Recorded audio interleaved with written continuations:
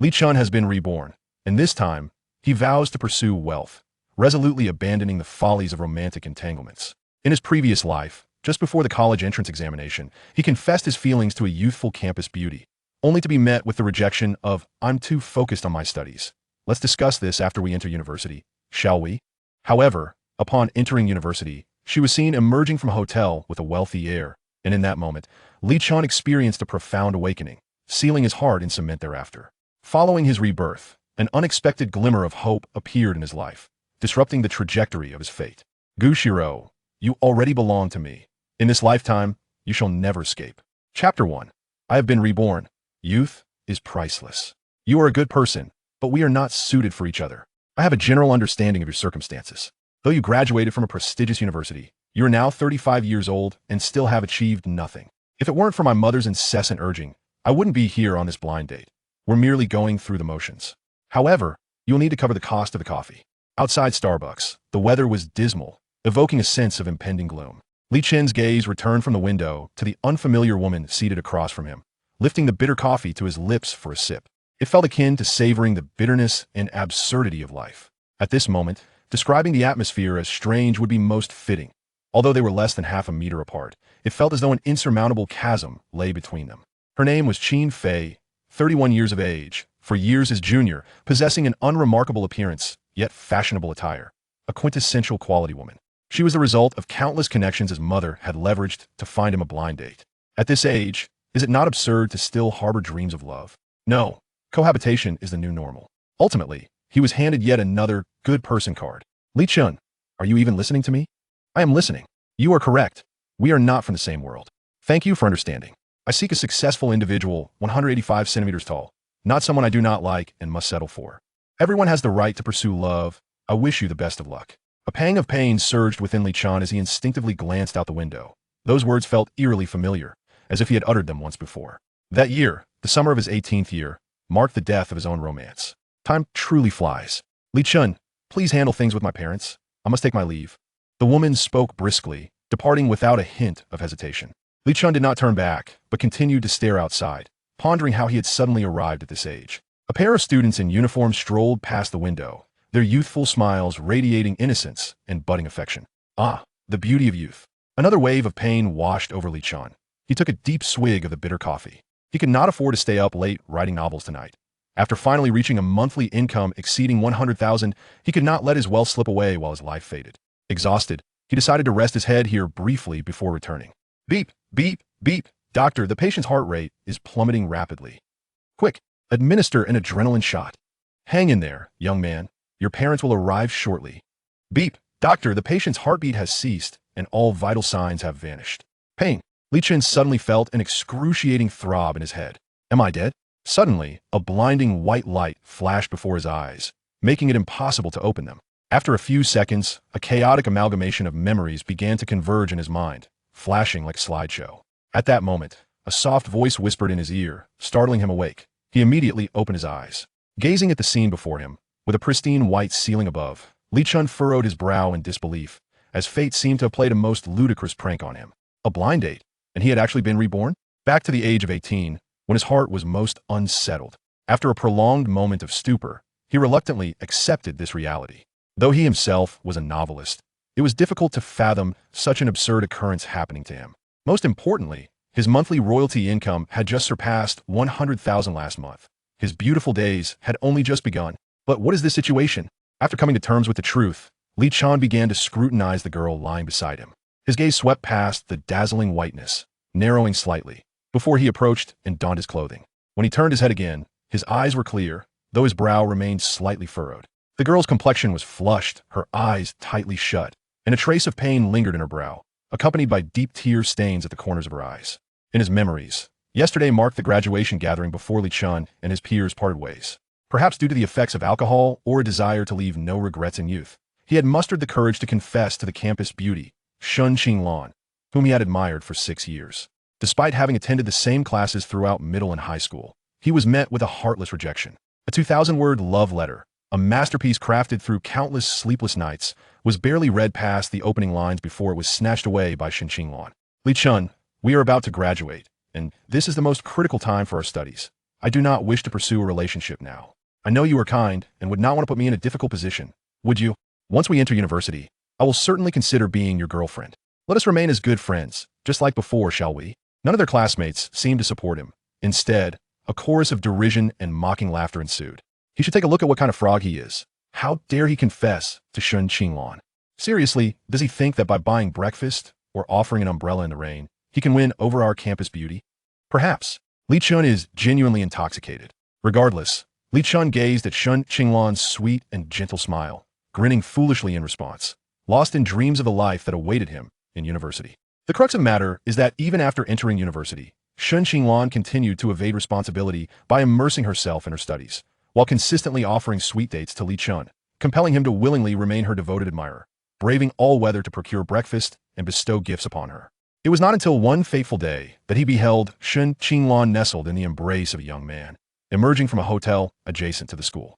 That young man was none other than Qin Jigang, a classmate from their high school, widely acknowledged as a wealthy heir.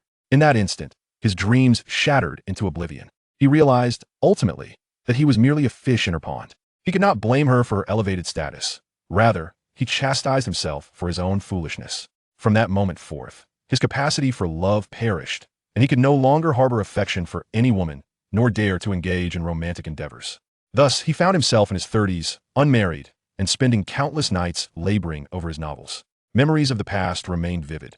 However, after that gathering, where he had indulged in excessive drinking, nothing akin to his current predicament had transpired. Could it be that his reincarnation had altered the course of events?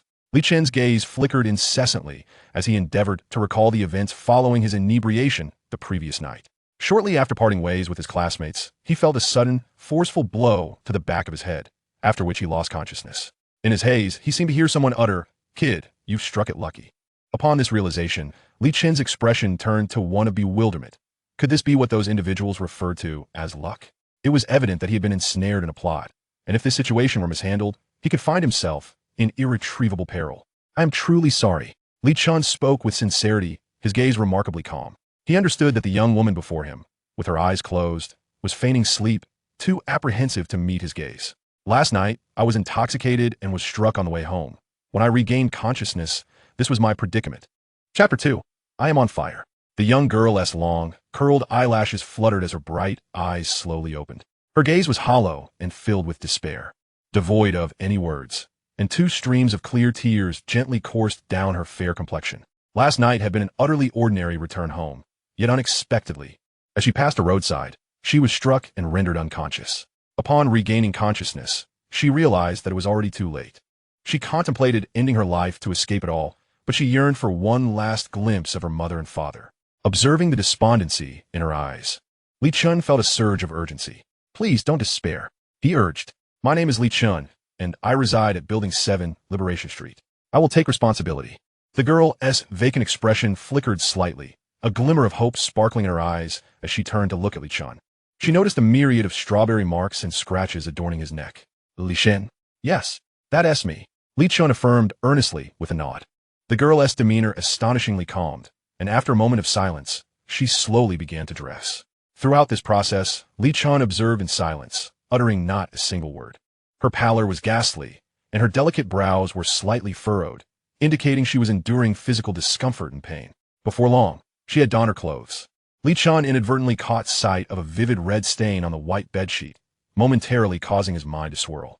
Having just been reborn, he had already shed the guise of a mid-level cadre. Was this a unique privilege of being reborn? "Shall I escort you home?" Li Chen tentatively inquired as he regarded the girl, now clothed. She nodded slightly in acknowledgement, remaining silent. Just as they were about to exit the room, 3 uniformed officers approached. "Are you the residents of this room?" "Yes, what's the matter?" Li Chen responded truthfully upon hearing the inquiry. The leading officer's brow furrowed. Something about this situation seemed amiss. "We need your assistance with an investigation. Please accompany us." "Certainly, no problem." While Li Chen maintained an outward calm, his heart grew heavy, confirming his earlier suspicions. However, the girl beside him appeared visibly panicked, her bright eyes betraying her anxiety. "Name? Li Chen.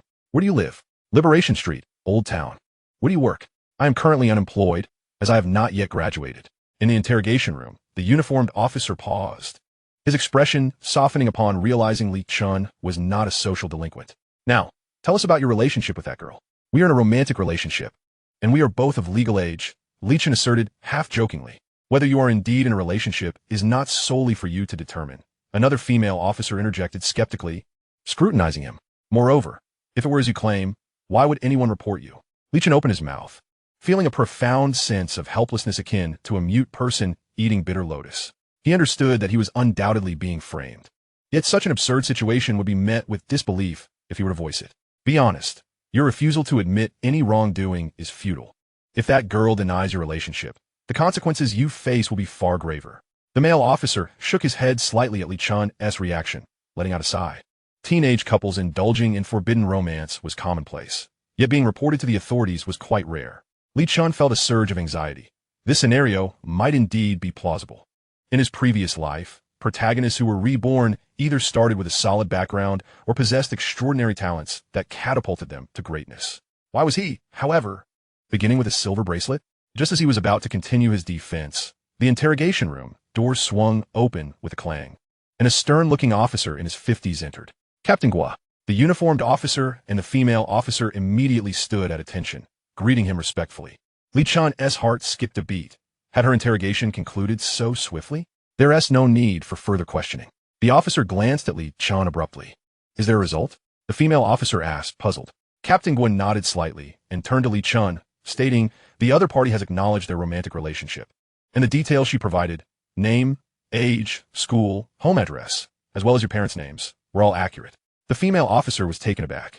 Did this imply that the report was made with malicious intent? Please process the paperwork and let him go. Captain Gua wasted no time, turning to exit the interrogation room. Li Chen refrained from uttering another word, fearing any further complications. It wasn't until he stepped out of the police station that he finally exhaled a sigh of relief. The threat of incarceration had been averted. However, he was left with a profound sense of confusion. It seemed he had only mentioned his name and home address. Yet how did the girl possess such extensive knowledge about him? Did she know him? Shaking his muddled thoughts, Li Chen realized that it was pointless to dwell on what had transpired. The blinding sunlight caused him to squint slightly as he retrieved his phone from his pocket. No matter how he pressed, the screen remained unresponsive. Damn it, this wretched phone hasn't T-charged in just one night and has already given up on me. Li Chen sighed, lifting his gaze towards the traffic light. A small truck adorned with advertisements for home appliance promotions passed by, the blaring horn echoing in his ears. Cyrus Electronic Mall Summer New Product Promotion. All appliances at a minimum of 50 off. Promotion period from May 1st to May 30th, 2012. Li Chen Chocolat. The current appliance industry was rife with competition, with established brands and emerging contenders fiercely battling for supremacy. The internet giants, including the likes of Heir and Old Lay, as well as Old Zhang from Byte, had yet to truly rise to prominence. He had often heard that standing at the forefront of the era's development meant that even a pig could soar. Now, he was that pig on the verge of takeoff. Haha, they haven't soared yet, but I am about to. Suddenly, a voice interrupted his jubilant reverie. What are you shouting about in the middle of the street? Stay away from him. He looks a bit unhinged. Li Chen's excited smile froze at once, realizing he had inadvertently shouted out loud, drawing the attention of passers-by who regarded him as though he were mad. Mama, the green light is on. Why isn't that big brother moving? A little girl, exquisite and curious, gazed up at him. Perhaps she didn't appreciate his choice of color. Her mother swiftly lifted her and hurried across the crosswalk. The slightly sweltering weather caused Li Chen's face to flush after crossing the street. He made a beeline for the bus stop and boarded the bus home. Liberation Street. This was the old town, characterized by houses built in the late 80s and early 90s, showing signs of age and wear. Upon disembarking from the bus, Li Chen headed straight for the old house etched in his memory. Familiar sights igniting a sense of trepidation and nostalgia within him. His parents, once vibrant, had grown frail with age, tirelessly worrying over his future. Now, fate had granted him a second chance. What a remarkable opportunity for atonement. Chapter 3. In this lifetime, I shall accumulate great wealth. Mom and Dad, I'm back. Li Chen exclaimed as he opened the door with his key, calling into the house. His voice trembled slightly. The 80-square-meter two-bedroom apartment housed all his childhood and youthful memories. This was his route. Where did he go last night without returning home? His calls went unanswered. Sitting on the sofa, watching television, his biological father, Li Jianyuan, set down the remote control and regarded the entering Li Chen with a grave expression. Dad, I attended a class gathering last night.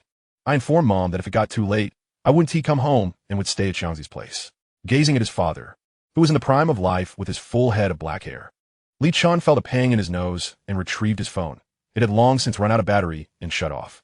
From the kitchen, his mother, Yang Qin, called out, "Xiao Chun, why are you back so early today? Don't pay attention to your father's nagging. Wash your hands and get ready for dinner." We had a mock exam at school this morning, so we were let out a few minutes early. As Li Chen stepped into the kitchen, the familiar and warm scene nearly brought him to tears. The events from the police station were something he couldn't reveal otherwise. This tender moment would swiftly turn into a battlefield. At the dining table, Li Chen observed his suddenly youthful parents, feeling a mix of nostalgia and guilt. Because of a Shun Qinglan, his parents had grayed prematurely. The thought made him wish he could slap himself. "Mom and Dad, you've worked so hard over the years," Li Chen suddenly said, looking earnestly at his parents. "Rest assured, I will strive to obtain a place at a prestigious university." Li Jianyuan and Yang Qin were momentarily taken aback by his words, as if the sun had risen in the west. Once Yang Qin regained her composure, her face lit up with excitement and pride. "Our Xiao Chun is growing up. I'm so proud of you. Keep it up. Regardless of whether you can get into a key university or not, your father and I will be very happy. Son, with only a month until the college entrance examination, don't put too much pressure on yourself. As long as you acquire useful knowledge, it doesn't matter what university you attend," Li Jianyuan encouraged, showing understanding. "Dad, I will definitely get into a key university and earn a lot of money so that you and Mom won't have to work so hard anymore." Faced with their skepticism, Li Chen remained undeterred and earnest. His words genuinely moved his parents. Li Jianyuan took a sip of wine. He was well aware of his son's academic capabilities. Although he was uncertain about the reason for Li Chen's sudden change in attitude today, he didn't want to dampen his enthusiasm. "Look, our son is becoming sensible and understands the importance of filial piety," Yang Qin remarked, her eyes slightly reddening. Li Jianyuan nodded slowly, the smooth and fragrant liquor bringing him a sense of contentment. "Son, your mother and I don't expect you to achieve great success. We just hope you won't end up like us, uneducated and forced to endure the hardest labor in factories for your entire life." "I understand, Dad," Li Chen replied quietly, choosing not to elaborate further. Words were less persuasive than outcomes.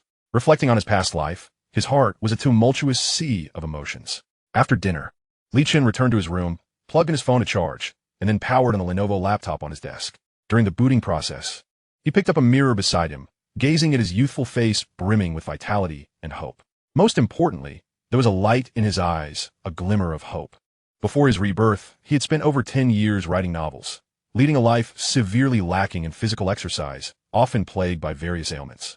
Had it not been for the decent income from royalties, he might have already joined the masses heading south to work in factories. Li Chen shook his head with a sigh, choosing not to dwell on the sorrowful past, since he had been granted a second chance at life. Why would he continue to be a lovesick fool for Shen Qinglan? Whoever wished to be a spineless coward could do so. He would never again be the naive victim. The most pressing matter now was to secure a place in a key university and find a way to earn his first bucket of gold. Once the computer booted up, Li Chen chuckled at the non-mainstream images on his desktop. His youth had returned. He swiftly executed a flurry of actions to erase all traces of his previous non-mainstream, Shamart, and Zong AI associations. Damn it. How had he not realized how immature he had been? A quintessential rebellious teenager. As the latest trending news appeared before Li Chen's calm and astute gaze, memories from his previous life surged like a tide, awakening the sealed recollections within him. His over 10-year journey as a novelist, though not making him rich, had endowed him with a wealth of specialized knowledge, finance, stocks, military technology, industrial skills, and more. Coupled with his memories of the future, he had undoubtedly surpassed those who toiled through the traditional educational system. As for why he wouldn't continue writing novels, given the opportunity for an extraordinary life, would he still choose to earn meager royalties through hardship?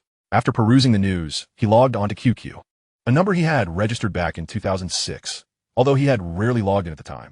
While green bubbles had become more common, most people still hadn't heard of them. QQ remained the primary social tool. When the QQ interface appeared, Li Chen's gaze instinctively froze. His groups were simple, one for classmates and another for special concerns. The latter contained only one person, Shun Qinglan, the girl he had cherished for many years. Moreover, her chat box was perpetually pinned at the top. What a bittersweet reminiscence of youthful days. Li Chen decisively moved the mouse, removing Shun Qinglan from the special concerns group and unpinning her chat box. Since confessing his feelings last night, the girl he had long admired had not sent him a single message. He then scanned through his past, non-mainstream statuses, utterly mortified by their cringeworthiness. Time flew by, and before he knew it, it was nearly time for class in the afternoon. Li Chen shut down his computer and rushed to school. After skipping the morning classes, He couldn't afford to be absent again in the afternoon. Otherwise, all he had done would inevitably be exposed. As he stepped through the gates of the 7th middle school, he noticed he still had over 10 minutes before class began, allowing him to stroll leisurely towards the teaching building. Observing the familiar environment and classrooms, his mature soul, bearing the weight of over 30 years of life, stirred within him. Just as he reached the corridor outside the classroom, he spotted a familiar figure, Shen Qinglan, just a few steps away from entering the classroom, accompanied by 2 other girls. The trio walked together, chatting and laughing. Though they were in their senior year, their figures and looks rivaled those of seasoned beauties. This year, the weather had warmed up unusually early. Although the students wore loose school uniforms, it did little to conceal their curvaceous forms beneath. Their delicate faces bore subtle makeup, radiating the unique vibrancy of youth. "Hey, isn't that Li Chen? I thought he wouldn't come to class this afternoon either," remarked Tang Siwen, standing next to Shen Qinglan, her gaze filled with surprise as she looked at him. "It really is him." Another girl, Fang Qi, cast her gaze towards the back, observing Li Chen with a furrowed brow. "He can't handle so much alcohol. Why doesn't he just drink less? He didn't even take a sick day this morning. I truly wonder how he intends to explain himself when Teacher Wang arrives." She, along with Shen Qinglan, had been classmates with Li Chen throughout middle and high school, and had witnessed how devoted he had been to Shen Qinglan over the years. Yet, as an outsider, she found it difficult to voice her thoughts on the matter.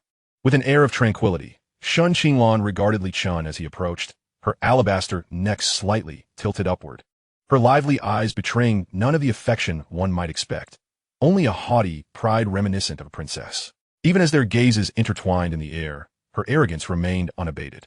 "Li Chen, where have you been this morning?" Upon hearing the accusatory tone, Li Chen's previously pleasant demeanor was instantly marred, his gentle smile fading away.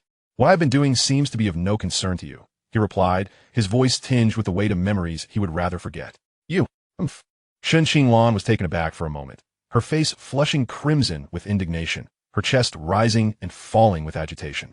For reasons unknown, she suddenly felt a shift in Li Chen. He dared to retort against her now. He was no longer the boy who would cater to her every whim. Could it be that her public rejection of him last night had sparked this change? Was he truly so petty? Before the youthful and beautiful school belle Shen Qinglan, Li Chen felt no lingering affection, choosing instead to stride past them and into the classroom. Shen Qinglan was left stunned. Did Li Chen truly intend to ignore her? When had he become so cold? Tang Siwen's adorable face was etched with astonishment. Was this really the lovesick Li Chen they had known? "Fang Qi, look at Li Chen!" Shen Qinglan exclaimed in a flustered and aggrieved tone. "He liked me first. Why is he ignoring me? I told him I would consider being his girlfriend when we get to university." Her sensitive and fragile heart, coupled with her self-righteous pride, teetered on the brink of collapse. "Lan, are you certain you'll be his girlfriend in university?" Fang Qi's eyes flickered with a hint of helplessness. "Well, Shen Qinglan faltered, stammering. "I said I would think about it." Fang Qi and Tang Siwen exchanged resigned glances, shaking their heads. With that attitude, which guy could endure such rejection? The classmates all knew that Shen Qinglan merely relished the pursuit Li Chen offered, basking in the pride of being desired, indifferent to his feelings. "Lan, it's also possible that Li Chen was merely acting out of impulse. He might revert to his old self in a few days," Fang Qi suggested. "Yes, Qinglan, don't overthink it. Let us head into the classroom. Teacher Wang is due to arrive, and I still need to prepare for this afternoon's assessment," she added, their tone delicately measured to avoid further provoking Shen Qinglan. "Really?" Shen Qinglan glanced towards the classroom door, contemplating, and then a smile graced her fair, delicate face. "You're right. Let us go in." She was stunning and exuded confidence, utterly convinced that Li Chen could not possibly dislike her. Unbeknownst to them, as Li Chen entered the classroom, he remained oblivious to their conversation. Observing the lively and boisterous reactions of his classmates, he sighed in relief. It appeared that the events following last night's gathering had gone unnoticed by them. The ceiling fan whirred overhead, motivational quotes adorned the walls. Thick stacks of books cluttered the desks, and the blackboard announced a mere 29 days left until the college entrance examination. As these once familiar scenes unfolded before him, Li Chen felt as though he were in a dream, making his way to the back row of the classroom. His seat was situated on the right side of the last row, an exceptional privilege that most could only envy. Dust brother," a sturdy, somewhat dark-skinned boy called out, named Kong Xiaoqiang, who was Li Chen's only close friend from high school. "Xiaoqiang, you're still as dark as ever," Li Chen replied, a smile returning to his face as he plopped down onto his chair. Kong Xiaoqiang appeared bewildered, pulling a chair closer. "Dust brother, what were you thinking just now? You look like you were wandering in a daze, and you didn't come to class this morning. Are you still brooding over Shun Qinglan's rejection from last night? Buddy, you're overthinking it, Li Chen chuckled, patting Kong Xiaoqiang on the shoulder. Do I look like someone who would recklessly charge into love, disregarding everything for romance? Absolutely. Kong Xiaoqiang nodded earnestly. Get lost, Li Chen laughed, observing his friend's innocent demeanor with a sense of nostalgia. Xiaoqiang, you should read fewer risque novels, otherwise you might end up in tears. Ignoring the jest, Kong Xiaoqiang cast a disdainful glance at the surrounding students, grinning mischievously at Li Chen. What's up? Should I share half of my collection with you to ensure you stop pondering over Shin Qinglan? Li Chen raised an eyebrow, a smirk playing at the corners of his lips. Xiaoqiang, we're different. I'm a doer, while you're a dreamer. That temptation holds no power over me. Kong Xiaoqiang rolled his eyes and returned to his seat.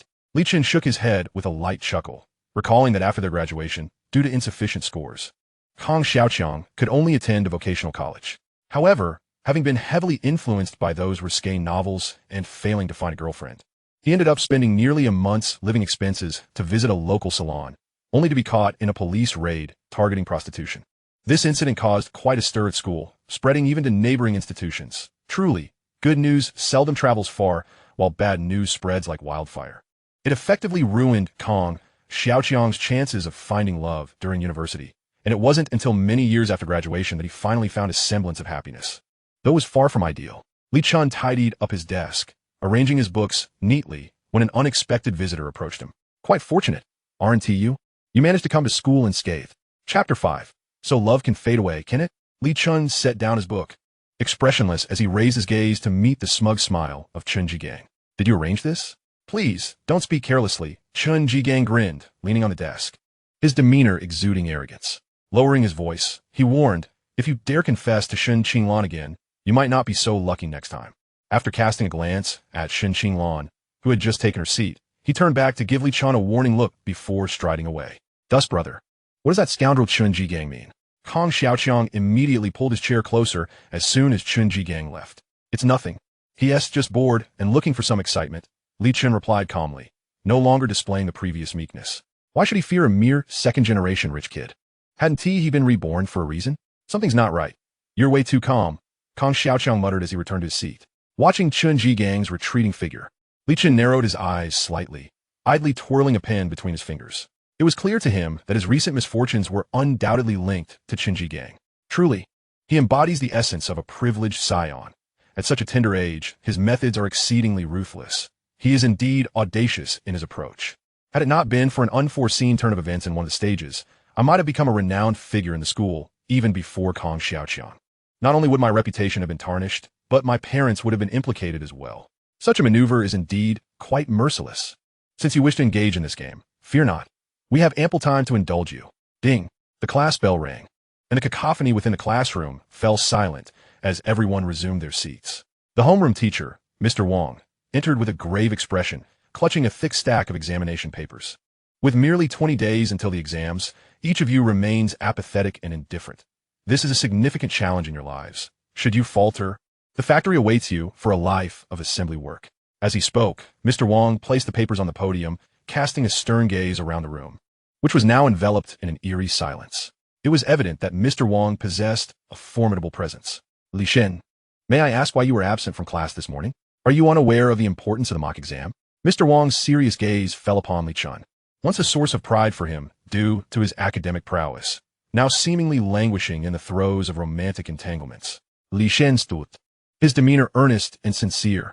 I apologize, Mr. Wang. I was unwell this morning and went to the hospital. I did not have time to request leave from the school. Upon hearing this, Mr. Wang's expression softened slightly as he waved his hand. Take your seat. Your health and emotional well-being are of utmost importance during this period. You must adjust your daily habits. You are a promising student, and I hope that in this final stretch, you can make a concerted effort, not for anyone else, but for the sake of your own future. Li Chen was momentarily taken aback. The subtext of Mr. Wang's words was not lost on him, and likely resonated with his classmates as well. Thank you, teacher. I will strive to do my best. Li Chen siga inwarly. It seemed that someone had reported his confession to Shun Qinglan last night. Zhen Yao, please distribute the examination papers. Mr. Wang called out to the class monitor. Zhen Yao, a fair-skinned girl sitting in the front row, stood up, clearly a diligent student. The results of the mock exam had not shown significant improvement for most, and as the papers were handed out, Everyone scrutinized their mistakes. Mr. Wang paced the aisle, speaking, with just over 20 days remaining. Each of you must exert yourselves to grasp every opportunity to improve your scores. Focus on the areas where you can still gain points, and set aside those that cannot be salvaged. This final push will greatly influence your future circumstances. The afternoon slipped away in an instant, and as the dismissal bell rang, Mr. Wang exited the classroom with the mock exam papers in hand. Chingge, let us go eat. Kong Xiaoqiang approached eagerly as soon as class was over. So eager. Are you treating me? Li Chen shot him a glance. What? Kong Xiaoqiang's eyes widened in astonishment, his expression incredulous. Chingge, have you suddenly undergone a transformation? Is the aftermath of your failed confession so profound? Get lost, Li Chen retorted with a half-hearted laugh, rising to leave with his hands in his pockets. If you insist, I shall treat you. Kong Xiaoqiang chuckled as he followed him out of the classroom. As they departed, the classroom erupted with whispers among the girls. Hey, have you noticed that Li Chen suddenly seems different? Indeed, he no longer appears as infatuated and submissive as before. Moreover, when he left, he didn't cast a single glance at Shen Qinglan. Upon hearing the gossip, Shen Qinglan's expression darkened. She was indignant. Didn't you once like me? Didn't you treat me well? How can you ignore me just because I rejected you? Fang Qi, let's go to the cafeteria. Shen Qinglan stood up in a huff.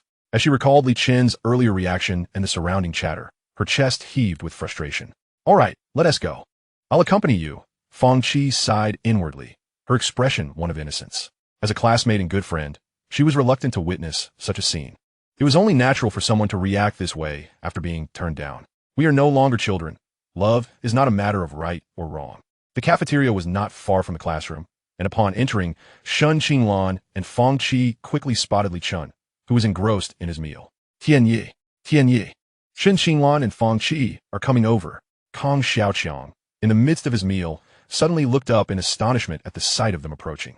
Li Chen turned his head to glance, then resumed his meal, mumbling indistinctly, they really are persistent. In his memory, this was the first time Shen Qinglan had approached him with a tray in hand. In the past, he would have been overjoyed, but now, he felt no interest whatsoever in her. Li Chen, may we sit beside you? Fang Qi asked, noticing that Li Chen was wholly absorbed in his meal, oblivious to their presence. Sure, sit wherever you like, Li Chen replied, glancing at Shen Qinglan and Fang Qi before deliberately stating. Didn't you both usually eat outside the school? You know full well what you're doing. Shen Qinglan shot him a piercing look, unable to contain herself. Li Chen, I never said I wouldn't be your girlfriend or that I disliked you.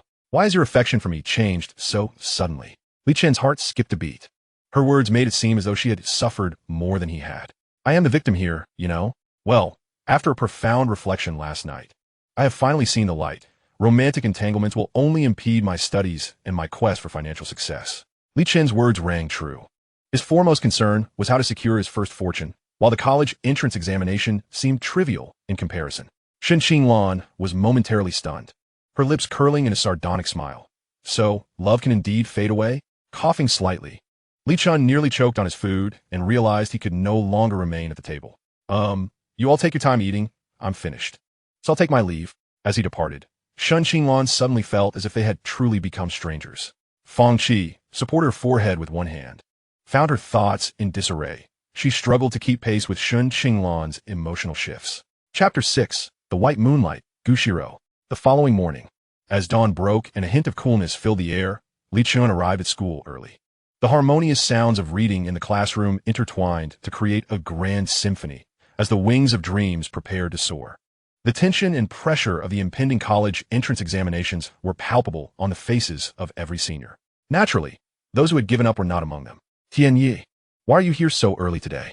As soon as Li Chen settled into his seat, Kong Xiaoqiang dragged his chair over, astonished at the sight of Li Chen's empty hands. Holy crap, you really didn't bring breakfast for school, Flower Shen? Li Chen raised an eyebrow. I'm here to study, not to play the servant to others. Kong Xiaoqiang hesitated for a moment, then finally gave a thumbs up. Impressive. Now, he truly believed in Li Chen's whimsical words from yesterday, rather than viewing Shen Qinglan as a mere pawn in a game of seduction. Xiangzi, look who's come in, Li Chen said, engrossed in his book. Kong Xiaoqiang cast a glance outside, and his expression swiftly changed as he darted back to his seat. In the corridor, Lao Wang's figure silently reappeared. As he stood at the classroom door, a lamenting chorus erupted within. The students moaned in despair. Heaven above. Must it be another class with the old homeroom teacher? Where is Teacher Tian? Shouldn't it be her math class next? Daily assessments are driving us to the brink of madness. Lao Wang stood expressionless at the entrance, and with a sweeping gaze, the clamor within the classroom subsided instantly. Do you truly think I relish being here? This cohort is the most challenging I have ever encountered. 3 years of high school have been a relentless trial. He strode to the center of the podium, his gaze deep and contemplative. The classroom fell utterly silent, especially those who had been most vociferous moments before, nearly burying their heads beneath their desks in shame. The next class will still be with Teacher Tian. I merely require a few minutes of your time. Today, our class welcomes a transfer student. Upon concluding, Lao Wang gestured towards the door. Come in, please. Transfer student? Most students froze, their eyes darting towards the entrance. With the looming college entrance examinations, how could someone still transfer? A girl, her head bowed and adorned with a beige backpack, sporting a ponytail and oversized school uniform, approached the podium. Strands of hair obscured part of her face, rendering her features indistinct. Her name is Xirou, and she will henceforth be a member of our class. Let us applaud and welcome our new classmate, Lao Wang announced, casting a rare smile at Xirou. Xirou, why not introduce yourself to your classmates? All right, Teacher Wang, she replied softly. At that moment, Li Chen, who had been quietly engrossed in his studies, felt a sudden jolt as he recognized that familiar, gentle voice. He looked up to the podium in disbelief. Xirou slightly lifted her head, her gaze locking with Li Chen's, revealing a hint of anxiety and social trepidation in her eyes. Heaven knows the resolve and courage she mustered to transfer here. Hello, everyone. My name is Xirou. Li Chen was taken aback. It truly was her. He never anticipated their reunion would manifest in such a manner. He absorbed not a word of her brief introduction at the podium. Xirou, there are only 2 vacant seats left at the back of the classroom. Why not choose one? Lao Wang's words snapped Li Chen back to reality. He glanced at Kong Xiaoqiang nearby, realizing that the only empty seats were next to them. Teacher, I would like to sit beside Li Chen, Xirou said, her gaze falling on the seat next to him before turning back to Lao Wang. Teacher, there's no need to rearrange seats for evening self-study. The exams are approaching anyway. Very well, then you may take that seat, Lao Wang replied without further thought. Directing a reminder towards Li Chen, do take care of our new classmate and ensure she is not bullied. Understood, Lao Wang, Li Chen Zipli, standing up and inadvertently calling out the homeroom teacher's nickname, causing an uproar in the classroom. How disrespectful. Lao Wang stormed out with a scowl.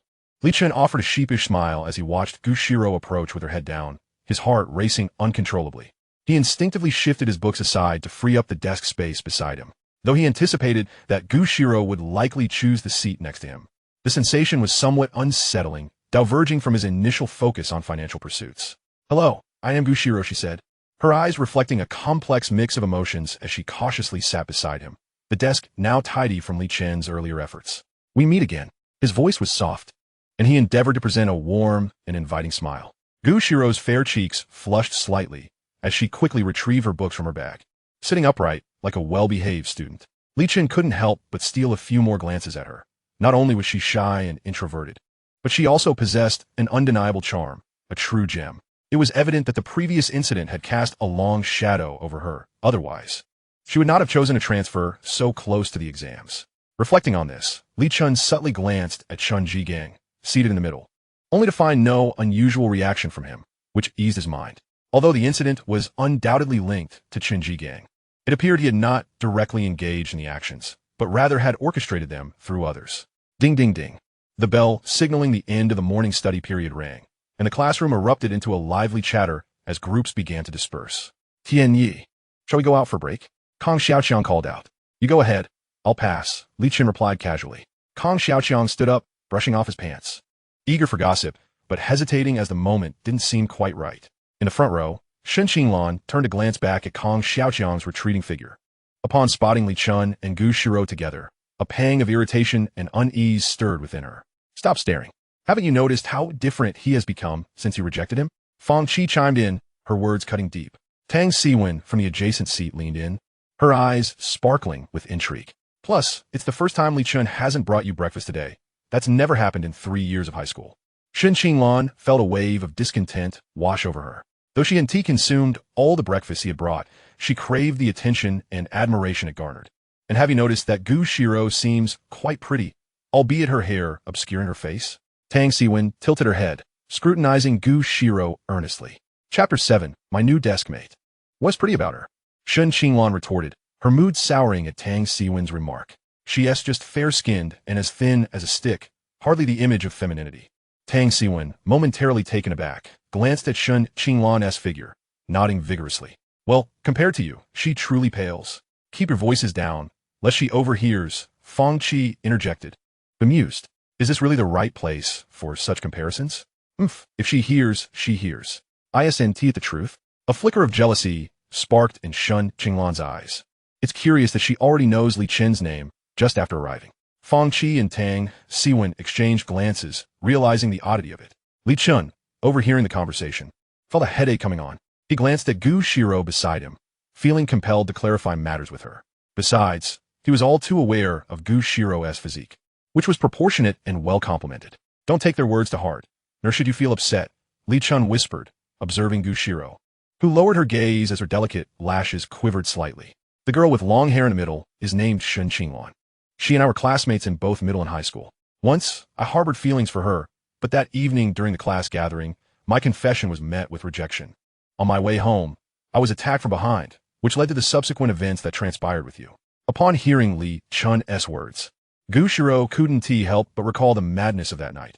A faint blush tinted her fair, smooth cheeks, and a glimmer sparkled in her bright eyes. Therefore, the remarks made by them were not directed at you, but rather stemmed from their disdain for me. After his explanation, Li Chen exhaled in relief, finally feeling at ease. I understand, Xirou replied obediently, her brows curving gently, exuding an adorable charm. Though she was introverted, she was far from foolish. With a moment's contemplation, she grasped the connections between these matters. During the brief interlude of a few minutes, the classroom filled once more with students, demonstrating a commendable sense of responsibility among the graduating seniors.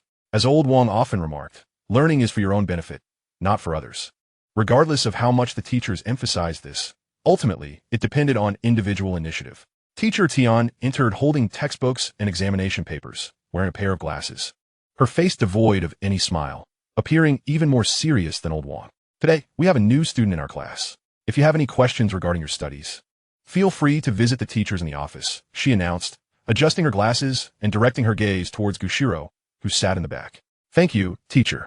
I will. Xirou stood, slightly lowering her head, displaying her shyness.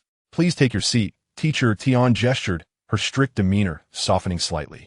Your academic foundation is quite solid. I believe you will adapt to our class's pace in no time. For this lesson, we will review the examination papers from a few days ago, and you can go over them with Li Chen. Upon hearing this, Li Chen did not hesitate to pull out the exam paper, purposely placing it entirely on Xirou's desk, as he had already completed it and saw little difference whether she looked at it or not. Xirou shifted the paper toward the middle of their desks, her voice barely above a whisper. Let's review together. Don't worry, you go ahead and look. I've almost mastered the questions on the paper, Li Chen said, concerned that this girl might struggle to keep up with the class's pace. The examination questions from the 7th middle school were renowned across all universities in the city. Their level of difficulty and rigor were unmatched by other schools. Almost mastered? Xirou glanced at the paper, but there are so many red crosses on it. Li Chen's face flushed with embarrassment. That was indeed quite a blow to his pride. These were questions he had answered in his previous life, and he had yet to showcase the advantages of being reborn. The red crosses were merely accidents. I am quite capable, but I didn't perform at my best at that time. All right, if you say so, Xirou replied, gracefully picking up her pen and smoothly writing the correct answers on the exam paper. She would not expose Li Chen's evasive claims. Instead, she would simply provide the correct answers for the marked questions. Li Chen tilted his head slightly, instantly captivated by Xirou's focused demeanor. The earnestness of the girl was utterly charming. Had her hair not obscured her visage, she might have rivaled Shen Qinglan's beauty. Moreover, her handwriting was exquisite, and remarkably, she wrote down the correct answers without pausing to think. Was she perhaps a top student before transferring? Li Chen couldn't help but reflect. Wasn't it said that when one door closes, another opens? Yet in Xirou's case, it seemed that adage did not apply. Not only was she beautiful and kind-hearted, but her academic prowess was equally impressive. Teacher Tian's rigorous teaching voice resonated clearly in every student's ears, her explanations easily digestible and devoid of unnecessary complexity. The morning slipped away in a blink amidst the monotony of study. Nearly all the graduating seniors spent this time either taking exams or discussing problems. With the school bell ringing, signaling the end of the day, the once tranquil campus erupted back into life. Chingo, let us go. Let us hit the internet cafe for a couple of rounds. I heard a new hero skin was released a couple of days ago. Afterward, we can take the bus home together. Kong Xiaoqiang approached Li Chen's desk, his face brimming with eager anticipation, clearly a boy deeply addicted to gaming. His obsession no less potent than the toxic allure of the past life as King of Glory. I'm not going, Li Chen replied, gathering his books and rising. I'm heading home for a meal. Playing games won't help with the college entrance exams. It's a waste of time. Kong Xiaoqiang opened his mouth in shock, momentarily at a loss for words. You never said that before. That was in the past. I've had an epiphany, Li Chen said, touching his nose and glancing at Xirou. Would you like to take the bus with me? I rode my bike, Xirou replied, shouldering her cream-colored backpack and turning to Li Chen with a timid gaze. All right, then take care while riding. Be safe, Li Chen smiled, turning to leave with a nonchalant air. The two had already established a deep bond, and pretending to be strangers was something Li Chen found difficult to accomplish.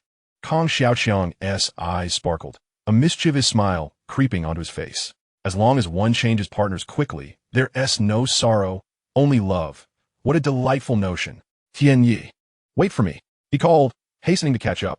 Xirou gazed at Li Chen's retreating figure, her delicate fingers brushing aside a stray lock of hair, her bright, clear eyes reluctant to turn away. She wrinkled her cute, upturned nose, exuding an irresistible charm that radiated youthful innocence.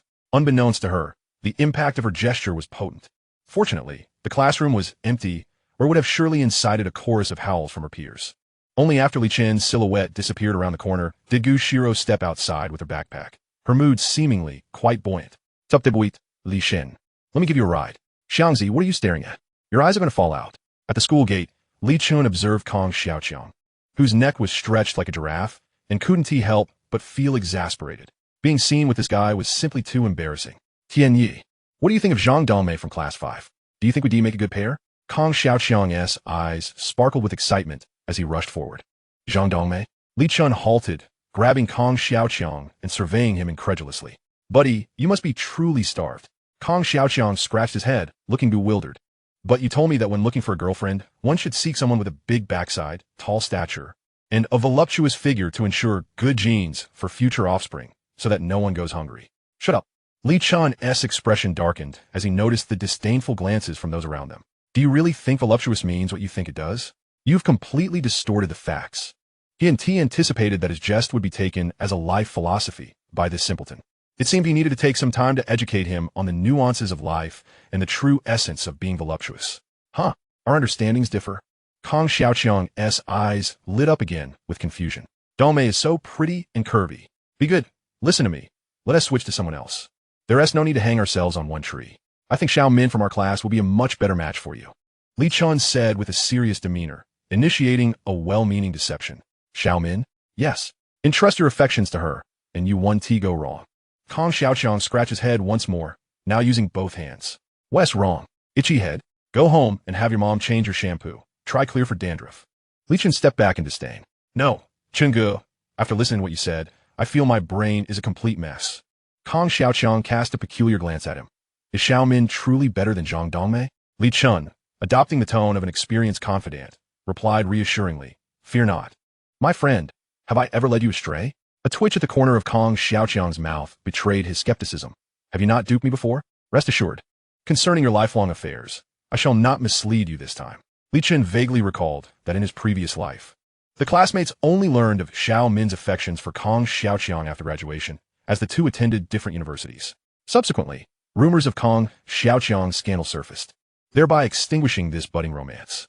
More crucially, in his former existence, Zhang Dongmei harbored a notorious reputation, having bestowed countless metaphorical green hats upon her husband post-marriage. Just then, Shun Qinglan emerged, instantly capturing Kong Xiaoqiang's attention, his expression transforming into one of delight as he gazed past Li Chen. Upon turning, Li Chen beheld Shun Qinglan approaching on a pink bicycle. Li Chen, our homes are along the same route. Allow me to give you a ride home. Shun Qinglan halted beside him, her lips curving into a subtle smile, believing that her overture of kindness would rekindle the warmth of their past rapport. Kong Xiaoqiang's eyes widened in disbelief. What was happening? It was utterly bizarre that the school beauty, Shun, would offer to escort Li Chen home. This is akin to a cow flying, truly extraordinary. I appreciate your kindness, but you may go ahead. I can return on my own, Li Chen replied. Shun Qinglan faltered at this unexpected rejection, her demeanor shifting to one of icy aloofness. Would you rather crowd onto a bus than accept my offer? You profess to have feelings for me, yet I'm grateful I did not accept your confession. Li Chen smiled wryly. Who claimed I must take a bus? Besides, my affections for you are relics of the past. Indeed, your fondness for me belongs to a bygone life. How long ago was that? Shen Qinglan's pride was once again strained, her heart heavy with grievances. Is there no one else willing to take you home? Would you prefer Feng Qi to escort you? She had noticed Feng Qi cycling towards them at that moment. Li Chen merely scratched his nose, having spoken offhandedly, never imagining Feng Qi would arrive at such a fortuitous juncture. The sound of brakes echoed as Feng Qi came to a stop, flashing a friendly smile that revealed two charming dimples. Our residences are in opposite directions. How could I offer you a ride? Perhaps let Lan Lan take you home instead. It might ease the tension between you two. At this, Li Chen's lips twitched in exasperation. He truly did not know what to say. Wasn't this akin to placing himself on a pyre? Li Chen, allow me to take you home. My route aligns with yours. Just when Li Chen was engulfed in frustration, Xirou appeared as if sent from the heavens, rescuing him from his predicament. Excellent, Li Chen exclaimed with delight. Having shared an intimate encounter, there seemed to be a genuine connection between them. However, Xirou was not on a bicycle, but rather on a petite electric scooter, nimble and easy to maneuver. In an era where most students relied on bicycles for their commutes, those who could afford electric scooters surely enjoyed a better economic standing than Li Chen's family. Without hesitation, Li Chen hopped on a back seat, adjusting himself to maintain a respectful distance from Xirou. Are you quite familiar with her? Shen Qinglan interjected, her tone icy. Indeed, Li Chen. Did not Xirou just transfer here today? Feng Qi regarded Li Chen with a puzzled expression. They hardly seemed like strangers.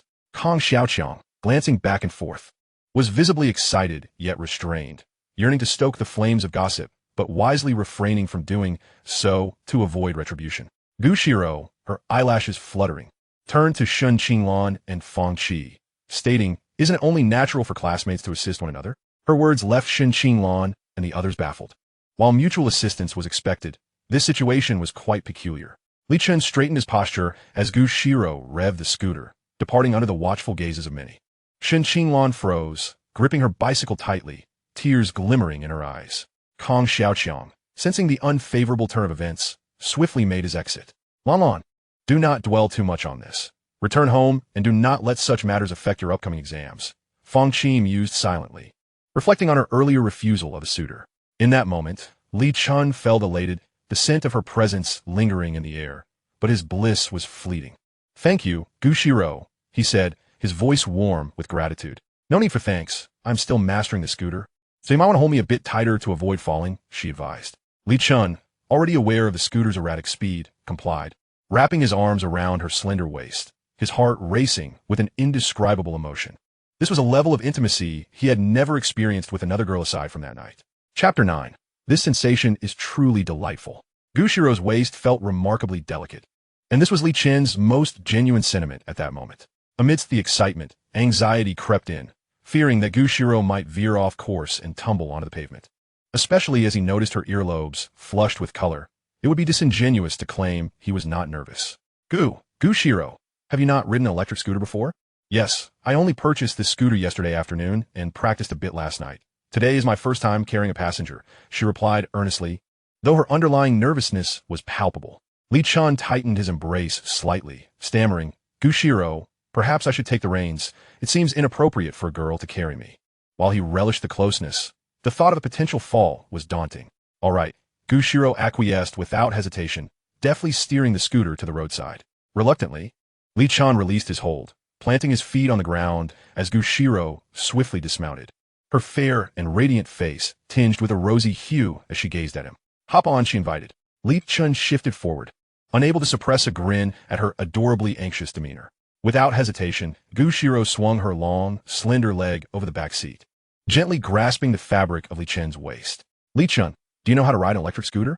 I've ridden a classmate a few times back in middle school. Just hold on tight, he reassured her as he sensed her nervousness.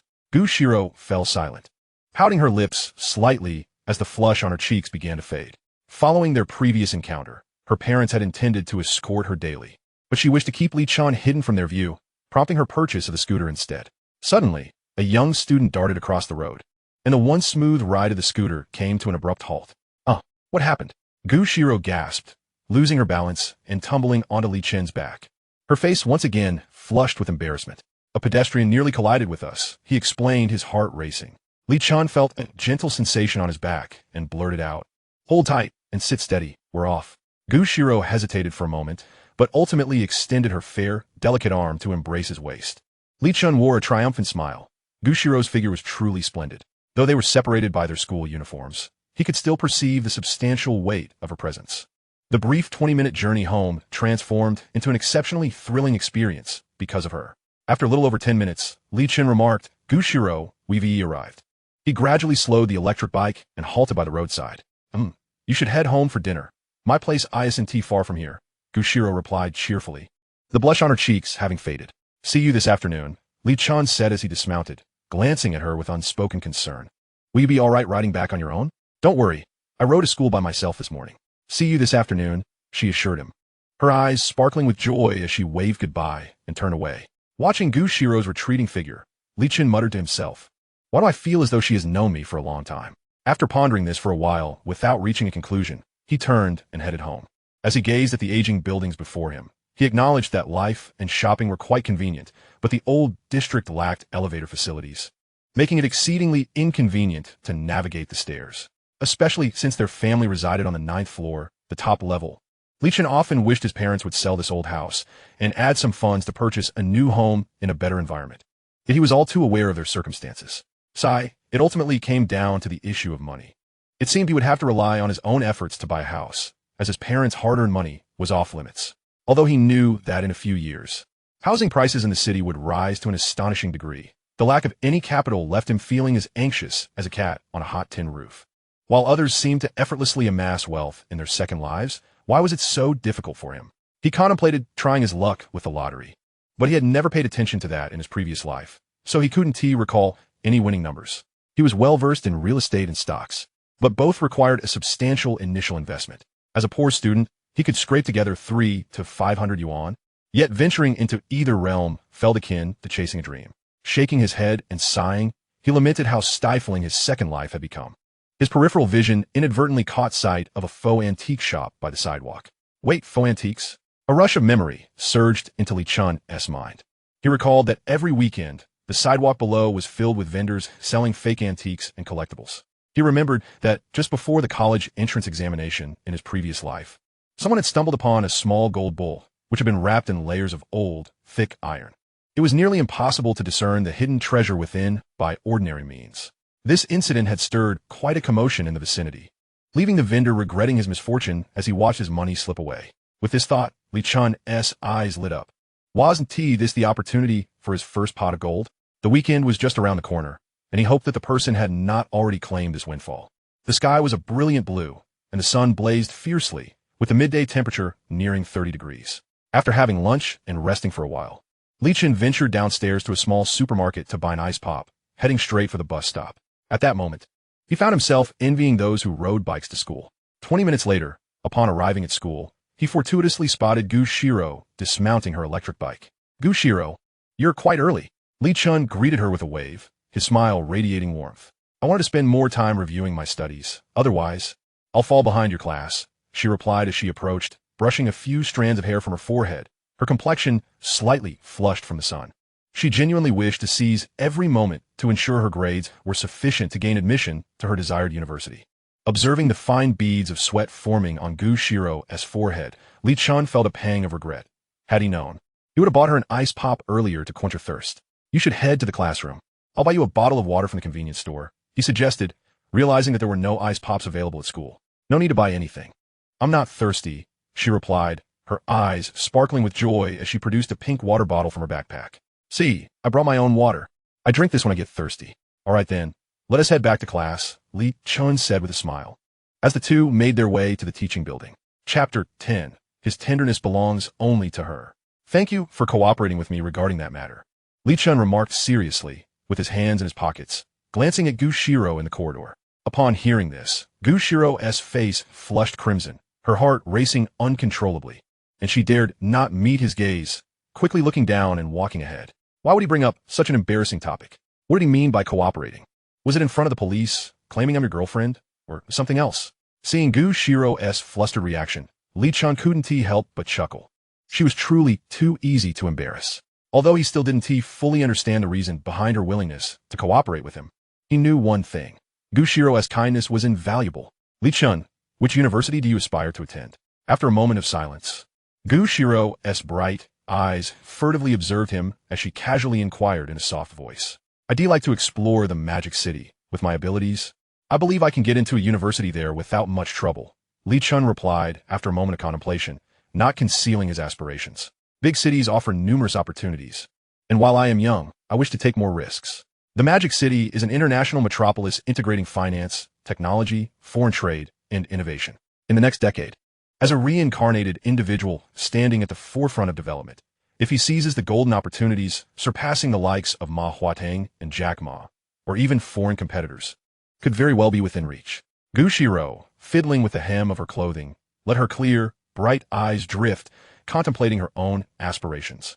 She had initially intended to attend Peking University in the capital, but now Xirou, your academic performance is exceptional. Have you decided where you want to go?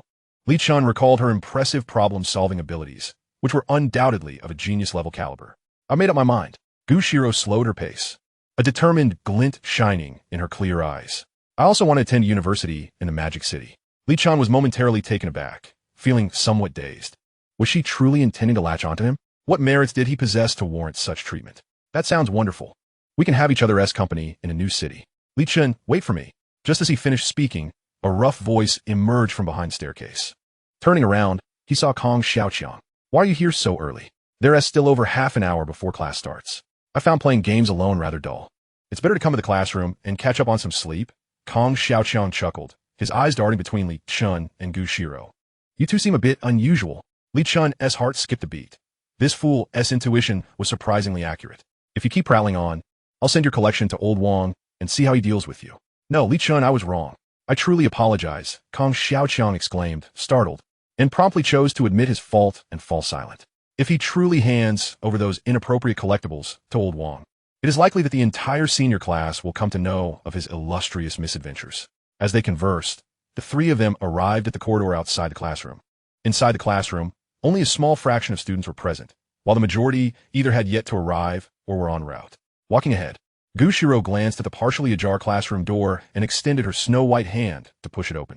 Suddenly, Li Chen's gaze caught sight of a basin perched atop the doorframe. His expression shifted dramatically, and without a moment's hesitation, he rushed forward, enveloping Xirou entirely in his embrace. Crash! The basin, along with its contents, came crashing down onto Li Chen, drenching his hair and clothes, while Xirou, startled, let out a piercing scream. Fortunately, he reacted swiftly. Had he not, it would have been Xirou who got soaked.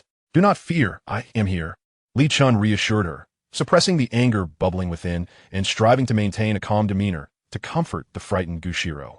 Hearing his voice, Xirou's terror subsided slightly as she lifted her gaze to the drenched Li Chen on the verge of tears. Li Chen, are you all right? Does your head hurt? She had heard the crash of the basin falling. I am fine, it does not hurt. Li Chen gently pushed Xirou away from his embrace to prevent her clothing from getting wet as well. With tears brimming in her eyes, Xirou's voice trembled. I have only just arrived for 2 days, and I haven't offended anyone. Why are they doing this? Wasn't it said that Class 2 has a good school spirit? I am sorry, Li Chen. I have implicated you, she lamented, witnessing the hurt and lingering fear in her eyes. Li Chen felt a tightness in his chest and forced a smile. Do not overthink. You are wonderful. This has nothing to do with you. Someone is deliberately targeting me. Outside the door, Kong Xiaoqiang could no longer contain himself and stormed into the classroom, bellowing, which scoundrel did this? Step forward if you dare. Are you brave enough to act but not face the consequences? Kong Xiaoqiang, what are you shouting about? Chen Jigang, seated in the middle of the classroom, looked at him with a cold smirk. Was it you, Chen Jigang? Kong Xiaoqiang glared, his face aflame with anger. Xirou has just joined our class. How could she have offended you? Hey, one cannot make accusations without evidence. I do not even know her. Why would I play pranks on her? Chen Jigang shook his head, smiling disingenuously.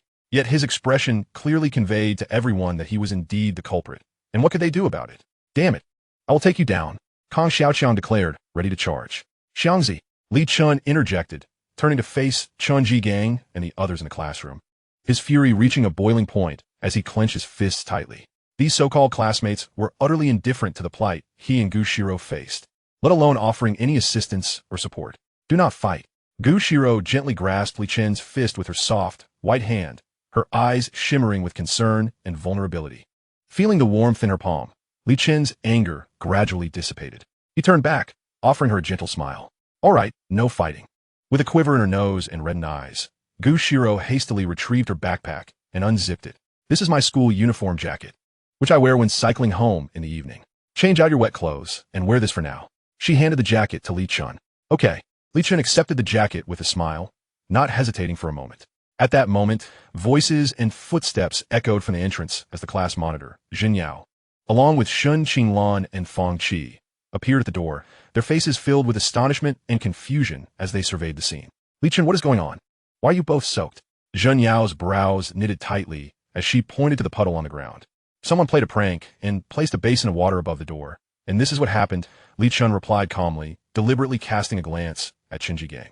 If Xirou did not understand this scene, then her 3 years as class monitor would have been in vain. Shen Qinglan shot a cold glance at Li Chen and Xirou, saying nothing as she returned to her seat. Li Chen, find a place to change out of those wet clothes. The college entrance examination is approaching. You must not fall ill, Fang Qi said helplessly as she went to pick up the basin. This situation was becoming increasingly complicated. Wait a moment. Xirou's expression turned serious as she surveyed the classroom, her gaze finally resting on Chen Jigang. Chen Jigang, did you perpetrate this prank? Is this how you treat new classmates? She truly wanted to scold him. With graduation imminent, such incidents should not be occurring. The others were taken aback, their expressions a mix of surprise and intrigue, as this was the first time in 3 years they had seen their class monitor so enraged. Even Shen Qinglan and Fang Qi were momentarily stunned by her words, realizing that not only had Li Chen changed, but even the usually demure Xirou had transformed. Huh? Monitor, have you lost your mind? It's just a prank among classmates. What's so abnormal about that? Chen Jigang chuckled, his demeanor calm as he shrugged. He felt no need to maintain the facade any longer. You. Xirou was furious, her chest heaving as she struggled to contain her anger. We have all been together for 3 years, and we are about to part ways after the exam. I do not wish to escalate this matter. Just apologize to Li Chen and Xirou, and we can consider it resolved. She was a girl of strong values and responsibility. Otherwise, she would not have been appointed class monitor for 3 consecutive years. With their imminent separation, she wanted to avoid leaving behind unpleasant memories of their high school life. Chen Jigang glanced at Li Chen and Xirou, a smirk curling his lips. Why should I apologize to them? Which one of your eyes saw me do this? Are you too cowardly to admit your actions? Fine. I will report this to the teacher. If others fear you, I, Kong Xiaoxiang, do not. Xirou, infuriated, turned and stormed out of the classroom. Xirou, wait for me. I will go with you, Fang Qi called, following her out. Chen Jigang's expression shifted slightly, a glint of malice flickering in his eyes. Li Chen, the monitor, and Fang Qi are actually quite nice, Xirou whispered, releasing her grip. Yes, they're quite nice. Li Chen nodded in agreement, genuinely surprised. He understood Fang Qi's desire to defend him, given their 6 years as classmates, but he had not anticipated Xirou's reaction. Old Wang's insight was indeed sharp. This class monitor was commendable. Hurry and change your clothes, Xirou urged, relieved that the weather was warm. Otherwise, he would surely catch a cold. Without delay, Li Chen took her school uniform jacket and made his way to the stairwell outside the corridor. After the college entrance examination, he would likely have no further contact with these so-called classmates. Once he changed his clothes, Li Chen returned to his seat, his short hair dried with his uniform. The classroom was unusually silent, leaving him uncertain whether they felt shame for the recent incident or simply chose to ignore it. Tian Yi, that Shun Jigang fellow is definitely harboring resentment over your attitude towards Shun, the school beauty, and is taking this opportunity for revenge. Kong Xiaoxiang remarked from the empty seat in front of Li Chen, his eyes glinting with determination as he lowered his voice. Should we look for a chance to confront him after school? Li Chen raised an eyebrow and looked up at him. You truly are my good brother. What if he doesn't return home alone, but is accompanied by 3 or 5 accomplices? The suggestion from Kong Xiaoxiang indeed stirred his interest. However, he was acutely aware that Shun Jigang had connections with local ruffians, making it quite challenging to deal with him. And accomplices? Kong Xiaoxiang instinctively shrank his neck. Forget it then, he's manageable alone. If there are accomplices, we would be the ones getting beaten. Coward! You've grown so large for nothing, Li Chen retorted, pulling out a book and waving his hand dismissively. Hurry back to your seat. I wish to read. Brother Chen, a gentleman takes revenge. 10 years is not too late. We need not rush. Kong Xiaoxiang quickly returned to his seat. Though he was loyal, he remained a student at heart. Unfortunately, I am not a gentleman. I cannot wait for 10 years. Li Chen silently added in his heart. resolving to repay any grievances the moment an opportunity arose.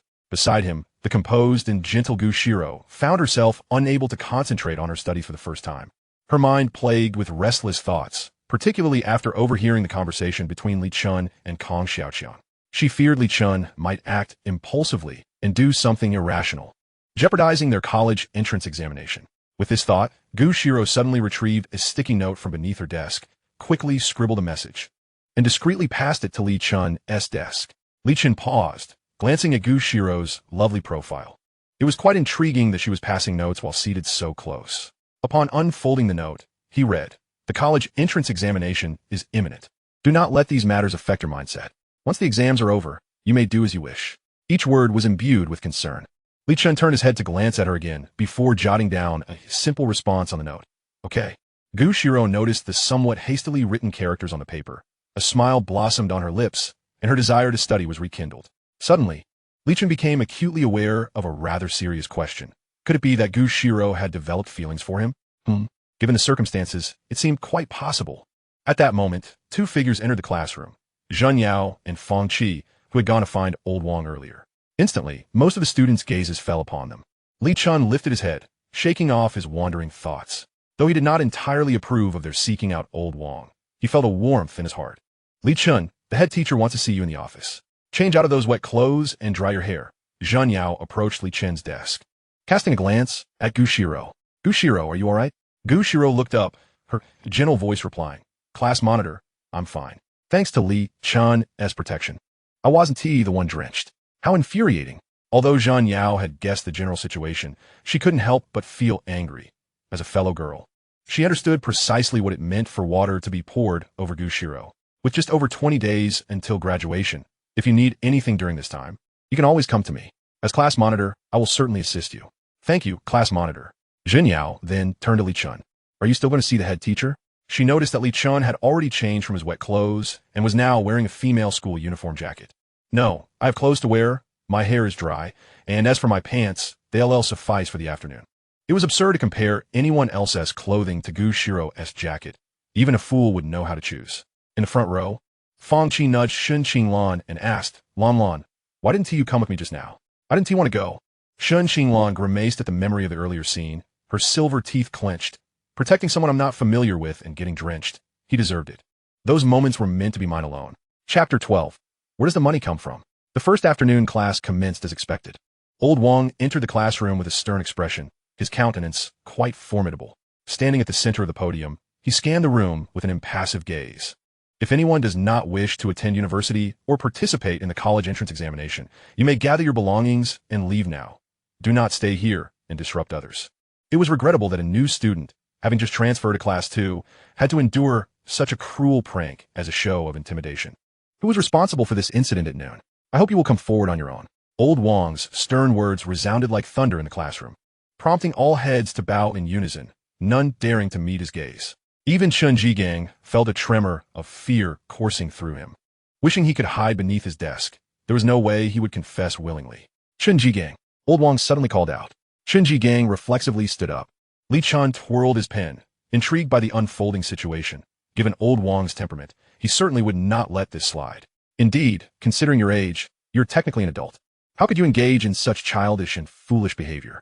A mere prank not only embarrassed Li Chen and the new student, but also severely tarnished the reputation of our class too. You exhibit none of the maturity expected of a senior. There are plenty of wealthier students at 7th middle school. Do you think they act as recklessly as you? If you continue like this, do not expect to be regarded as my student once you enter society. Who else participated in this affair? Stand up together. Under Old Wang's authoritative gaze, 3 more boys rose, all notorious troublemakers in the class, and the companions of Chen Jigang. "Very well. A mastermind and accomplices." Old Wang, unsurprised, waved his hand toward Chen Jigang and the others. "You all need not attend this class. Go outside to reflect on your actions. Tomorrow morning, have your parents come to school." Chen Jigang and his 3 companions exited the classroom with sullen faces, while the remaining students sat upright, fearing that Old Wang might dredge up past grievances. "Li Chen, do you need to go home to change your clothes?" Old Wang's serious gaze fell upon Li Chen. "Thank you, Teacher Wang. I've already changed." Old Wang nodded, saying nothing further. As the lesson began, everyone took out their textbooks and test papers, focusing on the difficult and error-prone questions. Li Chen skillfully placed the test paper on Xirou's desk, noticing that the red marks were significantly fewer this time. Let us review together. Xirou spread the test paper between their desks, shifting her body closer to Li Chen. All right. The faint fragrance wafting from her was intoxicating. Li Chen held back the words he longed to say. Old Wang showed remarkable patience, droning on about the problems from the podium while the rustling of notes filled the air. Together, teacher and students endeavored to recreate the legend of 7th middle school. As Li Chen listened, his thoughts wandered. While the college entrance examination was crucial, acquiring wealth was of even greater importance. Despite being a reborn individual with advantages unknown to others in this world, he understood that every business venture carried risks, especially when it came to seeking bargains in counterfeit antiques. What if within that iron bull there was no golden calf? Even if there was, where would the capital come from? The meager 300 yuan he had painstakingly saved would surely be insufficient, given the current circumstances. Seeking part-time work to earn money appears somewhat unrealistic. The only feasible option seems to be borrowing from someone to tide over for the time being. Yet, asking for a loan is undoubtedly one of life's most daunting challenges, and unless absolutely necessary, he truly wishes to avoid broaching the subject. Damn it. Even if he were to borrow money, whom could he approach? Kong Xiaoqiang has squandered nearly all his pocket money on gaming at internet cafes. And while he might be able to spare a couple of hundred, anything in the range of several hundred or 1,000 yuan would likely necessitate a desperate measure. As for the other classmates, contemplating that is futile, given his presence in class, merely asking might send them scurrying away. Fang Qi and Shun Qinlan may have some funds, but he cannot bring himself to lower his pride to that extent. Was he even thinking? Xirou seems to have noticed Li Chen's state. Her delicate, fair hand gently reached out, placing a neatly written note before him. Upon seeing the note, Li Chen's eyes brightened. After all, this was a ready-made solution. Slightly tilting his head, he gazed at Xirou's fair and subtly blushing profile, hesitating slightly before speaking. Indeed, she is quite a suitable candidate for borrowing money. Not only does she seem financially stable, but her demeanor towards him also appears rather amiable. She must be quite reliable, right? After all, he intends to repay her. Does he not? Having steeled his resolve, Li Chen picked up the pen and conveyed his request for a loan beneath Xirou's written words. Xirou gently took the note, her eyes scanning the line. May I borrow some money from you? Not too much, just 1 or 2,000 yuan. To be honest, Li Chen's heart raced with trepidation at this moment, considering they had only known each other for a few days. The brief seconds felt like an eternity of torment. In his 2 lifetimes, he was experiencing the complex psychology of asking for a loan for the first time. Xirou cast a puzzled glance at Li Chen before swiftly scribbling on the note. I don't have enough money on me. Can I give it to you tomorrow? Li Chen grasped the note, excitement surging within him as he fell silent. Xirou was truly kind to him. This amount was equivalent to an average person's monthly salary, and she had agreed without hesitation, not even inquiring about the purpose of the loan. Thank you. I will repay you promptly. I assure you, I will not deceive you. After jotting down his response, he passed the note back to her, gazing at her with sincerity. No rush. I haven't needed the money much anyway. Xirou smiled sweetly, her clear eyes radiating joy. Li Chen refrained from replying further. He felt that borrowing this money was almost too easy, almost as if he were taking advantage of her kindness. With his financial worries alleviated, Li Chen's spirits soared as Xirou brought him an unprecedented sense of warmth. So this is what it feels like to be liked by someone. His petite desk mate was deeply engaged in the lesson, diligently taking notes on everything the teacher. Old Wang discussed, and she even helped Li Chen with the correct answers to the mistakes on his exam paper. The admission scores for Magic City University were exceedingly high. Any notion of merely doing his best was farcical, even for someone like Li Chen, who had already taken the college entrance examination once. Failing to give his all could lead to disastrous consequences. After all, while last life's exam questions were not the most challenging in history, they were certainly no walk in the park. Chapter 13. Revenge should not be delayed. At 5:50 p.m., it was time for a break and dinner, and the classroom erupted with energy once again. The structured lifestyle at school was infinitely more comfortable than the fast pace of society, and he felt his body at its peak condition. Xirou, are you eating outside the school, or will you join us in the cafeteria? As soon as class ended, Kam Xiuqiang charfui up Bruka Li Shen's desk. Xirou, who was organizing her books, paused momentarily and replied, I'll eat with you all in the cafeteria. The 3 of them laughed and chatted as they exited the classroom. This time, Shun Qinlan and Fang Qi also headed to the cafeteria, accompanied by Chun Jigang and his entourage. The dinner break lasted only 40 minutes, and the speed at which the cafeteria patrons consumed their meals was astonishing. Li Chen's rapid eating was a result of habits formed in his previous life, where most of his time was spent typing away to make a living. However, the cafeteria food left much to be desired. This was a common issue with school dining halls, and it was already commendable that they used decent ingredients. Xirou, on the other hand, ate at a much slower pace, her actions delicate and refined, and her appetite genuinely modest. Li Chen and Kong Xiaoqiang waited nearby, engrossed in conversation, blissfully ignoring the icy glare from a distance. Li Chen, I'm done eating. Shall we head back to the classroom? As most people had already left the cafeteria, Xirou finally concluded her meal, her cheeks slightly flushed, feeling a bit shy. Are you full? Li Chen chuckled, finding her adorably charming as she blushed so easily. Xirou nodded cutely, indicating she was satisfied, and stood up to walk alongside Li Chen as they exited the cafeteria. Kong Xiaoqiang suddenly felt somewhat superfluous, his head shining brighter than a 250-watt light bulb. With his eyes darting around, he instinctively slowed his pace, allowing the newly heartbroken individual a fresh start. One could say that good deeds are rewarded. Just as he faced heartbreak, fate had arranged something anew for him. Wow, my bro Chun is truly impressive. Suddenly, he spotted a familiar figure hastily sprinting towards the restroom. Tian Yi, Tian Yi. Kong Xiaoqiang subtly tugged at Li Chen and gestured with his eyes. Following Kong Xiaoqiang's gaze, Li Chen caught sight of Chun Jigang rushing into the restroom. Damn, just as I was feeling drowsy, here comes an opportunity. Was this not a chance presented on a silver platter? In his previous life, Li Chen would have remained passive in such situations, silently enduring. But now, he could no longer tolerate being a turtle. That would be an affront to his rebirth. Xirou, you head back to the classroom first. I'll go to the restroom with Qiangzi. All right, I'll return to the classroom now. You both should come back soon. Xirou did not pry further, oblivious to Chun Jigang's presence. As she walked away, Li Chen exchanged a knowing glance with Kong Xiaoqiang, both breaking into smiles. The two of them swiftly made their way towards the restroom. At this point, most people had returned to their classrooms, leaving the restroom likely deserted save for Chun Jigang. If not now, then when for revenge? As soon as they arrived at the restroom entrance, they spotted a flexible hose dripping water onto the ground, presumably left behind by the cleaning staff, who had mysteriously disappeared. Li Chen signaled to Kong Xiaoqiang to keep watch at the door while he ventured inside to investigate. Mere seconds later, Li Chen emerged, whispering, "There's only Chun Jigang in there, no one else." Haha, what a perfect opportunity. Let us make this jerk suffer a bit. Kong Xiaoqiang grinned, glancing outside and confirming that no one was approaching. Li Chen smiled back, picking up the hose from the floor. The two of them stealthily entered the restroom, already formulating an excellent plan in their minds. Kong Xiaoqiang found a metal wire in the corner, deftly tying the door handle of the stall, where Chun Jigang squatted without making a sound. His face reddened as he held his breath, overwhelmed by the stench. Once everything was set, he stepped back and gave Li Chen an okay sign. With a splash, the plan was underway. Li Chen raised the water pipe high, and a powerful stream of water immediately cascaded into the stall where Chun Jigang was squatting. Who the hell dares to mess with me? Are they looking for death? The sound of Chun Jigang's furious voice echoed within the restroom as he yanked at the partition door, making it rattle, yet it refused to budge. It was likely that he hadn't even had time to wipe.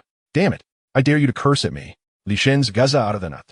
And he hurled the water pipe directly into the stall, giving him an impromptu shower. Let's go. With a wave of his hand, the two made a swift exit. Chun Jigang's voice was too loud, and it could attract attention from outside at any moment. It was prudent to leave early. Upon returning to the classroom, the two nonchalantly took their seats. Xirou was engrossed in reviewing her studies, preparing to tackle the difficult problems that old Wang had assigned, and Li Chen naturally refrained from disturbing her. As expected, Chun Jigang did not show up for evening self-study. He had taken a leave of absence. Given the humiliation he had just endured, it was no surprise he lacked the face to attend. As the end of the school day approached, Xirou quietly slipped a note onto Li Chen's desk. Do you still need me to give you a ride home later? After pondering for a moment, Li Chen quickly jotted down a response. I need to catch the bus. If you drop me off, it will be too late. And it's unsafe for me to go back alone. The so-called on the way was likely just a pretext she had concocted. All right, then I'll drive you at noon in the future. Xirou bit her lip, feeling as though her little secret had been discovered. Li Chen smiled and nodded slightly, tucking the note away into his Chinese textbook. The dismissal bell rang precisely, and students began to leave the classroom in a rush, moving with an urgency that rivaled their pace for a meal. Xirou, I'll wash your jacket and return it in a couple of days, Li Chen remarked as he glanced at the clothes he was wearing, feeling it inappropriate to give it back unwashed. Okay, Xirou replied, shouldering her backpack and waving goodbye to Li Chen as she left. I'll head out first. See you tomorrow. See you tomorrow, Li Chen replied. Just a few steps out, he caught sight of a striking figure approaching him directly, and his expression changed as he quickened his pace. Li Chen. Shen Qinglan called out, followed closely by Fang Qi. Is there something you need? Li Chen turned around helplessly to face the two of them. I'm on the way with you. Let us share a ride. It's too late, and I'm afraid to walk home alone at night. Shen Qinglan stepped closer, her beautiful eyes gleaming with a hint of triumph. As if to say, without Xirou, you're bound to ride with me now. Right, Li Chen, you should go back with Lan. It's safer to have someone accompany you. Fang Qi chimed in, thinking that even if they couldn't be lovers, they shouldn't become adversaries. Chapter 14. This soft rice is truly hard. Sister Qi, spare me. I know what you mean, but it's already impossible, and there's no going back. Li Chen shuzhou Leslie, his tone blunt and cold. What a joke. Shen Qinglan is afraid to walk home alone? How did she manage for 3 years of high school? Why didn't she ever offer me a ride back before? Anyone with a normal mindset could detect the strangeness and distance in his words. Li Chen, you jerk. How can you treat me like this? Is it just because I rejected you that your pride was hurt? Can I apologize? I don't need you to bring breakfast snacks anymore. Can't we go back to how we were before? Why has everything changed just because of Xirou? Shen Qinglan's eyes reddened, tears welling up as she clenched her teeth, not fully understanding why she was so angry. It felt as though something that once belonged to her had been abruptly snatched away by someone else. Though a broken mirror can be mended, it will always bear a glaring scar. My affection for you has long expired, and since that night, our fates have drawn to a close. Li Chen felt a flicker of emotion as he gazed at Shen Qinglan's beautiful visage and her aggrieved eyes.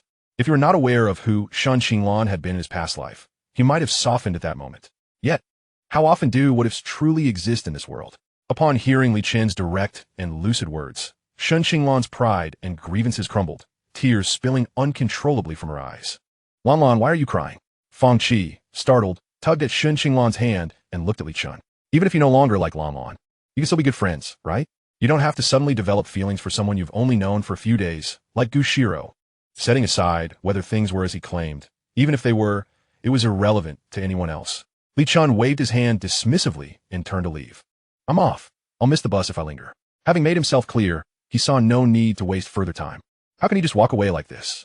Was his kindness towards me all a facade? Shen Qinglan was truly infuriated, stamping her feet in frustration.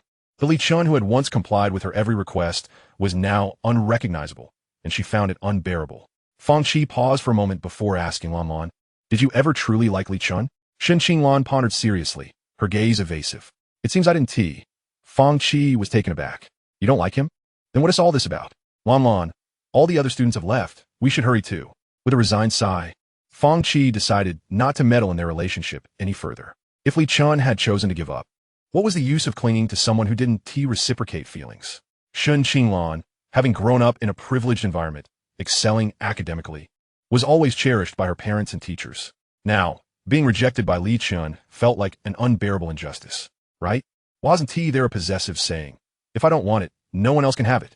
As dawn broke, the night faded away, and the first rays of morning sunlight bathed the earth. After Li Chen opened his eyes, he swiftly tidied up and dashed downstairs to a mutton noodle shop. Relishing a hearty bowl, he then hurriedly boarded a bus to school, arriving at the school gate with beads of sweat on his forehead.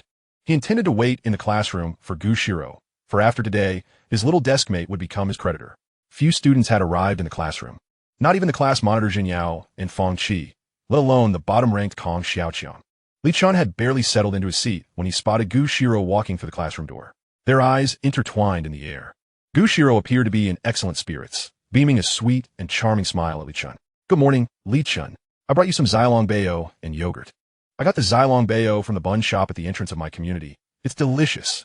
Xirou placed the bag she held on Li Chen's desk before taking her seat and setting her backpack down. Xilong Bao? Yogurt? Li Chen was momentarily stunned, nearly overwhelmed by this unexpected bliss. He had always been the one to buy breakfast for Shen Qinglan, and this was the first time a girl had brought him breakfast. The proverbial cement heart, initially set on financial pursuits, had cracked just a little. Xirou, have you eaten? I had something before I left. This is specially for you. As Xirou spoke, she opened her backpack. Li Chen retrieved the Xilong Bao and yogurt from a bag, secretly patting his stomach, savoring the delightful experience of being showered with affection. This is for you. Xirou extended a whimsical pink cartoon wallet from beneath her desk to Li Chen, stating, the money inside is what I've saved up myself. Do you think it's enough? Li Chen gazed at the bulging wallet, hesitating, by his estimation. The sum was undoubtedly more than 2,000. What's wrong? Take it quickly. It wouldn't reflect well on you if the other students see it, Xirou asserted, firmly placing the wallet on Li Chen's lap. How much is this? Li Chen inquired as he picked up the wallet, now certain that Xirou was indeed a little heiress. I haven't counted it, but it's all I have, she replied, her delicate, fair hand propping up her chin. Li Chen opened the wallet and made a rough estimate, determining it to be nearly 10,000. There were hundreds, 50s, and even a few 10s and 20s. This truly was all she possessed. To be honest, Li Chen felt quite touched, setting aside the nature of their relationship from that night. They had only known each other for a few days, and she hardly understood his character. Yet, simply because of one remark from him, Xirou had entrusted him with everything she had. Such a foolish girl was indeed a rarity in the world. This amount is excessive. I only need 2,000. Keep it for now. Although I'm unsure of your intentions, having extra money is never a disadvantage. Thank you so much. I promise to return it to you promptly. No rush, really. I seldom use money. My parents usually provide for my needs. Some are born into privilege, while others toil throughout their lives. Li Chen felt this truth deeply, having experienced it in his past life as well. The difference was that he had once had no choice, whereas now, he possessed the ability to shape his own destiny, as long as the course of history remained unchanged. If he managed to seize that opportunity and acquire his first pot of gold, his plans for wealth could gradually unfold. Xirou, I'll leave this wallet with you for now. After school, we'll head to the bank together. Li Chen swiftly handed the wallet back to Xirou. He didn't have a bank card yet. Carrying so much cash was impractical. The iron bull wouldn't exceed 2,000, so leaving some spare change would suffice. More importantly, he noticed Chen Jigang approaching, his expression stormy and unfriendly. Chapter 15, The Pursuit of Wealth. Was it you? Chen Jigang confronted Li Chen at his desk. His fierce gaze fixated on him, clearly ready to erupt. This scene bewildered their classmates. What had triggered Chen, the wealthy heir, so early in the day? What do you mean by was it me? Li Chen glanced at Chen Jigang, leisurely retrieving his book. Young Master Chen, refrain from making baseless accusations without evidence, or I may have to sue you for defamation. At that moment, the class monitor, Zhen Yao, entered the classroom and witnessed the confrontation, her anger palpable. Chen Jigang, what are you doing? Do you intend to brawl in class? The sight of Zhen Yao intervening further fueled Chen Jigang's ire. His fists clenched tightly as he glanced around, noting that all eyes were upon him. Fighting in class would be far worse than the incident from the previous day and could not simply be resolved with a call to a parent. With this realization, Chen Jigang suppressed his impulsive rage, glaring at Li Chen with malevolent intent. You will regret this. He spat the threat before returning to his seat. Regret? Li Chen shook his head dismissively, unperturbed by Chen Jigang's menace. Whatever underhanded tricks he had, Li Chen was ready to face them all. Then Li Chen. Inquiring with concern, are you all right? Should I inform the teacher? Chen Jigang's countenance soured at her words. He felt irked, thinking, did this busybody truly see herself as the Pacific's law enforcer? There is no need to bother the teacher over this minor conflict. We can wait until after the college entrance exams. Li Chen waved his hand, rejecting Zhen Yao's suggestion outright. Chen Jigang, a sheltered rich kid, had not faced the harsh realities of life. Mere verbal reprimands from the teacher would have no effect on him. Very well. Zhen Yao cast a calm glance at Li Chen before turning back to her seat. Since the parties involved were no longer pursuing the matter, she saw no reason to persist in being the unwelcome mediator. The classroom soon filled with the sounds of recitation, the earlier altercation fading into the background. Xirou turned to Li Chen, her clear eyes reflecting a hint of confusion. You didn't do anything to him, did you? No, absolutely not, Li Chen quickly denied, thinking it absurd to confess such a thing to her. Xirou had merely asked out of casual curiosity, but upon observing Li Chen's reaction, her large eyes blinked as understanding dawned on her. All right, if you say so. Hearing this nearly left Li Chen speechless. What a charmingly naive girl. He now seriously questioned whether her intelligence matched her beauty. Nearly 10,000, and she seemed unconcerned about him fleeing with the funds after the exams, never to be seen again. Regardless, at that moment, Li Chen felt an immense sense of elation. With his startup capital, even if he didn't strike gold with the Iron Bull, he wouldn't be too disheartened. At the very least, he could invest the remaining money in the stock market, drawing from his memories and skills from his past life. Making a bit of extra cash during the break would be more than feasible. The morning passed quietly, and since their conversation the previous night, Shen Qinglan had not sought him out again. It remained uncertain whether she had come to terms with things or simply chose to ignore him for the time being. As soon as the lunch bell rang, Li Chen and Xirou headed straight for the parking lot on the playground. Xirou, will you ride, or shall I? Li Chen stood before the electric bike, eager to experience the joy of riding with her, a rare pleasure. You ride, I'll sit behind you. I'm afraid of falling off while you're riding. Xirou blushed slightly, hesitating before decisively handing the keys to Li Chen. All right, then I shall take the lead. With that, Li Chen hopped onto the electric bike. Xirou settled onto the back seat, her hands instinctively wrapping around Li Chen's waist, her cheeks betraying her embarrassment as they flushed a deep red.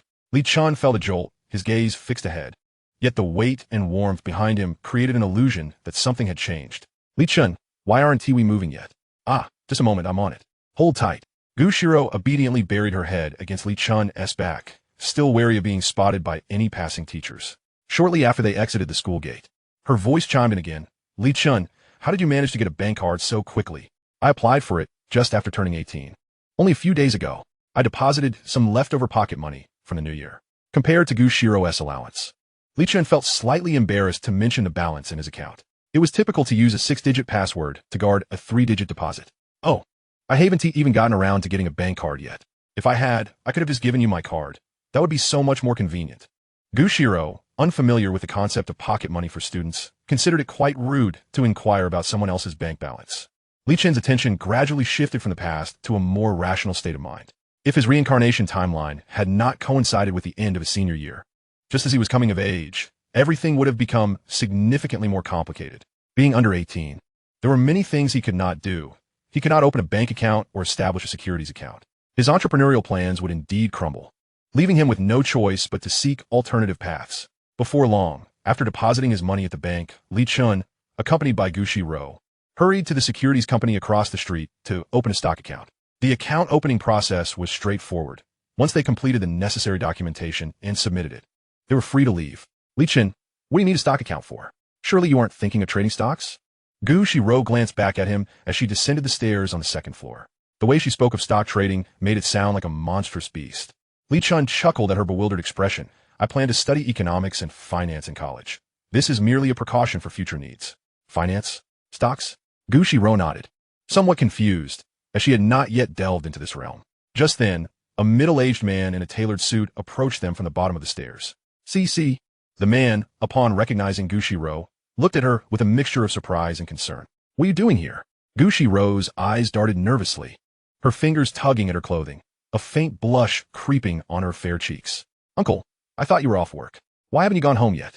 The middle-aged man quickly discerned that his niece was acting a bit off, and his gaze shifted to Li Chen.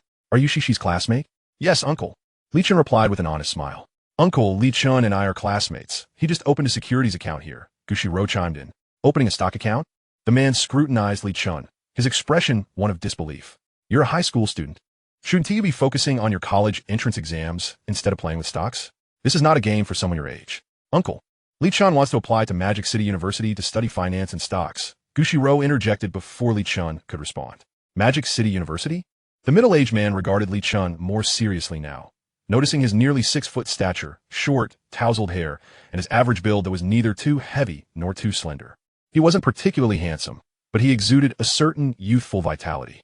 Whether young girls found him appealing, he did not know, but he could tell his niece looked at this boy with a peculiar gaze. Having ambitions is commendable. Young people fear nothing more than lacking drive and confidence. Although gaining admission to Magic City University is challenging, it is not impossible. Thank you, uncle. I will work hard, Li Chen replied earnestly. Working hard is one thing. The middle-aged man turned to Xirou, speaking with a serious tone. You may date, but must not interfere with your college entrance exams. After graduation, you are free to pursue whatever you wish. Uncle, Xirou exclaimed, her face flushed as she stamped her foot. Li Chen and I are not dating. We're just classmates. You must not tell my parents. Li Chen, feeling a wave of embarrassment, offered a sheepish smile and chose to remain silent. Huh. Your uncle is very discreet, the middle-aged man chuckled. All right, you two should head back to school. I have a meeting to attend. Once the man walked away, Xirou let out a sigh of relief, gently patting her chest. Phew, that scared me. Your uncle works at the securities company? Li Chen asked, his eyes filled with suspicion. Yes, uncle is the general manager here. I thought he had gone home for dinner. I didn't expect to run into him. Xirou replied obediently. At that moment, Li Chen felt a bit disoriented. General manager of a securities department? This seemingly naive girl had quite an impressive family background. For the average working class, such individuals were figures to look up to. This implied that Xirou's parents were likely not far behind in stature. Li Chen, I'm hungry. Let's go back to school for lunch, Xirou said, tugging at his arm as she noticed him lost in thought. Let us not go back to school. We'll eat out. What do you want? It's on me. Really? Better than pearls. The cafeteria food isn't good. Today, I'll treat you to something special to replenish your strength. I heard from classmates that there's a place on Shaobei Street that serves amazing old-style dumplings. Can we go there? Of course. As long as I can afford it, I'll buy you whatever you want. I also want spicy hot pot and bubble tea. Not a problem. It's a small favor. I'll indulge you. Li Chen could sense that Xirou's social circle was quite small and wholesome. And her upbringing was strict. She rarely indulged in eating, drinking, or entertainment outside. The two made their way outside, hopping onto an electric scooter and heading straight for their destination. Across the street, a girl on a bicycle stopped at the curb. Her expression one of confusion and surprise as she watched Li Chen and Xirou on the electric scooter. This was Fang Qi, who was returning home from school. How curious. What are Li Chen and Xirou doing here? Could they really be dating in secret? She pondered, feeling perplexed. This shouldn't be the case. They've only known each other for a few days. How could things have escalated so quickly? After a moment of contemplation, she departed, genuinely baffled. Could it be that a rejected confession could lead to such a profound transformation? Meanwhile, Li Chen parked the electric scooter in front of a restaurant called Chunji Old-Style Dumplings. It was already past 1 o'clock, yet the establishment was still bustling with patrons. Xirou held a takeout container of spicy hot pot and bubble tea, glancing at Li Chen as he locked the scooter. Could you please refrain from abrupt stops next time? You slammed the brakes 6 times, and it hurt a bit. Oh, Li Chen's expression faltered. Was this girl genuinely naive, or just pretending? Was her directness truly appropriate? I'll be more careful next time. I'm just not very accustomed to the braking. Is it always this crowded? Should we consider going to another place? Xirou stood at the entrance of the dumpling house, her brows furrowed. She still needed to return to class to review for her exams and did not wish to waste any more time. Since we're here, we should at least savor it before leaving, Li Chen said as he took the spicy hot pot and bubble tea from Xirou's hands. Come on, there's an empty spot over there. Let's sit down. He understood that despite her words, if she truly turned to leave, she would undoubtedly feel disappointed. Before long, 2 steaming bowls of old-style dumplings were placed before them. Li Chen, it smells amazing, Xirou exclaimed, her eyes lighting up as she picked up her chopsticks. Eating with grace. If you enjoy it, I'll bring you here again next time, Li Chen smiled, glancing at the bubble tea and spicy hot pot on the table, prompting a memory from his past life. How many romances begin with a 3-yuan bowl of spicy hot pot? The world remained unchanged from his previous life. However, love still appeared to be a luxury. Height was not a barrier. Age was not a concern. Yet such matters predominantly existed among the wealthy elite. While engrossed in their meal, Li Chen noticed Xirou occasionally gazing at him intently. What's the matter? Not focusing on your meal? Why do you keep staring at me? Li Chen reached up to touch his face, wondering if something was amiss. Did you mean what you said that day? Xirou looked up at him, her cheeks flushed, leaving him uncertain whether it was from the spice or shyness. Li Chen was momentarily taken aback. What did I say? You said in front of the police officer that I was your girlfriend. Li Chen's mouth twitched slightly. This girl was serious? And judging by her expression, this didn't seem like a spontaneous joke. Suddenly, Li Chen contemplated a certain possibility, his expression turning grave as he fixed his earnest gaze upon Xirou. Xirou, did you know me before? This question had been plaguing him for several days. Yet he had never found the opportune moment to inquire. You truly do not remember? Xirou's hand trembled slightly, a fleeting glimmer of disappointment flickering in her eyes. Li Chen's heart skipped a beat. Could it be that she genuinely recognized him? If so, everything would make sense. However, despite racking his brain, he could find no recollection of Xirou in his memory. Perhaps I have forgotten. Why don't you enlighten me? I shan't tell you. You figured out, you fool. Xirou huffed playfully, lowering her head while pouting, and took a sip of her milk tea. He a fool? Iemo no zubajia, Li Chen tesa. You are indeed Beiji, quite foolish. Xirou retorted, adorably nibbling on her straw. From now on, I'll ride. And you shall not. Li Chen cast a lingering glance at her chest, somewhat reluctant. Fine, it's your territory, you decide. Xirou huffed. You're responsible for the remaining food. No wasting. Li Chen chuckled, bringing the spicy hot pot closer and devouring it eagerly. I must say, it's quite delicious. In less than 10 minutes, he had finished, and upon looking up, he found Xirou watching him with a charming expression. I'm done. Let us return to school. Are you full? I am. When will you take me out to eat again? Whenever you wish to come. All right. Xirou stood up, her eyes sparkling with joy. Once outside, Li Chen handed her the key to the electric scooter. Xirou, are you certain? Are you underestimating me? This isn't my first time. I'm quite adept. As long as you don't throw me onto the curb. Xirou extended her long legs and mounted the scooter, glancing back at Li Chen. What are you dawdling for? Get on. If you don't hurry, we'll be late. Coming. Li Chen plopped onto the back seat, instinctively wrapping his arms around Xirou's waist for safety. This gesture was akin to taking liberties, even through their school uniforms. He could feel her graceful curves, her skin soft and smooth, almost ethereal. Truly, she was a splendid figure. Xirou's palms began to sweat, her body tense, only relaxing after a few seconds. Xirou, slow down. We're about to take off. In the next instant, the scooter surged forward. Li Chen leaned back, instinctively tightening his hold, his heart racing as the breeze tousled their hair. Fear not. We won T-fall, Xirou whispered. She was indeed quite stubborn, yet obediently reduced her speed. Just as Li Chen exhaled in relief, he noticed a suspicious young man striding against traffic towards them. Xirou stopped. What? Xirou, who had been riding seriously, reacted without hesitation, gripping the brakes tightly to come to an abrupt halt. The sudden inertia caused Li Chen to lurch forward, clutching Xirou even tighter. The young man approaching against traffic changed his expression and dashed up, positioning himself in front of the scooter's wheels. What is this guy doing? Xirou, having never encountered such a scene, gently tapped Li Chen's hand resting on her waist. Li Chen, what is this person up to? Li Chen lifted his gaze to see the man, gently patting Xirou's back. Do not fear, I'll handle this. With the wisdom of a 30-something spirit and life experience, he could see through this petty trick, either an attempt to extort or something more sinister. Judging from the man's silent demeanor, he leaned towards the latter. You are Li Chen. As expected, the moment the young man spotted Li Chen, he stood up, flanked by 3 other youths with flamboyant hair colors. What do you want? Li Chen narrowed his eyes, sensing hostility, and instinctively shielded Xirou behind him. These young thugs had come prepared. You've messed with the wrong people. We're here to teach you a lesson. The red-haired youth pointed at Li Chen, his demeanor brazen and audacious. Who sent you? Li Chen's voice boomed, authoritative enough to suggest he was not just a mere high school student. He quickly rifled through his mind.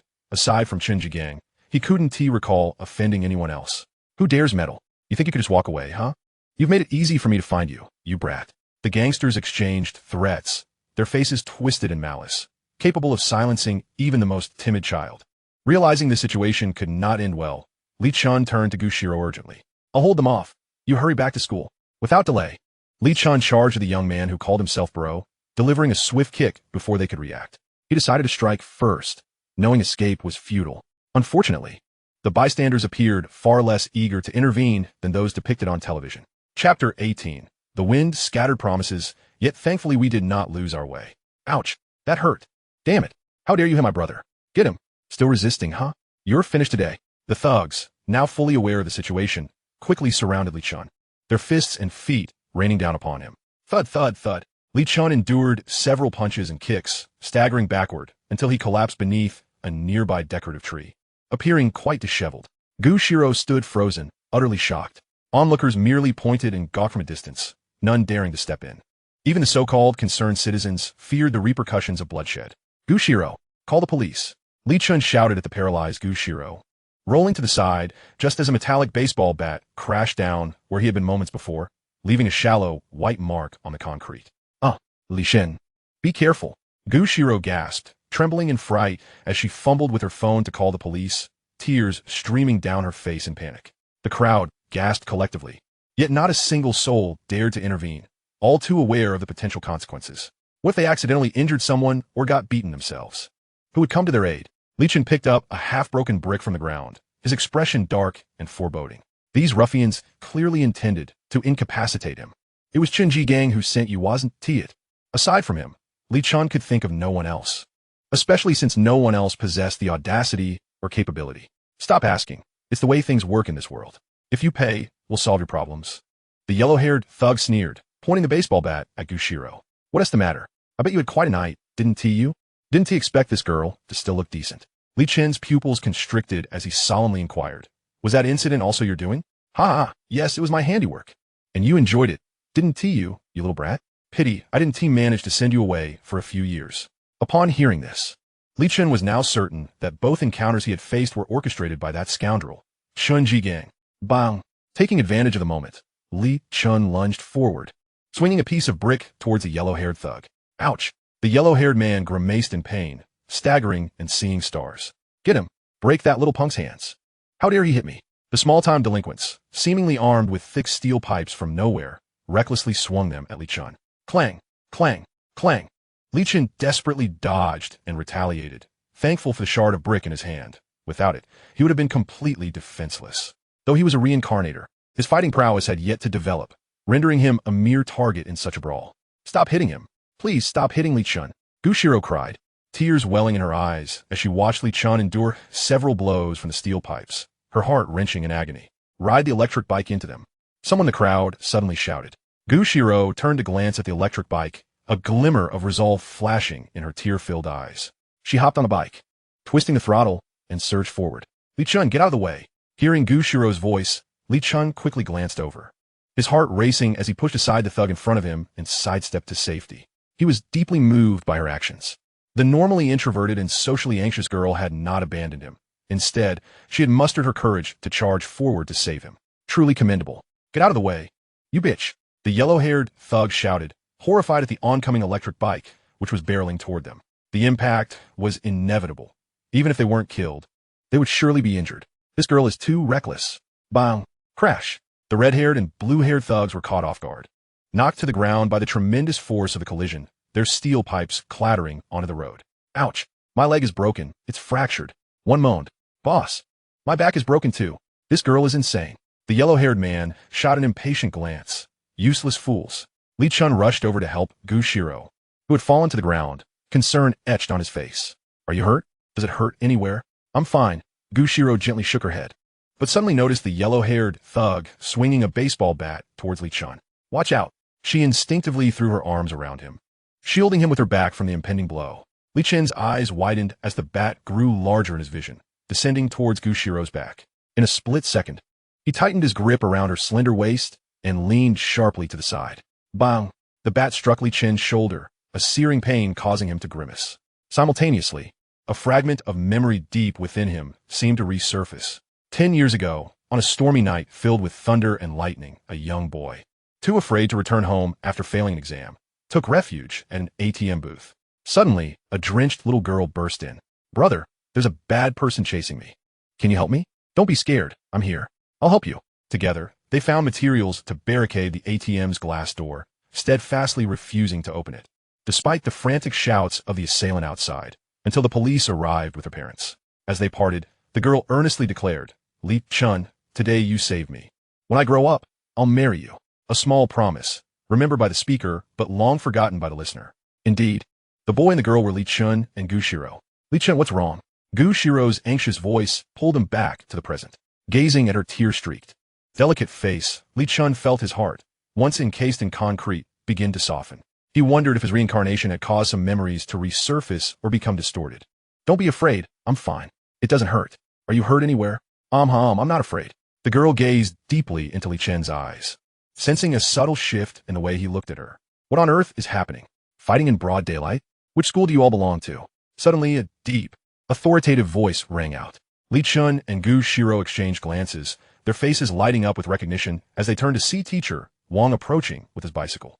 Mr. Wang, Xirou exclaimed, her expression one of distress. They're bullying me and beat up Li Chen. Xirou, Li Chen. Teacher Wang's demeanor darkened upon recognizing his students. He surveyed the scene, his gaze locking onto the delinquents. You guys have some nerve, beating up my students in the street. Speak. Who's behind this? Mr. Wang. It was Chunji Gang who sent them. Xirou quickly replied. Chunji Gang? Teacher Wang's expression grew stern. How could such an incident occur in his class? This was unacceptable. A high school student commanding thugs to assault his classmates? Wang Chong, tell me, was it Chunji Gang who incited you? Teacher Wang's eyes gleamed with fury as he fixed his gaze on the red-haired thug, beckoning him closer. Don't even think about lying. Confess honestly. Mr. Wang, you remember me? The red-haired youth shrank back, his smile more sorrowful than joyful. It's hard not to remember a student like you. Teacher Wang placed his bicycle aside and approached. Hurry up. Do I need to give you another lesson before you confess? No, Mr. Wang, I was wrong. I really was. The red-haired youth shook his head vigorously, retreating in fear, his pain forgotten. The yellow-haired thug and the other two were utterly confused by this turn of events. Red-haired, why are you so afraid of teacher? You don't understand. Mr. Wang knows martial arts. He is really good at dealing with people. Others might not realize it, but he had first-hand experience. This is bad. At that moment, the blaring sirens of police cars pierced through the air. The police have arrived. Teacher Wang halted, glancing at the officers approaching, then back at the red-haired thug, shaking his head with a sigh. From their reactions, he had already begun to believe Xirou's account. Soon, after understanding the situation, the police took the 4 thugs away. With ample evidence and witnesses, they would face the full force of the law. Li Chen, I will ensure the school investigates this matter and provide you with an explanation. Teacher Wang looked at the battered Li Chen, guilt swelling within him. As a teacher, he felt a significant responsibility for what had occurred. Mr. Wang, let us just drop this. The college entrance exams are approaching, and I don't want this to affect my classmates. Li Chen silently added in his heart that he would take it upon himself to resolve this grudge, ensuring that Chunji Gang would not escape unscathed. Xirou, alarmed, interjected, Li Chen, Mr. Wang, Chunji Gang has bullied our classmates so severely, and he even had someone beat Li Chen up. We can't just let it go. Trust me, I will handle this matter, Li Chen said, furrowing his brow as a wave of intense pain coursed through him. This is the aftermath of the beating, now manifesting itself. Old Wang looked at Li Chen in silence for a moment before finally nodding. The teacher can agree not to intervene, but if Chunji Gang dares to offend again, it will not be up to you. All right. Thank you, Teacher Wang. Don't force yourself. I can see the pain etched on your brow. Gulme, let me take you to the hospital for a checkup.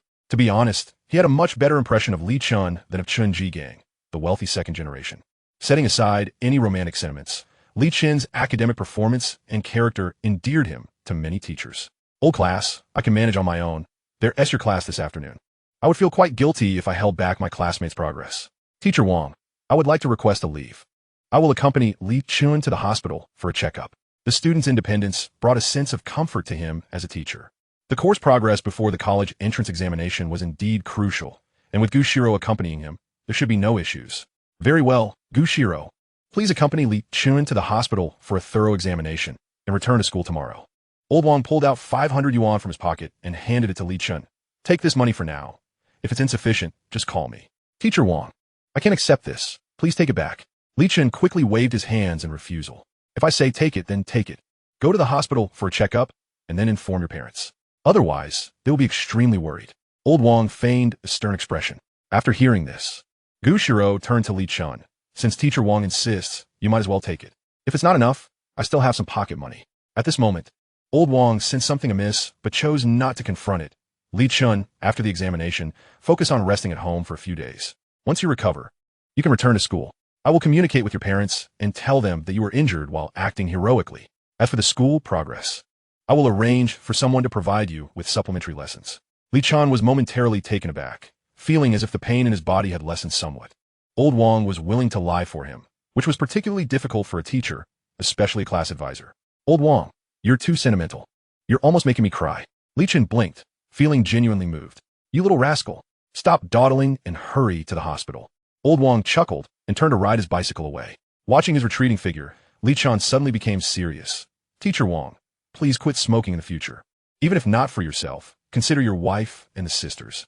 Old Wang's hand trembled slightly as he pushed the bicycle, his eyes flickering with complex emotions before returning to normal. Remember, take care of your health at home, strive for a swift recovery, and aim for a good university. Teacher Wang, I will do my best. Li Chen gazed at Old Wang's departing figure, feeling a twinge of sadness. From the earlier reaction, it was clear he was aware of Li Chen's physical condition. In his previous life, Old Wang had succumbed to lung cancer due to excessive smoking. And once he was gone, both his wife and his sisters lost their pillar of support. Quitting now should still be timely. After a trip to the hospital, Li Chen's startup fund were reduced by another 1,000 yuan. After navigating through various procedures, the 500 yuan given by Old Wang was entirely insufficient. Although Xirou wanted to contribute her remaining pocket money, Li Chen naturally refused. After all, she had already lent him her small savings. It was unreasonable to squeeze her dry. Upon returning home, he was inevitably subjected to a round of questioning. Fortunately, with Old Wang's cover, he managed to deflect the inquiries easily. Time swiftly passed to Sunday. At dawn, Li Chen sprang out of bed. Today, he was to undertake a monumental task, one that would determine his fate in this second life. After washing up and changing clothes, he quickly consumed the 2 farm-fresh eggs and a glass of milk prepared by his mother before rushing out. He hurried downstairs to the opposite sidewalk, where numerous vendors were already displaying their wares of fake antiques and cultural artifacts. Whether he could swiftly change his destiny hinged on this day. Li Chen muttered to himself, his gaze scanning the crowd in search of Xirou's figure. It was unexpected that Old Wang entrusted the demanding task of supplementing his lessons to Xirou. He wondered if they could maintain their boundaries amidst the lure of being alone together. Chapter 20. Xirou. Am I beautiful? Xirou, over here. Li Chen's attention was immediately captivated by a vibrant and youthful figure. Today, Xirou looked different from usual. She was not donned in her loose school uniform, but rather wore a fitted, waist-cinching, cream-colored long dress that flowed down to her calves. Her fair, smooth arms and calves were exposed to the air, and her cascading long hair framed her delicate waist perfectly. Her lively and clear eyes sparkled, and upon spotting Li Chen, her face broke into a sweet smile as she jogged towards him. Seeing this scene, Li Chen's smile was broader than ever. Li Chen, I finally found you. Why are there so many stalls downstairs? Xirou raised her hand and waved in front of Li Chen, her eyes filled with curiosity. What are you thinking? Why are you smiling so widely? I was wondering which celestial fairy has descended to earth, looking so exquisite. Li Chen chocolat, almost unconsciously reaching out to grasp the girl's delicate hand. It felt soft and smooth. You only know how to tease me. I'm nowhere near as beautiful as Shun Qinglan. Xirou shyly lowered her head, her body tense, yet she did not pull away, allowing Li Chen to hold her hand. What kind of talk is that? You are you, and Shun Qinglan is Shun Qinglan.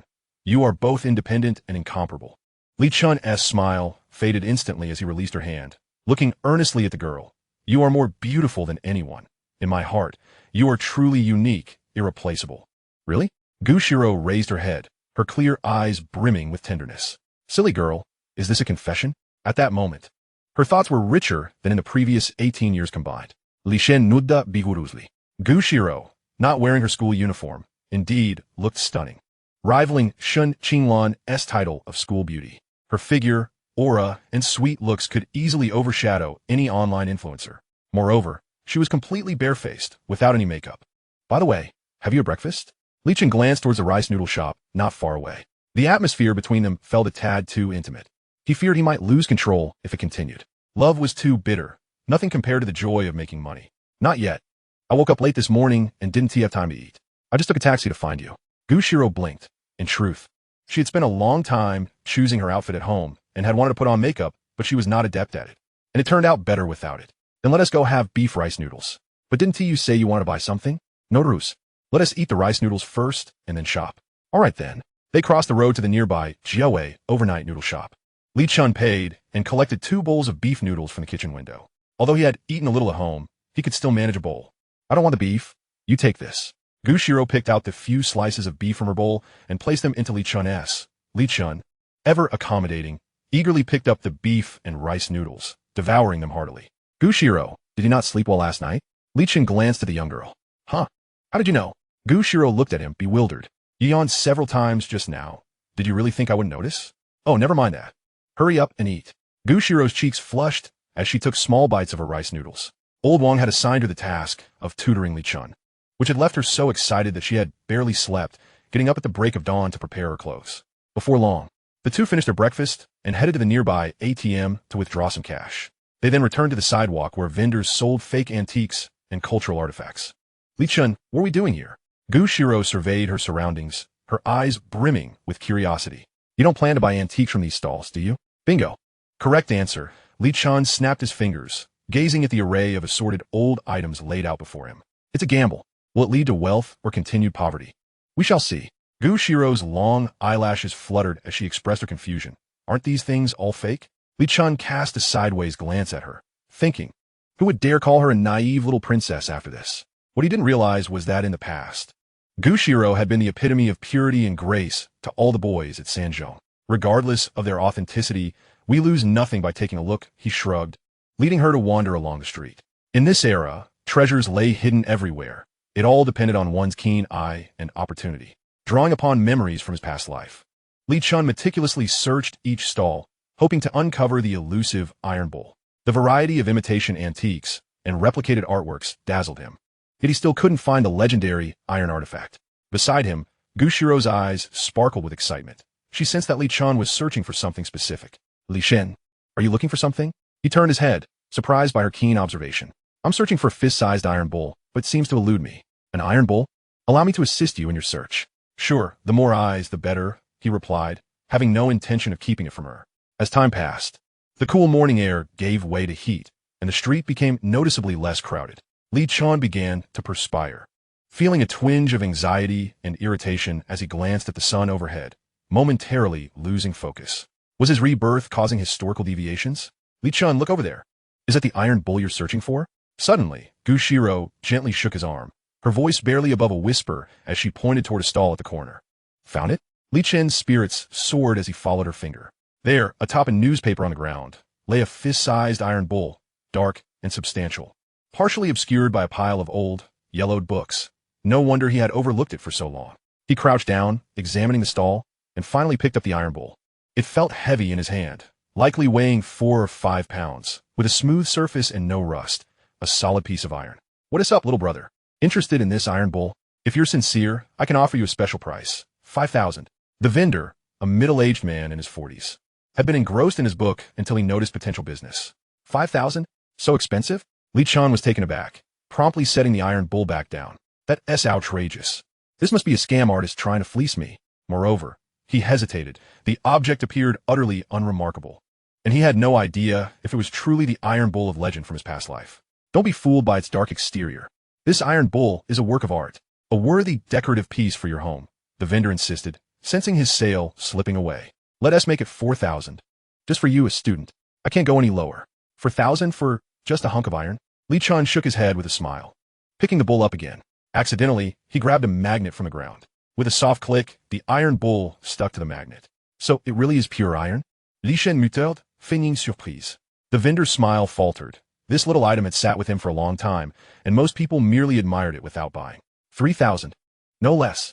If I go below that, I'll be losing money. Li Chen continued to shake his head. If I hadn't chosen finance and stock trading as my major in college, I wouldn't even consider this iron hunk. I'd only buy it for its auspicious meaning, and even then, 100 would be steep. Xirou, standing beside him, tugged at his shoulder. I have a red jade bull at home that's beautiful, though it's smaller than this one. I could give it to you.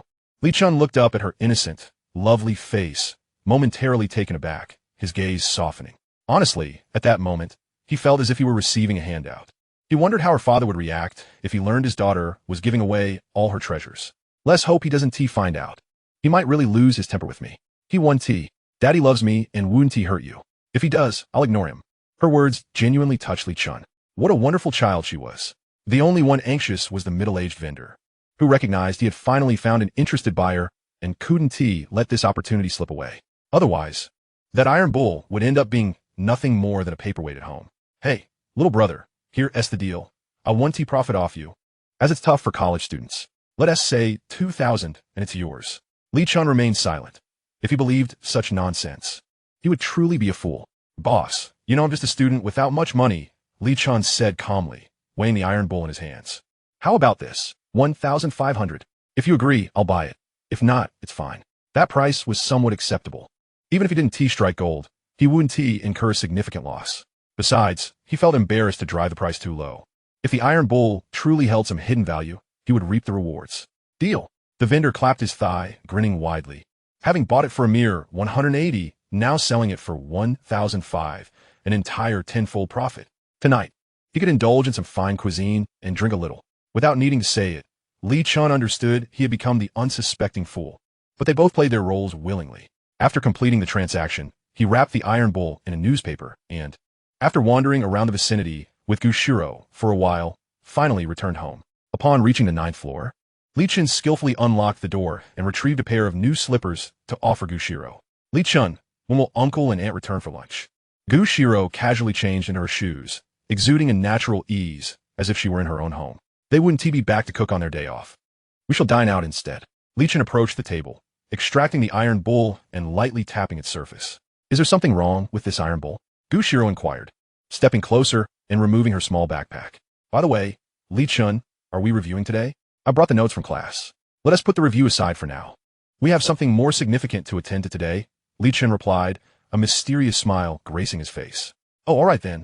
Xirou's cheeks flushed as she realized Li Chen's attention was fixated on the peculiar iron object, understanding then that her thoughts had wandered astray. Xirou, find yourself a place to sit. I'll fetch something. With that, Li Chen dashed into a nearby room, the sound of clattering echoing behind him. Curious, Xirou approached. Li Chen, what are you looking for? Do you need my help? Found it. Li Chen Amarja. A broad smile lighting his face as he looked at Xirou at the door. I'm going to use a chainsaw to cut open this iron lump. Cut it open? Xirou was momentarily taken aback, confused by Li Chen's sudden proclamation. Didn't you buy this iron bowl because of its special significance? Of course not. I'm not foolish enough to spend 1,500 on an iron trinket, Li Chen said, his expression turning serious. Actually, a few days ago, I had a dream that there was treasure inside this iron bowl. A dream? Xirou blinked her clear eyes, pausing for a moment. Is that reliable? Whether it's reliable or not, we'll find out shortly. Li Chen was momentarily at a loss for words at how blindly she believed him. But perhaps that was a good thing, eliminating the need for further explanations later. Standing before the table, Li Chen grasped the chainsaw in one hand while pressing against the iron lump with the other, cautiously commencing the cutting process. The potential for his first fortune hinged on this moment. The harsh sound of the chainsaw filled the room as a 2 to 3 centimeter long saw cut appeared on the side of the iron bowl, revealing a silver hue rather than the expected golden glow. Li Chen was momentarily stunned. Could it be that a historical blunder was unfolding? Damn it. I refuse to believe that. He increased the pressure, his gaze fixed intently on the iron lump beneath the chainsaw. Suddenly, his pupils dilated as a dazzling golden hue emerged before his eyes. Is it true? Xirou exclaimed.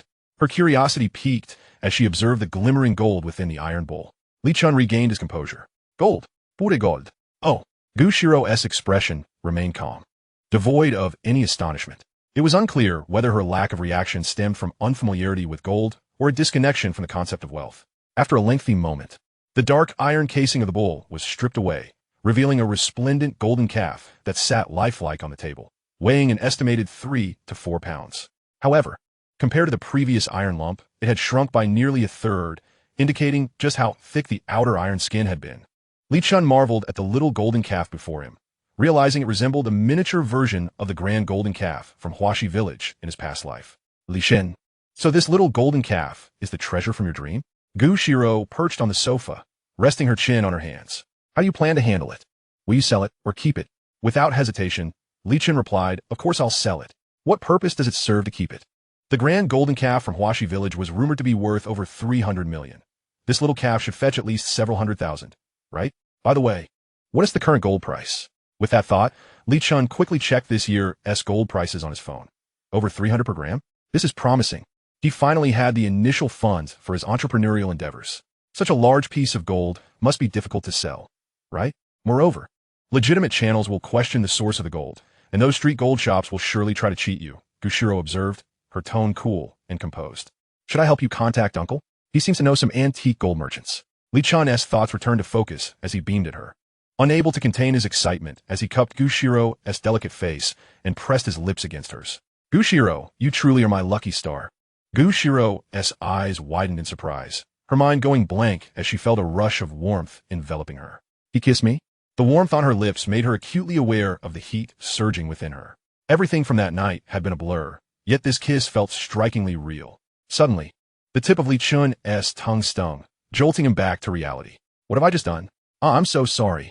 I got overly excited and lost control of my emotions.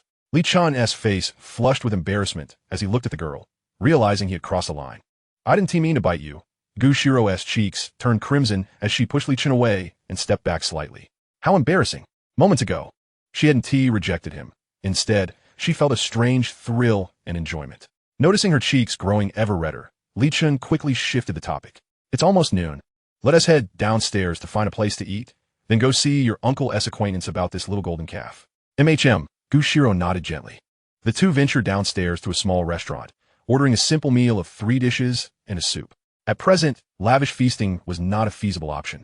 Despite unexpectedly acquiring a significant fortune, it had yet to be converted into tangible cash. The meager balance in his account was entirely Xirou's, and he dared not misuse it. After lunch, Li Chen returned home, carefully wrapping the little golden calf in newspaper before heading to the central street.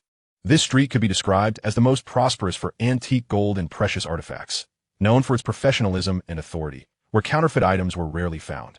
Xirou, is this the place your uncle mentioned for buying and selling gold? Outside the store, Li Chen glanced up at the shop sign, which appeared quite legitimate, though the shop itself was rather empty. Xirou's bright eyes sparkled with curiosity. Uncle said the proprietor, Qin Jingtian, is a significant player in their trading sector, a person of great integrity who wouldn't deceive others. She had never visited such a place before. Li Chen, no longer hesitating. Step forward. Let's go in and take a look. Xirou followed closely behind, her demeanor calm and poised. Welcome. What can I assist you with today? As they entered, a smiling staff member approached them. We're here to see Mr. Qin Jingtian. We communicated with him in advance. You're looking for Teacher Qin? Yes. Li Chen nodded. Please wait a moment. He is upstairs attending to a valued client. I will notify him. The staff member turned and ascended the stairs. Li Chen and Xirou casually observed their surroundings while waiting. The shop indeed boasted an array of remarkable items, each worth a considerable sum. Some even fetching astronomical prices, though such prices were only relevant to ordinary individuals. Li Chen, look over there. Xirou suddenly tugged at Li Chen's hand, pointing toward the pile of gold not far away. It's a frog made of gold. Li Chen followed her gaze, momentarily taken aback. He had come to truly believe that the children in this city might indeed struggle to distinguish between wheat and grass. My lady, that is a toad, not a frog. Xirou slowly raised her hand to cover her face, exuding an air of despondency. She wished to avoid human interaction. But is there really a difference between frogs and toads? They look quite similar, don't they? Before long, footsteps echoed from the staircase. A middle-aged man dressed in a blue shirt descended, holding a string of prayer beads and adorned with a jade pendant, exuding an air of scholarly elegance. Beside him was a man of around 60, his hair grizzled, wearing a traditional Tang suit and sporting gold-rimmed glasses. Are you the ones looking for me? The middle-aged man approached, scrutinizing Li Chen and Xirou. Hello, Uncle Qin. My uncle is Gu Sun Yuan. He has spoken to you. Xirou initiated, her tone cool and composed, her expression notably placid. Oh, you are the niece of President Gu? Qin Jingtian smiled, directing his gaze at Xirou. President Gu has informed me of your intentions. May I inquire what you wish to sell? Antiques or calligraphy and paintings? Xirou's expression turned serious. Neither. We wish to sell a small golden ox. A small golden ox? Qin Jingtian and the elderly man behind him were visibly taken aback. Li Chen hastily unwrapped the newspaper concealing the small golden ox. Boss Qin, it's this little golden ox. Qin Jingtian's expression shifted slightly, gazing at the brilliantly golden figure before him, a look of astonishment crossing his face. This little golden ox was even larger than the toads in his shop, and its luster was far more exquisite. Are you truly intending to sell this little golden ox? Yes. How much can you offer, Boss Qin? Qin Jingtian pondered for a moment. Based on the current gold market, it should be worth over 500,000, but we will need to weigh it to determine the exact value. Li Chen remained silent, the price aligning closely with his expectations, and it was not the final figure. Young Qin, the elderly man, who had been quiet until now, suddenly spoke. I find this little golden ox quite appealing. As you know, I have recently faced setbacks in the stock market, and the symbolism of the golden ox resonates well with me. It appears to be a fortuitous encounter. Might I persuade you to part with it for me? Qin Jingtian smiled without hesitation. You flatter me, old Zhuang. If this golden ox bears such significance for you, it is only fitting that I acquire it and present it to you. There's no need for that. Old Zhuang waved his hand dismissively, turning to Li Chen with a kind and gentle smile. Young man, I shall not calculate based on market prices. I will simply offer you a round sum of 1 million. What do you think? Chapter 23. The Reveal. I am a millionaire. What do I think? Li Chen was utterly stunned. What do you think I would feel? Truly, what a wealthy person. Do you simply throw money at things you desire? How extravagant. Since the old gentleman has taken a liking to this golden ox, and I have received an unexpectedly high value for it, why not seize the opportunity? With the benefits presented so readily, Li Chen had no reason to decline, wearing a calm smile as he regarded the elderly man. In that case, let us proceed to verify the authenticity and weight of the golden ox right here. What do you say, young friend? The old man mused, slightly amazed at how these young individuals remained so composed in the face of $1 million transaction. If he knew that Li Chen possessed the soul and life experiences of 2 lifetimes, and that Xirou held little concept of money, one could only wonder how he would react. Everything shall follow your arrangement, sir. Li Chen handed the little golden ox to old Zhuang. With all eyes upon them in 360-degree surveillance, he had no concern that the elderly man would engage in underhanded dealings. Minutes later, Li Chen stepped out of the ancient treasure shop, a bank card containing $1 million balance in hand, feeling a sense of surreal disbelief. Had he truly become a millionaire? The little golden ox weighed approximately 2,500 grams, exquisitely crafted, and held some antique value as well. Li Chen, where shall we go now? Xirou silently followed behind him, accompanying him. First to the bank, then I shall treat you to a grand dinner tonight. Li Chen's mouth soared, raising the bank card triumphantly. It was only then that he realized, unable to contain his excitement. All right, Xirou clasped her hands behind her back, smiling sweetly and contentedly. Upon arriving at the bank's ATM to check the balance, he discovered a total of 1,007, 910 yuan, of which 160 yuan was borrowed from Xirou. Gazing at the series of numbers on the screen, Li Chen felt an overwhelming impact that words could scarcely describe.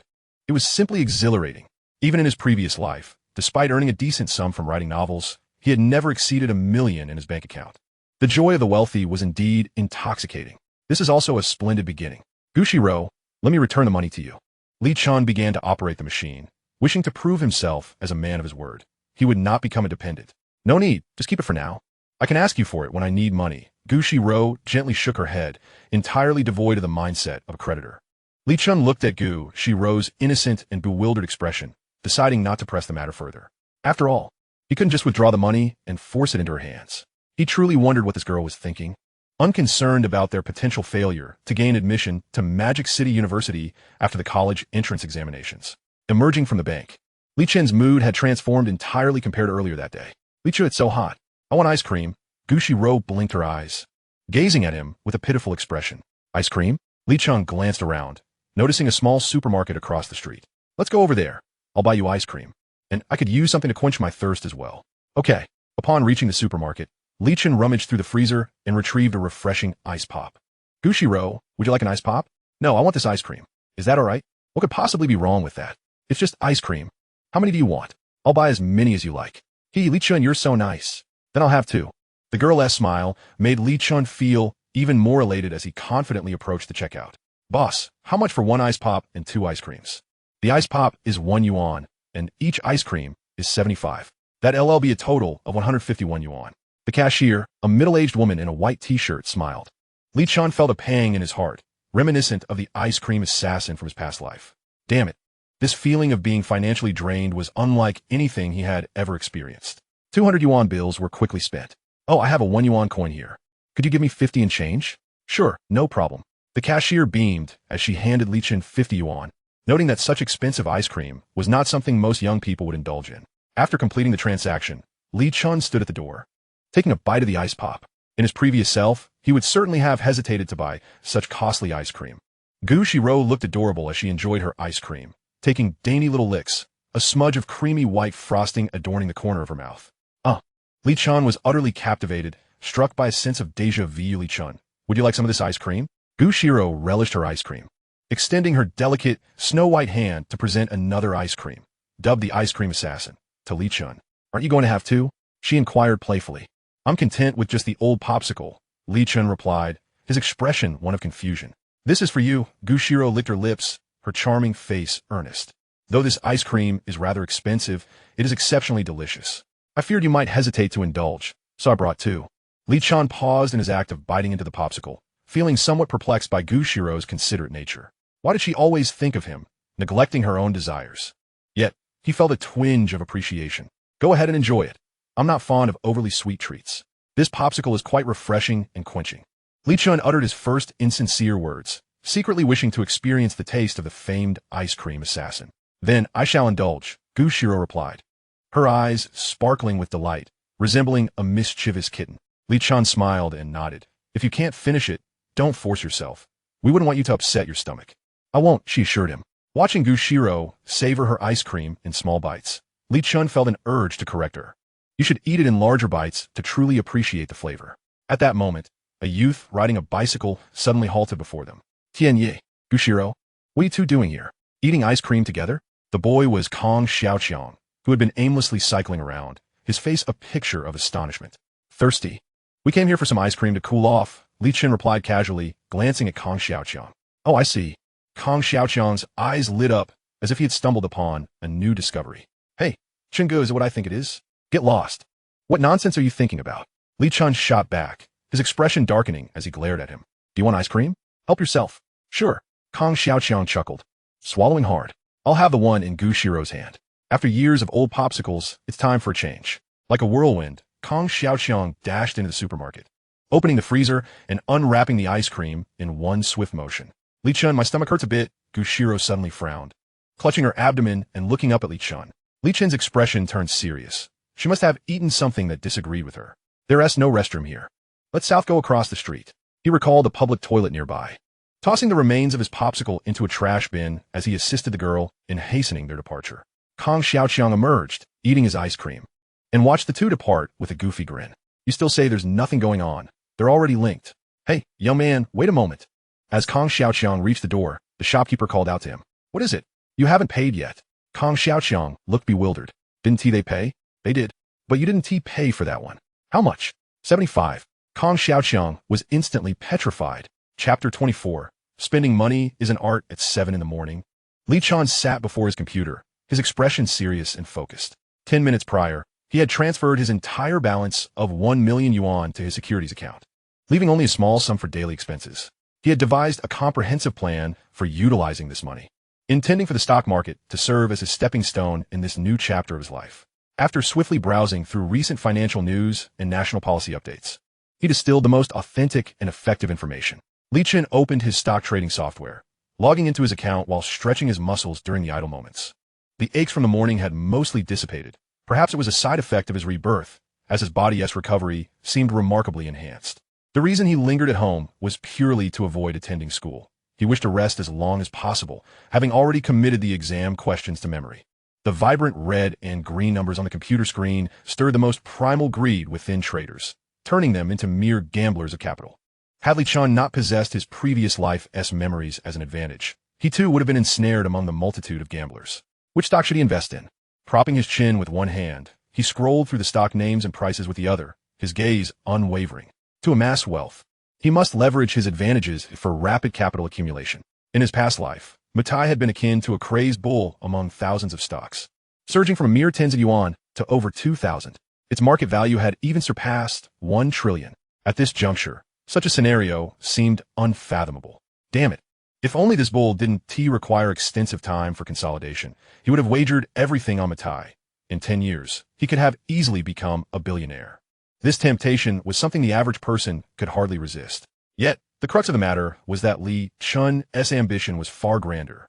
Merely being a billionaire would not suffice to satisfy his appetite after rebirth. Xirou Corporation? He wondered how that stock would fare. He recalled that in his previous life around June, Xirou had experienced a substantial surge, orchestrated by the infamous speculator Wang Jingquan from Sioux City.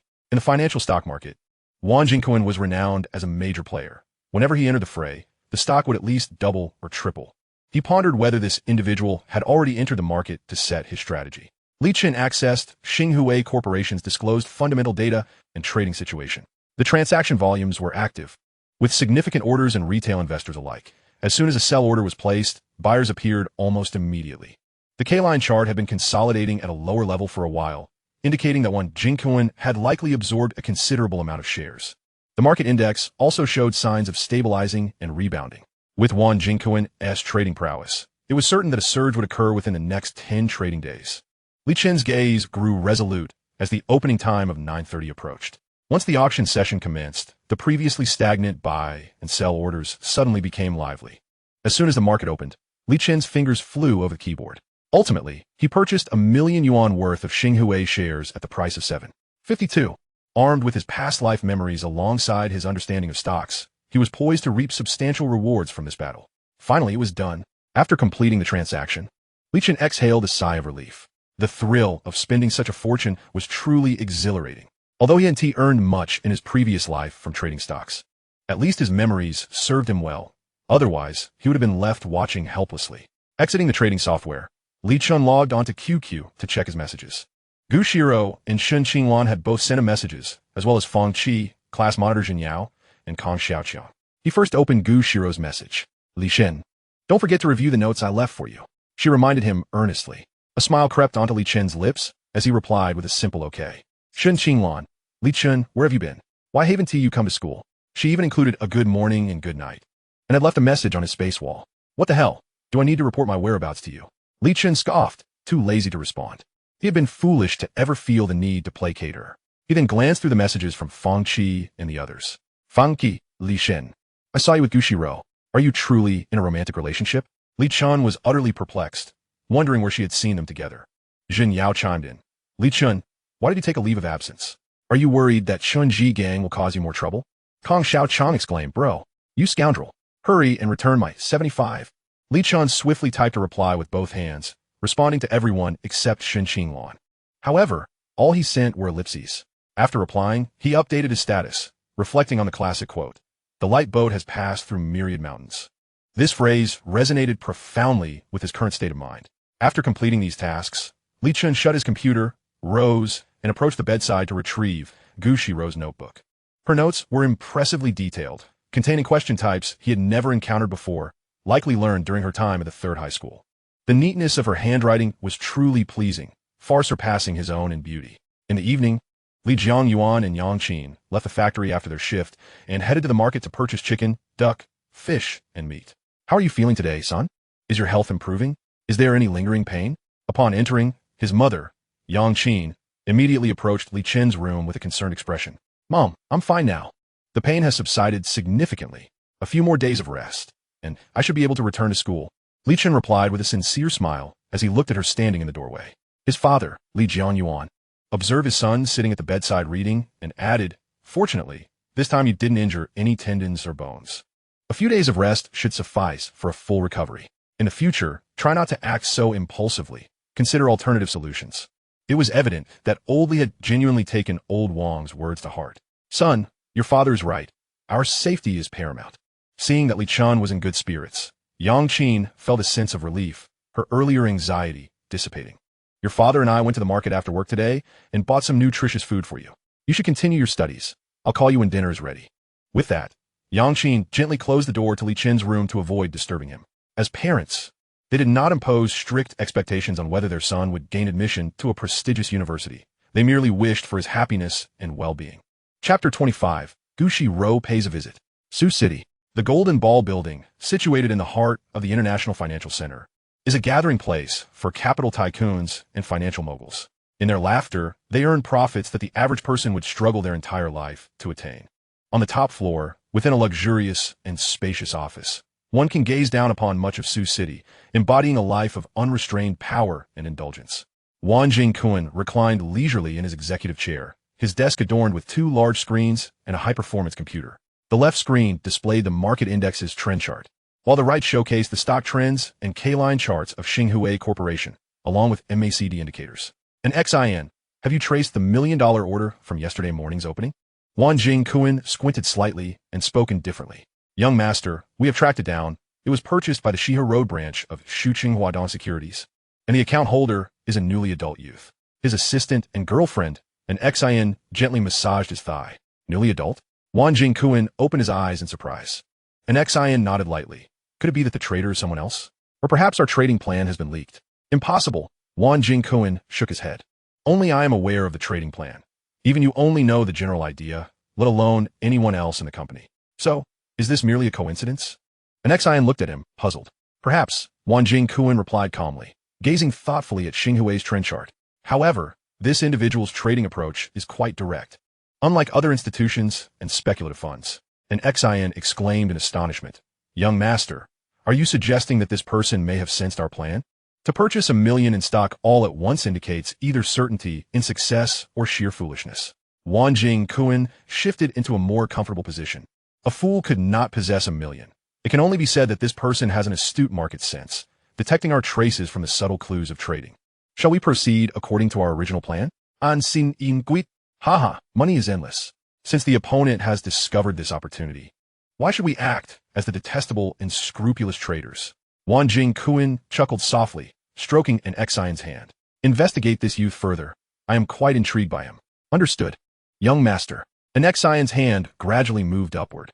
After the market opened, Xinghui initially dipped and fluctuated, yet the trading volume was significant.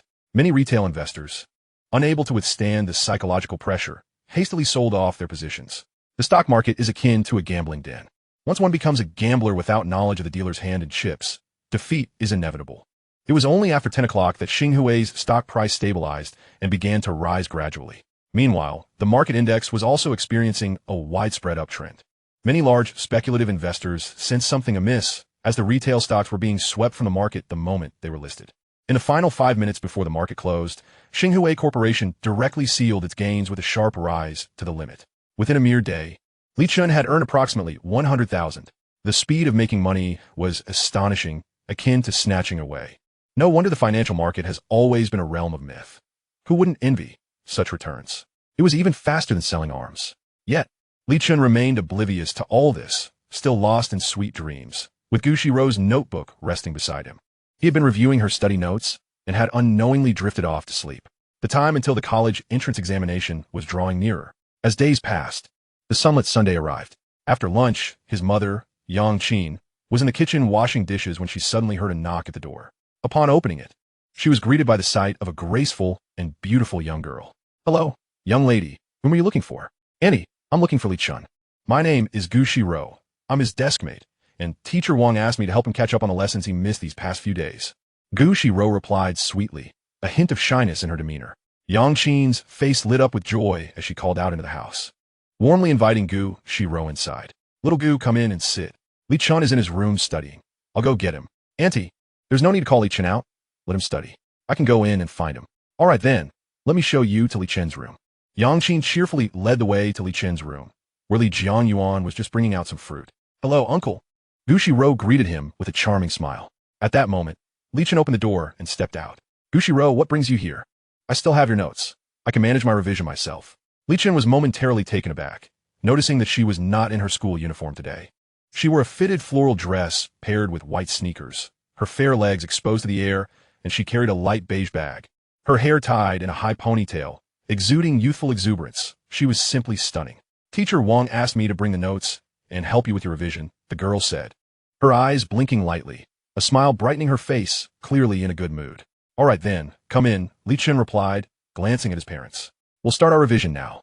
Go ahead, have your father wash the fruit. He will bring it in for you shortly." Ms. Yang smiled, waving her hand dismissively. "Thank you, Auntie." Xirou felt a slight flush on her cheeks. Once the two entered the room and closed the door, Ms. Yang maintained her cheerful demeanor and turned to Li Jianyuan, saying, "This child has such a wonderful character, kind-hearted and gentle, and she is so beautifully attractive. It would be splendid if she could become my daughter-in-law." What a fanciful notion. The two children have yet to graduate from high school, and besides, the girl is quite accomplished in her own right. Who's to say if she would even fancy our little rascal? Li Jianyuan shook his head in resignation. "I sense there might be potential," Ms. Yang mused to herself. "Did you not notice how special Gu's gaze was when she looked at my son just now? All right, let the children handle their own affairs," Li Jianyuan said as he carried the fruit toward the kitchen. "You wash the fruit and take it to the children. I'm off to the market to buy fish." Inside the room, Li Chen, hearing the door close, glanced at the blushing Xirou and teased, "You won't be going home tonight. My father will surely prepare his renowned braised fish, compelling you to stay for dinner. It's all your fault." Xirou looked up, her eyes filled with an awkward shyness. "Didn't you mention your parents would be away this Sunday? Why are they both here?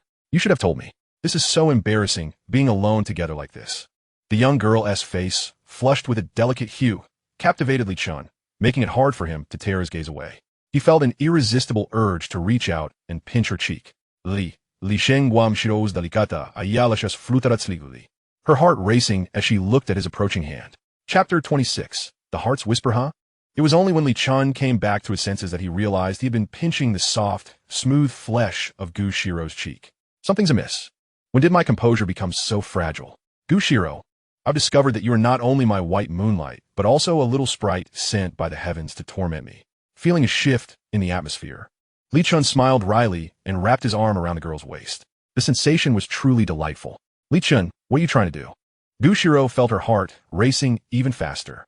"I'm not a little sprite. What am I trying to do?" Li Chen's smile morphed, and he leaned a little closer. "Why don't you take a guess?" "Oh dear, enough of this nonsense. We should get back to studying." Xirou looked at his face, now so close.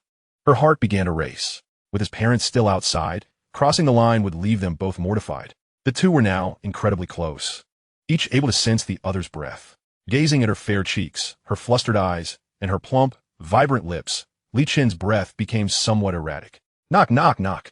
Suddenly, a soft knock at the door disrupted the moment. "Li Chen, Auntie is here." Xirou pushed against his chest. Li Chen quickly withdrew his hand, stepping back from the girl. To be honest, he too feared Ms. Yang might catch him taking liberties with his female classmate, which could lead to an unnecessary reprimand and leave Xirou with unfavorable thoughts. "Xiao Chen, I washed some grapes and apples. You and Xirou can have a snack before studying," Ms. Yang said as she entered the room, finding Xirou quietly seated at the desk, her delicate, fair fingers gently turning the pages of a book. "Auntie, please just call me Xirou," No need to refer to me as Xirou said, her eyes sparkling with innocence, a sweet smile gracing her face. Very well then, I shall call you Xirou from now on, Ms. Yang replied with a beaming smile, placing the fruit platter beside the desk. Xirou is truly well-behaved and understanding, excelling academically. I wonder which lifetime of fortune Xiao Chan has accrued to have you come to study with him. Annie, actually, Li Chen is quite good at his studies as well. Since I'm alone at home, I thought I'd come over to study together and keep each other accountable, Xirou said politely, secretly thinking, it's the fortune from childhood. Haha, I won't disturb your studying any longer. If you need anything, just have Li Chen call for me, Ms. Yang said, leaving with great satisfaction. All right, Andy, goodbye. As the door closed again, Xirou let out a soft sigh of relief, her small hand resting on her elevated chest. The earlier chaotic atmosphere seemed to have returned to normal. Xirou, from your earlier performance, I thought you weren't nervous at all, Li Chen chuckled, observing Xirou. This girl isn't as socially awkward as she seems. Xirou quietly took out another notebook and handed it to Li Chen. Study hard. No more bullying me. The problems in here were specifically assigned by Teacher Wang. Li Chen sheepishly rubbed his neck. Even without her saying it, he wouldn't dare to act out again. Who knows when Ms. Yang might burst in. Taking the notebook, he glanced over the types of problems, most of which he had encountered in his past life. Easy enough. Watch how I solve these with the simplest methods. Under Xirou's skeptical gaze, Li Chen began to write furiously, not pausing to think.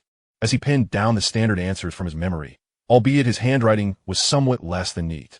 Xirou's expression shifted from doubt to seriousness, and then to shock. Her mouth slightly agape. She looked at him incredulously. Soon after, look, how is it? Is everything correct? Li Chen asked, calmly raising his gaze to Xirou. As someone who had been granted a second chance, if he couldn't solve these problems, how could he hope to attend a prestigious university?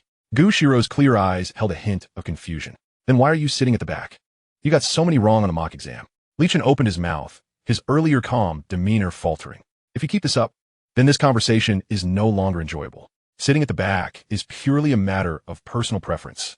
As for the mock exam, I simply didn't perform well. Otherwise, I would have definitely come in first in the class.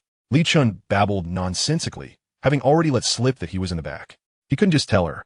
I've reincarnated from over a decade in the future. Could he? If it weren't for his rebirth, wouldn't he have some self-awareness regarding his own abilities? Xirou gracefully took a grape and popped it in her mouth, looking intently at Li Chen. If Shen Yao hears you say that, she might hit you.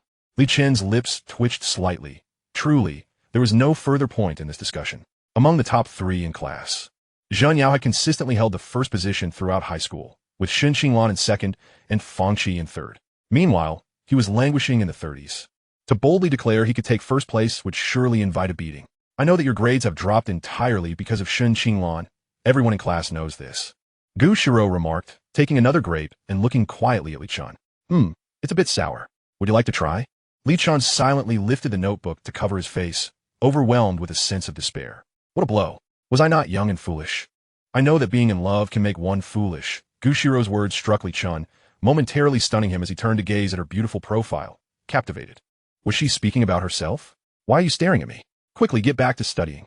Xirou turned her head, curiously blinking at Li Chen. You are far more captivating than the book, Li Chen blurted out. Xirou's cheeks instantly turned crimson as she lowered her gaze shyly to the book. Li Chen smiled wryly, shaking his head in disbelief at his newfound eloquence. It was a little past 8 in the evening. After finishing dinner, Li Chen acompaña a Xirou downstairs. Uncle's cooking is truly delightful, Xirou exclaimed with a radiant smile, her mood evidently buoyant. The breeze tonight is so refreshing. I love it. I'll come again next time. All right. Don't you know how to be a bit modest? He teased. Hee. Xirou pointed across the street. Li Chen, I want some milk tea. Let us go then. After all, you are my creditor, he replied. Xirou took his hand, leading him across the street. Hurry up. If we take too long, my parents won't let me out next time. Feeling the warmth of her hand, Li Chen couldn't shake off the bittersweet weight of his debts, both financial and emotional. Arriving at the milk tea shop, Xirou released his hand and turned to him, asking, I want cheese milk tea. What do you want? Li Chen glanced at the menu, his gaze landing on a drink named White Moonlight. This one, I'll have the White Moonlight. A few minutes later, they exited the shop. Li Chen, why did you choose White Moonlight? Xirou asked softly as they stood by the roadside. I'll tell you later, he replied with a mysterious smile.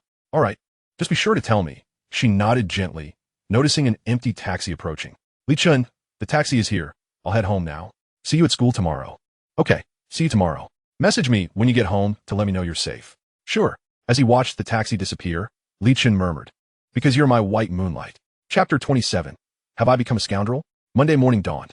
Li Chen returned to his usual routine of attending classes. After a few days of recuperation, his body had fully recovered. Upon arriving downstairs, he was taken aback by a familiar figure. Xirou, what brings you to my building? Are you here to pick me up? He asked, surprised as he approached her, dressed in a loose school uniform that concealed her alluring figure. She looked up at him and playfully defended. Not at all, I just happened to pass by. Fine, if you say so, he conceded, raising his hands in mock surrender. Are you riding, or shall I? You ride, she replied, adjusting herself backward as she watched him take the front seat. But this time, no sudden braking. Li Chen felt a bit embarrassed. She actually remembered that incident. Rest assured, unless in an emergency, I shall not brake abruptly. All right, let us get going. I brought breakfast for you. You can eat it when we get to the classroom. A warmth filled Li Chen's heart. His white moonlight was always thinking of him. Just then, he felt a soft pressure against his back. He wondered what Xirou had been nourished on, for despite her petite frame, she possessed quite a remarkable pair. Li Chen, why didn't you ask me about transferring to the 7th high school to be in the same class as you? Xirou inquired, wrapping her arms around his waist, her head lightly resting against his back. After a moment's silence, he replied, when the time is right, I trust you will tell me. No matter the outcome, I will always keep you informed. Without you, I might have perished 10 years ago or been sold off by those scoundrels. As Li Chen and Xirou entered the classroom, the previously noisy atmosphere fell silent, all eyes turning towards him. Xirou lowered her head slightly, calmly making her way to her seat. Li Chen exchanged a glance with Shen Qinglan and then glanced at Chen Jigang before walking to his seat at the back amidst the curious stares. Tian Yi, where have you been these past few days? Old Wang said he took a leave of absence, but didn't he explain why? Kong Xiaoqiang asked, pulling up a chair beside him. Really want to know? Li Chen shot him a glance, casually handing Xirou's notebook back to her. Stop beating around the bush and just tell me. We're old pals, Kong Xiaoqiang urged eagerly. Xirou turned her head and said, he got beaten up. What? Who did it? Kong Xiaoqiang exclaimed, standing up abruptly, attracting the attention of the entire class. Sit down. Li Chen's expression darkened. Those punks have already been arrested. Let us not discuss this. Kong Xiaoqiang sat back down, his face grave. Do you know who was behind it? Li Chen nodded slightly, glancing towards Chen Jigang's direction. Damn, I knew that scoundrel was involved, but I didn't expect him to hire thugs to beat up classmates, Kong Xiaoqiang said in a low voice, casting a furtive glance at Chen Jigang. Should we gather a few people to deal with him? From a high schooler's perspective, he had not anticipated such ruthlessness from that jerk. No need. I will handle this matter myself, Li Chen replied slowly, a glint of determination in his eyes. If you need anything, just say the word. Kong Xiaoqiang nodded seriously. I'll head back to my seat now. I still have homework to finish. Once he left, Xirou took out a pink thermos from her bag. Li Chen, this is 8 treasure porridge. It's delicious. Try it, and if you like it, I'll bring you some next time. If you had come to our class earlier, I would have to worry about what to eat every day. In that case, I'll bring you breakfast every day from now on, Li Chen said with a serious expression as he opened the container, eyeing the delectable 8 treasure porridge. This soft meal was indeed delightful. At that moment, Fang Qi approached, holding yogurt and cream puffs, her unwilling expression evident. Sister Qi, is there something you need? Li Chen looked up at Fang Qi. She placed her items on his desk, letting out a small sigh. Here, Lan Lan asked me to bring this for you. No thanks. It's too rich. You can take it back. I can't handle it. Li Chen waved his hand, taking a spoonful of the porridge. This is still the best. Fang Qi hesitated for a moment, then lifted the yogurt and cream puffs again. She understood Li Chen's situation well. Shen Qinglan's perspective on love might not align with his. By the way, Li Chen, have you thought about which university you want to apply to? She suddenly asked. Turning back, was she the one who told you to ask? No, I asked on my own. We've been classmates for so many years. So it's not unreasonable to inquire. Li Chen didn't want to expose her. Modi University. Want to join me? Modi University? Fang Qi was momentarily taken aback, and the surrounding classmates looked at Li Chen with disbelief. Li Chen, are you sure it's not because Lan Lan rejected you that you're feeling discouraged? What kind of talk is that? Everyone makes mistakes. It's just a trivial matter. Why should I be affected? Considering your previous grades, I believed you could do it. But now what? I can't do it? Li Chen retorted, feeling incredulous. I say it's quite unlikely. Fang Qi nodded earnestly. Li Chen was left in utter disbelief. In this age, speaking the truth seemed to evoke mistrust. Listening intently to the conversation, Shen Qinglan stormed over in a huff and snatched the breakfast from Fang Qi's hands. You're not eating. I'll eat it myself. Who cares about buying you breakfast? Li Chen frowned slightly, replying, taking without giving, thanks. Li Chen, you jerk. You're nothing but a scumbag. Shun Qinglan was on the verge of smashing everything in her hands, tears welling in her eyes. I know I rejected you and caused you great pain, but didn't Ti say I would consider being your girlfriend in college? Li Chen calmly resealed the lunchbox and gazed at her with a steady expression. I believe I've already articulated everything that needed to be said last time. Is there a need for me to repeat myself? Shun Qinglan, upon hearing this, grew even angrier, her teeth clenched tightly. You liked me so much for such a long time. How could you so easily turn your affections to someone else? Li Chen's lips twitched slightly. It was quite something that she could reject his confession, yet still expect him to remain enamored with her. Chapter 28. He was beaten up. Are you satisfied now? Lan Lan. Stop talking. Let us go back, Fang Qi said, pulling Shun Qinglan's hand in exasperation. This spoiled young lady really needed to change her temper. Otherwise, who could endure her? They had become the center of attention in the classroom. Who could have anticipated such a dramatic scene unfolding on a tranquil morning? Shun Qinglan's gaze was defiantly fixed on Li Chen, her exquisitely beautiful face marred by a look of grievance that she despised. But more than that, she felt unwilling. So many pursued her and faced rejection, yet they continued to harbor affection for her. But with you, how could you simply claim to no longer like me? Li Chen shook his head gently, meeting her gaze directly. You have the right to refuse me, and I have the freedom to choose anew. We need not interfere with each other. Besides, there's so many who like you. I am but one among many. Student Shun, please return. Do not disturb the other student studies, came a voice. Fang Qi immediately chimed in. Lan Lan, let us discuss this after school. This is really not a good time. Hey, why should he, Li Chen, a broke loser, care about any repercussions? What are you afraid of? Suddenly, another voice interjected, and Chen Jigang rose from his seat and approached. All the students perked up. More gossip was brewing. Zhen Yao felt exasperated. Chen Jigang, the wealthy second generation, was truly a troublemaker in the class. She wanted to intervene, but he would not heed her, so she could only watch the situation unfold. Li Chen glanced at Chen Jigang with a calm expression. What is up? Here, it's a defender? Ha! As a man, I simply can't stand the way you bully female classmates, Chen Jigang replied, his smile radiant as he stood before the desk, looking down at Li Chen. If you're going to pretend to be noble and sentimental, at least don't act like such a hypocrite. Li Chen suddenly laughed, a laugh filled with disdain. Chen Jigang, are you not the very embodiment of hypocrisy? Who in this school doesn't know you like Shun Qinglan? What are you doing here acting like a big shot? Oh, by the way, I recall you have an artistic girlfriend at 6 High. Are you planning to ditch her after graduation and turn your affections elsewhere? You're talking nonsense. That is slander.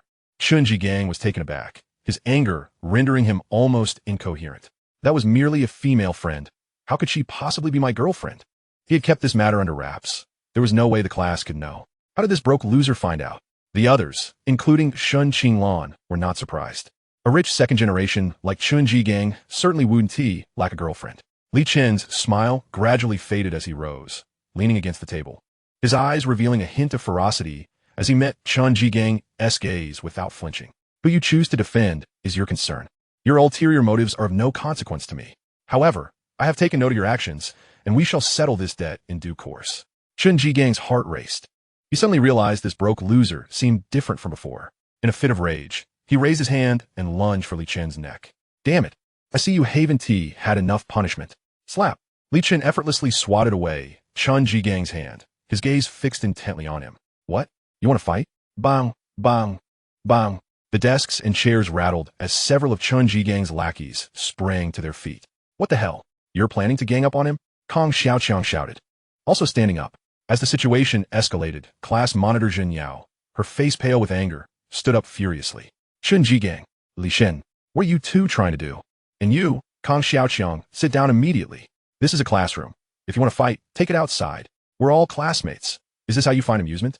Shen Qinglan cast a complicated glance at Li Chen and Chen Jigang, yet she remained silent. How could she not know that Chen Jigang liked her? She merely pretended to be oblivious. Beside her, the usually quiet Xirou couldn't hold back any longer. She lifted her head, her gaze icy as she directed it at Shen Qinglan. Aren't you curious what Li Chen has been up to these days? What has he been doing? Shen Qinglan was momentarily taken aback, still trying to grasp the situation. He was beaten up by some thugs, and the one who orchestrated it was Chen Jigang. He was the one who sent those thugs to confront Li Chen. Do you know that? If it weren't for Teacher Wang passing by, he might still be in the hospital. Fortunately, those who assaulted Li Chen had already been apprehended by the police. Xirou had never been this furious before, her gaze piercing through Shen Qinglan. Upon hearing this, Shen Qinglan's face drained of color, her mind blank. How could this be? All the classmates exchanged glances, their expressions shifting, inciting thugs to beat up a fellow student. Their gazes towards Chen Jigang transformed, tinged with evident fear and distance. Who knew if they would be the next Li Chen? Chen Jigang's face darkened, his heart cursing. He never expected those thugs would betray him. Shen Qinglan felt a burning heat on her face with this revelation. Who would dare to like her again? Chen Jigang, how could you do this? Just because your family is wealthy, you think you can act recklessly? Do you think this will make me like you? Shen Qinglan's anger mounted as her chest heaved, her fury evident. My refusal to him is my own affair. Whether I like him or not is also my decision. If forced to choose between you and him, I would choose Li Chen. If you dare to resort to violence again, I will definitely report you. Li Chen was momentarily stunned. Despite her lack of affection for him, she still exhibited a sense of justice. Simultaneously, Chen Jigang, also a main character, was under attack. Suddenly, a series of knocks echoed from the door. Instantly, everyone sat up straight, heads bowed as they pretended to read. Kong Xiaoqiang and his lackeys, upon seeing the person at the door, hastily sat back down, hurriedly opening their books. Damn, why is Lao Wang here so early? Chen Jigang's expression soured as he quickly made a beeline for his seat. Where do you think you're going? Just stand there. Lao Wang's voice, filled with menace, rang out like a spell. Chen Jigang froze in place, not daring to move. What a lively morning we have here. Should I get a loudspeaker to let the entire school know about our class's little scandal? Lao Wang gestured for Zhen Yao and Shen Qinglan to return to their seats. Chen Jigang, you truly exude an air of authority, effortlessly navigating both school and society. Today, you dare to incite others to assault your classmates. Will you not be emboldened to command violence against teachers tomorrow? Chen Jigang's expression shifted dramatically. Should his father become aware of this, he would undoubtedly face severe repercussions. Teacher Wang, I was wrong. I was merely jesting with Li Chen. Wrong? You're not at fault. I am to blame for allowing you to remain in class 2. Chapter 29. I am a scholar. The classroom fell into a profound silence. The sound of a pin dropping could be heard. In their 3 years of high school, it was the first time they had witnessed teacher Wang so furious. Conflicts among students are commonplace. Minor skirmishes are to be expected. But has anyone ever seen a student incite thugs to mercilessly beat their own classmates? Teacher Wang's words struck like a thunderclap, resonating deeply within each student. He was genuinely enraged. He had initially promised Li Chen not to disclose this incident, fearing it would impact their college entrance examinations. Yet now that everyone was aware, he would use this as a cautionary tale to impart a lesson on moral education, lest they emerge into society as ruthless predators. All the students bowed their heads, contemplating. The world is profoundly unjust. Each individual's starting point varies greatly. The only commonality lies in the same school, the same class, and the same teacher. In the realm of knowledge, you are all equal. When you step outside these school gates, will you shine like gold or remain as mere rubble by the roadside?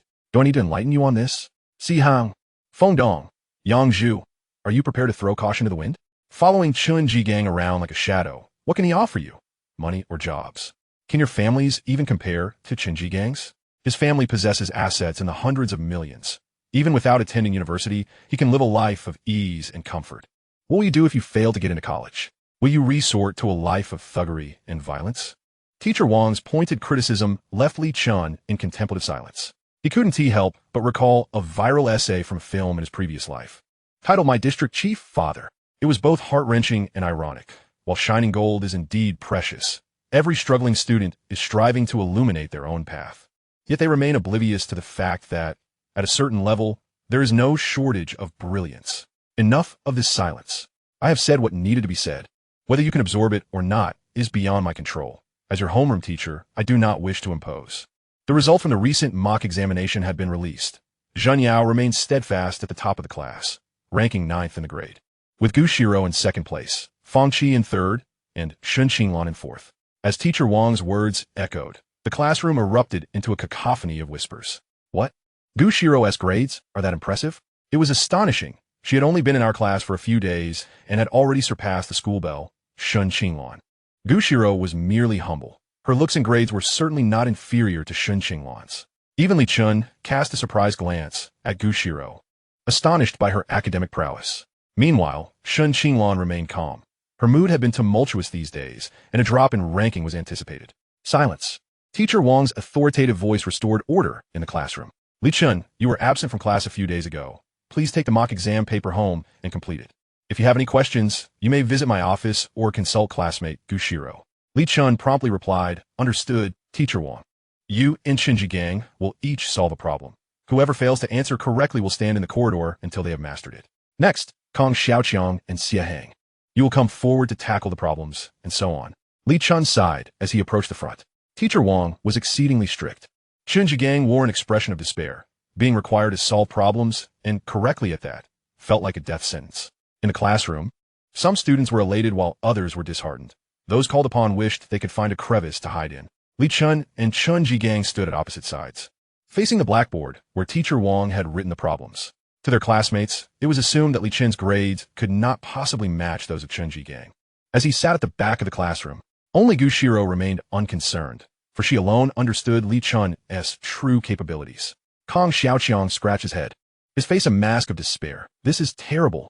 Just the other day, I fell victim to a trick question, and now I'm being led astray again. How on earth am I supposed to answer these?" Shinji Gang felt a wave of panic. The problem before him seemed like a foreign language. It was familiar to him, yet he could not comprehend it. Stealing a furtive glance at Li Chen beside him, he noticed he too was staring blankly at the blackboard, which provided him with some solace. As long as he was not the only one struggling, it was bearable. Suddenly, his peripheral vision caught a flicker. The seemingly dazed, impoverished student began writing on the blackboard without hesitation. His movements were fluid, completing the task in one go. Shinji Gang was left dumbfounded, cursing internally. "You impoverished show-off, you deserve to fail."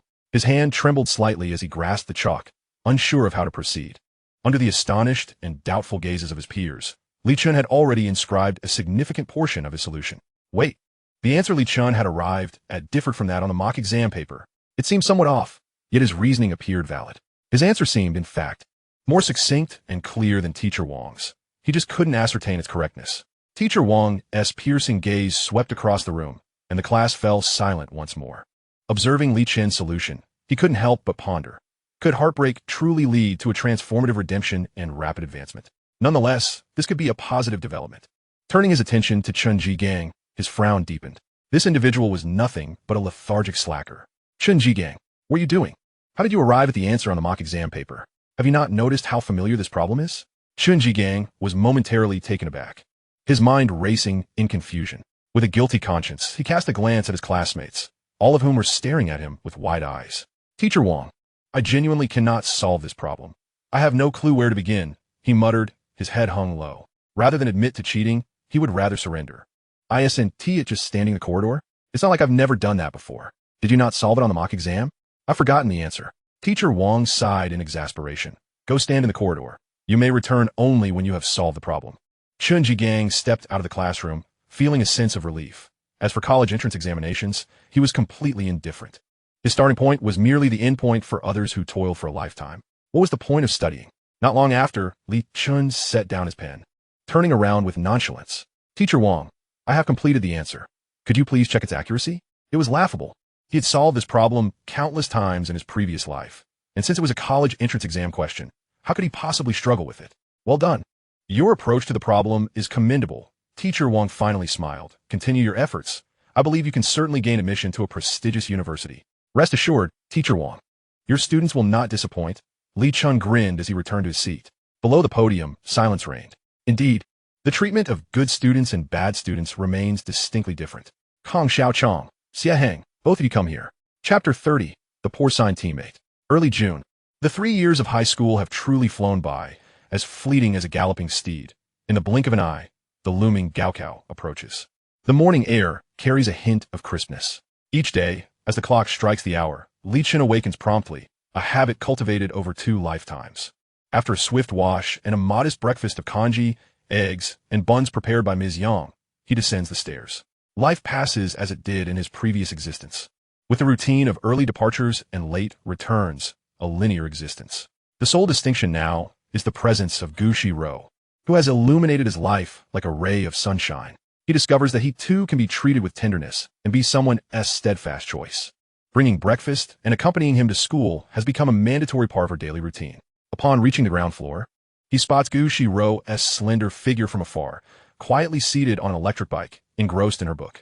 She murmurs softly, repeating lines to herself. Xirou, hearing the familiar call, she lifts her head, a gentle smile gracing her features, her bright and clear eyes meeting the approaching youth. Li Chen, you're down quite early today. I brought you soup dumplings and soy milk. Would you prefer to eat now or at school? Let us eat in the classroom. Li Chen replies, feeling a warmth envelop his middle-aged soul. This is more surreal than any science fiction drama.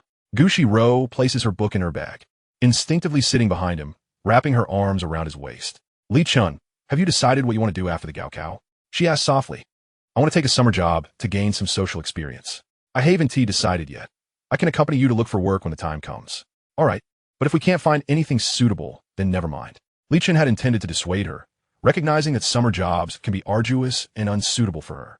However, considering her naive disposition, unacquainted with the ways of the world, he felt that gaining some experience would be beneficial.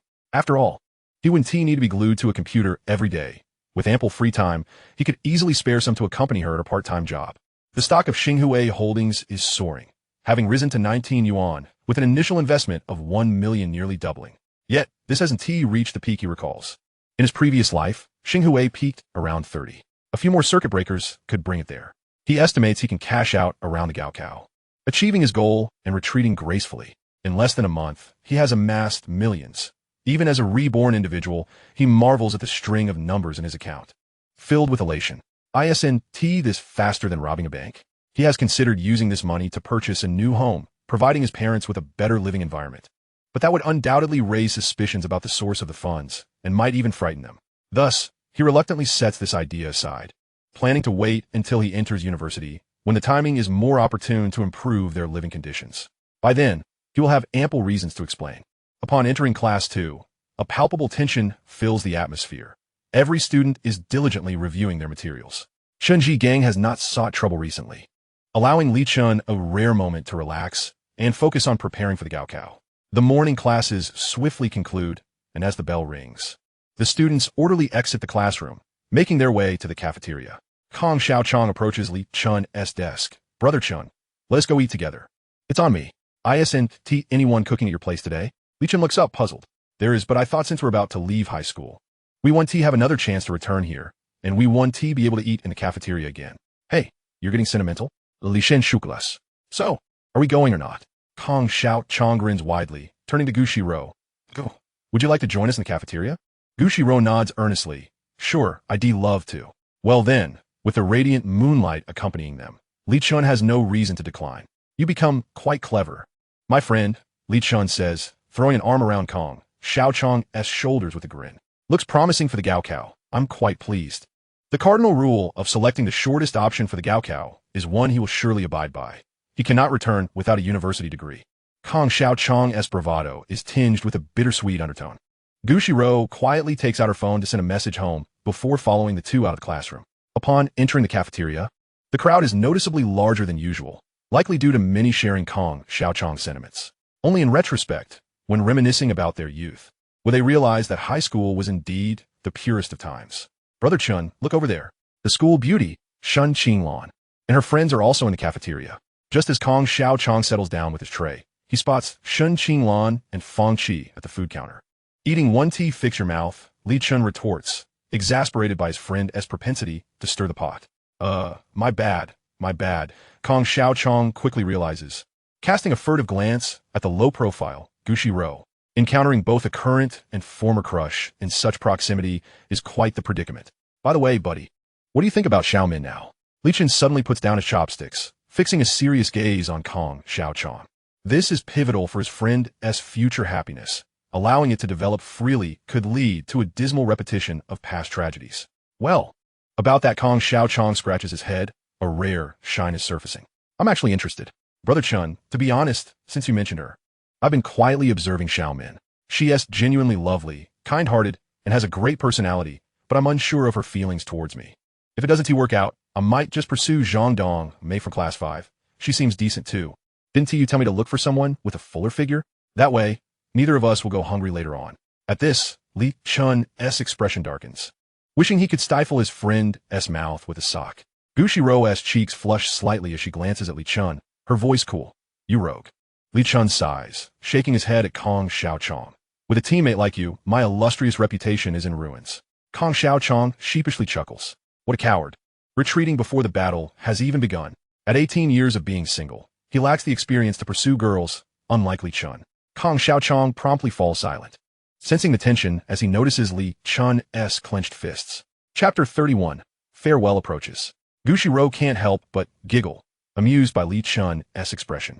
Taking a deep breath, Li Chen, unfazed, thinks to himself, after all, this fool is my good friend. Here's the deal. As long as you have feelings for Xiao Min, I'll handle the rest. He wouldn't have taken on this burden if he didn't know Xiao Min was interested in him.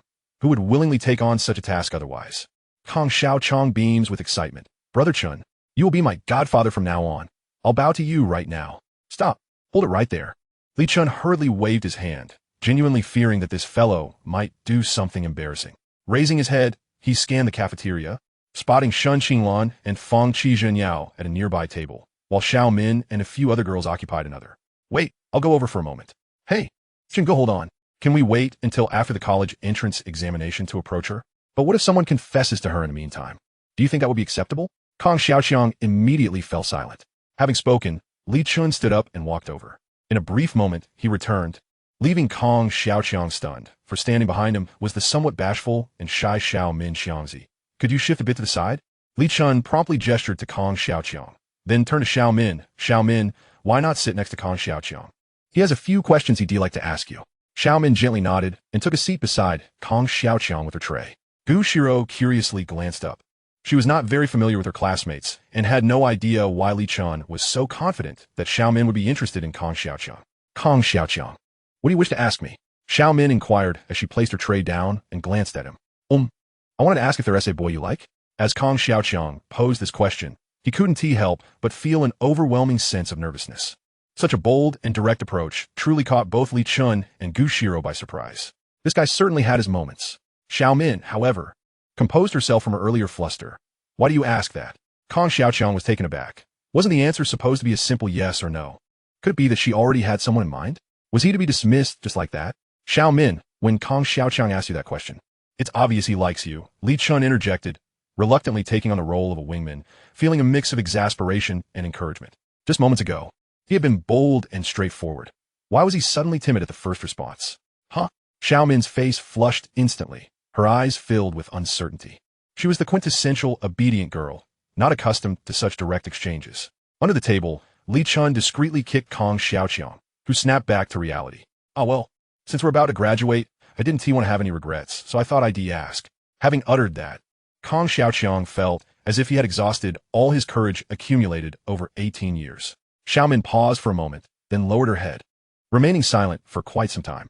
But we are soon to graduate and go our separate ways. What is the point of discussing feelings now? Upon hearing this, Kong Xiaochang's face lit up with unrestrained joy as he replied without hesitation. Graduation season doesn't necessarily mean breakup season. Which university are you aiming for? I could apply to the same one. Finally, he seemed to grasp the opportunity. If he missed this chance, it would truly be his own fault. Xiao Min looked at him, slightly taken aback. Really? I wish to study computer science. If I meet the cutoff, I'll go to Modu University of Science and Technology. If not, I'll remain in Shuqing. Modu University of Science and Technology? Kong Xiaochang's excited smile suddenly froze on his face, his mood plummeting like a roller coaster. How could he possibly achieve a score above 600 in just a few days, no matter how hard he studied? With a woeful expression, he turned to Li Chen. Chengo, what should I do? How should I know? Anyway, I brought her over to you, Li Chen shrugged. Who told you to wait until the last few days before the exam to confess? Now you regret it, don't you? Xirou, who had remained silent, quietly observed the three before her. If you can't get into the same university, you can still apply to other schools in Modu. You can't possibly fail to get into any of them, can you? Li Chen's eyes brightened. Exactly. How did I not think of that?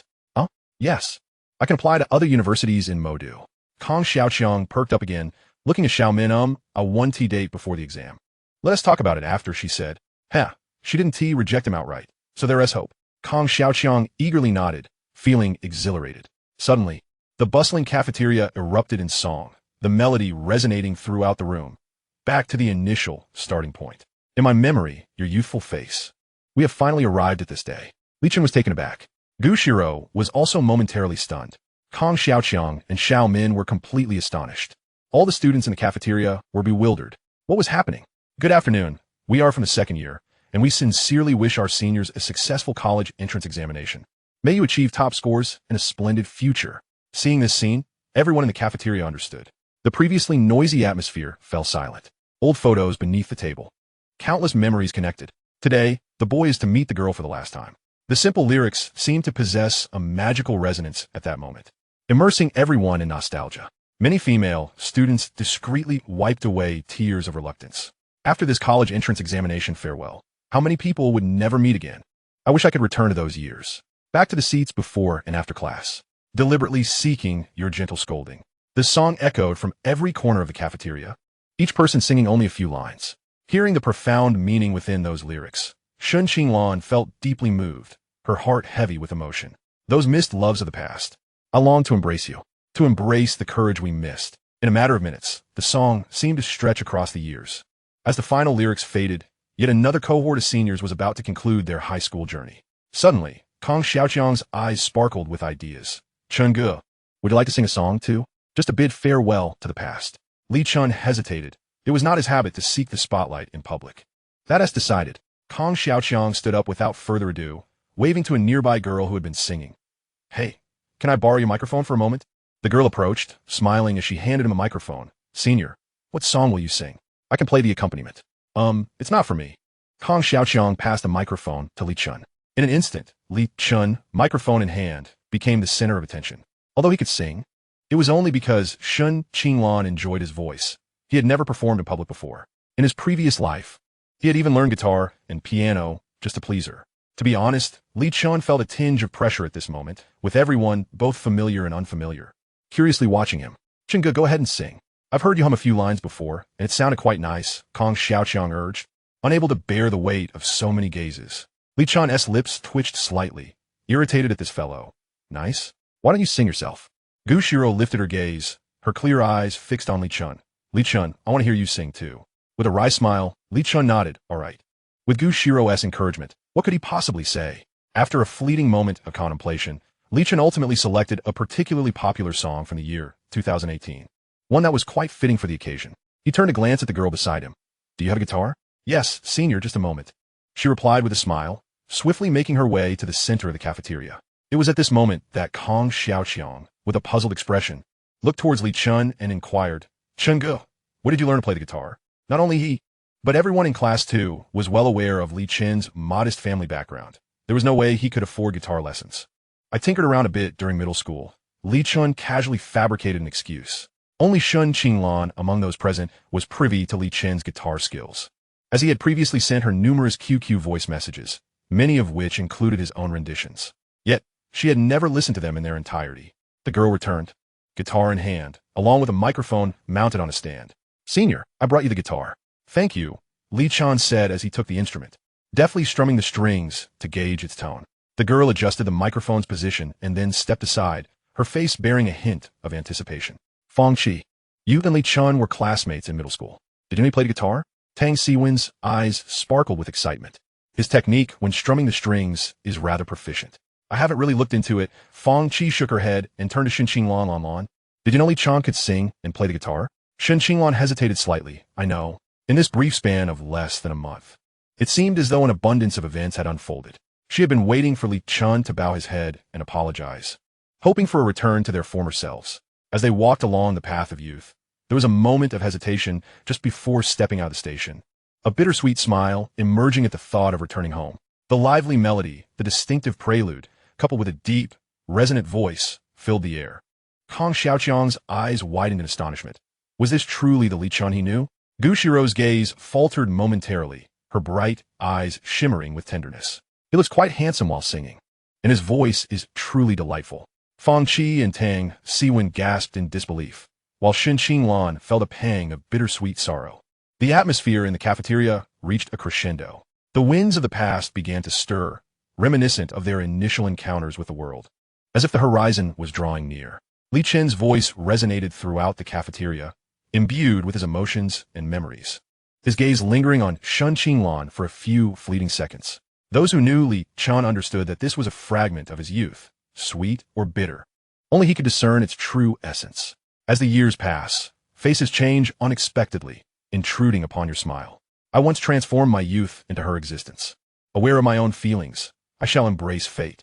In a moment of reverie, Li Chen seemed to see a vision of his past self with her. As Kong Xiaoqiang had suggested, This song was a farewell to the youth they once shared. What a whimsical jest. Ultimately, I relinquished my youth to her, along with the vibrant summer that resonated through my fingertips. As the final note faded, Li Chen's gaze fell upon Xirou, locking eyes with her. In that instant, perhaps they both understood each other's unspoken sentiments. The entire cafeteria remained in a state of awe until someone broke the silence with applause, which quickly erupted into a thunderous ovation. Wow, Feng Qi, I think I'm becoming a fan. Tang Xinwen exclaimed excitedly, wrapping her arms around Feng Qi. How did I not notice before? Li Chen sings so beautifully, and he is quite handsome too. Feng Qi chuckled wryly, glancing at the despondent Xinqing Lan, tears glistening in her eyes. Lan, don't dwell on it too much. Forget about Li Chen. From a moment you rejected him, it was clear you could never return to what you once had. Though harsh, she hoped her dear friend could face reality and let go of her pride. Li Chen returned the microphone to the girl. Thank you, and thank you all for your blessings for us seniors. Senior, thank you for sharing such a beautiful song with us, the girl replied, taking back the guitar and turning to leave. Chenggu, you were incredible. Your voice could easily rival that of the four heavenly kings. Kong Xiaoqiang exclaimed, admiration evident in his eyes. Li Chen flexed his somewhat numb fingers, my friend. That praise might be a stretch. The four heavenly kings are beyond our reach. Li Chen, what is the name of that song? How come I've never heard it before? Xirou asked quietly, her gaze fixed on him. Li Chen blinked. Well, that song won't be released for another 6 years. It would be odd for you to have heard it. I just made it up while idly pondering. Is it nice? He said with a hint of shamelessness, not wanting to admit he had borrowed the concept. It's lovely. I'd love to hear you sing it again, or perhaps write me some lyrics, Xirou replied, her eyes sparkling with delight. In the following days, the absence of intense courses and revisions allowed the textbooks that had accumulated over 3 years to gradually clear from their desks. With Xirou's presence, Li Chen no longer had to lug a stack of books onto the bus. In exchange, he became her dedicated driver and laborer. On June 5th, just 2 days before the college entrance examination, the seniors began to embrace their newfound freedom, tearing up papers, throwing books, and mustering the courage to confess their feelings to the girls they had admired throughout their youth. Regardless of the outcome, no one wished to leave any regrets behind. Shreds of paper floated down from the teaching building, marking a special moment for the seniors. Chapter 33, The Examination Moment. In Classroom 2 of Senior Year. As the classroom door swung open, Zhen Yao was the first to rise. Stand up. All the students stood in unison, bowing deeply. Teacher Wang, thank you for your hard work over these 3 years. Old Wang froze at the doorway, gazing at the blackboard. Dear Teacher Wang, due to the upcoming college entrance examination, I hereby request leave from June 7th, 2012 to eternity.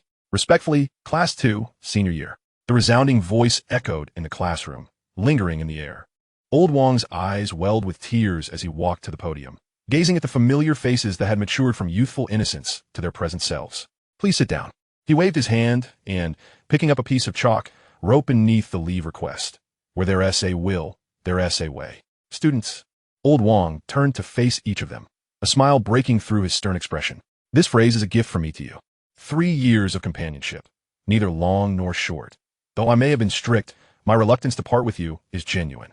The college entrance examination is a necessary step toward your next phase in life. I hope you all remain true to yourselves and soar higher in the future. No matter which city you find yourselves in, I hope you will come back to visit. Teacher Wang, we will return. The students chorused in unison, their voices ringing with determination. Most of the classmates had reddened eyes, and some girls were secretly wiping away their reluctant tears. After receiving their examination permits, the time today was at their own disposal. Tomorrow, they would familiarize themselves with their respective examination venues. Those who lived far away were advised to find a hotel or guest house nearby. In the final class, Old Wang became somewhat loquacious, yet everyone listened attentively and earnestly. After 3 years of hard work, the hope was that they would strive valiantly in tomorrow's examination, not to waste their youth and gain admission to their dream universities. Students, keep up the effort. The bell signaling the end of the last class seemed to ring a tad later than usual, but eventually, it did sound. Old Wang departed from the classroom. The students began to exchange signatures and mementos. Some used notebooks, others signed on clothing, and a few even left lipstick prints. Li Chen, are you going to check the examination venue this afternoon or tomorrow? I just heard them say that we could leave school this afternoon. Teacher Wang is concerned that some students may not make it in time tomorrow due to the distance to their exam sites. After having lunch in the cafeteria, Xirou and Li Chen strolled leisurely on the playground. Let us go later. We can still sleep in at home tomorrow. Li Chen thought he should take some time at home to review the test materials. He believed it was the right moment to sell his Xirou stocks. Li Chen, which school are you taking the exam at? The third middle school, and you? He suddenly recalled that this girl had once attended the third middle school, indeed. As expected, a smile appeared on Xirou's face. ISNT, that my former school? I'll accompany you this afternoon to ensure you're familiar with it. Great, by the way. Which school are you at?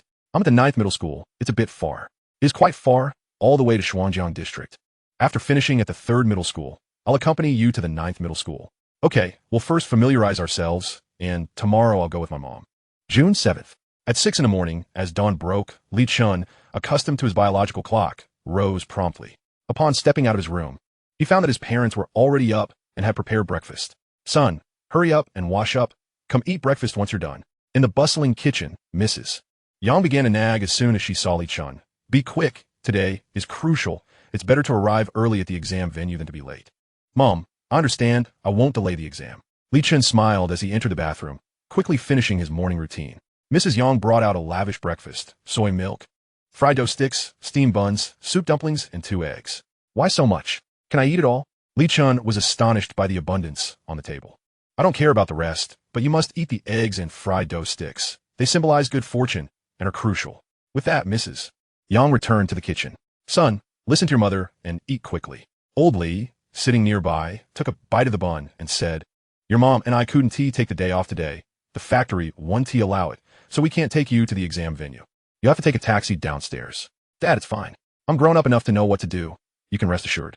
Li Chen forced a relaxed smile, a flicker of determination gleaming in his eyes.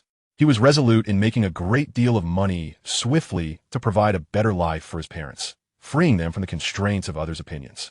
And don't put too much pressure on yourself. Just do your best. After the exams, your mom and I will take you out to eat. All right. After breakfast, Li Chen stood by the roadside waiting for a taxi, staring vacantly at the surrounding old neighborhoods. To be honest, he felt no anxiety about the college entrance examination. The day before, just before the stock market closed, he had sold all of his Xirou stocks at 26 yuan each. This price was the safest to liquidate.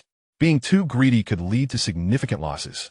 This meant that approximately 3.5 million yuan now lay dormant in his account.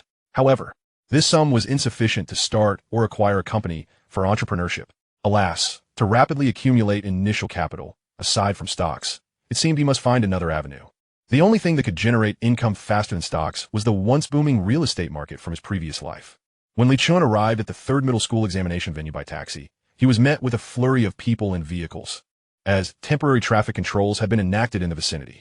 Numerous motorcycles sped down the road, carrying students who had mistakenly gone to the wrong examination site, while others frantically searched for their examination permits. Just as Li Chen was about to head toward the area for temporarily storing non-examination items, his phone suddenly vibrated. Upon checking, it was a message from Xirou. Li Chen, I've arrived at the exam venue. You must do your best. I still want to attend the same university as you, in the same class, and be your desk mate. Okay, Li Chen replied with a simple good. He then switched off his phone and placed it in the temporary storage box before striding confidently into the examination hall. He understood that the bond between him and Xirou might have been destined a decade ago. In this lifetime, it would be difficult to separate. As the examination bell rang, the annual National College entrance examination officially commenced. The classroom fell into a profound silence. The invigilator opened the sealed envelope containing the examination papers and began distributing them one by one. Upon receiving his paper, Li Chen glanced at the questions, a slight smile of confidence and ease gracing his lips. This time he felt assured. Chapter 34. Teaching People to Date. In the classroom, Li Chen's answering speed was the fastest and most fluent. The correct answers flashed through his mind like a film. The questions on the paper bore no difference from those in his past life, with some even having been discussed by old Wang. While other candidates struggled in deep thought, Li Chen had already completed half of his exam. After finishing the morning session, as he exited the gates of the 3rd middle school, he noticed that many candidates appeared rather glum. Were the exam questions truly that difficult this year? He had intended to find Xirou and Kong Xiaoqiang chat, but seeing the current scene, he hesitated. They didn't have any special advantages. Running around like this might disrupt their concentration, and that would be a significant error. After the afternoon exam, the next day would follow suit.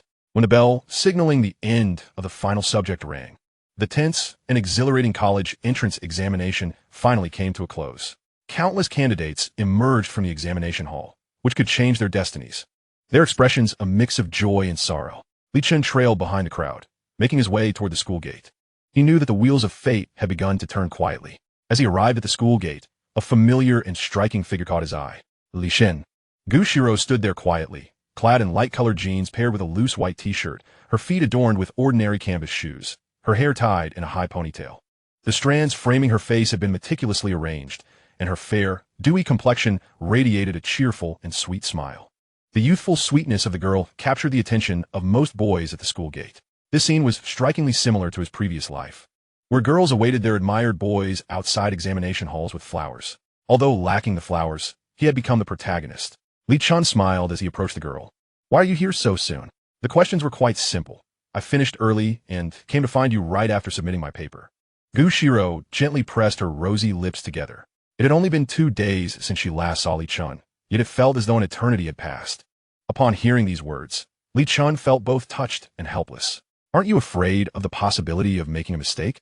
he inquired. "I won't make any mistakes." The young girl confidently shook her head. "Even if I do falter slightly, I am still capable of gaining admission to Magic City University." She had always possessed unwavering confidence in her academic performance. Truly, a self-assured girl radiates beauty. Observing her adorable expression, Li Chen felt a flutter in his heart, the corners of his mouth curving upwards. Xirou's cheeks flushed slightly, her gaze solely fixed on Li Chen.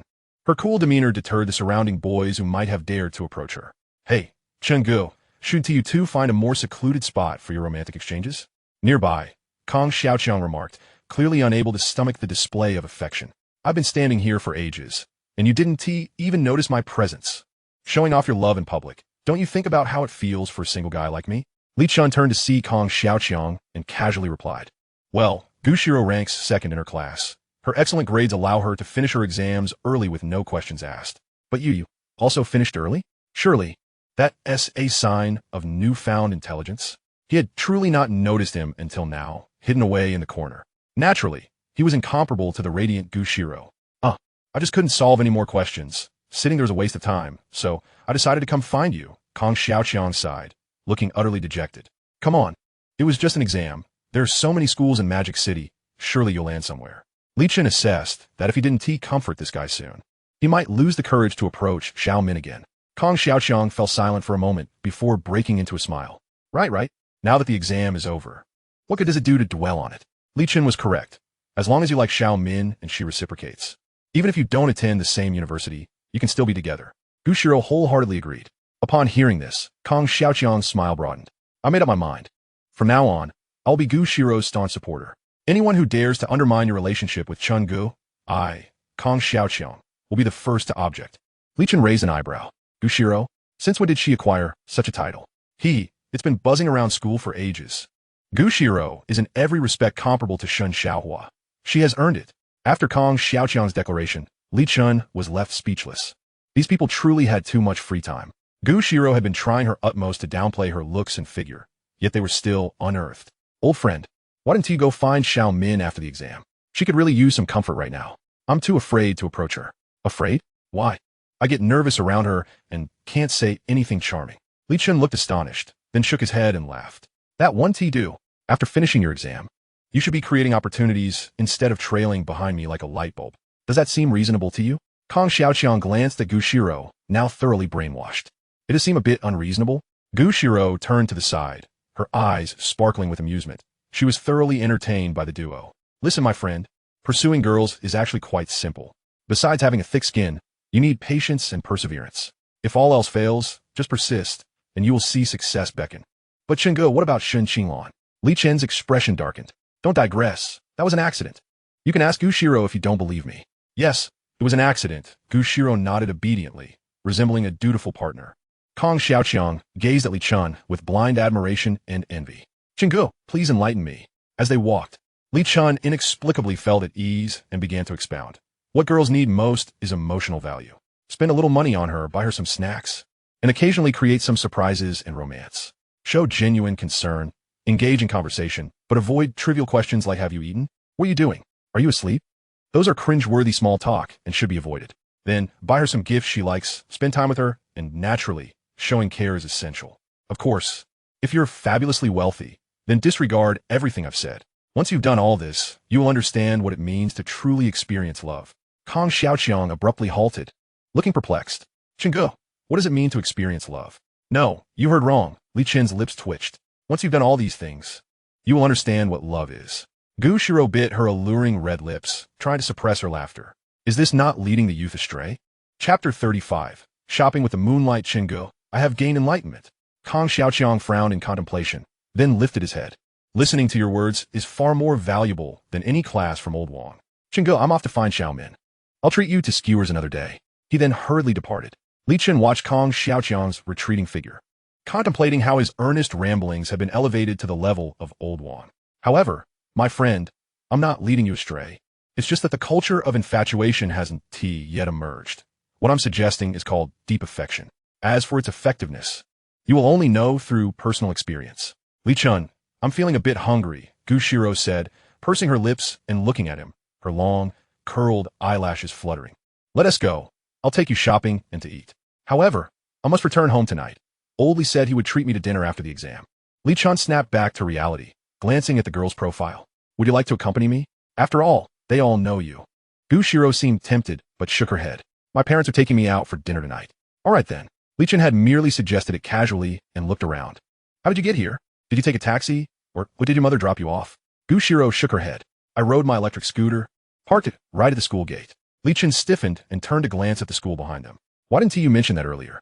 You didn't ask me, Xirou replied innocently, blinking her eyes. Let's head back.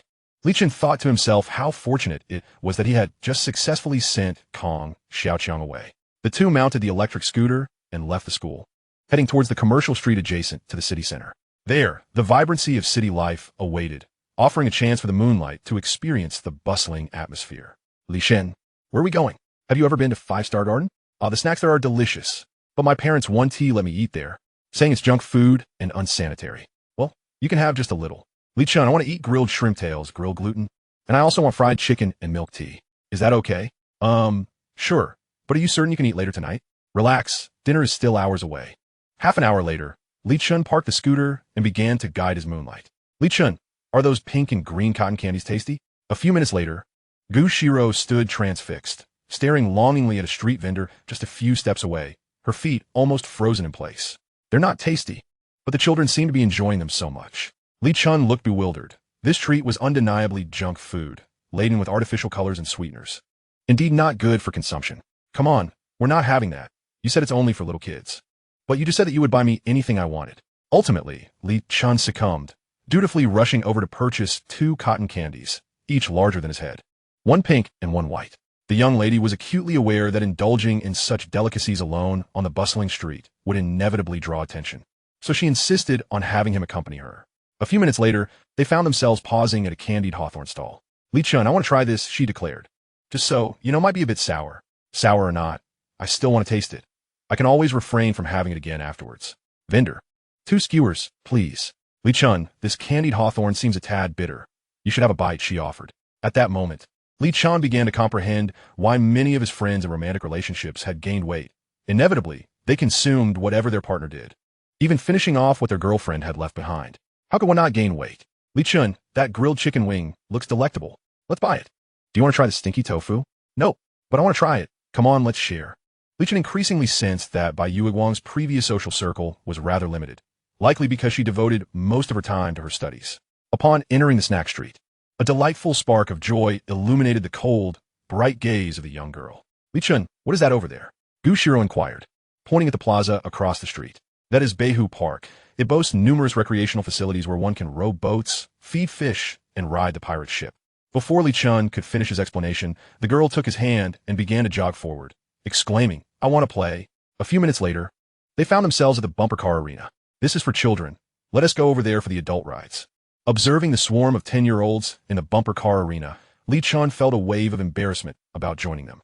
Xirou regarded him silently, her eyes reflecting a hint of stubbornness. If we're not playing this, then let us try that. Following her pointing finger, Li Chen was taken aback. The spinning little airplanes? Never mind, let us stick with the bumper cars. After several exhilarating rounds of bumper cars, the young girl emerged from her vehicle with a beaming expression of satisfaction. Li Chen, stepping out of his own bumper car, wore a look of astonishment and delight. That was quite enjoyable, wasn't it? How do you feel? He casually checked his phone, noticing a series of vibrations indicating missed calls. Happy. I want to play more. Xirou eagerly nodded, clearly wanted more fun. Li Chen raised his hand, revealing that the screen displayed missed calls from Lao Wang and Ms. Yang. See? Lao Li and the others are urging us to return. All right, we can play next time. I'll take you home. Xirou gently tapped her fair, smooth chin with her delicate fingers, her eyes sparkling with anticipation. By the time they returned to Jiafeng Street, dusk was approaching. From a distance, Li Chen spotted his parents waiting by the roadside. After dismounting from the electric scooter and bidding farewell to Xirou, he jogged over. Mom, Dad, why are you waiting here? I could have called you once I got back. Ms. Yang, smiling as she watched her son approach, replied, We just came down not long ago. With such a high floor, it must be exhausting to keep going up and down. Don't listen to your mother. She simply wants to ask how your exams went right away. Lao Li interjected, humorously undermining Ms. Yang's intentions, prompting her to shoot him an indignant glare. You talk too much, as if you don't want to know. Immediately, Lao Li fell silent. Mom and Dad, this year's college entrance examination was quite manageable. I don't think it was particularly difficult, and getting into a reputable university shouldn't pose much of a challenge, Li Chen stated cheerfully, fully aware of his parents' feelings. However, they remained oblivious to the fact that, due to the necessities of evolving times, in the coming years, a university degree would no longer guarantee a prosperous future. The number of graduates struggling to find jobs would be staggering. Upon hearing Li Chen's words, Lao Li and Ms. Yang exchanged glances, their faces lighting up with excitement and relief. Lao Li, our son has made something of himself, and he has grown up. Ms. Yang's eyes glistened with tears. She had lost hope, merely wishing for her son to attend an ordinary university. Lao Li chuckled heartily. Son, you're doing better than I ever did. Come on, let us go eat hot pot. Now that you're an adult, you should join me for a few drinks to practice your tolerance. This was a scene Li Chen had envisioned throughout his life. Chapter 36, another wave of money-making opportunities. In the days following the conclusion of the college entrance examinations, aside from a brief visit to school, Li Chen spent the majority of his time accompanying by Yue Guang for leisurely strolls, with the rest devoted to contemplating how to make his frozen millions multiply. Each district of Shucheng was currently undergoing extensive development, with property demolition representing a significant opportunity. Most redevelopment efforts were concentrated in the older city center, although the notion of becoming a second-generation demolisher through a single property seemed rather unrealistic. The only feasible prospect lay in the newly planned Linen New District, where the generous demolition compensation was indeed tempting. Over the past few days, Li Chen had scoured the internet for extensive information to substantiate his plans, bolstered by his memories from his previous life, thereby pinpointing the specific areas slated for demolition. According to the usual historical trajectory, official announcements were expected to be released in early July, initiating the demolition mobilization, with compensation payments scheduled for August. In a bid to support the district's development, the government was expediting the implementation of various policies. It could be said that the entire city was rallying its resources to develop Linen New District. On June 20th, the weather was overcast, a welcome change after several days of scorching sun. Early that morning, Li Chen set out, boarding a bus bound for Daxing Street in Shuangjiang District. On the way, he called Kong Xiaoqiang, asking him a way to the bus stop. He recalled that Kong Xiaoqiang's grandfather lived in that area, though he was unaware of how much demolition compensation his father had ultimately received. Kong Xiaoqiang, enjoying his summer vacation at his grandfather's place, hurried to the bus stop upon receiving Li Chen's summons. That afternoon, following the college entrance exams, he had absorbed Li Chen's guidance on embodying a romantic persona to the fullest. Although immediate results were not apparent, he remained convinced that gaining admission to a university in Modu would significantly enhance his chances of success. However, upon arriving at the bus stop, he found not a trace of Li Chen. I should have left a bit later, he muttered to himself, squatting on the curb while wiping the sweat from his forehead. Moments later, a bus slowly approached the stop. As Li Chen disembarked, he spotted Kong Xiaoqiang squatting by the roadside, fiddling with small stones. Qiangzi, what are you doing down there? Upon hearing his name, Kong Xiaoqiang stood up and brushed off the dust from his pants. Li Chen, what did you summon me for? Isn't it better to play games on this hot day? Games aren't like girlfriends. You can't touch or taste them. What's the point? Li Chen remarca, glancing at the beads of sweat on Kong Xiaoqiang's forehead. Let us go get some ice cream. Leave me around your neighborhood. This guy really needed to shed some pounds. He was sweating profusely with just a bit of movement. Can we get a killer ice cream? Kong Xiaoqiang replied, a look of lingering sorrow on his face, still affected by their last encounter. Look at you. Li Chen playfully threw an arm around Kong Xiaoqiang's shoulder, cheerfully stating, today, you can have as many as you want. I'll cover the bill. No tricks here. Li Chen, you're amazing. Kong Xiaoqiang's eyes lit up with joy. But Li Chen, what brings you all the way to this remote place? Li Chen released his grip, fixing him with a sharp gaze. Do you believe me if I say I'm here to buy a house? Kong Xiaoqiang was momentarily taken aback, then shook his head vigorously. Stop joking, Chen Ge. I'm well aware of your family's circumstances. Unless you intend to sell your house, how could you possibly afford a new one? Believe it or not, your only responsibility is to guide us. Li Chen, too weary to elaborate, acknowledged that it was indeed hard for a high school student to grasp such a concept. With Kong Xiaoqiang leading the way, Li Chen traversed all the streets included in the new district planning. Most of the houses were dilapidated relics from the 90s. Although a few neighborhoods had been constructed post-2000, their prices significantly higher. Li Chen discreetly calculated that the modest sum in his account could purchase around 6 or 7 properties, contingent upon negotiating a favorable price. His only regret was that all his funds were tied up in real estate, leaving no capital to maneuver in the stock market. Alas, with only this limited initial investment at his disposal, he had to seize the most lucrative opportunities. Kong Xiaoqiang silently followed Li Chen, increasingly sensing something amiss. Could it be that Chen Ge genuinely intended to buy a house? This was unexpected. They were merely high school students on equal footing. How could he be so exceptional? Chen Ge, are you truly serious about purchasing a house? Kong Xiaoqiang finally voiced his curiosity. Isn't it obvious? Otherwise, why would I waste a day wandering aimlessly with you? At this point, Li Chen was utterly fatigued. He casually twisted open a bottle of mineral water and gulped down several mouthfuls, his shirt damp with sweat. Kong Xiaoqiang appeared perplexed. But buying a house costs a fortune. How much do you even have? A few million. Do you believe that? Come on. Do you take me for a fool? A few million joy beans, perhaps. You're not a fool. You're quite the genius, Li Chen replied, his eyes narrowing slightly. By the way, did you really hear someone mention a property for sale in Emerald Garden on Vine Street? Kong Xiaoqiang nodded sullenly. I believe so. We can check around there. There should be some flyers advertising properties for sale. Emerald Garden, built in 2002, would likely cost around 400,000 to 500,000, definitely enough to secure a larger home in a new development.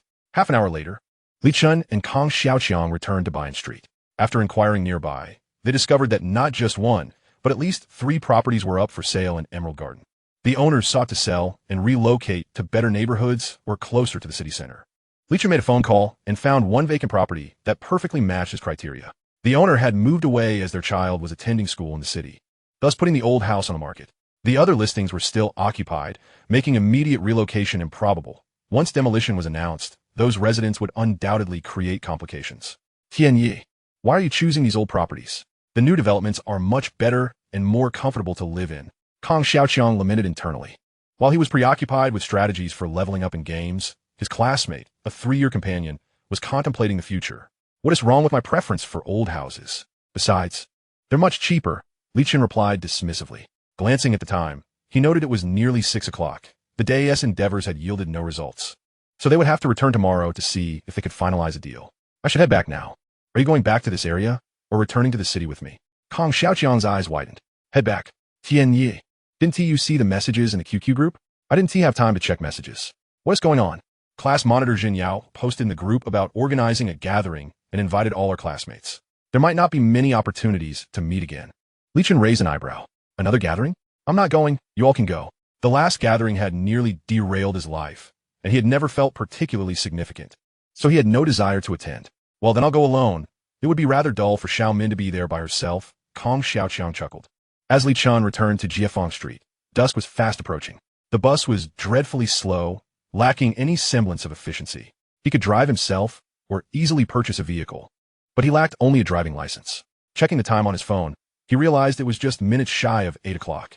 He opened QQ and found 99 unread messages in the class group, with several avatars flashing. Xirou, Li Chen, are you coming to the class dinner tonight? Shen Xinglan, what time are you heading to the gathering? My dad is dropping me off at the hotel. I can give you a ride.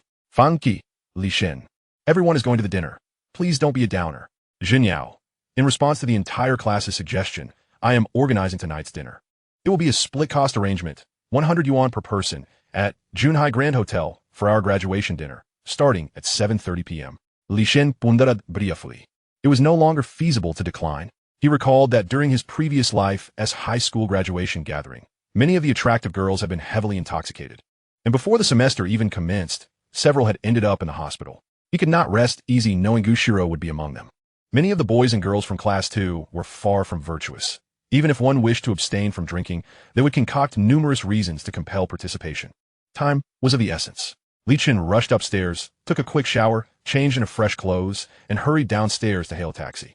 Suddenly, his phone vibrated in his pocket. He pulled it out, unlocking it to see Kong Xiaoqiang's avatar, shaking incessantly. Kang Xiaoqiang, Tian Yi, Hu. They're trying to get Gu Xiuhua drunk. I'm going to intervene. Li Chen's expression darkened immediately. Just as he feared, trouble was brewing. He cursed silently and flagged down a taxi, offering triple the fare as an incentive, racing towards Junhai Grand Hotel. Every city has its own skill drivers, and these seasoned veterans certainly lived up to their reputation. If not for Gu Xirou's presence, he doubted he would have any desire to see most of his classmates. Junhai Grand Hotel might be classified as a 4-star establishment in Shucheng, yet it insisted on marketing itself as a 5-star venue to enhance its prestige and attract affluent clientele. He wondered who had proposed this venue for their gathering. He couldn't help but question whether the meager funds contributed would be sufficient. Such extravagance seemed rather ostentatious. Upon disembarking from the taxi, Li Chen gazed up at the nearly 20-story hotel. Following the group chat messages, he located their dining room. Golden list of success? He stood before a grand door adorned with 4 gilded characters, the name rather befitting their graduation celebration. Yet he wondered if the per-head cost of 200 yuan would truly suffice. Pushing open the door, a cacophony of noise greeted him, and he calmly surveyed the scene inside. A large round table, accommodating over 20 people, sat alongside a smaller table for 10, both already in disarray, with empty liquor bottles scattered about. With over 50 students in the class, it appeared a small contingent had opted out of attending the dinner. His arrival elicited little reaction from the attendees, who merely glanced his way, mistaking him for a waiter. Li Chen's eyes narrowed slightly as he strode toward the large round table deep within the private room. Oh dear, Zhao Xiaofang, could you refrain from persuading him to drink any further? Kong Xiaoqiang truly cannot consume another drop. Xiao Ming gazed with concern at Kong Xiaoqiang beside her, placing a serving of hot dish into his bowl. Xiaoqiang, just hold off on the drinking for now. Have some warm food instead. After all, who asked him to shield Gu Xirou from alcohol? We weren't drinking with him in the first place. Exactly. It's just us girls sharing drinks. Why do you have to meddle? The girls, led by Zhao Xiaofang, exchanged banter. If you're so keen on drinking, why not have Xiao Min drink for him? Xiao Min shot an indignant look at them, her eyes filled with defiance and anger. I will drink if I choose. Fang Qi, unable to endure the scene any longer, intervened. Zhao Xiaofang, Zhang Yu, don't you think it's time to reel it in? You're ruining what should be a delightful graduation gathering. Fang Qi is right. Zhen Yao chimed in. If Gu Xirou doesn't wish to drink, why must you insist on forcing her? She has already downed so many drinks with you. Is that not enough? Zhao Xiaofang shot a glance at Zhen Yao and Fang Qi, a hint of disdain curling her heavily made-up lips. If you're feeling unsatisfied, feel free to raise your glasses. And by the way, class monitor, we graduated. Do you think you can still control us or run to Old Wang to report us? Hearing this, Zhen Yao's chest heaved with indignation. Not a single classmate stood up for her amidst the crowd. Fang Qi, unable to restrain herself, instinctively reached for a drink, only to halt as she noticed Li Chen approaching from behind Gu Xirou, his expression chillingly fierce. With a decisive motion, she withdrew her hand. These wretched girls would soon receive their comeuppance. Regret washed over Gu Xirou. She should have left when she didn't see Li Chen upon arriving. Now, she felt trapped. Glancing at Kong Xiaoqiang, whose face was flushed and gaze slightly dazed, she realized that had it not been for his intervention, she might have already succumbed to inebriation. Kong Xiaoqiang, Xiao Min, thank you both. I will drink this glass myself, and then I shall take my leave. With that, Gu Xirou lifted her glass.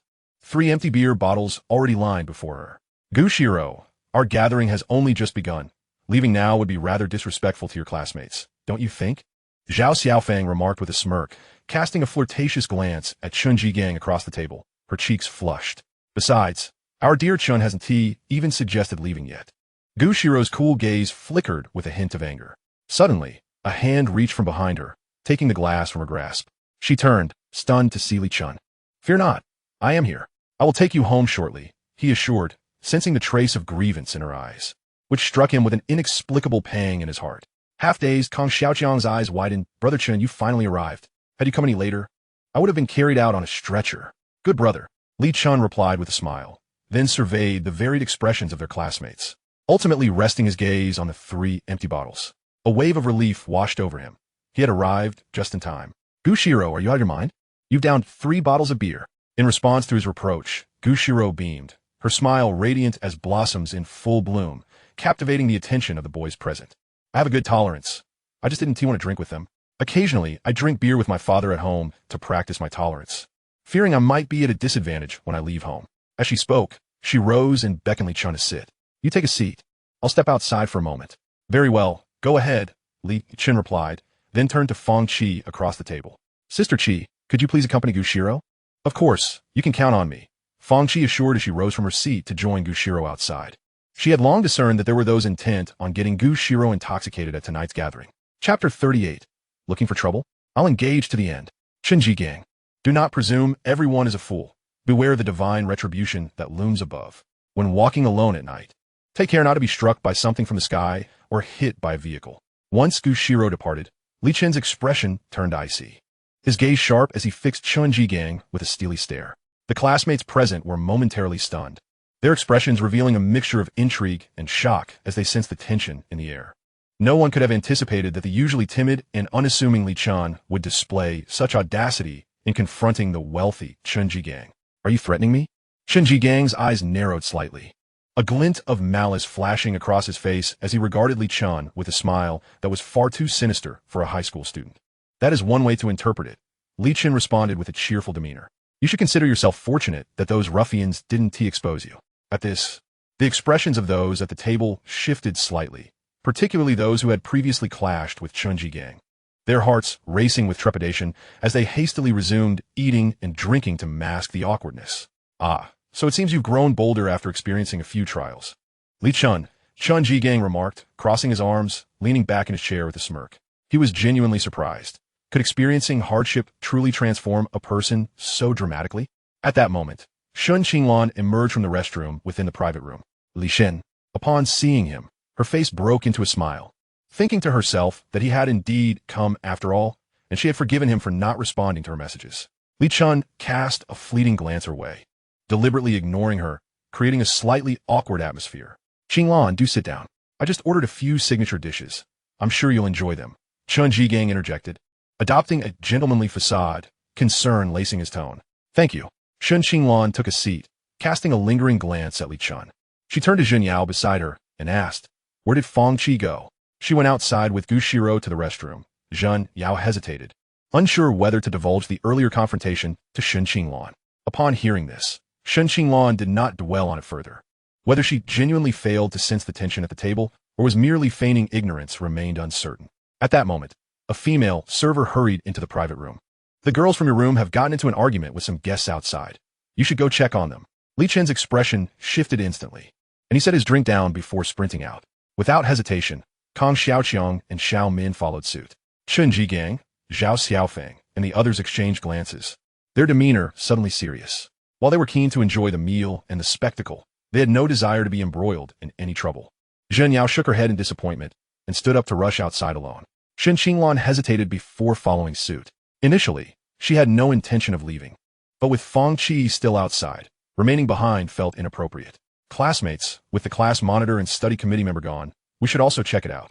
We can't let our female classmates suffer, can we? Shun Jigang proclaimed with a show of righteousness, then turned and exited the room. With his lead, the others quickly surged out behind him. As Li Chen stepped out of the private room, he spotted a crowd gathered not far to his left. With a swift stride, he dashed towards them. Xirou and Fang Qi exchanged anxious glances as they stood before the group of men, utterly unaccustomed to such confrontations.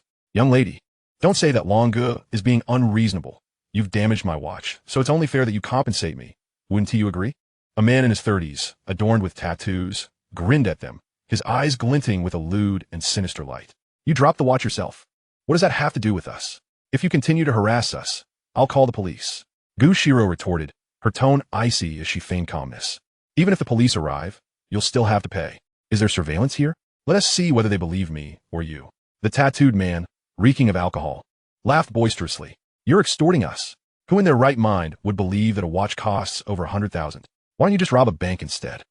Fang Qi stood protectively in front of Xirou, casting a glance at the nearby hotel staff, who looked away nervously, unwilling to intervene. Huh. If you can't pay, that's fine too. Just come in and have a drink with Longue, and I'll forget about the watch.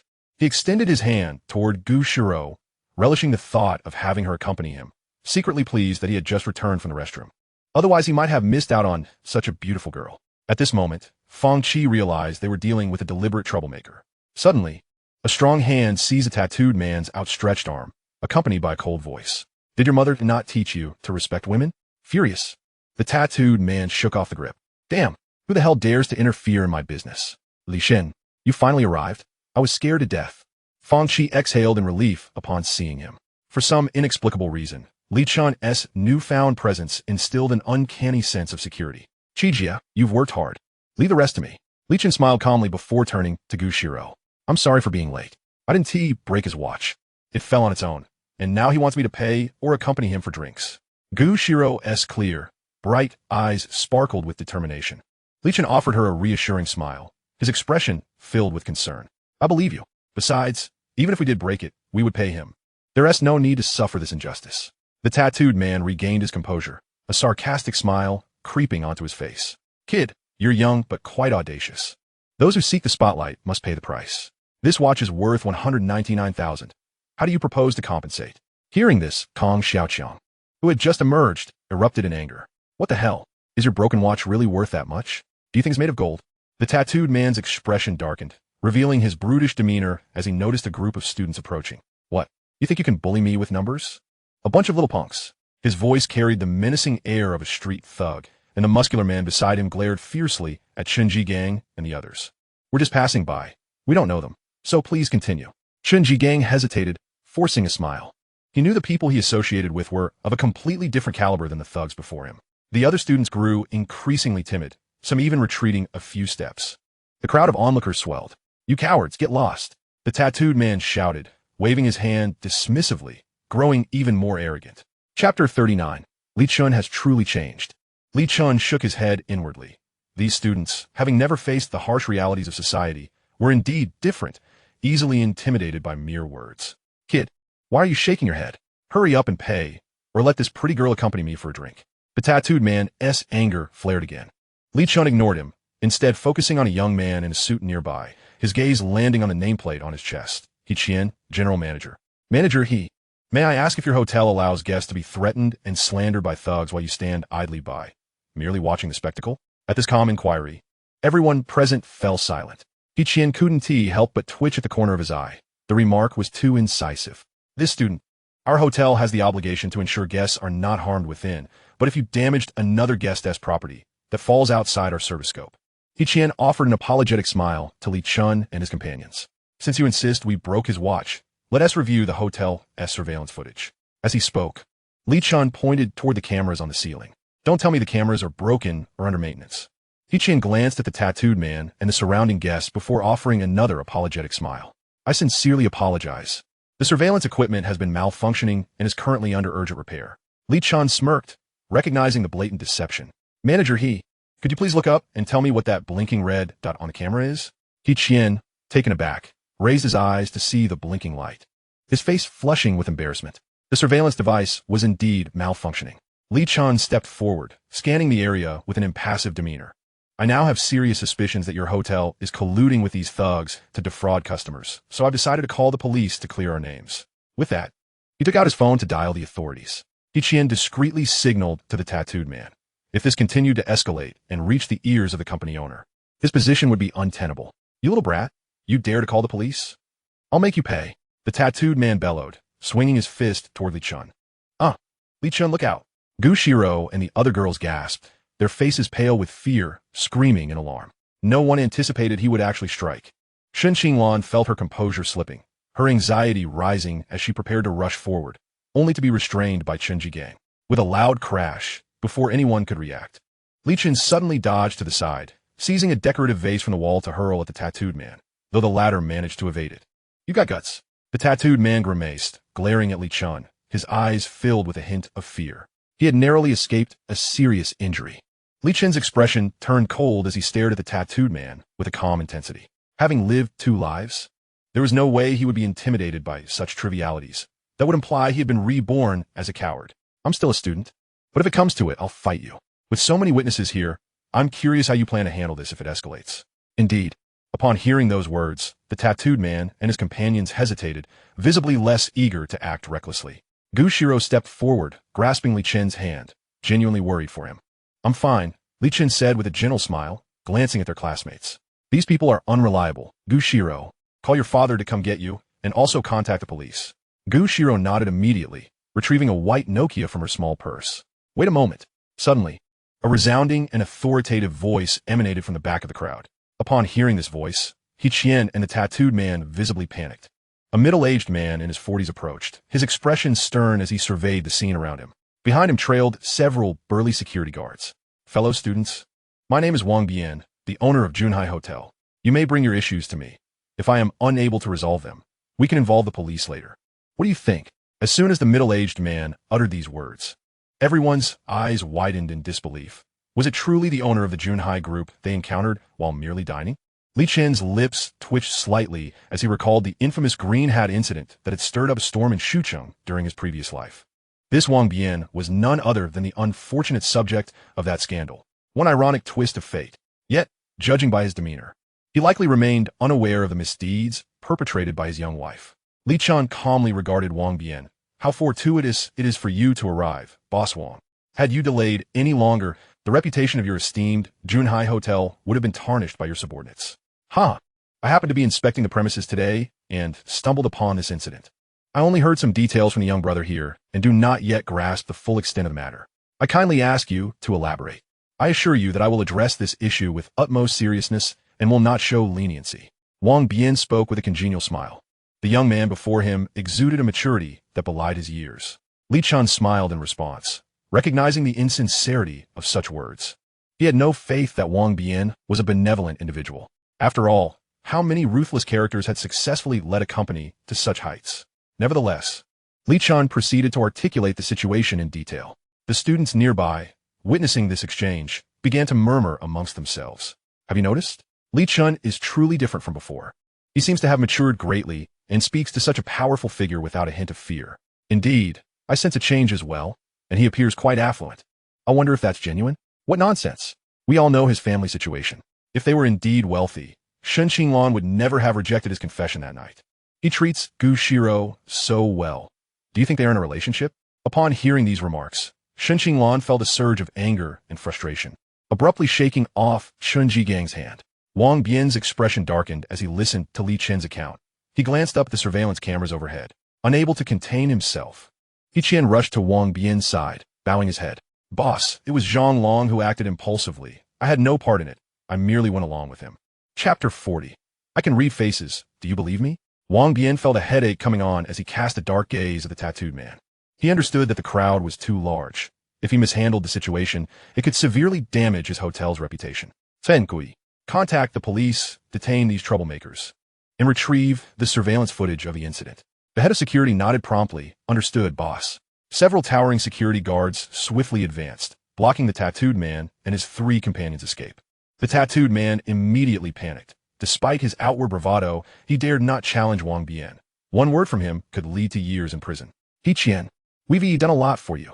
Can you intercede with Boss Wang on our behalf? This matter has resulted in no significant losses. An apology would suffice. The tattooed man placed his hopes on Li Chen as they shared a mutual interest. Li Chen's eyes flickered, and just as he was about to speak, Wang Bian interrupted. Li Chen, know your place. Do not overstep your bounds. Remember who you work for and understand the gravity of the situation. Boss, I understand. Li Chen was fuming, his position thoroughly undermined by Wang Bian's words. Wang Bian's expression softened once more as he turned to Li Chen. Young brother, I sincerely apologize for the unfortunate experience you had while dining at my hotel. Today, I will waive all your expenses. Upon hearing this, Li Chen was not surprised, but his classmates all wore expressions of delight. Who doesn't enjoy a free meal? Since Boss Wang is so magnanimous, I would like to offer you a word of caution. It would be prudent to remain vigilant regarding certain individuals. Otherwise, it may be too late. Li Chen's lips curled into a smile, casting a sidelong glance at Li Chen. Wang Bian frowned slightly. What do you mean by that? If I am not mistaken, Boss Wang has a young wife who is considerably younger than you? Indeed, this is common knowledge within the circle. May I inquire if the reason this Li Chen has reached his current position is due to the influence of your wife whispering in your ear? Wang Bian hesitated momentarily, casting a detached glance at Li Chen. That is indeed one of the reasons. They are distant relatives. Upon hearing this exchange, Li Chen felt an unsettling sense of foreboding. Distant relatives? Li Chen chuckled softly. I wonder if Boss Wang is aware that when you're not home, this Li Chen frequently visits your residence? Wang Bian's confusion morphed into a steely gaze. They are relatives. What of it? Li Chen was incredulous. Would you like me to reveal some shocking details right here and now? Perhaps you should check your personal accounts to see how much is left. Upon hearing this, Li Chen visibly panicked. How did this young man know so much? Wang Bian's expression hardened as he swiftly moved to the side and made a phone call. The atmosphere grew tense and silent. Li Chen's demeanor had transformed in the eyes of his classmates, no longer merely a high school student, but someone whose poise and articulation were strikingly formidable. After completing his call, Wang Bian returned, his expression dark and eyes sharp as he scrutinized Li Chen. Not only had a significant portion of his personal funds vanished, but there were discrepancies in the hotel accounts as well. Yet, how had this young man come to know such confidential matters? The crowd remained silent, each person lost in their own thoughts. Only Li Chen felt the weight of anxiety, questioning whether he had revealed too much. Wang Bian turned to Li Chen, speaking slowly. Young brother, how did you come to know these things? I can read faces.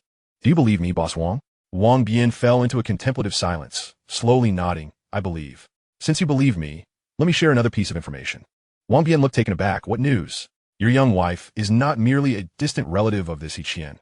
They were lovers during their university days. These words landed like a heavy bombshell upon the still surface of a lake. Wang Bian's eyes twitched, and his breathing quickened. Is that true? Li Chen nodded slightly. These revelations had emerged after Wang Bian's suicide, exposed by the tabloids. Upon receiving confirmation, Wang Bian disregarded the onlookers, fixating his gaze intensely on Li Chen, the very person he had promoted and trusted. Boss, this individual is spouting nonsense. You mustn't believe him. He is merely trying to evade compensation for the antique vase he just shattered. I assure you, Xiaomei and I, no, my lady and I, are merely distant relatives. Li Chen was genuinely terrified, his voice trembling, wishing desperately to eliminate the tattooed man and his companions. Wang Bian's eyes narrowed slightly as he suddenly recalled having encountered Li Chen several times on his way home, particularly around noon when he would express concern and inquire if Wang Bian wished to join him for a meal. In retrospect, it is truly unsettling. Li Chen, you possess an audacity that is astonishing to orchestrate such a scheme. Wang Bian's eyes blazed with fury. Any man would find such a situation intolerable. Not only has he been robbed of his home, but he also nearly faced total ruin. The mere thought of his eventual fate sent shivers down his spine. At this moment, Li Chen felt his heart leap to his throat. The sudden outburst had left him utterly petrified, his legs giving way beneath him. Boss, I'm sorry. I was wrong. Please spare me. This was all Xiaomei's idea. I had nothing to do with it. The money was transferred overseas by Xiaomei without my knowledge. I swear I did not orchestrate anything. In a desperate bid for survival, Li Chen shamelessly acted to the utmost degree. Wang Bian gritted his teeth in anger, taking several deep breaths to temper his emotions. Little brother, your kindness shall not go unacknowledged. Once I have resolved these familial matters, I shall personally express my gratitude. Li Chen waved his hand dismissively, maintaining an air of calm. No need for thanks. Had I not encountered these troubles here, I would not have spoken so much. Upon hearing this, Wang Bian immediately grasped the underlying meaning. Rest assured, little brother, these thugs not only disrupted public order, but are also implicated in substantial extortion. Coupled with their previous illicit activities, their sentencing will be severe. Upon hearing this, the tattooed men turned pale, their faces ashen. They would undoubtedly be incarcerated for an extended period. This was precisely the outcome Li Chen desired. He had yet to grow strong enough. Leaving these individuals on the outside would be akin to harboring a ticking time bomb, posing a latent threat to those around him. Now, the danger had been temporarily averted. Subsequently, Li Chen exchanged farewells with Kong Xiaoqiang and the others before departing the hotel with Xirou. As they watched the duo's silhouettes fade from view, a collective sigh of relief escaped the classmates. Li Chen had exuded an aura of formidable strength. Even Chun Ji Gang felt a chill creeping up his spine. Chapter 41. Xirou. He illuminated my life. In Manchester's Bay Island, Li Chen gazed at the opulent entrance of the residential complex before him, unable to suppress a wry smile, feeling somewhat bewildered. Wasn't it said that your family resided in the old town, conveniently along my route? This appears to be entirely in the opposite direction. Observing Li Chen's expression, Xirou beamed with delight. Her hands clasped behind her back as she skipped along. If I hadn't said it this way, you surely wouldn't have allowed me to accompany you. It's what one might call a benevolent fib. Li Chen felt a stir of emotion. His white moonlight often engaged in gestures that moved him deeply, as she had unwittingly added an extra half hour to his biking time after school. Thank goodness you didn't transfer in as a freshman, Li Chen teased her. Even if I were, I would still see you home every day. Xirou brushed her hair back, her eyes radiating sincerity. Under the streetlights, their shadows intertwined and separated. A pair no longer solitary. For Li Chen to claim he was unhappy would be a falsehood. A smile nearly stretched to his ears. This was the first time he learned of Xirou's residence, nestled in a renowned upscale neighborhood in Shucheng, comprising not only quaint villas but also standalone mansions. The residents here were undeniably affluent or of noble lineage. Li Chen sighed. Xirou, you always see me home first. Do your parents know? The girl halted, gazing intently at him. Li Chen, have you been dazed by the events at the hotel? If they found out, how could I continue to accompany you? Ha! Li Chen was instantly cured of his worries, unable to hold back his laughter. You win. Xirou pursed her lips and smiled sweetly. By the way, the college entrance exam scores are coming out soon. Are you confident you'll meet the cutoff for the first-tier universities? No problem at all. What about you? Li Chen chuckled lightly, feeling assured. If he couldn't even meet the first-tier cutoff, he might as well buy a block of tofu and end it all. I have no issues either. We can attend the same school. I even plan to choose the same major as you. Xirou, are you serious? Why wouldn't I be? Suddenly, a sleek black BMW 7 Series came to a halt at the entrance of the community, honking several times. Xirou looked up, momentarily taken aback. Li Chen, assuming she was startled, muttered, haven't you ever seen someone in a relationship? Honking the horn, too. What's next, throwing bricks at your windshield? The girl, genuinely startled, tugged at Li Chen's sleeve. Stop that. That's my dad. What? Li Chen's eyes widened, his mind momentarily short-circuiting. A middle-aged man, dressed like a successful entrepreneur, stepped out of the car with a warm smile. Cici, we've reached the entrance. Why not invite your classmate in for a visit? Dad, what a coincidence. Xirou's cheeks flushed slightly. I'm heading to a graduation dinner tonight. Li Chen is just dropping me off. The middle-aged man scrutinized Li Chen with a smile. Young man, please make yourself at home and have a drink of water. Li Chen quickly adjusted his demeanor, smiling. Uncle Gu, it's no trouble at all. I must be heading back as it's getting late. Very well, perhaps another time you can come over, Gu Renming said, waving his hand cheerfully. Come on, Cici, let us go inside with Dad. Xirou turned to Li Chen. Message me when you get home. All right. Li Chen nodded and turned to leave. The area was not ideal for hailing a cab. He needed to walk a bit further, as there were no ride-hailing services or shared bicycles available. The girl reluctantly withdrew her gaze as she entered the car. Gu Renming started the vehicle and drove into the community. Daughter, you're about to enter university. Your father has no objections to you dating, but he must treat you well, be honest and reliable. Even if his family is not well off, it matters not. The money I earn is enough for you both to live on for a lifetime. Xirou's eyes glistened with unshed tears. Dad, thank you. Silly girl. What else with the thanks? Gu Renming glanced at Xirou, smiling. Did you drink tonight? When we get home, I'll have your mother make some hangover soup. Yes. Just a little, Xirou replied, her cheeks flushed with a smile. Dad, I need to tell you something. Upon hearing her recount the evening's events, Gu Renming was taken aback and grew increasingly fond of Li Chen. Daughter, from what you've described, this Li Chen fellow seems quite remarkable, brave, and responsible. A rare man indeed. However, my dear, do you intend to tell him about that incident? At the mention of it, a flicker of sorrow crossed Gu Renming's eyes. It was a pain he carried for a lifetime. Dad, Xirou paused. Li Chen is that person. He is? Gu Renming almost didn't register the shock, his hand gripping the steering while trembling slightly. Daughter, are you saying Li Chen is the one who bullied you? Xirou nodded gently. The boy who saved me when I was little, it was him. Upon hearing this, Gu Renming fell silent, yet an inexplicable sense of relief washed over him. My daughter, was this the reason you chose to abandon the lawsuit? Was your insistence on transferring to Qizhong also due to him? Dad, I mentioned 10 years ago that I would marry him when I grew up. Without Li Chen, I might have long perished. Gu Renming felt a profound stir in his heart.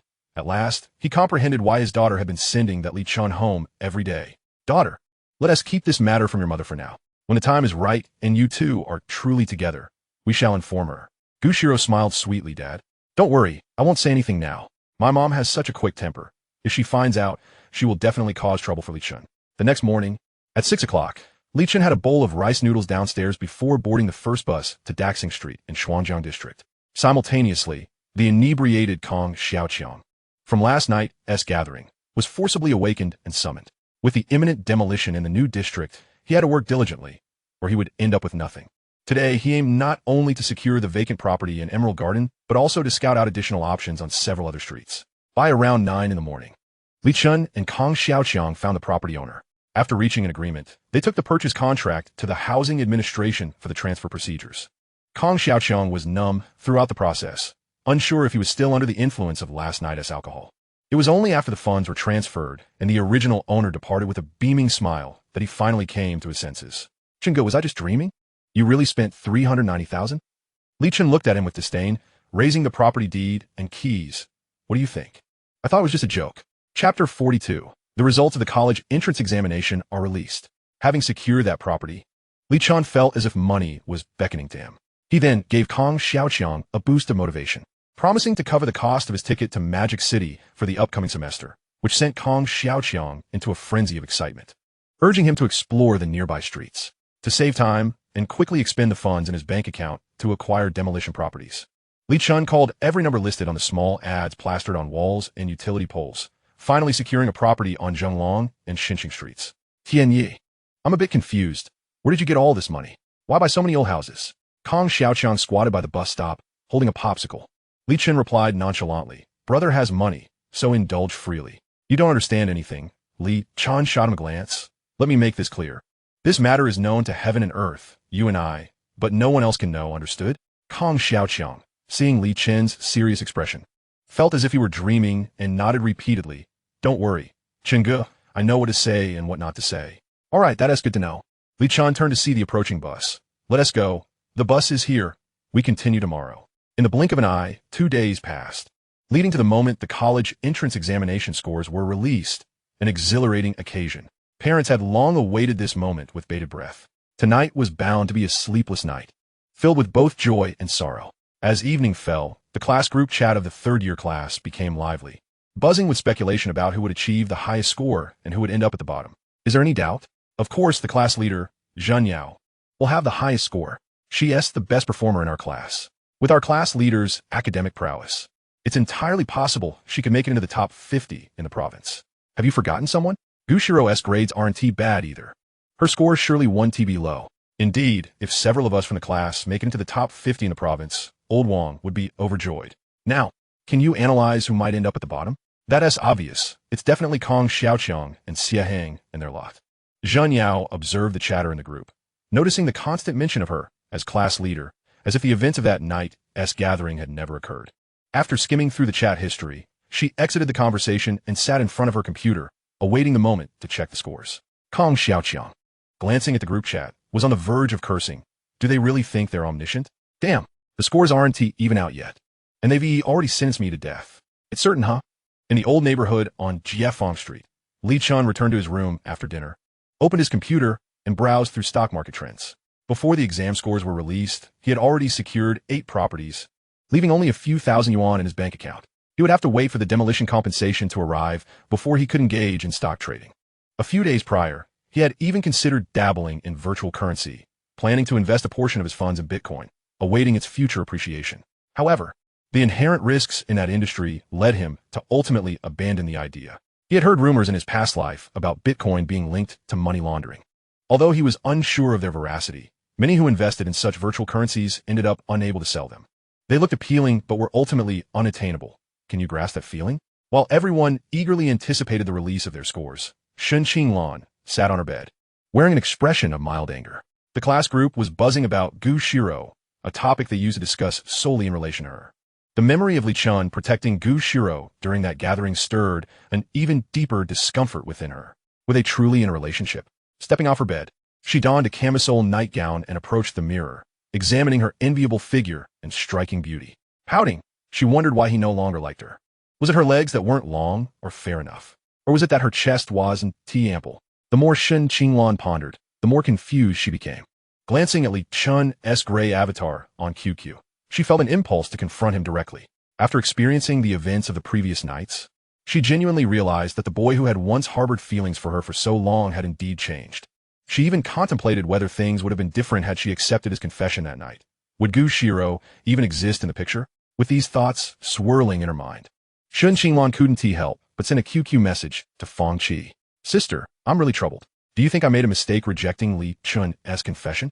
Feng Qi, sitting at her computer, felt a twinge of nervousness. She would be satisfied if she could score above 600. Suddenly, her phone buzzed with a message, and she picked it up to see it was from Shen Qinglan. After a moment of contemplation, she responded, Lan, you did make a mistake. Also, why didn't you speak up during that incident at the gathering? I wanted to defend him, but Chen Ji Gang stopped me. Fang Qi sighed as she read the message. If you had spoken up, perhaps Li Chen's impression of you could have improved. Besides me and Zhen Yao, not a single one of our classmates came to your aid. Shun Qinglan was momentarily stunned. Chi, surely Li Chen, being a grown man, wouldn't be so petty, right? Lan, didn't you say you weren't fond of Li Chen? Why can't you seem to let go of these matters? Shun Qinglan fell silent, and after a lengthy pause, she typed a line of text. Are Li Chen and Xirou in a relationship? I'm not entirely sure, but it does seem that way, Fang Qi replied, her fingers hesitating momentarily before continuing to type. Lan, you really ought to reconsider your temperament. Hearing such an ambiguous response, Shun Qinglan let her phone slip from her hand onto the bed, lost in thought. Such straightforward words were impossible for her to misunderstand. At the same time, in a small villa within the 8 islands of Manchester, the lights were bright and the atmosphere was serene. In a room on the 2nd floor, adorned entirely in pink, the decor radiated a distinctly youthful charm. Dear daughter, in just a few minutes, you'll be able to check your scores. Are you feeling nervous? Gu Renming and his wife, Li Lin, sat beside Xirou, their eyes occasionally darting towards the computer screen. The anxiety surrounding college entrance examination scores was indeed a universal sentiment among parents. Xirou turned to her parents, a playful smile gracing her cheeks. Mom and Dad, why do I feel like you're even more anxious than I am? Chapter 43, Utterly Astonishing. Moments latte. Mom and Dad, the scores are out. Xirou stared intently at the computer screen, blinking as she read the small line of text. My score is 699, just 1 point shy of 700. Gu Renming's eyes widened in disbelief as he scrutinized the screen, ensuring it wasn't a glitch or a system error, before a look of joy spread across his face. My daughter truly lives up to the Gu Renming name. This score will surely place her in the top 50 of the entire province. This is simply wonderful. Li Lin, equally ecstatic, embraced Xirou. My precious daughter, you are simply outstanding. Our family has finally produced an exceptional university student. Mom, you worked hard too. I owe this achievement to your efforts for our family, Xirou said, her eyes glistening with emotion as she returned Li Lin's embrace. Gu Renming gently patted the shoulders of the mother and daughter, smiling as he said, Dear daughter, what gift do you desire this time? Your father will gladly buy it for you, clothes, bags, a phone, or perhaps even a car. Xirou released her mother's embrace and looked up at Gu Renming. Dad, I don't want any gifts. I want to attend Magic City University. Can you please agree to that? Magic City University? Li Lin touched Guxirou's hair and smiled. Of course, Cece. You're now an adult. You can make your own decisions regarding such matters. No matter which university you choose, your father and I will support you. Gu Renming had a faint understanding of his daughter's desire to attend Magic City University, but he would not oppose her. As long as she was happy, he would unconditionally support her. It's good to see you venture into a big city. Your father supports you. Thank you, Mom and Dad. I'm so happy tonight. Let us go out for barbecue, just the 3 of us. Li Lin suggested with a smile. I agree, let us celebrate. Once our daughter goes to university, late-night snacks with us will become a rarity, Gu Renming said, his face glowing with anticipation, naturally voicing no objections. Xirou laughed. I have no objections either. The previously lively class group chat became even more animated once the scores were released. Whoa, the scores are out, and I actually scored 571. I thought I would barely break 500. Haha, Lin Chong. I beat you by a few points, 579. Oh my god, how are you all scoring so well? I worked so hard and only got 493. Stop flaunting your scores and hurry up and ask what our class's top score is. Right? Class monitor, where are you? It's your turn to reveal your score. Zhen Yao hesitated for a moment, glancing at the messages flooding in, but ultimately decided to share her score in the class group. Class monitor Zhen Yao, 679. The classmates fell silent for a moment upon seeing Zhen Yao's score before erupting into excitement once more. Whoa, class monitor, you're truly amazing. No wonder you are the top of class too. Your score is leagues ahead of the others. What about Shun Qinglan? What's her score? And Xirou? Shun Qinglan quietly sent her score, 657. Her performance in this examination had not been optimal, failing to reflect her usual capabilities. Meanwhile, Xirou was thoroughly enjoying her barbecue, completely oblivious to the flurry of messages on her phone. Simultaneously, Li Chen sat before his computer, somewhat dumbfounded, as the room enveloped in an unusual silence. Mr. Li and Ms. Yang exchanged bewildered glances. Son, what is going on? Where's your score? Is there a network issue? Mr. Li stared at the computer screen, wide-eyed, while Ms. Yang's expression was filled with concern. Why don't you call your teacher, Wang, and ask what is happening? Li Chen refreshed the page and logged back in, the screen finally returning to the familiar layout from his memory, and he breathed a sigh of relief, nearly frightened by the earlier glitch. It seemed he needed to find time to acquire a high-performance computer. Otherwise, experiencing such a problem during stock trading would be disastrous. Mom and Dad, don't worry yet. That was just a network lag. Li Chen pointed at the screen. See, the score is displayed now. 712 points? Mister. Li rubbed his eyes in disbelief. Are you certain the computer isn't malfunctioning? Yes, son. Are you sure you didn't check someone else's score? Ms. Young's voice rose a few decibels. Parents always have an instinctive grasp of their children's academic capabilities. Anyone scoring over 700 is undoubtedly exceptional. Li Chen found his parents' reactions both amusing and perplexing. Although he was surprised, he could accept it. Mom and Dad, the computer isn't malfunctioning. Nor did I check the wrong score. This 712 points is indeed the score I achieved. Seeing Li Chen's serious and determined expression, Ms. Yang's eyes turned red. Son, you're not pulling our leg, are you? Is this score real? Mom, it's true. I answered each question myself. Li Chen nodded earnestly. He was lying. Although he knew the answers, he had indeed written them down one by one. Haha, fantastic. Mr. Li was nearly brought to tears from joy, laughing heartily. At last, our family has produced a talented individual. Son, you surpass your father.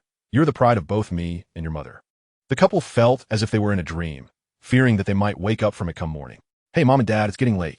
You should head back to your room to sleep. We can talk about everything tomorrow. Li Chen chuckled, fearing that Mr. Li and Ms. Yang might be too excited to sleep the entire night. All right, son, you should rest early too. Tomorrow, I'll invite your uncle and aunt over for a celebratory dinner. The two of them said, their hearts brimming with excitement as they exited with smiles. While one family celebrated, the other, that of Kong Xiaoqiang, was filled with worry and gloom. Upon the release of the scores, he anxiously checked his own, revealing a score of 496. It was slightly better than he had anticipated, yet still far behind the 547 that Xiaomin had sent him. Their shared dream of attending the same university in Magic City had now evaporated. The only solace lies in the fact that, at the very least, he is not the bottom dweller in the eyes of the group of scoundrels. Li Shen's Kuku.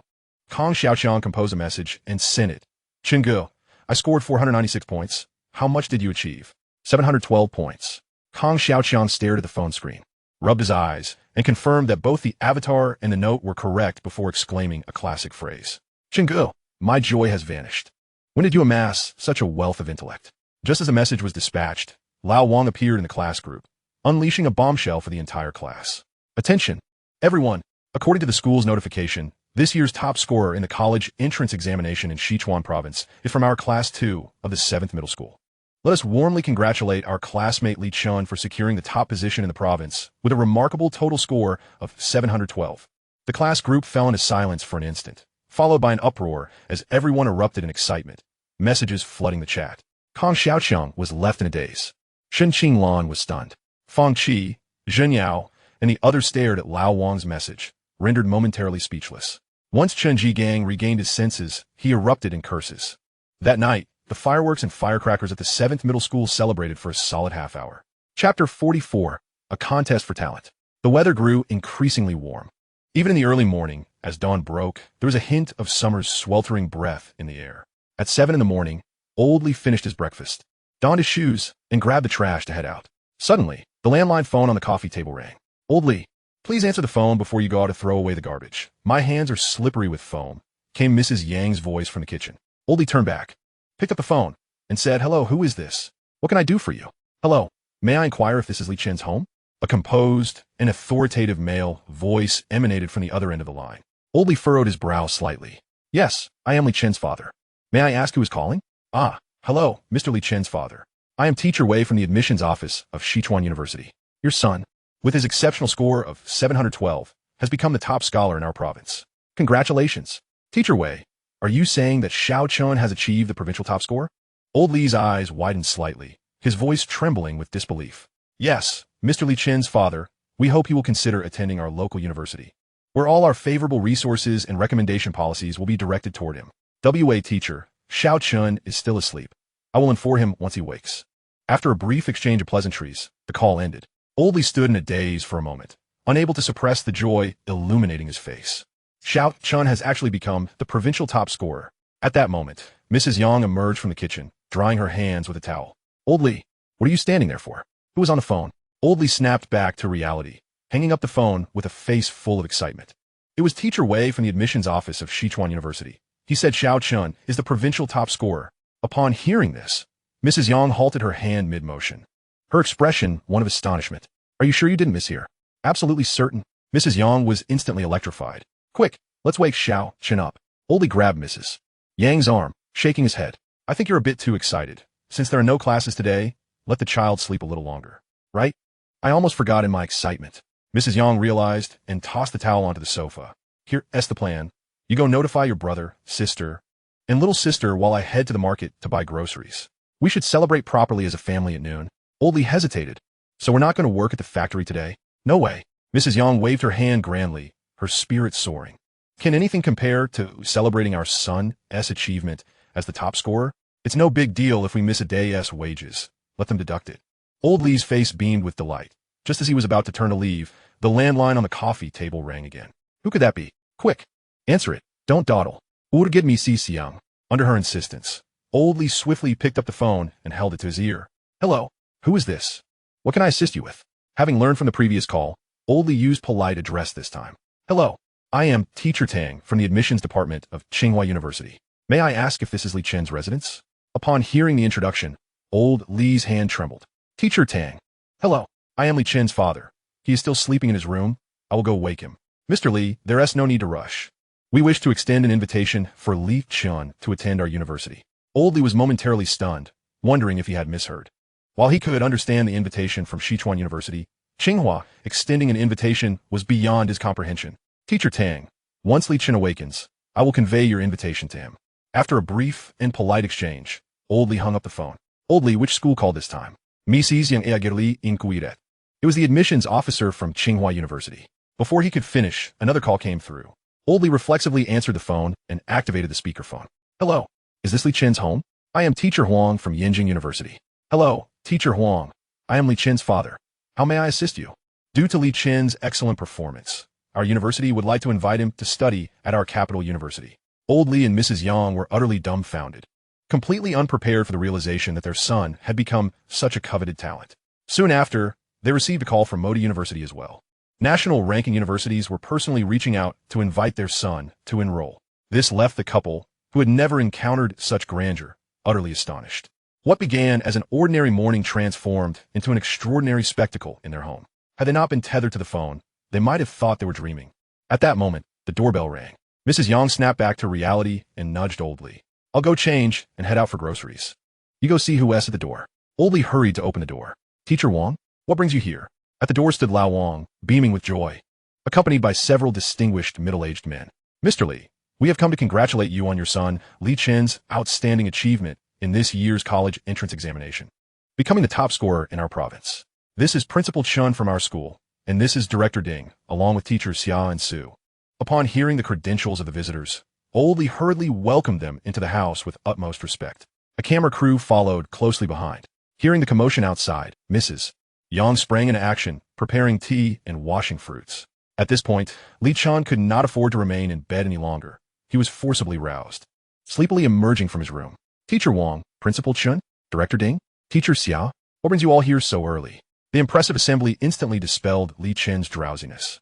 You are this year's provincial top scorer. Principal Chen has come to congratulate you on behalf of the school and to present you with a special award. Lao Wang gazed at the bewildered Li Chen and asked, Did you not see the message I sent in the group last night? No, Li Chen shook his head. After the scores were released last night, I went to bed and didn't even check my phone. At the same time, he began to comprehend the magnitude of the occasion. How could such a grand affair unfold? There were even individuals trailing behind, capturing the moment on camera. It was indeed a significant event. Furthermore, he could easily envision that a banner celebrating the top scorer of the college entrance examination would be hung at the entrance of No. 7 High School, and local media had likely commenced their promotional efforts. The fervor surrounding this wave of recruitment advertisements surpassed that of any creative campaign. The title and honor of being the province's top scorer in the college entrance examination served as a blazing billboard. Chapter 45, Tangible Rewards. Li Chen. This is a specially crafted medal and a cash prize of 100,000 yuan awarded by the school. This honor belongs to you and to our entire No. 7 High School. Principal Chen proclaimed with a broad smile, presenting a golden medal. Director Ding, standing nearby, unveiled a plaque indicating the 100,000 yuan award. The sound of flashing cameras and the click of shutters filled the air. Li Chen was somewhat astonished. They truly provided him with a monetary reward? This was a treatment he had never experienced in his 2 lifetimes. Rebirth truly was exhilarating. Thank you, Principal. Thank you, Director Ding. And my heartfelt gratitude to Teacher Wang and the school for their nurturing. Without you, there would be no student like me today. Li Chen fleshagrin, reveling in the unexpected generosity. His words and demeanor brought joy to everyone present in the room. Principal Chun, in high spirits, nodded approvingly. Li Chen, what I bring today is the school's reward for you. The provincial and municipal accolades should also arrive in the coming days. We can hold an award ceremony at school, where you can impart your wisdom on learning and life to your juniors. Without hesitation, Li Chen readily agreed. Of course, Principal, I will defer to the school's arrangements. He understood the school's intent. Having produced a top scorer, it was only fitting to maximize their influence and exposure. Moreover, this would also bring glory to his parents. After a brief exchange, Old Wang and the others took their leave. The only evidence of their visit was the golden medal and the plaque indicating the 100,000 yuan prize left behind. Old Li, our son has truly succeeded. He has brought such honor to our family. Mrs. Yang remarked dreamily, holding the hefty prize plaque. Their family hardly earned this much in a year. Haha, it's as if our ancestral graves are emitting smoke. In ancient times, this would have made him a high-ranking official. Old Li quipped, glancing at Mrs. Yang. All right, stop daydreaming. Hurry and prepare some food for our son. No need, Dad. I'll just grab a quick bite downstairs later, Li Chen replied, not wanting to disrupt the rare tranquility and joy with a morning meal. The food prepared at home was far more nutritious and healthful than anything available outside. He added, wait, I'll go heat up some soy milk. Mrs. Yang shot him a reproachful glance before heading into the kitchen. Li Chen shook his head with a wry smile, intending to follow her to see what food was available. Suddenly, the doorbell rang again. Li Chen exchanged a glance with Old Li. Could it be Teacher Wang and the others returning? Not sure. I'll go check, he said, walking toward the door. Upon opening it, he found it was not Old Wang and the others. Xirou, Kong Xiaoqiang, Xiaomin, how did you find your way to my home? Li Chen asked, bewildered by the presence of the three. Xirou's clear eyes glanced past him. Auntie, are they still home? We just saw Teacher Wang downstairs. Li Chen nudda, a proud smile spreading across his face. Old Wang and the principal came to present me with a medal and prize for being the top scorer. Tian Yi, you're amazing. When Old Wang shared that news in the group last night, I thought he had made a mistake, Kong Xiaoqiang exclaimed, looking at Li Chen with admiration. Xiaomin nodded earnestly. I bet no one expected you would deliver such a stunning surprise at the end of 3 years of high school. Shen Qinglan must be regretting it now. Li Chen raised his hand to speak, but Old Li's voice interrupted from behind. Xiao Chen, who has come? Dad, it's Xirou, Kong Xiaoqiang, and some other classmates, Li Chen replied. As soon as he spoke, Mrs. Yang emerged from the kitchen, her face beaming as she approached the door. Hello, Auntie, Xirou greeted politely. Xirou, come in and sit down. Have you had breakfast yet? Kong Xiaoqiang. You all come in too, Mrs. Yang said, her mood even brighter than before. As she turned, she shot a disapproving glance at Li Chen. You little rascal. You didn't let Xirou in when she arrived. I was just about to invite them in, Li Chen protested. Tian Yi, your aunt can't help but tease you, and Xirou, Kong Xiaoqiang remarked with a grin. Li Chen shrugged, maintaining his expressionless demeanor. It's exactly as you see it. The three stepped quietly into the house. Did you all skip breakfast? Li Chen suddenly turned to Kong Xiaoqiang and Xiaomin. They both nodded in unison. We agreed to come over to have breakfast with you. Li Chen opened his mouth to speak, but then turned to Mrs. Yang, who was chatting happily. Mom, Xirou and the others haven't eaten breakfast yet. You don't need to fuss. I'll take them out to eat. Mrs. Yang considered for a moment. All right, you can take Xirou and Xiaoqiang out for a bite. Your uncle and the others will be over for lunch, so you can all come back together. Sure, I'll defer to your arrangements. Li Chen waved his hand, leading the group downstairs. Once outside, Kong Xiaoqiang rubbed his rumbling stomach, glancing around. Chengge, what are we eating? There's a new place up ahead that serves stir-fried rice noodles, Li Chen said, glancing at Xirou beside him. Do you want to try it? I'll eat whatever you choose, Xirou replied with serene composure. Kong Xiaoqiang smacked his lips. You're really obedient. You know nothing. Li Chen shot him a sharp glare, then pulled him along. Arriving at the newly opened noodle shop, they found the breakfast rush had passed, and the place was nearly empty. The four of them casually chose a table. Xiaoqiang, Xiaomin, look at the menu and see what you want. They have stir-fried rice noodles, stir-fried vermicelli, rice rolls, and beef and lamb rice noodles, Li Chen said, glancing at the menu on the wall. I want a rice roll. Kong Xiaoqiang said, looking at Xiaomin. What about you? I'll have a rice roll too. Li Chen chuckled, thinking just a moment ago they were talking about me. And now they're ordering the same thing. Xirou, what do you wish to eat? Hearing Li Chen, Xirou blinked. I do like the beef rice noodles. No red oil, just clear oil. Li Chen nodded and called out to the counter. Boss, 2 rice rolls, 2 bowls of beef noodles, and 1 clear oil. Within minutes, 4 steaming bowls of noodles were served, and they began to eat. By the way, Xiaoqiang, what score did you get? Ah, 496 points. Speaking of this, the rice rolls suddenly don't taste good, Kong Xiaoqiang said, his face falling. And you, Xiaomin? How many points? I scored 547 points. Li Chen raised his eyebrows. The difference was too vast for them to attend the same school. Don't worry, buddy. There are plenty of universities in the Magic City. You'll surely find your place. Chapter 46. This money feels too hot to handle. Chengge, I've already decided. Xiaomin will go to the Magic City University of Science and Technology, and I'll attend the nearby Aerospace Industrial Academy. Xiaomin blinked in surprise. Looking at Kong Xiaoqiang, are you really set on going to the Magic City with me? Indeed, one could opt for a more esteemed institution like Chuanwei. Li Chen and Xirou exchanged furtive glances, eagerly anticipating how their companion would respond. Kong Xiaoqiang's face flushed momentarily. Absolutely. You promised me that if we ended up in the same city for college, you would be my girlfriend. Xiaomin's cheeks turned a vivid crimson as she shyly lowered her gaze, savoring her rice rolls. She mused to herself, wondering when this fellow had mustered such audacity. Li Chen stared in astonishment, secretly giving him a thumbs up. This was truly an embodiment of my teachings. Kong Xiaoqiang's grin stretched from ear to ear. Winning the affection of girls was clearly an art best executed under my brother Chen's guidance. Xiaomin's coy demeanor was unmistakably a sign of mutual interest. By all means, life was becoming increasingly promising. In truth, given my academic performance and intellect, attending any university would yield similar outcomes. It would be more advantageous to follow you wherever you choose to go, for at least it would provide me with daily motivations. To alleviate the awkward atmosphere, Kong Xiaoqiang chimed in. Moreover, since Chengge is also heading to the Magic City, Guxuehua will likely follow suit. We'll all be in the same vicinity. Won't that be splendid, right, Chengge? Huh? Yes, indeed, Li Chen responded, recovering from the shock of his friend's audacity. Xiangzi makes the compelling argument.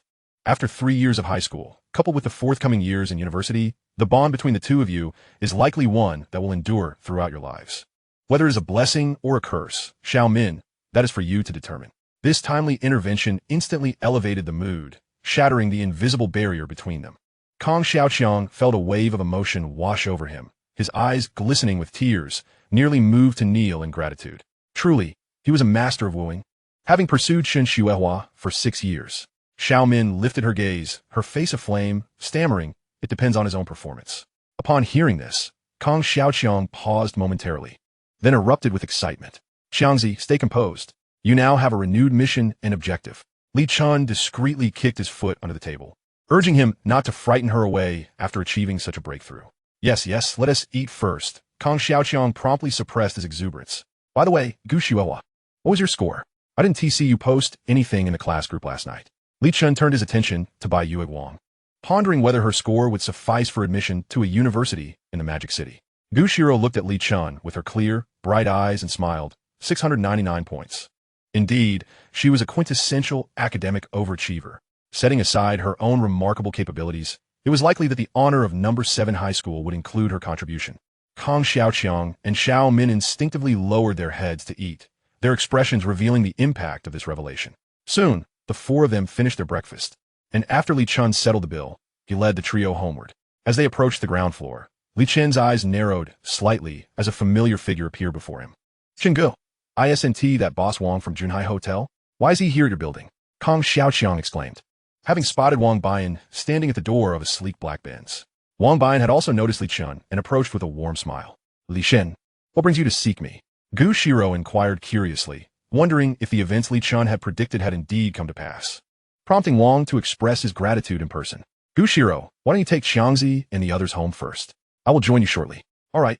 Be cautious and call me immediately if anything arises," Xirou cautioned, to which Li Chen nodded, reassuring her, "Rest assured, it's broad daylight, and I highly doubt this old fellow would dare to harm me."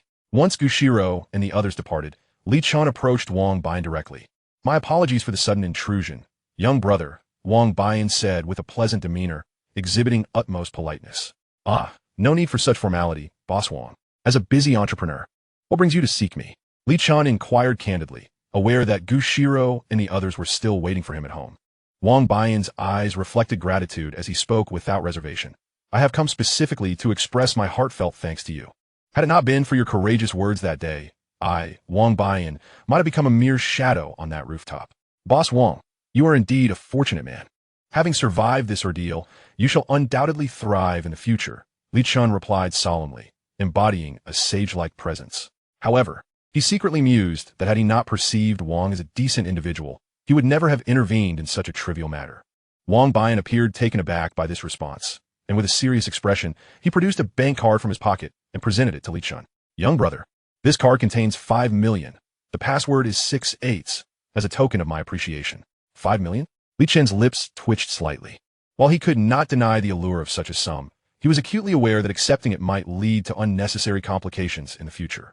Boss Wang, I appreciate your sentiment, but I must decline. Please take the money back, Li Chen said, waving his hand and preparing to turn away. It seemed the tales he had encountered online about saving a wealthy individual's life in exchange for half their fortune were mere fabrications. Did they truly believe that the affluent were so gullible? However, after his rebirth, he had little interest in such trifles. Wang Bian, slightly anxious, quickly retrieved his second option. Please hold on, young brother. He produced a black and gold membership card, stating, this is a special membership card for Junhai Group. All expenses under our brand are exempt from charges. While it may not compare to 5 million, it is nonetheless exceedingly useful, and I implore you to accept it. Li Chen hesitated. The card was indeed quite practical. Even though he would not be in Shucheng for university, it could benefit his family. Realizing that he could not refuse Wang's generous offer, he accepted the membership card. Ah, young brother, such immense gratitude. If you refuse even this modest membership card, I fear I will be sleepless tonight. Wang Bian chuckled heartily, glancing at the time. It's nearly noon. Would you care to join me for a meal at my hotel? Regrettably, I have family matters to attend to today and cannot dine out. Li Chen declined politely. Upon hearing Li Chen's gentle refusal, Wang Bian's expression remained steady, devoid of anger. Very well, let us arrange another meeting next time. Chapter 47. Although weary, it was a delightful experience. Time swiftly advanced to the end of June. Ever since that day of celebration at home, Li Chen had scarcely found a moment of respite. He had been tirelessly frequenting the school, first to receive accolades from the city, followed by various promotional activities. Subsequently, he received commendations from the province, culminating in a cash reward of 300,000. He also collaborated with Old Wang and the school to conduct a large-scale lecture, imparting wisdom and inspiration to the younger students. The intensity of this workload is even more exhausting than the final sprint before the college entrance examination. The sweltering weather exacerbates the fatigue already weighing down my weary body. The weather forecast had predicted a drop in temperature and heavy rainfall days ago. Yet the promised rain never materialized. It feels as unreliable as the words of a beautiful woman, entirely devoid of credibility. In the old neighborhood of Jiefang Street, news of old Li's family producing a top score in the college entrance examinations has spread like wildfire among relatives and neighbors, with a constant stream of visitors arriving to offer their congratulations. Old Li and Mrs. Yang stand tall before others, greeting them with cheerful smiles. Li Chen feels genuinely pleased with it all. This is a sense of honor that money cannot buy. A few days ago, Xirou sent a message saying she would return to the countryside to visit her grandparents and escape the summer heat, mentioning that the signal is poor there and she could only play with him after returning. Meanwhile, Kong Xiaoqiang seems to have vanished, and a phone call revealed he has been holed up at home playing games, leaving Xiaomin neglected. On July 2nd, Monday, Li Chen transferred 300,000 yuan into a stock account, investing it all in Xinjiang technology. This was a stock he had meticulously selected over the past few days, and barring any unforeseen circumstances, it should double within the next month. After all, leaving money languishing in a cold account is the most foolish course of action. As for venturing into business, such thoughts are merely whimsical. What business can generate profits as swiftly as capital operations? To be frank, 300,000 yuan is hardly a substantial amount in the stock market, and even if it were to double, it would only amount to a little over $1 million. He has considered leveraging his position, but the uncertainties involved are too many, so for now, he prefers to prioritize stability. When his capital becomes substantial enough to influence the market, leverage will become a potent weapon in his arsenal. Meanwhile, doomsday rhetoric has been growing increasingly frenzied, with discussions echoing through every street and alley. Only Li Chen, having been reborn, knows that the doomsday theory is nothing more than a thorough deception. The world cannot simply be destroyed so easily. Yet, some individuals hold a different belief. The class group chat in Class 2 is buzzing with fervent discussions that are so intricate and detailed that even Li Chen, upon reading the messages, cannot help but feel dwarfed by their creativity. Perhaps the next literary genius will emerge from among these individuals in class 2. Classmates, do you think December 30th of this year is truly the end of the world? Who can say? The internet is abuzz with speculation. And with the Mayan prophecies thrown into the mix, it all seems rather plausible. But what is the point of guessing? In any case, one should eat and drink well. Regardless of the impending apocalypse, one must not neglect oneself. Indeed, it's true. We have just entered adulthood, so why ponder over such matters? Living in the moment is what matters most. Forget the doomsday discussions. Let us first consider how to spend this summer vacation. The summer break for the third year of high school is the longest holiday, and surely we cannot waste it cooped up at home. How about forming a team to travel? Once the topic of summer plans arises, more people join the discussion, and the messages quickly swell to 99, making it hard to keep up. When it comes to studying, interest is scarce, but when it's about fun, even the lurking members of the group come out of hiding. Shun Qinglan, observing the flurry of messages, feels utterly exasperated, having yet to see Li Chen's avatar appear. In the past, she was among the lively participants in the class group, but now she can only watch as the messages flow by unnoticed. Li Chen, you jerk. You haven't sent me a single message in 2 months. Shun Qinglan angrily dug out Fang Chi's QQ, her mood spiraling downward. If she doesn't vent to someone soon, she feels she might just break. Fang Chi, I'm so frustrated. I'm on the verge of collapsing. Lan, what's wrong now? Fang Chi replied instantly, perhaps currently submerged in the group chat herself. Li Chen hasn't sent me a word in 2 months. He has never done this before. Fang Chi was at a loss for words. Whose fault is that, considering you brought this upon yourself? After liking him for so long, I refuse to believe he feels nothing for me. Chi, do you know where Li Chen is going to university? I heard from Kong Xiaoqiang that Li Chen is heading to Mo Du University. Lan, don't overthink it. Why don't we go travel instead? Let us bring Siwen along and take advantage of this break to clear our minds. Shun Qinglan considered it and typed on her keyboard. Right. I've been feeling down lately, so you could talk to Siwen. It's clear that expecting these teenagers to remain quietly at home during their 2 to 3 month vacation is simply unrealistic. On July 7th, the weather was overcast, with light rain falling all night, gradually clearing as dawn broke. The government documents regarding the demolition of houses in Linanu district were officially released, triggering an immediate and fervent reaction. Those within the demolition zone felt as though a bright sun had pierced their world. The immense fortune had finally arrived for their family. At the information station beneath the street trees, the elderly folks eagerly speculated about which families would receive more compensation and which less. That afternoon, Li Chen received an official notification call from the demolition workgroup, asking him to come by to discuss compensation matters. As he hung up the phone, a relaxed smile spread across his face. He knew that this situation had finally stabilized. The demolition work progressed steadily and orderly, just as it did in his past life.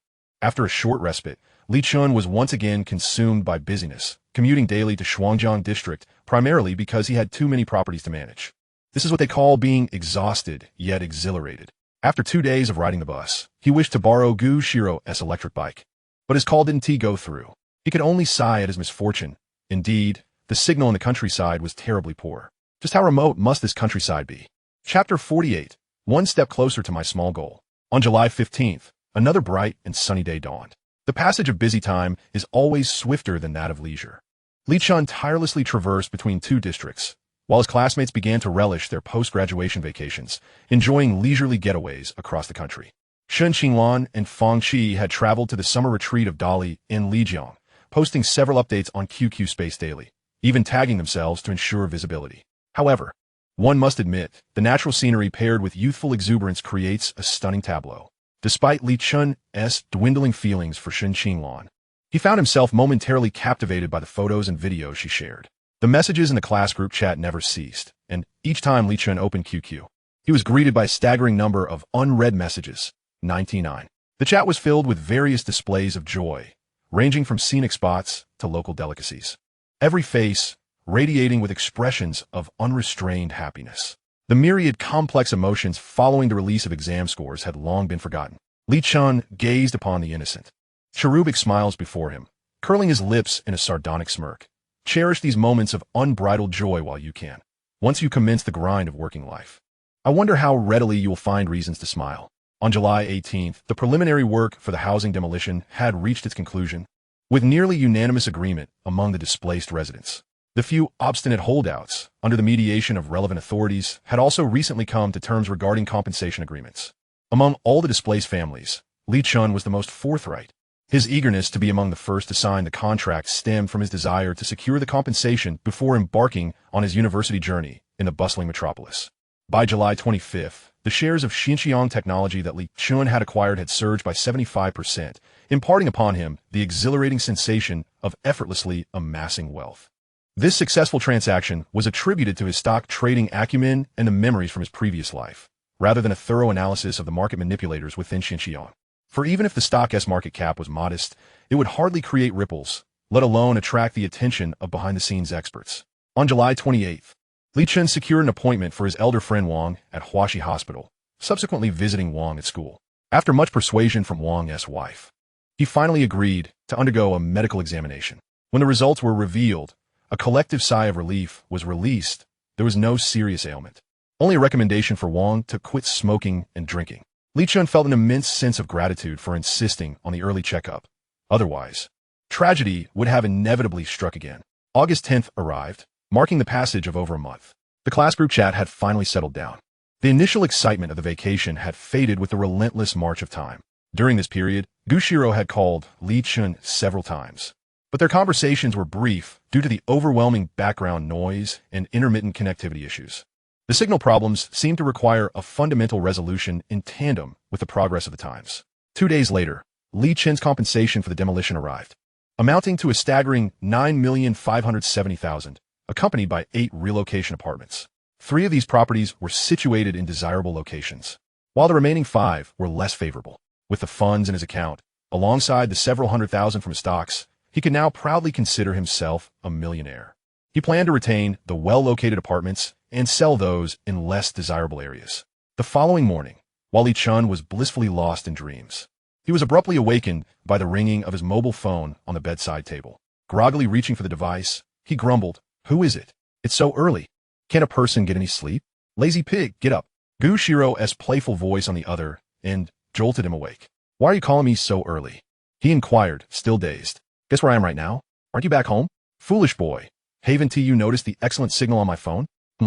Li Chen pausa. "Sitting up in bed. You're back." "Yep. I'm downstairs at your place." Li Chen was momentarily taken aback by her sudden appearance. "Are you sure you're awake?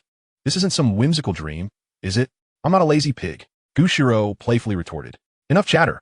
I'm hanging up. Hurry down for breakfast." Staring at his phone in a daze, he quickly got up, performed a hasty wash, and rushed downstairs. Upon reaching the ground floor, he spotted Bai Wang standing quietly by the roadside. She wore a delicate pale yellow dress, her long black hair cascading elegantly behind her, exuding a poised and gentle demeanor as she held a pink thermos and a breakfast bag. Even after spending over a month in the countryside, her complexion remained exquisitely smooth and fair. "Li Chen, if you don't come down soon, breakfast will get cold." Her words elicited an involuntary smile from him. "It's hot out. Cold food is still food," he replied, approaching her and catching a whiff of her delightful fragrance, prompting him to inhale deeply. "Cold food isn't good for you," Xirou admonished earnestly, glancing towards a nearby bench. "Let us eat over there." "Why not at home?" Li Chen asked, accepting the thermos and bag. "Uncle and Auntie are still sleeping, and I don't want to disturb them." Li Chen pausa momentarily. "And you're not worried about waking me?" "You're different from them." Xirou's face flushed as she bit her lip. Li Chen's eyes subtly roamed over her full, rosy lips. "When did you return?" "Dad picked me up last night. I came to find you first thing this morning." She had missed him dearly after being apart for over a month. "I've been swamped too, but I made quite a bit of money. It was worth the effort." "How was your time in the countryside?" Li Chen settled onto a clean chair, feeling the icy barriers within his heart begin to thaw. "Not much fun. I was lonely by myself. My grandparents refused to come here, so I always return to spend some time with them during holidays." A hint of helplessness flickered in Xirou's clear eyes. Previously, she hadn't found it boring, but this time around, the days felt particularly long. "Don't look so glum. After breakfast, I'll take you out for some fun." "Really?" Xirou's eyes sparkled with excitement. "I heard from the class group the new water park opened over at Xishan. I want to go." Chapter 49 Xirou. "I don't want to learn swimming anymore." "Li Chen, it's so hot. Don't you want to eat some refreshing ice pops?" Under the shade of a tree by the roadside, Xirou gazed at the large sign of the Bali Island water park across the street, wiping the beads of sweat from her forehead with one hand while gently fanning herself with the other. "Ice pops?" Li Chen swallowed hard, his gaze subtly drifting over her neckline. "Aren't you thirsty?" Xirou innocently looked at him, her bright, clear eyes reflecting a hint of something unusual. "Em parched." I haven't tea had a sip of water. I want an ice pop. Do you want one? Li Chen regained his composure and replied calmly, of course I want one. Wait here. I'll go buy you an ice pop. Do you want the same one as last time? No, that one was too expensive. Ice pops are cheaper. Without further ado, Li Chen turned gracefully and walked away. Watching his retreating figure, Xirou glanced down at her neckline, a gentle, sweet smile blooming on her cheeks. She had heard that men often become indifferent once they have what they desire. Yet, in Li Chen's gaze just now, she sensed he truly cherished her. Upon returning with the ice pops, Li Chen noticed that Xirou's expression towards him had shifted. What's wrong? Is there something on my face? He queried, bemused. As he handed her the ice pop, a mosquito. It flew away, Xirou said softly, slowly lifting her head, delicately unwrapping the ice pop and taking a bite. Savoring the refreshing chill, Li Chen felt a jolt of emotion. She devoured the ice pop in a few bites, far more delicately and adorably than by Yue Guang, igniting his imagination. After finishing the treat, the two headed to a nearby supermarket to purchase a set of swimwear. Xirou chose a rather modest swimsuit, featuring slender straps on top and a short skirt below, designed to conceal her thighs. To avoid tanning, Li Chen opted for an indoor pool rather than an open-air one. The place was sparsely populated, boasted excellent water quality, and provided a splendid view of the outdoor pool. Although the admission fee was somewhat steep at 188 yuan per person, for Li Chen, it was hardly a concern. When accompanied by his moonlight, he naturally sought the finest experience, wary of the possibility that the outdoor pool might harbor unsavory characters. Leaning against the pool's edge, Li Chen gazed at the breathtaking scenery outside, marveling, indeed. Pools and beaches are sanctuaries for men, filled with an abundance of bikinis and a myriad of alluring figures that one can scarcely behold. Once Xirou had changed into her swimwear, she quietly approached Li Chen from behind, completely disregarding the stares of others. Is it beautiful out there? She inquired, her voice cool, yet tinged with a hint of acidity. Li Chen turned slightly, their eyes locking, and he thought to himself that nothing could compare to her presence. He was genuinely astonished. Despite having witnessed Xirou at her most enchanting, he had still underestimated her figure and allure. Her long legs and exquisitely proportioned body effortlessly eclipsed all the other women present. Her strikingly beautiful visage exuded an air of aloofness that captivated the gazes of the hungry wolves in the pool. Stop flattering me. Help me down, she said, a flush of crimson blooming on her cheeks as she extended her fair hand toward Li Chen, contemplating how intimidating his gaze was. With a grin, Li Chen stood and took her delicate hand, guiding her into the water. Xirou, didn't you say you knew how to swim? You don't seem like someone who would be afraid of the water, he teased. I learned a bit as a child, but never mastered it, she replied, clinging tightly to him, clearly anxious about the prospect of drowning.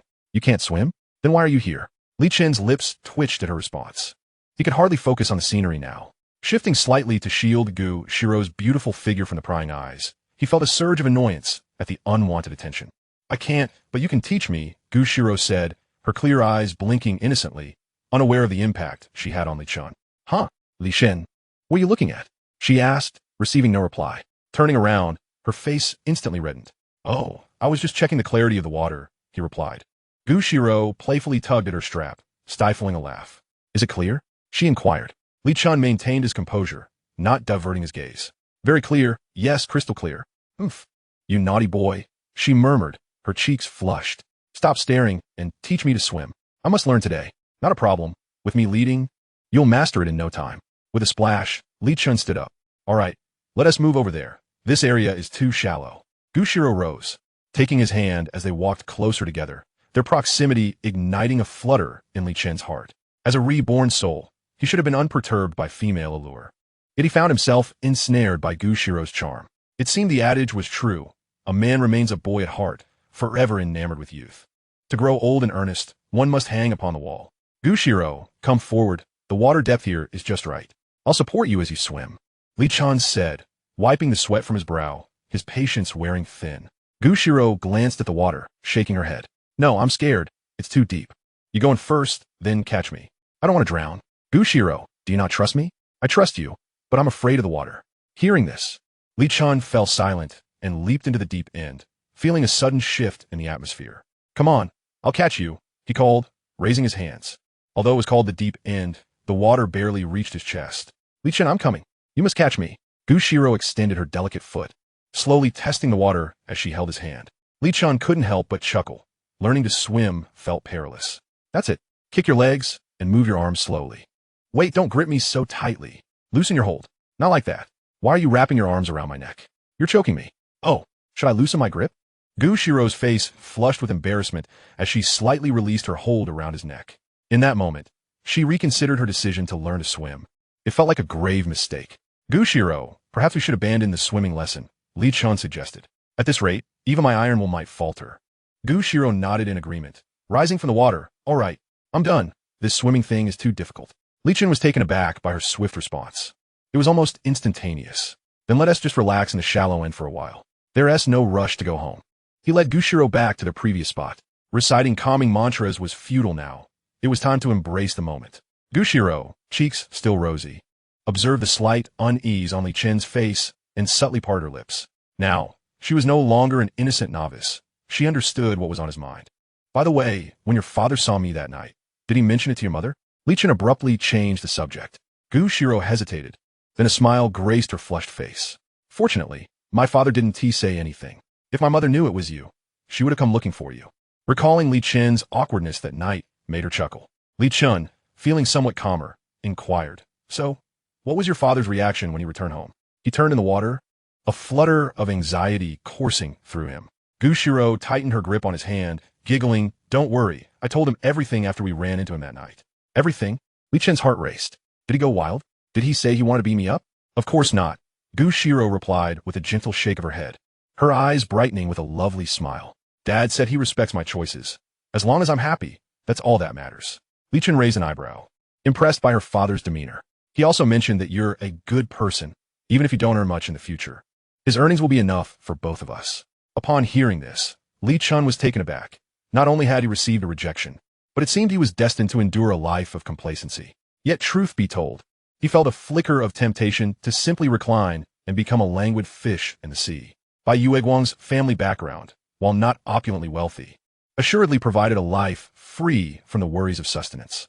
However, judging by her tone earlier, should he dare to pay a visit, her mother would undoubtedly pursue him with a stick, chasing him through the streets. You have an astute father and a reasonable mother. Li Chen managed to stammer out after a prolonged silence. Wasn't it all about reason? If faced with the unreasonable, he would have been sent packing long ago. Xirou couldn't help but chuckle. Aren't you worried now? When the time is ripe, I shall explain everything to my mother. That works, Li Chen nodded, appreciating the cushioning time it afforded. In their current state, if her mother were to find out, an explosion of fury was a certainty. After lounging for over half an hour, the two finally vacated the pool and headed to the shower room to rinse off. After departing from the water park, Li Chen took Xirou to the commercial street, intending to retire his old, battered domestic smartphone, which had served him for several years. Not only did it require charging twice a day, but it also had a tendency to sulk at pivotal moments. In the past, he had to make do, but now that he had money, why should he indulge such a contraption? Li Chen, what are we doing here? Are you looking to buy something? Xirou inquired. Her curiosity piqued as her beautiful eyes flitted left and right. Li Chen pointed toward a few mobile phone stores not far ahead. I plan to replace my old phone. And also buy one for you while I'm at it. I might as well get new phones for my parents too. Buy phones? Xirou exclaimed, startled. How much will that cost? I don't need one. Mine can still last for a few more years. Li Chen glanced at her and replied bluntly. With that screen of yours barely hanging together, if it lasts another 3 to 5 months, that would be a miracle. How do you know my screen is cracked? Xirou asked, momentarily taken aback. Li Chen sighed with a hint of exasperation. I am not a fool. We spend so much time together that it's hard not to notice. The girl's gaze faltered as she quietly retrieved her iPhone 4 from her crossbody bag, staring at the fissures on the screen. She had only owned this phone for less than a year, having accidentally broken it during an encounter with some ruffians on the street. Originally, the rewards from her parents after her college entrance examination had been exchanged for her studies in the bustling metropolis. I could still get it repaired, Xirou murmured softly. Upon hearing this, Li Chen raised an eyebrow and feigned authority. You have given me everything, even your pocket money.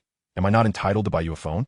If you truly don't want it, I can simply return the money to you right now. Hearing such coaxing words, Xirou's eyelashes fluttered, and she felt a wave of despondency wash over her. What more could she say? Li Chen, you're so domineering. Li Chen was amused by the expression on by Yueguang's face. Haha, only now do you realize you've boarded a pirate ship? It's too late to disembark. He was puzzled as to how Xirou had managed to use such a dilapidated phone for so long. Had he not stumbled upon its condition, he might have remained oblivious to its state. Her family, after all, belonged to the middle class. In his previous life, parents had long since spoiled their children with gifts.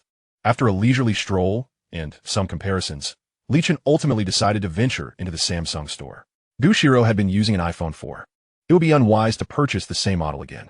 Furthermore, this year marked a pinnacle for Samsung phones, leading the pack in both performance and sales compared to most brands. The S3 model was particularly noteworthy, surpassing the iPhone 4 in quality. Were it not for the fact that the iPhone 5 would not be released until mid-September, Li Chen would not have opted for the Samsung S3. As for other domestic brands, Huawei had yet to rise, and Xiaomi was only founded in 2010, still needing to prove itself in the market. Other emerging phone brands would likely fade into obscurity in the years to come. For Li Chen, having returned from the future, the streets were rife with opportunities for entrepreneurial ventures. Just as they were about to step into the Samsung store, Xirou suddenly halted, her gaze drawn to something on the left, her eyes sparkling with excitement. Li Chen, I want to eat that. It smells so good. Xirou tugged at the hem of Li Chen's shirt, her eyes glimmering with joy. Following her gaze, Li Chen spotted a small tricycle selling what appeared to be clumps of yellow clay. Upon closer inspection, he discerned that breaking open the clay revealed an exceptionally aromatic roasted chicken. Do you know what this is? Are you really going to eat it? I know. It's called beggar's chicken, as seen on television. It's delicious. No, we can't eat that. It's not healthy. It may smell good, but it doesn't taste as good as it seems. Li Chen had to admit that while the street-side beggar's chicken was enticing, it was far from clean. Furthermore, once the clay was removed, the chicken inside was rather small. Countless negative reports had surfaced in his past life about such street foods, leaving many regretful after purchasing them. I don't believe you. Look how delicious those people are eating.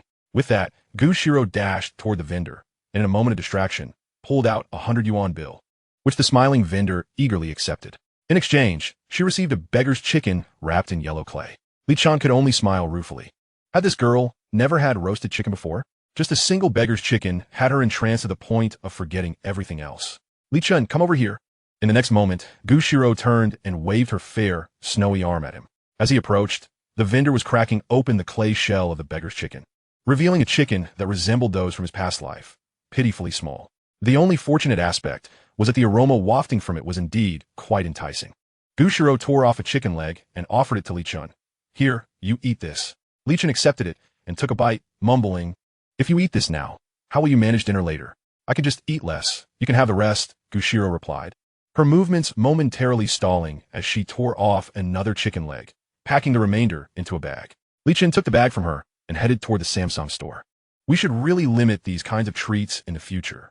Xirou, hearing this, pouted her oil-slicked lips slightly, trailing behind Li Chen with a look of feigned innocence. After exiting the phone store, twilight had begun to fall, and the beggar's chicken had been devoured. Xirou completely disregarded the glances from his staff. Ultimately, they purchased 2 Samsung S3 phones, one white for Xirou and a silver one for Li Chen. For old Li and Ms. Yang, they opted for Nokia 920s, renowned for their durability. He even jokingly remarked that they could be used to crack walnuts. Additionally, he purchased a MacBook Pro, rendering the old desktop computer at home a relic of the past. Jiafeng Street. Xirou, will you accompany me upstairs, or do you prefer to wait for me downstairs? Old Li and the others have yet to return. We can find a place to eat before I take you home. By the roadside beneath the residential complex. Li Chen gazed at Xirou while carrying numerous bags. My legs hurt. I'll just wait for you downstairs, Xirou said, slightly bending forward, her demeanor reflecting a lack of energy. It had been quite some time since she had traversed such a distance today. All right, just wait for me. I'll be down shortly, Li Chen replied before swiftly ascending the stairs. Upon reaching home, he discovered that old Li and the others had yet to return from the factory, as they typically arrived around 9 o'clock. 3 minutes later, Li Chen hurriedly descended the stairs once more. Li Chen, you had the audacity to claim you wouldn't be able to eat tonight. Xirou's previously cold demeanor transformed into one of pitiful vulnerability. Li Chen couldn't help but chuckle. Let us go. I'll treat you to a meal. If we return late, your father will surely have a word with me. He had indeed overlooked the considerable exertion from the afternoon. Not only Xirou, but even he felt famished. As the last rays of sunlight faded, darkness silently enveloped the earth once more. To accommodate his cherished companion, Li Chen chose not to settle for a casual street vendor meal, as was his usual custom, but rather sought out a nearby Chinese restaurant of decent scale.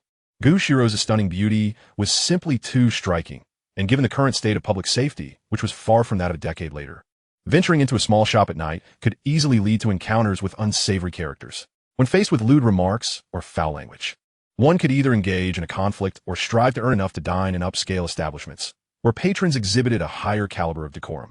Xirou, take a look at the menu and see what you'd like to order, Li Chen said, placing the menu before her at a cozy window-side booth. Let me see, she replied, delicately flipping through the menu with her slender fingers. I'd like the chicken wings with rice, the paper-wrapped tofu, the spicy chicken, the tomato shrimp paste, the chives with peach kernels, and a spicy crayfish along with pig trotters and kelp soup. That should suffice. Li Chen, what do you want? After taking the menu back, Li Chen handed it to the nearby waiter and gestured that they were ready to order. Ordering dishes was indeed an art. He feared that Xirou might not relish the choices he made, but this time he perfectly sidestepped that awkwardness. The dishes arrived promptly, though several curious glances were cast their way.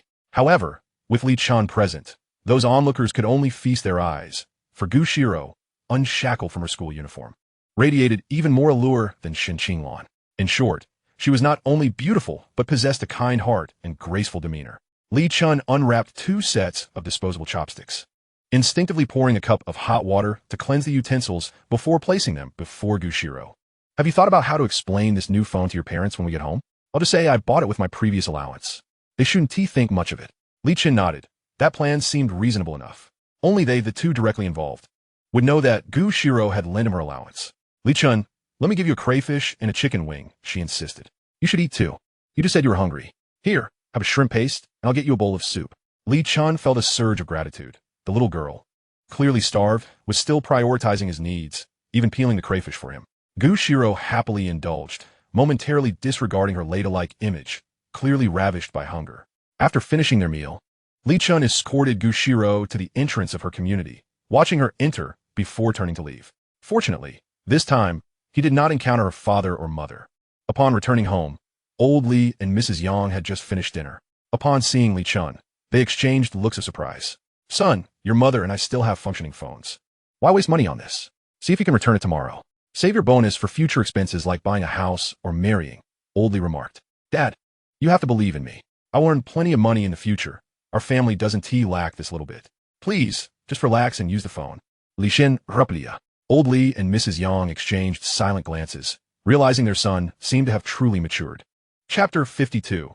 Departure for the Magic City on the last day of August. The morning sky was draped with scattered raindrops. The lengthy vacation following the college entrance examination had finally reached a satisfying conclusion. Graduates were on the brink of a new journey, set to embark on a splendid new chapter of their lives. Early in the morning at Li Chen's home, the sounds of movement were incessant. Mom, Dad, you don't need to fuss. Just head off to work. I'll only take some essentials. I can buy the larger items at school, Li Chen said, observing old Li packing and Mrs. Yang bustling around the kitchen, feeling both warm and helpless. It's a traditional custom in China that whenever one departs, parents are always prepared with bags upon bags. Ultimately, he managed to persuade old Li and Mrs. Yang. Xiao Chun, you can leave the bedding and such behind, but you must eat more of your mother's breakfast today. If you want to enjoy home-cooked meals again, it won't be for several months, old Li expressed, his eyes revealing a hint of reluctance and concern.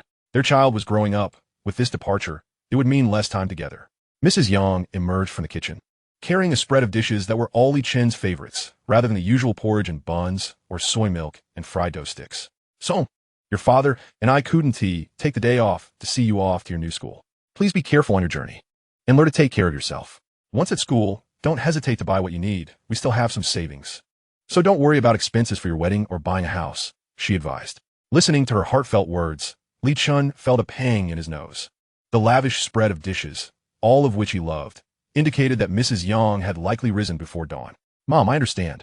You and Dad take care of yourselves at home. If anything comes up, just call me. I'm grown now. You don't need to worry, he reassured her. At that moment, he suddenly realized that his parents were indeed aging. He noticed old Li's back was slightly hunched, and a portion of his hair had turned white, while Mrs. Yang bore deep lines on her face, with more gray strands than old Li. A phrase about wanting to care for loved ones who are no longer there flashed through Li Chen's mind. He couldn't delay the task of earning money any longer. The burdens his parents bore in the past should not be repeated in this life. The next time he returned, he would ensure they would no longer have to toil in a factory. Xiao Chun, quickly wash your hands. After you eat, head to the station. Don't waste time. Old Li instructed, arranging 3 sets of chopsticks at the table.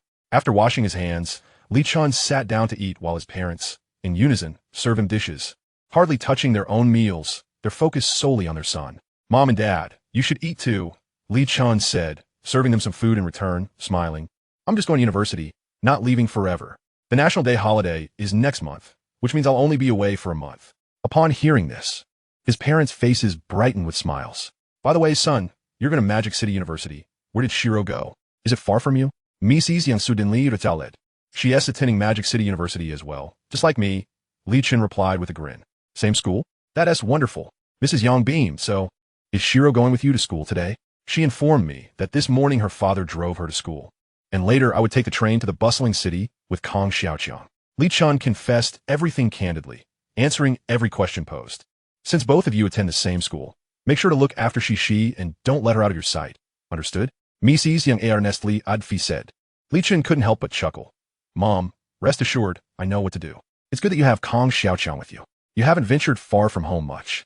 Having someone else along gives us greater peace of mind, Mr. Li interjected. After a rather verbose breakfast, the moment finally came to a close. Once the meal was finished, the elderly couple personally saw Li Chen off to the taxi before turning to leave. On this journey, Li Chen was remarkably unencumbered, carrying only a backpack that housed a few sets of everyday clothing and toiletries, along with a recently purchased laptop. Upon arriving at the train station, he promptly called Kong Xiaoqiang to inform him of his location at the entrance. The sporadic drizzle in the sky had ceased, yet the air remained stiflingly humid, especially in the densely populated train station, where relief from the heat was scarce. A glance around revealed a sea of travelers burdened with oversized bags. Standing outside the entrance, Li Chen waited several minutes before Kong Xiaoqiang finally arrived, looking rather disgruntled. Chingu, why are you only just showing up? I've been waiting for you at the square for nearly half an hour.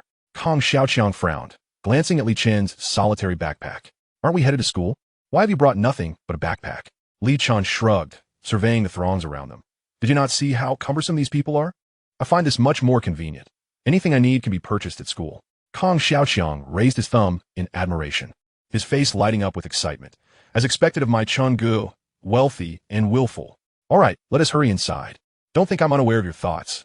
I've already purchased the tickets. Li Chen shot him a disapproving glance before turning towards the entrance.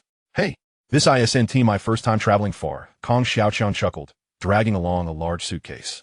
Chingu, wait for me. Moments latte. Li Chen adeptly navigated the entire process, retrieving tickets, passing through security, validating tickets, and boarding the train, while Kong Xiaoqiang, the novice, contributed nothing. They settled into adjacent seats, across from a middle-aged couple. After stowing his suitcase, Kong Xiaoqiang plopped down beside Li Chen. Chingu, you seem rather accustomed to all this. Have you traveled far before? Kong Xiaoqiang instantly morphed into a curious child. Li Chen shot him a glare, placing his backpack between their seats, arms crossed comfortably against the chair back. I plan to catch a nap. If you find it dull, just gaze out at the scenery, all right?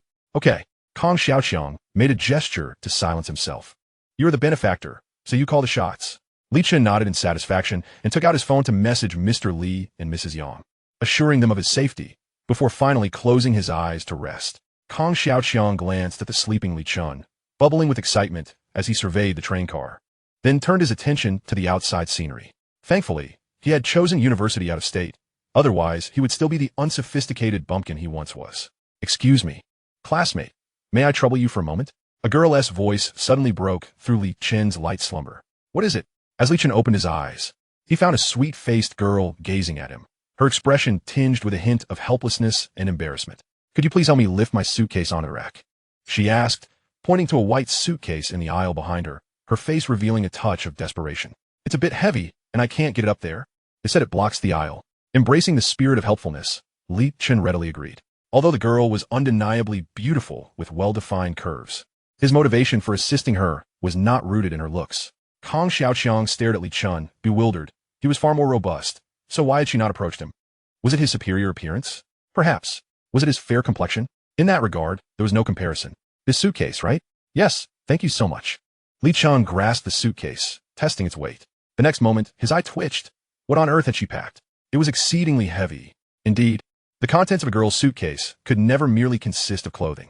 It was likely even heavier than Kong Xiaoqiang's. After straining to place the suitcase on the rack, Li Chen finally understood why she had sought his assistance. Among the nearby rows, the seats were occupied either by girls or elderly passengers, making him the most suitable candidate. Thank you very much. The girl expressed her gratitude. Li Chen waved his hand nonchalantly. It's just a small favor. In broad daylight. You specifically call me out for assistance. How could I refuse? After all, I'm a diligent and accomplished university student. I must maintain some dignity, right? As soon as Li Chen sat down, Kong Xiaoqiang leaned in, a mischievous grin on his face.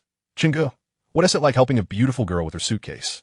Disgusting. Li Chen's expression darkened, and he solemnly lectured. What kind of thinking is that?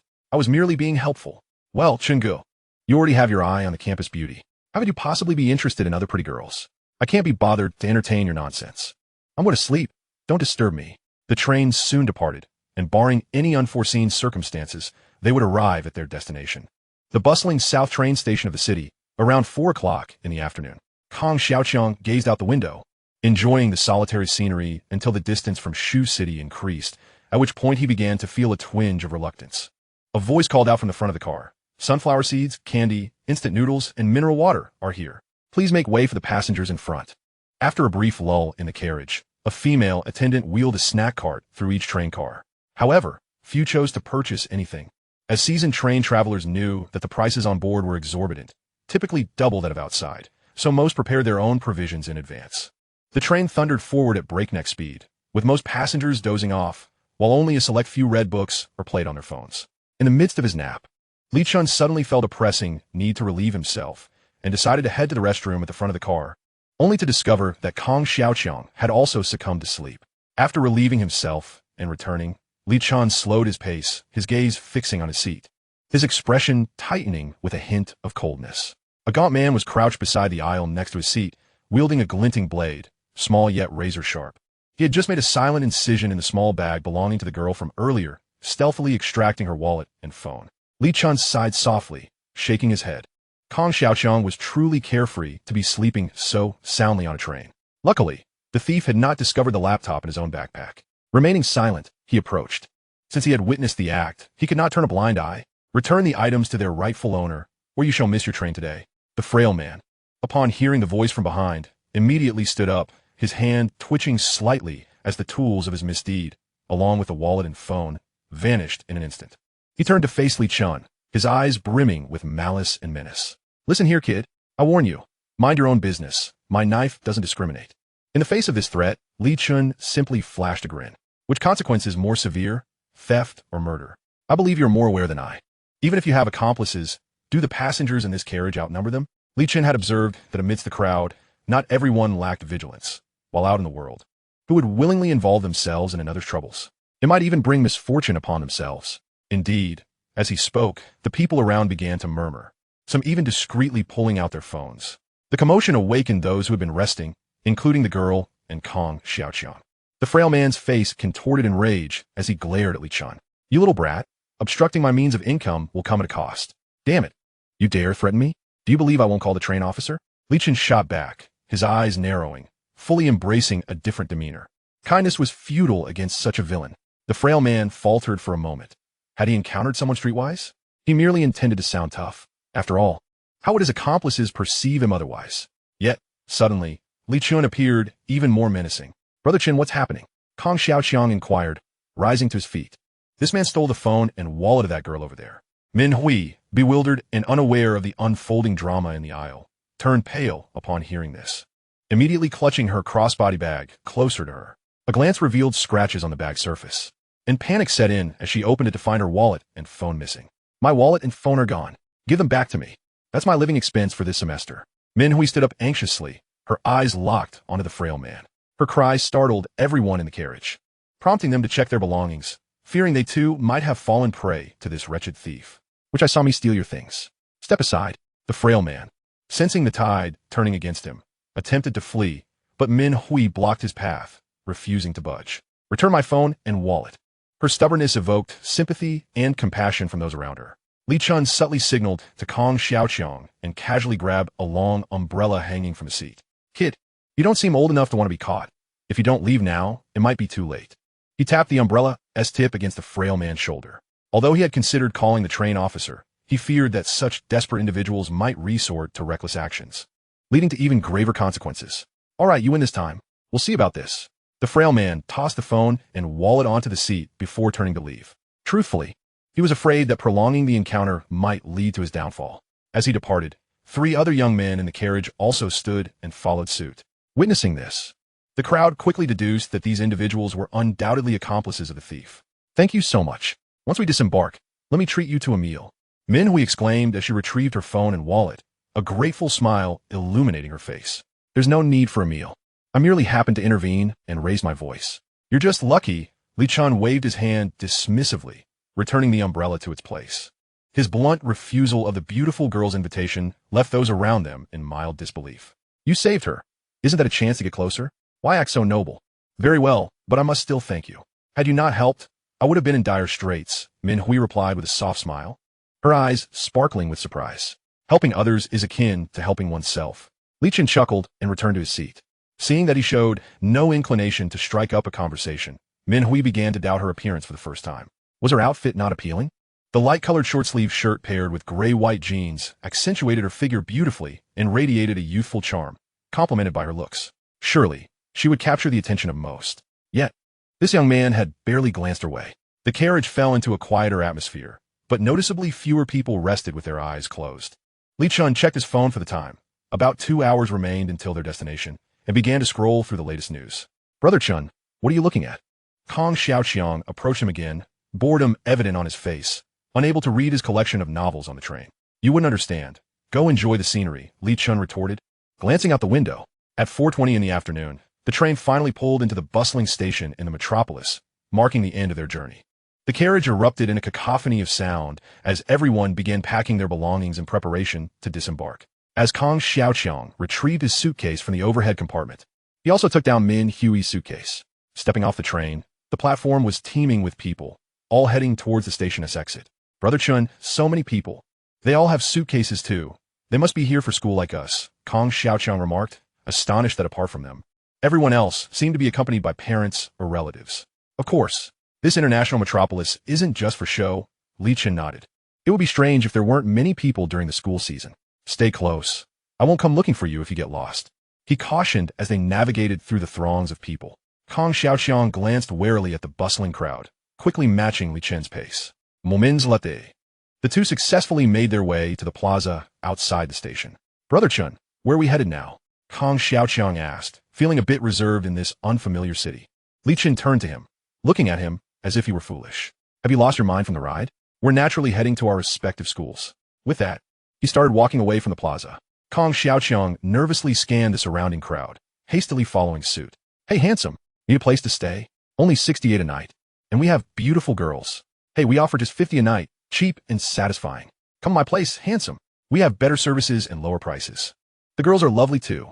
As soon as they exited the station, Kong Xiaoqiang found himself the target of several street vendors, each brandishing signs advertising accommodations. Almost everyone exiting the station became an object of their solicitations. Brother Chen, wait for me. At 18 years of age, Kong Xiaoqiang had never encountered such a scene. His face turned crimson as he was cornered by several older women, one even daring to grasp his arm. Li Chen sighed in exasperation, realizing that all his muscle had been for naught. Apologies, but we have a place to stay and are in a hurry. Please let us through. This remark immediately alleviated the awkwardness for Kong Xiaoqiang, who eagerly trailed behind Li Chen. Brother Chen, why did those girls only pull me and not you? Li Chen glanced at him with a knowing look. They think you're handsome. Upon hearing this, a mysterious smile appeared on Kong Xiaoqiang's face. I think so too. Li Chen couldn't help but smirk, slightly shaking his head. Indeed, he was still a naive flower of the motherland.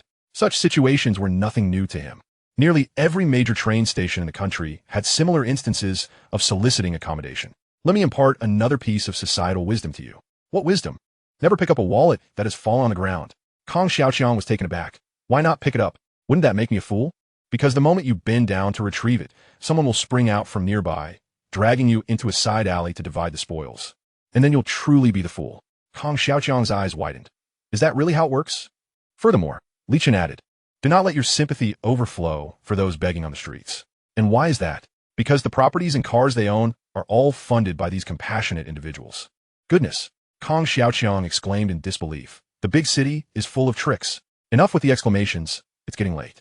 Let us hurry and take the bus back to school. Li Chen clapped Kong Xiaoqiang on the shoulder. This guy was always making a fuss over nothing. As Kong Xiaoqiang trailed behind Li Chen, dragging his suitcase, he exclaimed, Brother Chen, something feels off? It's just too strange. We're from the same school and have never traveled far. How come you know so much more than I do? Maybe I dream about it. Li Chen retorted playfully. If you doubt it, you can always prop your pillow up higher tonight. Kong Xiaoqiang muttered under his breath, then suddenly brightened. Brother Chun, since you know so much, how about you help me get to school? Hearing this, Li Chen abruptly halted, turning to size up Kong Xiaoqiang. Old buddy, I feel like going out with you is akin to taking a child along. Foster father. With that, he had no choice but to oblige. Chapter 55. My roommates are all wealthy second generation. Taking the bus is incredibly slow.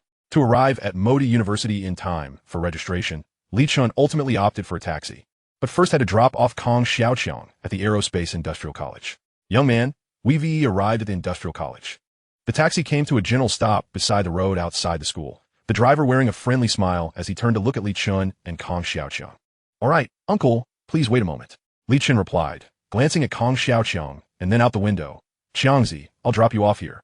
You can handle the registration yourself. Kong Xiaoqiang hesitated, eyeing the throng of people at the school entrance, feeling a bit anxious. Brother Chun, why don't you come with me? I'm not very familiar with the process. After I finish registering, you can head back. Get lost. Li Chen decisively declined without hesitation. If you're unfamiliar, the admission letter should have a directional map, or you can just ask someone. Hurry up and get out. Don't waste my time. Had he not noticed how nervous this guy was, he wouldn't have bothered to escort him to the school gate. All right then, I'll get out. Kong Xiaoqiang coughed softly to mask his embarrassment. Brother Chen, I'll message or call you if I need anything. He then exited the vehicle, pulling his suitcase toward the school entrance. Li Chen then instructed the driver to head to Modi University. After over half an hour, the taxi finally arrived at the entrance of Modi University. Stepping out, Li Chen was greeted by not just a crowd of people, but also an abundance of vehicles, including several luxury cars, showcasing the presence of many affluent individuals. His arrival drew no particular attention. His modest handsomeness and height of 6 feet were inconsequential in this bustling environment. The senior students responsible for welcoming newcomers, upon seeing that he carried only a backpack, assumed he must be a sophomore or junior.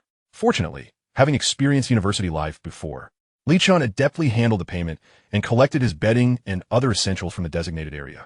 Due to the approaching evening, the procedures were quite swift. After completing the tasks, he made his way toward the boys' dormitory. Returning to campus once more, his emotions were inevitably complex and reflective, markedly different from the feelings he had during his previous university experience. Of course, the university he attended in his past life was not Modi University. However, one thing remained the same across all universities: the abundance of beautiful female students with long, slender legs and alluring figures gracing every corner. In the next moment, a familiar face caught Li Chen's eye. He contemplated pretending not to recognize her and turning away to avoid being perceived as a stalker. Hey classmate, what a coincidence. We meet again. Min Hui exclaimed, her expression one of surprise as she approached Li Chen. Indeed, what a coincidence, Li Chen replied with a slight smile. Are you also a student at Modi University, or are you here looking for someone? Min Hui chuckled softly. Now we can formally introduce ourselves, right? I am Min Hui, a sophomore in the literature department. I'm Li Chen, a freshman in the finance department. Need any assistance, junior? Min Hui's serene smile now bore a hint of ease. No, thank you. I can manage this a little bit on my own, Li Chen firmly rejected, thinking it would be a joke to let his future roommates see him walk in with someone else. In that case, let us exchange contact information. When I have a moment, I'll treat you to that meal I owe you. Li Chen raised an eyebrow. Were today, as female university students, so bold? Or was it his commanding presence that captivated her? They proceeded to exchange QQ and phone numbers. I won't take up any more of your time, junior. Let us keep in touch when you're free. Goodbye. All right, see you. Li Chen watched Min Hui depart, chuckling softly to himself. Who would have thought that someone he casually helped on the train would turn out to be a fellow student at his school? Soon after, Li Chen finally arrived at the boys' dormitory, which was located on the 5th floor, room 502. Looking up at the building, he mused that he should consider buying a flat nearby in the future. Otherwise, climbing the stairs for the next few years would surely exhaust him. Dragging his weary legs to the door of room 502, he found it ajar and heard voices emanating from within, leading him to believe that the other roommates had already arrived. Once inside, he was greeted by 3 individuals engaged in lively conversation, their camaraderie palpable. Ha! Now we're all here. The 4 brothers of our dorm are assembled. A burly young man rose, smiling broadly at Li Chen. Li Chen returned the smile. Facing the trio, I'm Li Chen from Sichuan Shuqing. Where you guys from? I'm Zhou Long, hailing from Northeast Haching. From now on, we'll be brothers sharing this room, the robust young man declared, radiating a sense of camaraderie. I'm Chen Ping from Southern Deep City, chimed in the fair-skinned young man on the left, his demeanor exuding the air of a scholar. The young man with slightly darker skin on the right raised his head to gaze at the 3 others, My name is Shen Nanfeng, a local from the Magic City, albeit from the surrounding areas. This introduction allowed Li Chen to gain a rough understanding of Dormitory 502. He walked inside, placing his bedding and pillows neatly on the vacant lower bunk to the left. Observing Li Chen organizing his bed, Shen Nanfeng curiously inquired, Li Chen, where are your parents? Did you come to school all by yourself? Indeed, my parents were unable to accompany me due to their commitments, so I arrived alone. Li Chen replied with a smile over his shoulder. You truly are impressive. To travel such a distance alone for school, Shen Nanfeng remarked with astonishment. A sentiment echoed by Zhu Long and Chen Ping. What's so remarkable about that? With today's convenient transportation, besides, we are all adults now. It is time we forge our own paths in life. Upon hearing this, Shen Nanfeng and the others exchanged glances, a hint of shame washing over them in comparison. Li Chen, from now on, you shall be the elder brother of our dormitory. Your awareness surpasses even that of the counselor's quality education. Zhu Long chuckled heartily. Agreed. Reconsider. Li Chen turned once more to smile, relishing the atmosphere that promised to render their college years far from mundane. We're all brothers in this dormitory. Why distinguish so clearly? By the way, Zhu Long, have you met the counselor yet? He just came by to inspect the boys' dormitory, checking who hasn't arrived yet. I see. Li Chen nodded. Then you all continue your conversation. I won't interrupt. Shen Nanfeng and the others resumed their lively chatter about studies, interests, and family backgrounds. As Li Chen tidied his bed and toiletries, he listened to their animated discussions, ultimately realizing that he appeared to be the one from the least affluent background, as they were all clearly starting from a different line. In Chapter 56, A Shared Passion Among Men, Zhu Long's family owned a bathing hotel, with assets amounting to at least several million. Although Chen Ping exuded an air of scholarly disposition, his parents were landlords, making him a solid second-generation property owner. Shen Nanfeng, a native of the Magic City, despite not residing in the urban area, hailed from a family involved in property development, owning 2 or 3 apartments. He concluded by mentioning that his father was keen on investments and stock trading, indicating a promising future for their family. Li, what does your family do? Share with us, will you? Zhu Long inquired after their discussion. Well, at home, I'm simply known as Xiao Li, but here I've adopted the title of Lao Li. He replied with a grin. My family is quite ordinary. Both my parents work as factory laborers. At this revelation, a profound silence enveloped the dormitory. Zhu Long felt particularly awkward, realizing his misstep in assuming that only the affluent could gain admission to the Magic City University. Li, I didn't mean it that way. Zhu Long stammered, while Chen Ping and Shen Nanfeng remained silent, apprehensive that further comparisons might strain their camaraderie in Dormitory 502. Oh, it's quite all right, Li Chen said, turning to sit on his bed, addressing the trio. I have a broad heart. Feel free to express whatever you wish. Upon hearing this, they collectively sighed in relief, the previously tense atmosphere lifting. Shen Nanfeng, puzzled, posed Li, why did you choose to major in finance? If your family lacks connections, it might be challenging to secure a job after graduation. Both Zhu Long and Chen Ping nodded in agreement, endorsing Shen Nanfeng's viewpoint that students from ordinary families should opt for more popular majors for better job prospects post-graduation. Li Chen, however, responded with a carefree smile. I chose finance primarily because I have a passion for stock trading and investment. An affinity for stocks and investments? This statement sounded oddly familiar to Zhu Long and Chen Ping, who exchanged knowing glances, suppressing their laughter. This rascal has just gained another father. Shen Nanfeng remarked with a hint of grievance towards Li Chen, muttering, Lao Li, you're taking advantage of me. Taking advantage? Li Chen's lips twitched as he processed their expressions. I enjoy investing in stocks, but that doesn't imply I'm in the wrong. Otherwise, how do you think I amassed that cold million? Brothers, it was merely a slip of the tongue, purely accidental. How about this? Since it's our first gathering together in the dormitory, I'll treat everyone to dinner. What do you say? In the interest of maintaining harmony within the dormitory, Li Chen took the initiative to invite them for a meal. Sound good? Today marks our first dinner together as we embark on this college journey, and it must not be missed. I had the same idea. Li, you truly are the elder brother of our dormitory. You're generous. I have no objections. The fact that we've gathered from various corners of the world is a rare fortune, and we ought to celebrate with a few drinks. Seeing that all 3 roommates had agreed, Li Chen glanced at the time. All right, let's tidy up and then head out to see what we can find to eat. Isn't it a bit early for dinner? It's only just past 6, Chen Ping remarked. Shen Nanfeng Shamaglair. What do you know? It's the perfect time to head out. We can stroll around campus. Just think of those senior sisters in their little tank tops and ultra-short skirts. Is this time too early? Shun's right. Who knows? We might even run into some campus beauties. Zhu Long chimed in enthusiastically. Once the topic of girls arose, The atmosphere in the dormitory noticeably brightened. After all, an interest in women is an inherent trait in every man. But what if we do meet the campus beauties? Didn't you two have relationships in high school? Chen Ping eyed Zhu Long and Shun Nanfeng curiously. Zhu Long. Shun Nanfeng. This inquiry struck them like a bolt from the blue, instantly deflating their excitement. Just as Shun Nanfeng was about to retort, someone walked through the dormitory door. The three previously boisterous young men immediately fell silent, transforming into obedient model students. Li Chen instantly understood that this person was likely the counselor they had just spoken of. You all seem to be having quite the lively discussion. What were you chatting about? Counselor Su Jinzhong surveyed the four of them. Li Chen glanced at Zhu Long and the others, who showed no intention of speaking up, and he reluctantly stepped forward. Mr. Su, we were discussing the school's glorious achievements and planning to go out for dinner to strengthen our camaraderie, especially since we'll be living together for the next few years. Su Jinzhong regarded Li Chen, a pleased smile breaking through his stern demeanor. You must be Li Chen, the one who declined offers from Tsinghua and Yanda, choosing to enroll here as the top scorer from the provincial college entrance examination. Wow. The moment they heard this, Zhu Long and the others nearly exclaimed, their eyes widening in disbelief. What did Mr. Su just say? Their dormitory leader, Li Chen, was the top scorer in the college entrance examination? If this were to spread, dormitory 502 would undoubtedly soar in prestige.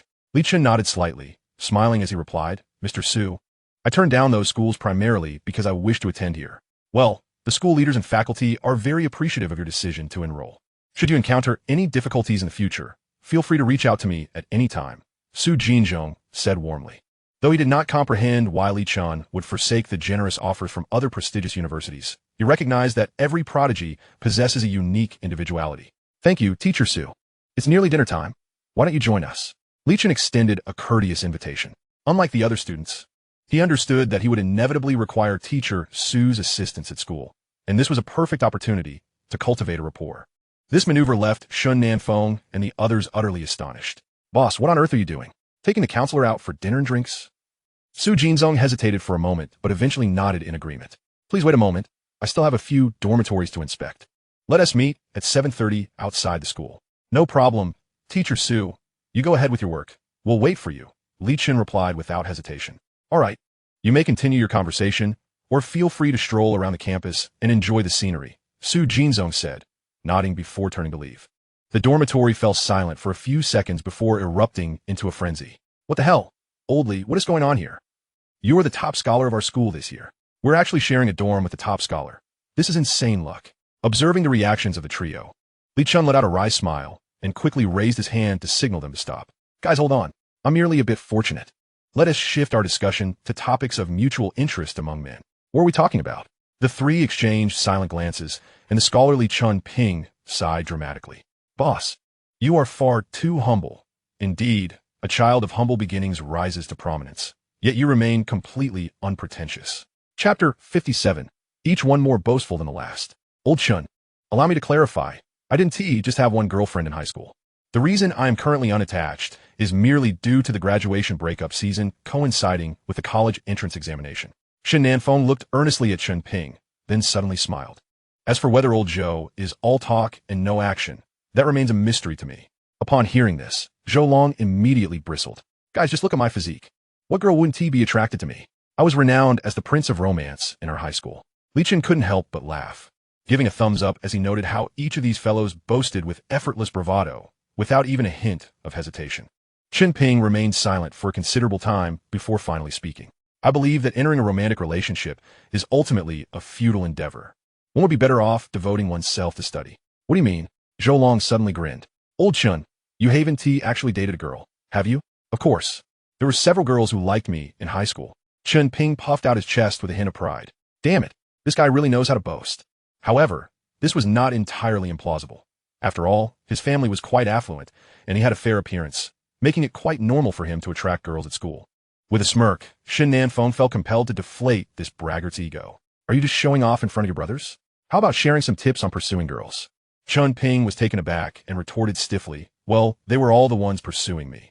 But you must have held hands with a girl, right? Of course. Holding a girl's hand is quite pleasurable. What's it like to kiss? What? Quiche? The laughter erupted, as Shen Nanfeng could tell from Chun Ping's expression that he had never kissed a girl. Seeing Chun Ping's naive and confused demeanor, Shun Nanfeng burst into laughter.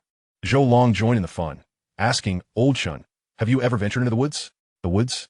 Chun Ping, regaining his composure, shot them a defiant glare. "What we shared was pure love.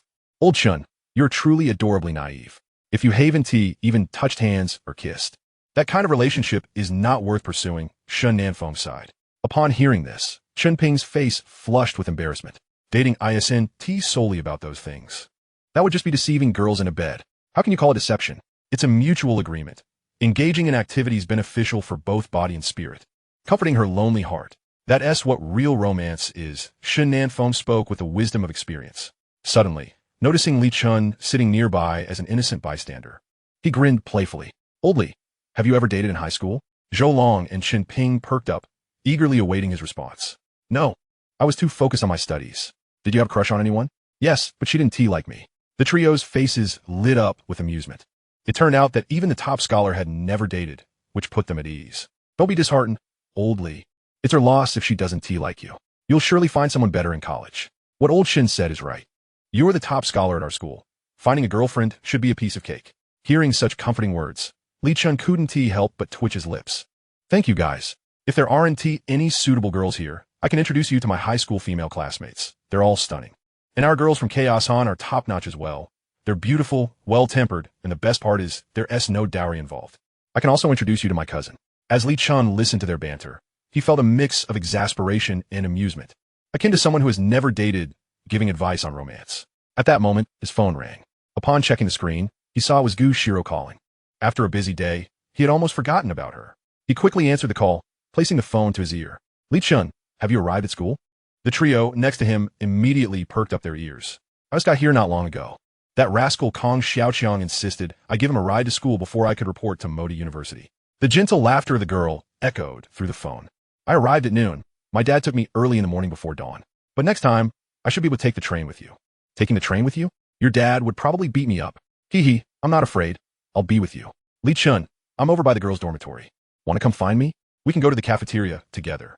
"Sure. Wait for me downstairs at the girls' dormitory. I'll be right there." After saying this, Li Chen hung up, only to find 3 pairs of eyes regarding him with a complex mix of emotions. "Old Li, what is going on here?" Shun Nanfeng stuttered, as they had clearly heard the girl's voice on the other end of the line. Li Chen smiled and nodded, rising from his bed. "Guys, keep chatting. I'll step out for a bit. I'll be at the school gate before 7:30. With that, he strode out of the dormitory. Watching his confident departure, Shun Nanfeng sighed dramatically. What a rough life. And he claims no girl likes him. Just moments ago, they had all volunteered to introduce him to potential girlfriends, only to find themselves embarrassed. It was as if a comrade in arms suddenly revealed wings and took flight without warning. Modi University has 2 campuses, divided into Area 1 and Area 2. It would take Li Chen about 20 minutes to walk over. Originally, Xirou had wanted to choose the same finance major as him, but her parents advised her to select management, as she was their only daughter and would eventually inherit the family business. Though their fields of study diverged, they were united by their shared institution, which rendered such differences negligible. When Li Chen arrived at the girls' dormitory in Area 2, Xirou was already there, standing elegantly and awaiting his arrival. Today, the radiant beauty donned a fitted floral dress that accentuated her slender waist, her fair, jade-like legs and delicate arms gracefully exposed to the air. Her piercing, icy gaze radiated an enchanting aura, stirring the hearts of the nearby boys who were eager to approach her. In the next moment, the coolness in her eyes vanished, replaced by a delightful smile as she gracefully strode toward the boy not far ahead. Instantly, the sound of shattered hearts echoed around them. "Li Chen, you're here. Have you been waiting long?" she asked cheerfully, her smile brightening her face. "It hasn't been long. I just came down a few minutes ago," Li Chen replied, noticing the joy illuminating her cheeks. "Look at those boys around us. Their eyes are practically on the ground. And you say it hasn't been long? Be careful, or lying will earn you pointy ears." Xirou halted, pouting slightly. "Li Chen, you're teasing me again." "Huh, it seems I haven't been caught in your trap," he retorted, glancing at the adorable girl. "So, how does your first day of college feel? Are your roommates easy to get along with?" At the mention of her roommates, Xirou's expression dimmed, and her eyes reflected a hint of melancholy.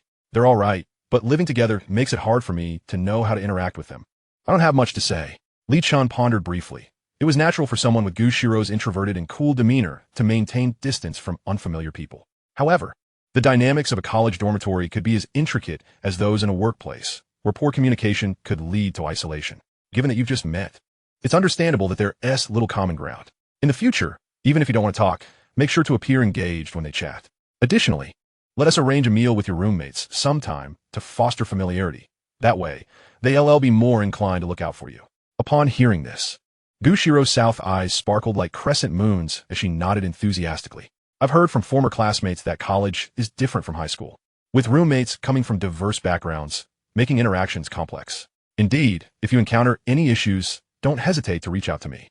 After all, our campuses are close enough for a meal together, Li Chen suggested. In this unfamiliar environment, Xirou could rely solely on him, and, in a way, he could be considered her entire world. Li Chen, let us grab a bite to eat. I'll take you to the cafeteria here, Xirou chirped, her steps light as she led the way. Li Chen smiled, following her towards the cafeteria, where they quickly became the center of attention. More accurately, Xirou was the dazzling focal point in the eyes of the boys, captivating them to the point where they were reluctant to look away. As they made their way to the cafeteria, Li Chen advised Xirou on how to engage with her roommates and communicate with classmates. By the time they arrived, he found himself a bit peckish. It was still not quite 7 o'clock, the peak dining hour, and the cafeteria was bustling with noise and activity. Xirou, there's a seat over there. You go ahead and sit while I fetch your food, he offered. All right, I'll save the spot for you, she replied. After a brief survey, Li Chen discovered that the offerings in college cafeterias were surprisingly uniform, and the flavors were likely similar as well. After collecting their meals, he joined Xirou at her table. Here, try this and let me know how it tastes. If it's not to your liking, I'll take you out to eat next time, he encouraged. Xirou took a bite of the meat and chewed thoughtfully. It's not bad. It's better than the food at our high school cafeteria. Hearing her assessment, Li Chen sampled a few bites of his own and then mentioned the upcoming dinner with her roommates. I can't believe you're inviting the counselor to your roommate dinner. With a teacher present, how will you all relax? He teased. You might not understand, but the counselor actually enjoys mingling with us freshmen. It makes future management easier, Xirou explained, blinking in confusion. Boys' perspectives differ greatly from girls, it seems. Li Chen chocolat. The main reason is that it will make it easier for me to request leave later, he added with a grin. Xirou quickly grasped his intent. She understood that Li Chen likely wished to explore entrepreneurial ventures during his college years. After finishing their meal, they noted that it was just past 7, and the sky had begun to darken. The library, the lakeside pavilion, and the corridors became romantic sanctuaries for couples, exuding an intoxicating air of youthful passion. The identity of university students allowed them to shed the naivety and shyness of high school, embracing a vibrant boldness unique to their age, which sweetened the otherwise monotonous university life. On the way back to the girls' dormitory, Li Chen observed couples holding hands, embracing, and stealing kisses. He lost count of how many there were. Thankfully, he maintained his gentlemanly demeanor, or his heart might have been thoroughly unsealed. Li Chen, you should head back now. It's your first dinner with your roommates, and you can't keep them waiting. Plus, with the counselor there, it's even more crucial that you're punctual. Xirou urged, raising her hand in a gentle gesture. I know, Li Chen nodded slightly. Remember, if you find it hard to converse with your roommates, just listen and smile. Nod in agreement with whatever they say, and refrain from expressing dissenting opinions. Understood? I get it. You're so nagging, just like my parents. Xirou laughed, her face lighting up with a smile. As she watched Li Chen depart, her eyes shimmered with a blend of reluctance and affection. She stood there for a moment, lost in thought, until his figure faded from view, prompting her to turn and enter the girls' dormitory. Upon opening the door to room 520, a delicate fragrance wafted through the air, a distinct scent that distinguished girls from the rather pungent aroma of boys' dorms. Xirou, you're finally back. Hurry, tell us, did you go on a date with a boy? One of her roommates exclaimed. Yeah, it's only the first day of school. And someone else already taken you out. He must be quite the handsome fellow, another chimed in. Oh, come on, don't tease. Xirou is shy. She is not like you two who started dating in middle school, the last girl interjected. This last speaker was Shuel Lingling, her charming face adorned with a hint of mischief, and her smile revealed 2 particularly lovely dimples. The girl who spoke first was Zhao Qiao, a cute girl with a short bob and a doll-like face, possessing a surprisingly loud personality that invited deeper conversation. Finally, there was an Inuo, whose looks might have been a touch less striking, yet she boasted long legs and a slender waist that could rival a willow branch, each movement captivating. As for Xirou, there was no doubt that she was the beauty of room 520, observing the smiles and inquisitive expressions on her roommates' faces. She resolved to diligently follow Li Chen's advice, instantly donning a serious expression. I didn't go on a date. We just had dinner together in the cafeteria. Oh my goodness. You're joking, right? A meal in the cafeteria has stolen our little fairy away. Xirou exclaimed, standing up with a dramatic flair. It's undeniable. She is definitely single. Xirou, you're being overly dramatic. It could just be a simple meal. Shui Lingling offered a dismissive smile. Xirou remained silent for a moment before slowly speaking. Actually, he and I were high school classmates. He even mentioned treating you all to dinner sometime. The smiles on the three girls' faces momentarily faltered, only to be replaced by a more intense curiosity as they chimed in unison. So you two were childhood sweethearts? How delightful. We are utterly envious. Xirou, we're planning to head out to the supermarket shortly to buy some snacks. Why don't you join us? Sure. Xirou replied with a smile and a nod. It seemed that her relationship with Li Chen was genuinely platonic, despite their numerous intimate moments. He had yet to confess his feelings to her. That foolish boy, silly pig rogue. Chapter 59. The dinner gathering the campus entrance at night was even more bustling than during the day, teeming with people and the delightful aromas of street food wafting through the air. Li Chen crouched by the roadside, his gaze unabashedly devouring the long legs of passers-by. University was truly magnificent. The number of beautiful girls was staggering, with diverse types hailing from all corners of the nation. Just then, Zhou Long's booming voice erupted behind Li Chen. Old Li, after your date with a girl, you come here to gawk at legs without bringing your bros along. Exactly, boss. That's rather inconsiderate. What is the point of enjoying alone when we could revel together? Shen Nanfeng chimed in eagerly. Chen Ping nodded in agreement. Regardless of whether he was interested in the girls' legs, he knew they had to maintain their camaraderie. Li Chen stood up, casting a mischievous smile at the three of them.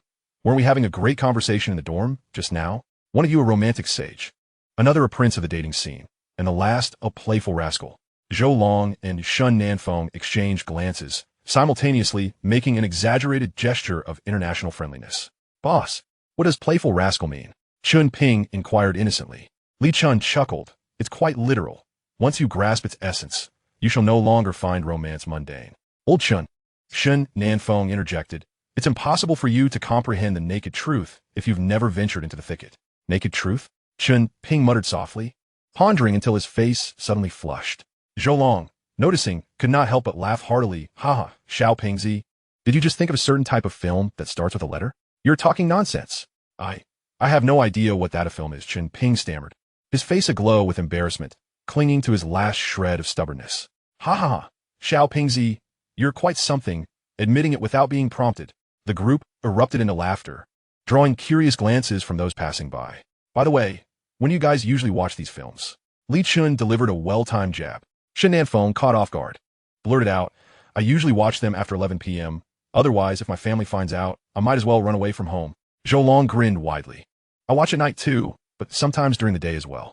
Hearing this, Chen Ping widened his eyes. You guys just laid it all out there? Li Chen, with a twinkle in his eye, replied, what I meant was at what age did you start watching? Not what time. At this, Zhou Long and Shen Nanfeng's smiles froze, while Chen Ping wore a look of schadenfreude. Now you two will face the consequences of your boasting. You finally met someone who can put you in your place. Zhou Long narrowed his eyes, muttering, Old Li, are you playing mind games? Your brain spins like a top. A brother's bond is one of mutual support, yet you toy with your brothers. Shen Nanfeng sighed haughtily. Boss, I've come to realize you're quite the cunning fox, digging a pit for us to naively leap into. Li Chen could no longer contain his laughter. What are you all discussing that has you so amused? Suddenly, Su Jinzhong's voice emerged from behind them. We were discussing English, Li Chen quickly interjected, pulling Shen Nanfeng back, who was about to improvise. Just as you arrived, we were talking about the 26 letters of the alphabet. All right, enough standing around. Let us find a place to eat. Su Jinzhong chuckled, not dwelling on their trivial banter. University students are adults. He saw no reason to interfere in their personal lives. Li Chen and Su Jinzhong walked ahead, laughing, while Zhou Long and the others trailed behind, still feeling a bit anxious. That was close. We almost exposed our secret. Truly, the top scholar had a quicker wit than the three of them combined. Outside the university, numerous restaurants, hotels, food stalls, and snack shops lined the streets, with some staff even calling out to attract customers. Su Teacher, there is a private restaurant, Kuiyunju, up ahead that seems quite popular. Shall we go there? Li Chen pointed to a restaurant that appeared significantly better than the others in the vicinity, and indeed, it was bustling with patrons. Su Hinson Hesetatif. He was well aware of the costs associated with these eateries outside the campus, and Kuiyunju was not inexpensive. How about we go to the nearby place instead? Their food is also quite good, and they have many local specialties from Magic City. After a moment's contemplation, he felt it was inappropriate for him, as a teacher, to dine in such an extravagant establishment when his students were treating him. Ha, Su teacher, we can save that one for next time. Today we're going to Kuyenju. This is my first time treating my teacher and roommates to a meal, so you must listen to me, right? Li Chen said with a smile, linking arms with Su Jinzhong as they headed toward the restaurant.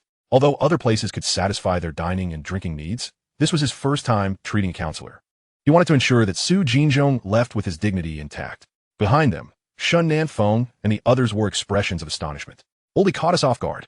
The money he has left after tuition would hardly cover this meal. It's practically his living expenses for half a month. Given his situation, shouldn't we chip it a bit? Bro, let us not. I'm a native of Magic City, and I'm not short on cash. I'll quietly pay for it in advance. Just don't try to snatch it from me to avoid putting Old Li in an awkward position. The three nodded in silent agreement, hurrying to catch up. As they stepped into Kuyenju, the proprietress at the reception recognized Su Jinzhong and greeted him warmly. So teacher, are these all your students? Would you prefer a private room upstairs or a spot in the main hall? Su Jinzhong smiled and nodded. There are just 5 of us. We don't need a second floor. Just a casual spot in the hall will suffice. The proprietress amiably seated them by the window, complimenting the students on their good looks. At this, Shun Nanfeng and the others beamed with pride. Throughout the meal, Li Chen maintained a cheerful demeanor. From Su Jinzhong's reaction, it was evident that he held his students in high regard. Once the dishes were ordered, the proprietress asked with a smile, Su teacher, would you and your students like to have beer or white wine? No alcohol. They've only just come of age. Some drinks will suffice. Su Jinzhong waved his hand dismissively.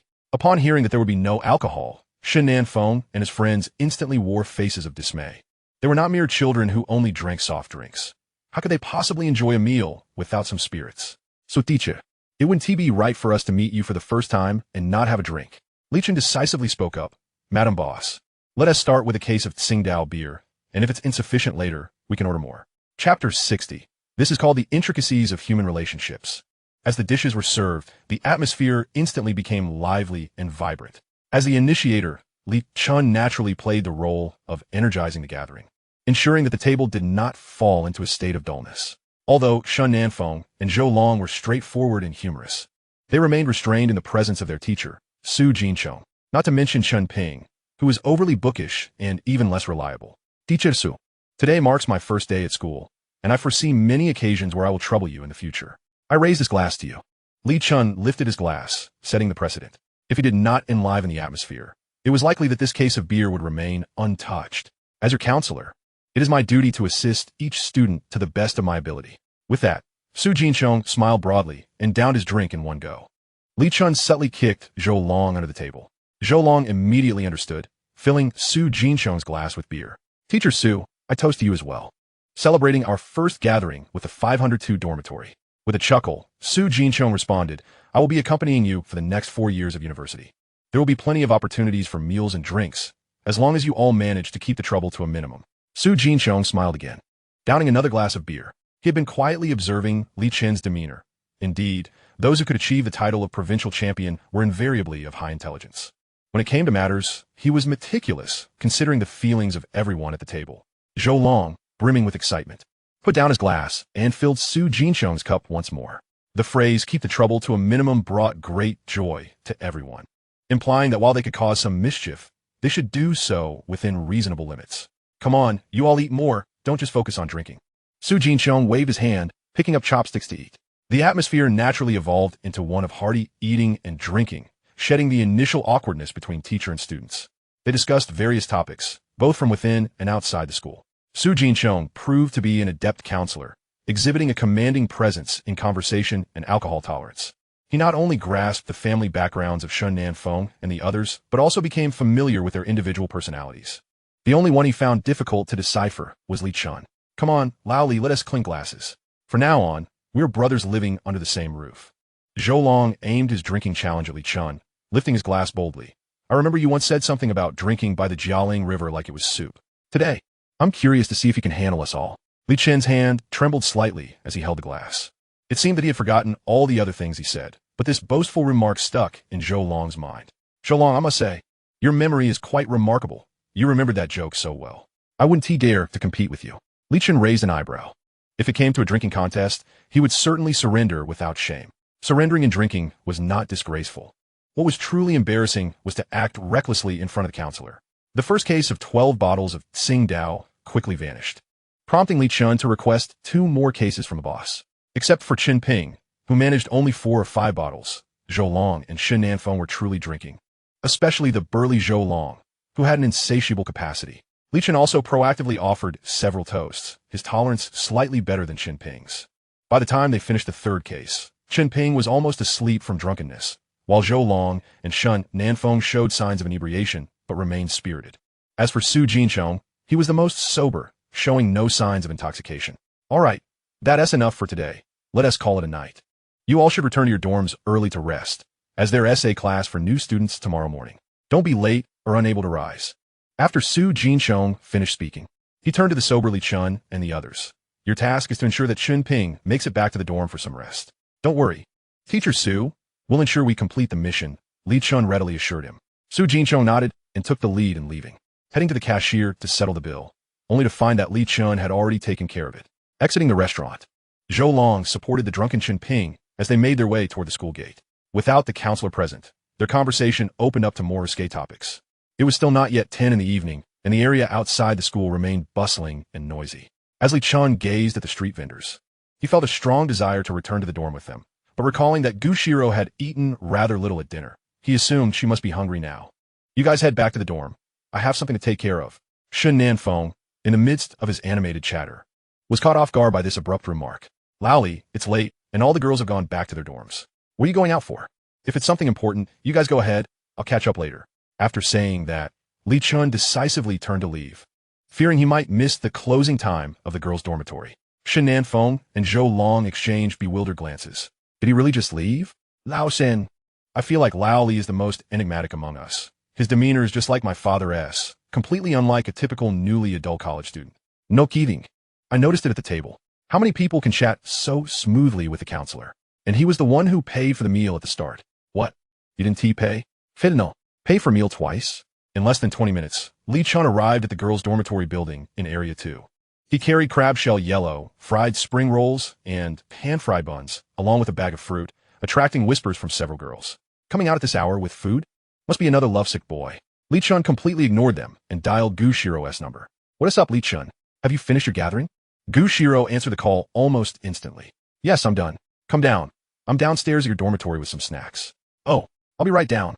The sound of her shoes scuttling was heard, followed by the creaking of the door.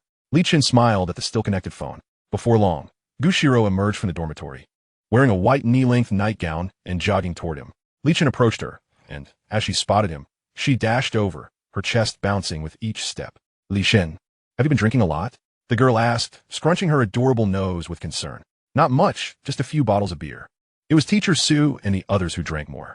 Li Chen's gaze lingered. Perhaps it was the effect of the alcohol, but he found Xirou in her nightgown particularly beautiful and captivating. It unconsciously reminded him of the time he had just been reborn, when a figure of his white moonlight was truly stunning. Chapter 61. A Devastated Roommate. Balcony of Dormitory 520. After Xirou hurriedly dashed out of the dorm, Shui Lingling, Zhao Qiu, and an Inua stealthily lurked on the balcony. Look quickly. That boy must be Xirou's boyfriend, right? From this distance, it's hard to see clearly, but judging by his height and silhouette, he seems somewhat handsome. Wait here, I'll go grab my glasses. Shui Lingling quickly rushed indoors. Xirou, hurry up. Xirou will be here soon. Coming, don't rush me. Shui Lingling dashed out like the wind, donning her glasses. Now I can finally see clearly. That boy's height seems decent. But as for his looks, he can't be deemed exceptionally handsome. Sighing, Zhao Qiu rested her chin on her hands. Indeed, it's rather annoying. And Inua's eyes were wide with anticipation, yet being on the 5th floor limited her ability to hear anything. After a brief silence, Shui Lingling's eyes lit up. Look at me, Xirou asked. Do I look beautiful tonight? Is my little dress nice? And Inua's expression froze, a vein popping on her forehead. Lingling, are you just guessing? You're just trying to mess with us.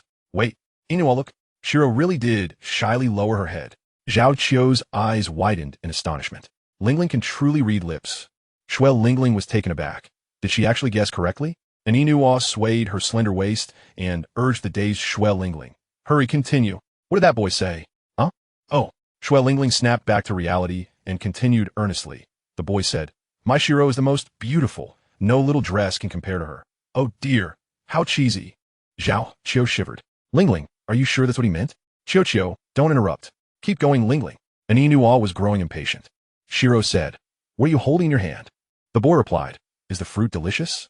How about the snacks? Just as Xue Lingling finished translating, downstairs, Li Chen coincidentally raised the fruit and snacks he held, offering them to Xirou. Oh no, Xirou is coming up. We need to go back. The three girls swiftly retreated into their dormitory. Downstairs, Li Chen glanced up at the 5th floor, a soft smile gracing his lips. Your roommates were just squatting on the balcony. I noticed they have a penchant for gossip. They always ask me questions. Xirou pursed her lips slightly, casting a glance at the dormitory. Let them inquire. If you don't wish to answer, simply find an excuse to deflect. Just don't remain silent. I'm listening intently to you. I've been responding to them, and even smiled at them. They took me to the supermarket to shop just now. Li Chen felt a wave of relief. This was a promising start. Over the next 4 years of university, their dormitory should flourish harmoniously. When you go up, distribute these snacks, one for each of them. As for the fruit, you can decide whether to give it or not. Receiving Li Chen's thoughtful care, Xirou obediently nodded. Since you've given it, I'll share some. I can't finish all the fruit by myself, and it will spoil if left too long. Li Chen chocolate. You're quite clever. It's getting late. Hurry up. The dormitory supervisor has already cast us numerous glances. Then I'll head back to the dormitory. Bye. Xirou waved her hand and turned to enter the dormitory. Li Chen looked up at the starry night sky before departing.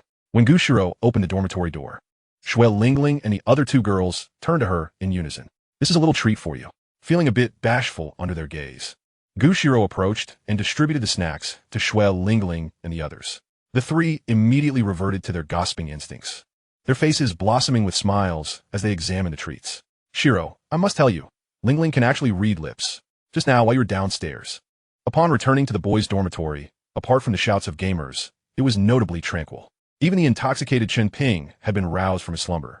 Can you 2 lower your volume? You're torturing poor Ping, who has caught between sleep and wakefulness, nearly cursing.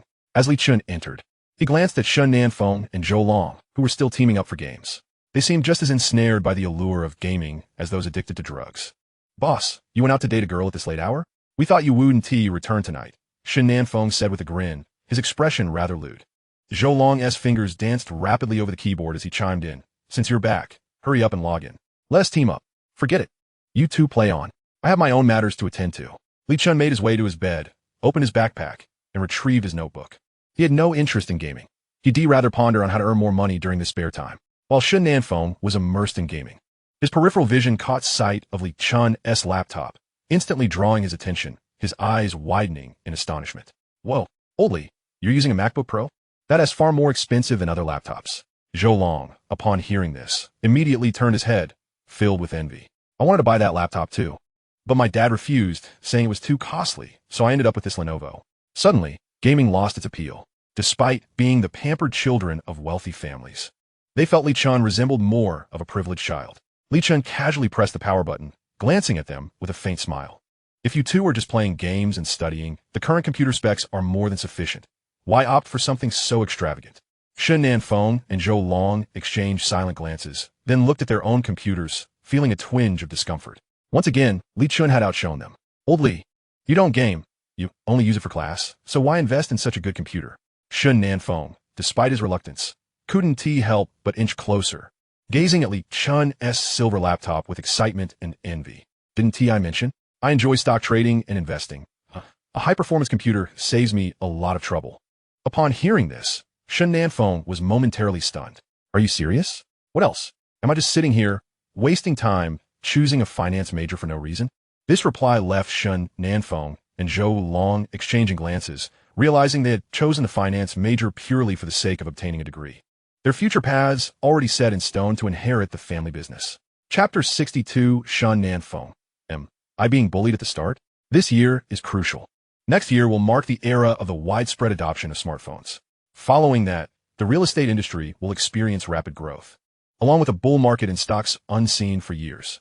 The transformation brought about by the sharing economy, the internet, and new energy vehicles, along with the ubiquitous bubble tea economy and breakthroughs in advanced technology, will all unfold over the next decade. After a moment of envy, Shen Nanfeng and Zhou Long returned to their gaming pursuits, displaying a carefree disposition. Li Chen first browsed financial news in the finance sector online, then looked into the public trading movements of major investors and super traders. His primary focus remained on Wan Jingquan from Sioux City, known as the leader of the death squad. If given the chance, he truly wished to recruit this individual to his side, engrossed in stocks until the early hours. The dormitory had long been dark, and his roommates had fallen asleep. Finally, Li Chen identified the 3 stocks operated by Wang Jingquan, without the assistance of his past life memories. Achieving such a feat would have been utterly impossible. Huaneng Electric, Guangli Technology, Zhongluan Foods. Which stock should he invest in? If one were to heavily invest in a particular stock, it would undoubtedly attract the attention of Wang Jingquan. Whether he would generously allow himself to profit alongside others remains an enigma. Li Chen pondered silently, recalling that technology stocks seemed to surge the most, while the other 2 stocks had also shown some gains, albeit modest in his estimation. After a moment of contemplation, Li Chen resolved to diversify his investments across 2 of the stocks. Although his capital would be spread thin, he could still employ leverage, couldn't he? After scrutinizing the charts and trading volumes to ensure there were no errors, he closed his computer and retired for the night. The following morning, the sounds of chirping insects and singing birds filtered through the dormitory window. The tranquility of the campus returned, brimming with the vitality of day. As his biological clock dictated, Li Chen awoke punctually, never allowing himself an extra minute of slumber. Having lived 2 lifetimes, he acutely understood that sleeping was tantamount to squandering life itself. Once he completed his morning routine, the jarring sound of alarm clocks erupted in the dormitory. Shen Nanfeng and his 2 companions finally roused themselves after a 10-minute struggle. "Old Li, how come your spirits are so high? You stayed up late last night and still woke up so early," Zhou Long exclaimed as he sprang from his bed. Casting a glance at Li Chen, who was already engrossed in his computer, he dashed into the bathroom. Chen Ping also sat up, rubbing his aching head. "You rascals. I swear I won't drink with you again." Shen Nanfeng scoffed, casting a disdainful look at Chen Ping, and moved to sit beside him. "Xiao Pingzi, I'm not picking on you, but you really ought to work on your drinking capacity. What will you do if you get drunk while out with your girlfriend? Get lost. It's too early for your nonsense." Chen Ping retorted, shoving Shen Nanfeng away with a look of disgust. With the teasing thwarted, Shen Nanfeng turned his attention to Li Chen. "Old Li, what are you up to waking up so early?" "Engaging in investment," Li Chen replied. Shen Nanfeng peered at the stock trading interface on the computer screen, muttering, "Why not just say you're trading stocks? What S with the investment talk? Wait a minute. 10, 100, 1,000, tens of thousands, hundreds of thousands, millions? Old Li, what kind of trading software is this? It boasts so much simulated capital?" Shen Nanfeng looked at Li Chen with bewilderment, unable to fathom the notion of a college student's stock account holding millions. Li Chen calmly lifted his gaze and quietly responded, "Just a random simulated stock trading software I found online. You can look it up if you're interested. Forget it. It's not real money anyway. It's not worth my effort." Shen Nanfeng shook his head and turned to change his clothes and tidy himself up. About 10 minutes later, Li Chen set the staggered purchase prices for the 2 stocks. Zhou Long, Shen Nanfeng, and Chen Ping were also ready, all dressed to impress. As they put it, today marked their first day attending the new student orientation, and they ought to present themselves handsomely to attract the attention of their female classmates. "Brothers, let us head to the cafeteria for breakfast before making our way to class," Zhou Long called out. Li Chen packed away his computer and followed the trio out of the dormitory. After finishing their breakfast, the quartet cheerfully made their way toward the academic building. Upon encountering some attractive young women along the way, Zhou Long and Shen Nanfeng puffed up their chests, strutting as if the breeze itself was at their backs. Men's inherent attraction to beauty is a fundamental trait. However, these 2 displayed their interest rather overtly, unlike Chen Ping, who remained more reserved. It was a pity they did not appreciate the privileges their background afforded them, as they seemed oblivious to the advantages they could leverage. When they arrived at Class 2 of Finance, the classroom was already populated with numerous students, with only a few yet to arrive. The classmates were still unfamiliar with one another, engaged in their own activities with little interaction. Li Chen and his friends entered without drawing much attention, heading straight to the back row to take their seats. Shen Nanfeng felt a twinge of disappointment, glancing at the front, and whispered, "Have you noticed how few attractive girls there are in our class? Indeed, there are only 3 or 5 decent-looking ones. Not a single one qualifies as a campus beauty." Zhou Long replied, equally disheartened. At that moment, a few girls in front turned to glare at them, their expressions decidedly unfriendly, clearly having overheard the conversation. Li Chen shook his head in exasperation, lowering his voice. "You 2 should be grateful, with a 2-to-1 ratio of boys to girls in the class. What more could you possibly want? Do you think campus beauties are abundant everywhere?" Old Li is right. Chen Ping nodded in agreement. "Look at that girl in the white dress on the right. She's stunning, fair skin and long legs. Hey, Xiao Pingzi, your taste is commendable this time. She is indeed quite lovely." "That's nonsense. I think the girl with the ponytail on the left is prettier. She is all natural, no makeup. Li Shen's Li Pizwisha. Could you all keep it down? Aren't you afraid they'll hear you? And if they do?" Shen Nanfeng pouted. I have no intention of pursuing anyone from this class anyway. As soon as he finished speaking, a girl with short hair in the front row stood up and turned to face Shen Nanfeng and his friends, her ordinary face set in an icy expression. You boys really are something. When we be done? Especially you, Blackie. Do you think you're so handsome that our class girls would be interested in you? Suddenly targeted, Shen Nanfeng opened his mouth, his face turning an embarrassed shade of black. Damn it. And this is just the first class of the semester. I become the center of attention. Li Chen discreetly shifted a few seats away. This was their trio's moment of embarrassment, and it was best for him to keep his distance. Chapter 63. The newly crowned campus beauty, Xirou. Not long after the commotion subsided, the counselor Su Jinxiong entered the classroom. Shen Nanfeng's chatter finally fell silent as he grasped that while the girls in class 2 may not be particularly striking, their tempers were not to be trifled with. Of course, this was merely a small fraction. As Su Jinxiong stood at the podium with a serious expression, the classroom gradually quieted down, and he wrote his name on the blackboard. Su Jinxiong. It seems everyone is getting along quite well, he remarked, though he cautioned against becoming overly familiar, as that could lead to friction and discord. Su Jinxiong cast a calm glance over the students and proceeded with his self-introduction. My name is Su Jinxiong, and I will be your counselor for the next 4 years. Please feel free to approach me with any questions regarding life or studies. He continued to outline the various matters pertaining to the new students, and afterward he invited everyone to come up and introduce themselves. The first person to take the stage, evidently nervous, ended up speaking in their local dialect, leaving most of the audience bewildered. Thankfully, the prevalence of Mandarin alleviated this awkwardness. As dozens of self-introductions unfolded, Li Chen found himself battling sleepiness. Had the occasion been more suitable, he might have simply dozed off, as it was exceedingly monotonous. Shen Nanfeng and Zhou Long leaned in closer, joining Li Chen and Qinping. Old Li, you were quite inconsiderate sitting so far away, Shen Nanfeng whispered. Well, it's mainly because you are too radiant. I simply don't deserve to sit beside you, Li Chen replied, stifling a laugh. Stop your nonsense. Shen Nanfeng fell silent, realizing Su Jinxiong's gaze had already shifted toward him. When it was Li Chen's turn to take the stage for his introduction, he merely uttered a few brief words, refraining from mentioning his status as the provincial champion. After nearly half a morning, the introductions of the classmates finally came to an end, with a girl named Xirou being elected as the class monitor. She subsequently took the stage to deliver a speech, outlining the precautions for the military training that would officially commence the following day, stating that those with health issues could approach her after class for leave, and reminding everyone to gather on the playground at 3 in the afternoon for a visit from school leaders to observe the new students. In essence, it was a speech meant to assert the authority of the leaders, ensuring that students would not encounter unfamiliar faces on campus. With that, the morning concluded, and all the students gradually exited the classroom, making their way to the cafeteria. Li Chen and his companions exited through the back door, followed closely by Shen Nanfeng and the others. Hey, did you all hear the class monitor say that the new students from Zone 2 will be joining us on the playground this afternoon? We're bound to see plenty of beautiful girls. As soon as they stepped out of the classroom, Shen Nanfeng reverted to his usual self. Li Chen, noticing the gleeful expression on his face, lightly patted his shoulder. If you keep that mouth of yours unchecked, I foresee you getting roasted again. Don't come crying to us then. Haha, Old Li is right. Your bravado doesn't team match your cowardice. You're quicker to back down than anyone else. Zhou Long laughed heartily, shamelessly providing support. Shen Nanfeng halted, glaring at Zhou Long. I didn't see you quaking when Wang Li was around. Zhou Long, recalling the fierce demeanor of the short-haired girl, chuckled awkwardly. I'm a good man who doesn't fight with women. Stop bickering. Wang Li and the class monitor are coming over. Chun Ping, who had remained silent, interjected quietly. Hey, Old Li, why are you walking so fast? Wait up for us.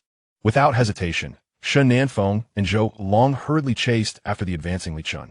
Their actions were not born from fear of the female classmates, but rather from a sense of respect towards them. Chun Ping scoffed, trailing behind at a leisurely pace. After finishing lunch in the cafeteria, everyone returned to their dorms, each engrossed in their own activities. Unsurprisingly, Shen Nanfeng and Zhou Long booted up their computers to play games, while Qin Ping focused on studying. Li Chen logged into his stock trading account to check on his transactions, discovering that he had only utilized half of his funds. The market had proven to be remarkably stable. Noticing the time, he realized there were 20 minutes until the opening bell and quickly adjusted his transaction prices, preparing to monitor the trades once the market opened. Oh my gosh! The tranquil atmosphere was abruptly shattered by Shen Nanfeng's exclamation. Old Shen, weren't you playing a game? What else with the sudden outburst? You nearly scared me into surrendering. Zhou Long exclaimed. If you lose a game, you can always start over, but I almost deleted my meticulously organized materials. Although Li Chen didn't utter a word, his expression clearly conveyed his annoyance. Guys, stop staring at me and come look at our school S forum. The new student class flower and the senior class flower have been posted online. Shun Nanfeng exclaimed excitedly, moving the computer so that everyone could see. Upon hearing this, the anger of the others dissipated instantly, even Li Chen's expression stiffening slightly. Wait, Xirou's photo actually appeared on the campus forum? Zhou Long dashed to Shun Nanfeng's computer, while even the typically reserved Chen Ping couldn't resist the temptation. Which one is our freshman class flower? Are you foolish? Of course, it's the one in military training attire. Have you ever seen a senior wear military training clothes? Stop blabbering. Quiet. Let us look at the girls. The three of them immediately fell silent, gazing at the two photos on the computer screen, their eyes fixated. Although the new class flower was dressed in loose military training attire, it did little to conceal her alluring figure and unadorned yet exquisite visage, capable of captivating any boy and rendering him spellbound. The senior class flower, unencumbered by the limitations of military garb, was slightly more enchanting, clad in light-washed jeans that accentuated her long, slender legs. She wore a loose light blue t-shirt, her black hair cascading down to her chest, her stunning face adorned with a subtle smile that exuded an aura of pure youthful vitality. Compared to the girls in their second class, she was as different as heaven and earth. Truly, these were two radiant blossoms of Magic City University. Li Chen quietly approached from behind, observing the photo of Xirou in military training attire, his gaze sharpening slightly. It was evident that this was a candid shot taken moments ago, likely snapped as she exited the cafeteria after a meal. Enough of this. Go back to your games. No matter how long you stare, she isn't yours. Only your gaming rank and knowledge are things you can truly possess, Li Chen admonished. Upon hearing his words, the trio simultaneously turned to cast a disdainful glance in his direction. Old Li, that's rather unkind of you. It sounds as if you're claiming her for yourself. Exactly. Not being enthusiastic about looking at girls indicates a problem with your brain. Even if she isn't ours, it's still a pleasure to behold. It brightens the mood, right, Dragon Bro, old Shun? Li Chen regarded Chen Ping in silence, realizing that the literary types indeed had a way with words. Even the usually reserved one among them could voice such thoughts. You all enjoy yourselves. Take your time, Li Chen said, giving a thumbs up, before retreating to his own bunk with a mischievous grin. It was already 1 o'clock, and the battle in the stock market was about to commence. He opened his trading account, his fingers flying across the keyboard as he placed order after order. Hey, old Shun, what is the name of our freshman class flower? Why hasn't anyone shared any details yet? Why are you in such a rush, Dragon Bro? The photo was just uploaded less than an hour ago. By evening, someone should have the scoop. There's also the senior class flower. Look at the comments below her photo. There are already thousands of them. The influence of the Magic University class flower is indeed remarkable. Shinan Feng and the others resumed their commentary on the two photos displayed on the computer forum. It turned out that the senior class flower was Mu Ruowei, a fourth-year engineering student, 22 years old, standing at 170 centimeters tall. Wow, they even have her measurements. Precise to the decimal. Look here, someone mentioned that the senior class flower prefers practical skills over makeup, engaging in research on mechanical engineering, and even represented the school in a drone model competition, achieving commendable results. Upon hearing this, Li Chen felt a stir of excitement within him. He was well aware of the strategic significance of drones in the future, both for civilian and military applications. Hey, what did you just say? Li Chen suddenly interjecta. His gaze fixed intently on Chen Ping. Chen Ping turned back, bewildered. What is up? I said the senior class flower Mu Ruowei once started a business. Not that line. The one before it. She started a drone research and operating system studio. Li Chen grinned broadly. That's the one. Oldly, what is going on? Fine. You all carry on. Li Chen's eyes sparkled with a hint of exhilaration. Apart from stocks, he had been at a loss for a promising investment project, and now, it seemed an opportunity had presented itself right before him. In his previous life, the renowned DJI seemed to have only matured in its technology during this very year, as Mr. Wang's team successfully launched the inaugural model of the compact Phantom drone. Following a decade of development, it ultimately ascended to become the dominator of the drone industry, with multiple products venturing abroad, reaching numerous countries overseas. Reflecting on this, Li Chen began to outline a rough sketch of his future development. Given the chance to live anew, he was determined this time not to let his existence be in vain. Suddenly, the little penguin icon in the bottom right corner of his computer screen began to bounce joyfully. Li Chen clicked on it casually. Kong Xiaoqiang, Brother Chen, are you really going to abandon your brother like this? Not even inviting me out for a meal? Followed by a pitiable crying emoji. Li Chen raised an eyebrow. Buddy, why are you sending such a cutesy, pitiful emoji as a grown man. It gives me goosebumps. Kong Xiaoqiang. Enough of that.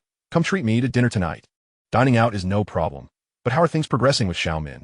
With the new semester just starting, it's the perfect time to alleviate any feelings of insecurity. Why aren't you seeking her out instead of pestering me? Hee hee, I've already arranged to have dinner with her tonight, but I feel somewhat lacking in confidence. Thus, you call me to tag along? To be your third wheel? What third wheel? We're all classmates. The more the merrier. Why not invite Gu Xiaohua along too?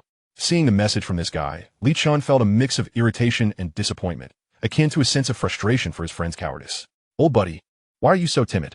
Needing help even to ask someone out? Do you require assistance for holding hands or kissing as well? Kong Xiaoqiang. Angry emoji. I can manage that myself. Just tell me, are you coming or not? Time? Location? Just around your school, and I'll call you when I arrive. Remember to bring Gu Xiaohua along. All right, we'll touch base after class this afternoon. After exiting the chat window, Li Chen intended to message Xirou for a quick inquiry, but reconsidered, remembering that the new students from their side would be arriving at 3 o'clock. It would be best to speak with her face-to-face. Li Chen opened the stock trading interface again, amplifying his capital to 100 million with a 10-fold leverage, no longer a mere retail investor. Even with the advantage of his rebirth, he had to remain vigilant. This was the foundation of his resurgence, allowing for no missteps.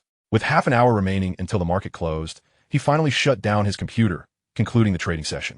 Shen Nanfang and his companions had long departed the campus forum, diving back into the world of gaming.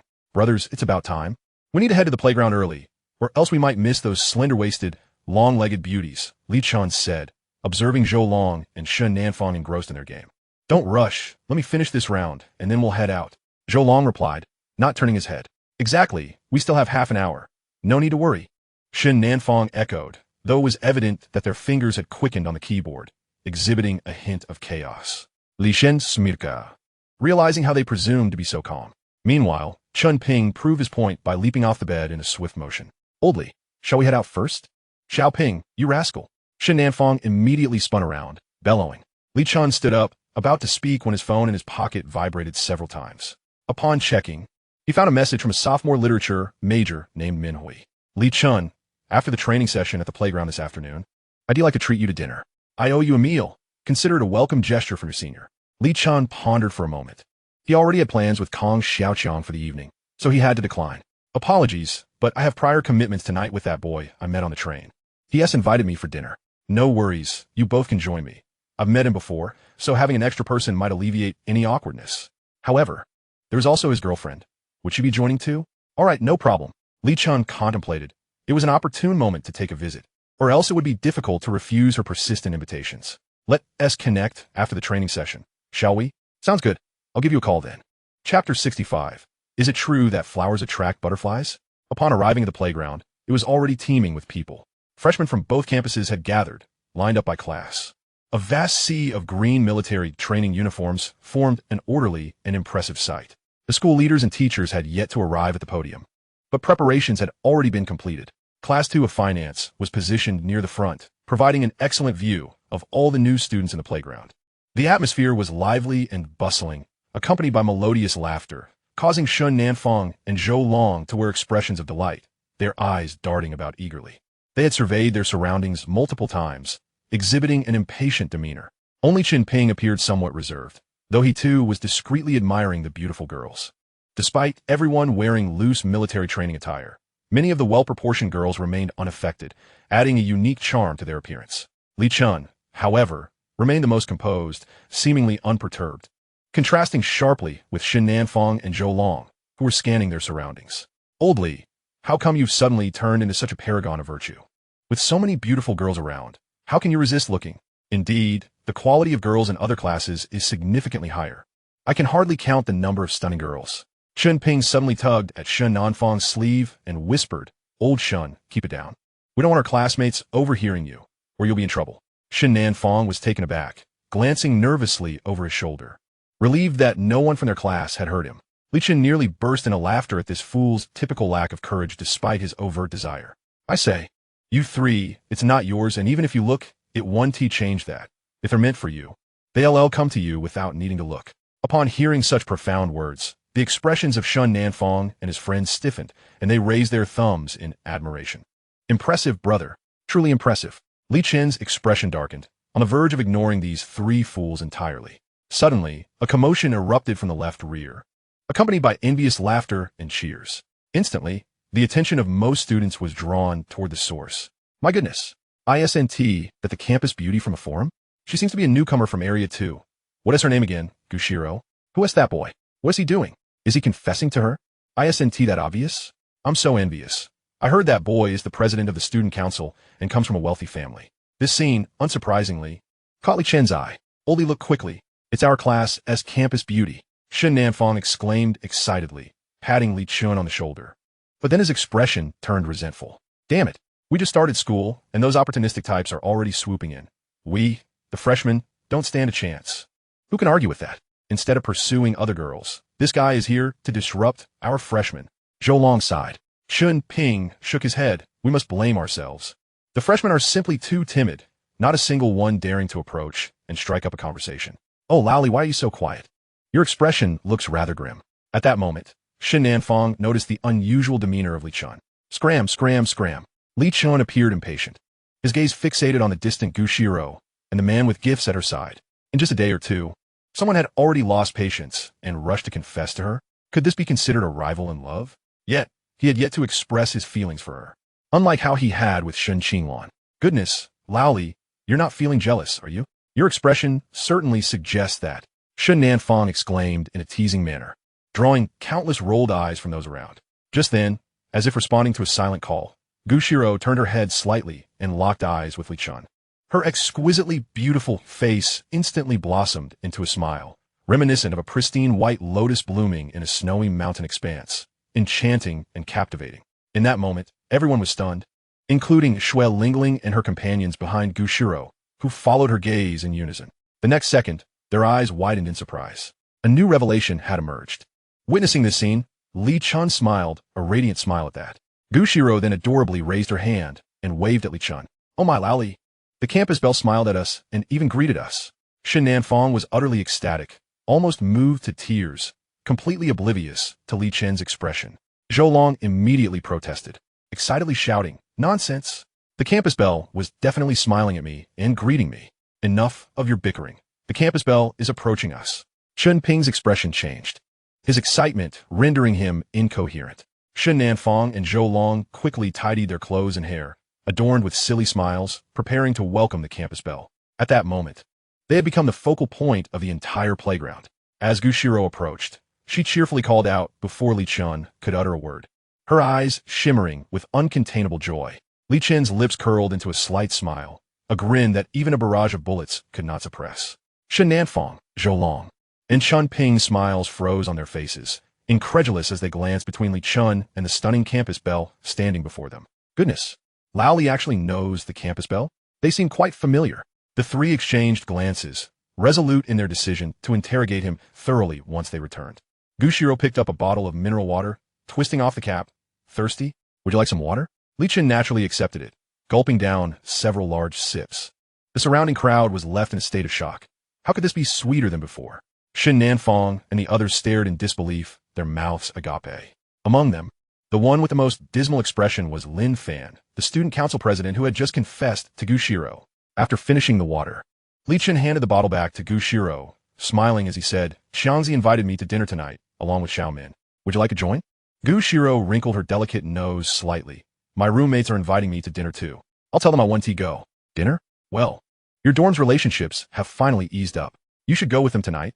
We can always have dinner with Xiangzi another time. All right then, I'll listen to you. Xirou obediently nodded. This display nearly left Shen Nanfang and the others in a state of shock. Oh, Li Chen, that boy who just confessed. I think he asked the student council president, but I forgot his name. He said he liked me and wanted to give me gifts. He also mentioned something about me joining the student council, scholarships, and helping me find a job after graduation. But I ignored him. This is called charisma. Xirou's cool voice struck the hearts of those around her like a thunderclap. This was simply explosive. Were they certain they had team mixed up the scripts? Countless eyes unconsciously turned toward Lin Fan. How will you respond to this, sir? Lin Fan's lips twitched, maintaining a calm smile as he confidently turned to leave. Approaching him now would only be self-deprecating. They were all from the same school, and he'd have ample opportunities in the future. The students immediately erupted in scoffs of disdain. Having thought the student council was impressive, only to leave in embarrassment under the sweet barrage of affection. Yet, many girls looked on with sparkling eyes, realizing that an opportunity had just presented itself. "Look, you made him leave," Li Chen jested. Xirou twisted the bottle cap and took a small sip, her moist red lips parting slightly. "I was hoping for that. Since yesterday, he's been buzzing around me like a fly, even asking my roommate Xiao Qiu for my phone number, which I didn't let her give. Well done. That deserved a reward. Li Chen smilat. Next time you go home, have Lao Li cook you a few of his signature dishes. Yes, let him make me some braised fish and spicy chicken." In that moment, the man's vanity found immense satisfaction. After all, how could one not be moved by the allure of a radiant moonlight? This scene left Shen Nanfang and the others wishing to turn and flee. They were already meeting the parents, which was salt in the wound for the 3 single dogs. The onlooking students began to disperse, returning to their respective lines. The girls from Class 2 gazed at Li Chen and Xirou with a mix of envy and jealousy. Li Chen was about to suggest that Xirou return to her class when, suddenly, his gaze sharpened as 2 familiar silhouettes appeared before him. The trio behind him, Shen Nanfang, Zhou Long, and Chun Ping, immediately brightened. Was today a fortuitous day? 2 more beautiful girls were approaching, their looks rivaling that of the campus belle beside Lao Li. Xirou turned back in confusion to see Shen Qinglan and Fang Qi, her smooth brows slightly furrowed. "Hi." Li Chen, Xirou, long time no see, Fang Qi greeted with a smile. Li Chen glanced at Shen Qinglan, then turned to Fang Qi, puzzled. "What brings you both to Moda University?" Fang Qi beamed. "I came to accompany Lan Lan. Otherwise, I would have gone to Yanjing." Li Chen esa browisha. Was this how one conversed? Truly, one should not bring up the past. Sure enough, Shen Qinglan stared blankly at Li Chen, then at Xirou, slowly speaking. "Are you 2 together?" Upon hearing this, Li Chen frowned. "That seems to be none of your concern." "You." Hearing this ambiguous response, a mist flickered in Shen Qinglan's eyes. "Why are you treating me this way? You clearly said you would always like me." Xirou pressed her lips together, remaining silent. Shen Nanfang, Zhou Long, and Chun Ping were instantly dumbfounded. What in the world was going on? How did she know Lao Li? Were all the girls he knew of such high caliber? This was illogical. They were clearly the rich 2nd generation. So why did it feel as though their statuses had been reversed? Noticing the awkwardness, Fang Qi quickly interjected. Lan Lan, let us not dwell on that. By the way, Li Chen, it's rare for our old classmates to gather. How about we go out for dinner tonight? My treat. Forget it. I have plans tonight. Let us reschedule. Li Chen decisively declined without a second thought. If she truly goes, it would be utterly embarrassing, and besides, he indeed has plans for the evening. Fang Qi was about to inquire further, but at that moment, a group of school leaders dressed in white shirts ascended the podium ahead. Lan Lan, let us head back. With that, Fang Qi swiftly pulled Shen Qinglan back to their classroom. Li Chen turned to Xirou and said, "You should head back too." Xirou nodded and jogged back to her class. It wasn't until the microphone on the podium blared with a deafening sound that Shen Nanfang and his 2 companions snapped back to reality, gazing at Li Chen with admiration. "Don't speak. I know nothing about relationships, nor have I ever been in one, so refrain from questioning me." Li Chen's decisive refusal left Shen Nanfang seething with frustration. Had it not been for the freshman assembly, he would have certainly demonstrated what a passionate embrace from a man truly entails.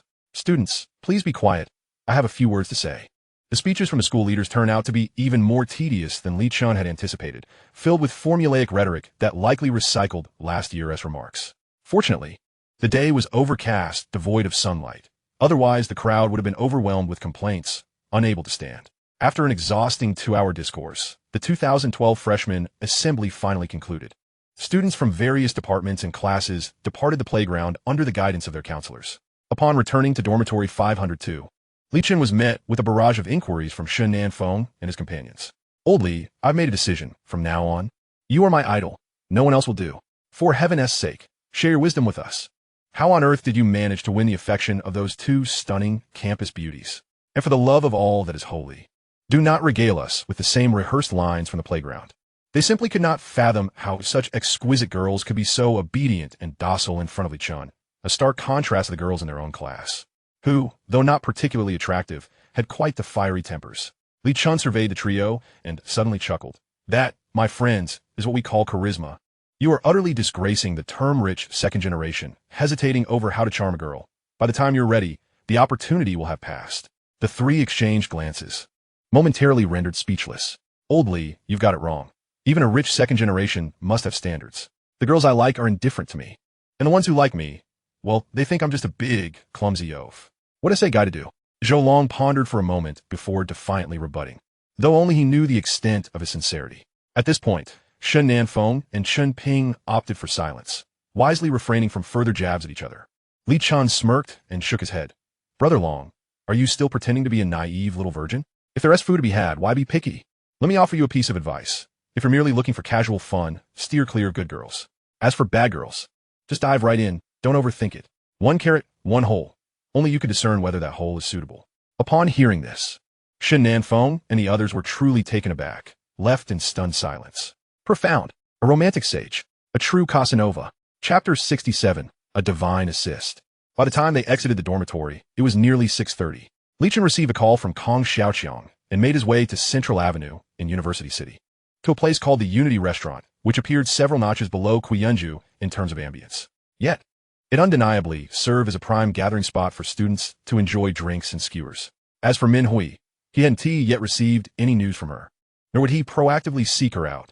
Upon arriving at the entrance, Li Chen spotted Kong Xiaoqiang enthusiastically waving at him. "Chinge, over here." As Li Chen approached, he noticed Xiao Min seated to the left and jokingly remarked, Well, looks like you've already started singing duets. Xiao minuts instantly blusha crimson. Li Chen. How come I never noticed how charming your words were back in school? I'm just thrilled to see my brother find his match. Li Chen laughed even more heartily, winking at Kong Xiaoqiang. You've been quite swift in your pursuits, far superior to those clowns in your dorm. Kong Xiaoqiang chuckled. Chingu, thank goodness Xirou isn't here with you. Otherwise, that girl on the train would have been a real headache. What headache? My relationship with Min Hui is non-existent. Had you not invited me out, I wouldn't have agreed to meet her at all. Li Chen replied with an air of arrogance. Kong Xiaoqiang gave a thumbs up. As expected of my brother Chen, so confident, from how you two are bantering. If Xirou were to find out, she'd surely be furious. Xiaomin glanced at Li Chen, speaking earnestly. We all know you were hurt by Shun Qinglan and are hesitant to open your heart to any girl. But Xirou truly cares for you. Although she has only been in our class for a short time, I, as a girl, can sense that aside from her family, you seem to occupy her thoughts. I trust you can feel that too, right? Kong Xiaoqiang readily concurred. Chenggu, Xiaomin is right. I can also sense that Xirou has deep feelings for you. Quite unlike Shen Qinglan. All right, let us stop right there. Li Chen sighed with a wry smile, his expression unexpectedly serious. I'm aware of all this. I'm not made of stone, but it's about timing. My heart, encased in concrete, hasn't yet been thawed by Xirou, and I was almost swayed by your words. Deep down, he understood that after their unexpected encounter and the memories of a decade ago, he would never let Xirou down again. Just then, his phone rang from his pocket. Glancing at the unfamiliar number on the screen, he immediately deduced it was Min Hui, the self-proclaimed senior. Hello, senior? Junior, I've finished my errands. Where are you? At the Unity Restaurant on Central Avenue. Are you familiar with it? Yes, give me a few minutes. I'll be there shortly. Okay. Li Chen pocketed his phone and turned to Kong Xiaoqiang, instructing. She is coming in a few minutes. This is our first meeting, so be mindful of your words and avoid any awkward topics. Understood. Kong Xiaoqiang responded with an okay gesture. Li Chen felt a bit more at ease. He sometimes lacked a filter, but he had no concerns about Xiao Min. Her understanding of girl-esque feelings was quite keen. Moments later, he suddenly spoke again. By the way, there is something you might not know. Shun Qinglan and Fang Qi are also attending Magic City University. What? Those two are here too? And they're at the same university as you? Xiao Min exclaimed in surprise. Indeed, I hadn't expected such a coincidence either. Li Chen raised an eyebrow, observing Kong Xiaoqiang's reaction. Buddy, why do I get the feeling you're not even the slightest bit surprised? Haha.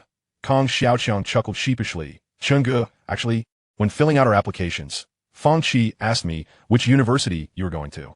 And you told her. Li Chen's eyes widened in shock. He had suspected as much. How could it be that Shun Qinglan and Fang Qi, who had gone to the capital for university in their past life, suddenly ended up at Magic City University with him? It turns out this was the reason. I had no idea that Fang Qi was inquired about by Shun Qinglan, nor did I expect that they would actually follow us, whispered Kong Xiaoqiang. At this moment, Xiaomin also began to grasp the situation, involuntarily recalling the antics from their class before graduation. Li Chen, is it Shun Qinglan again causing trouble for you? Li Chen sighed and recounted the events that transpired on the playground that afternoon. After listening, Kong Xiaoqiang was momentarily taken aback. Bro, it seems that Shun is still unwilling to let go, thinking that you still harbor feelings for her. Xiaoqiang is right, Xiao Min interjected.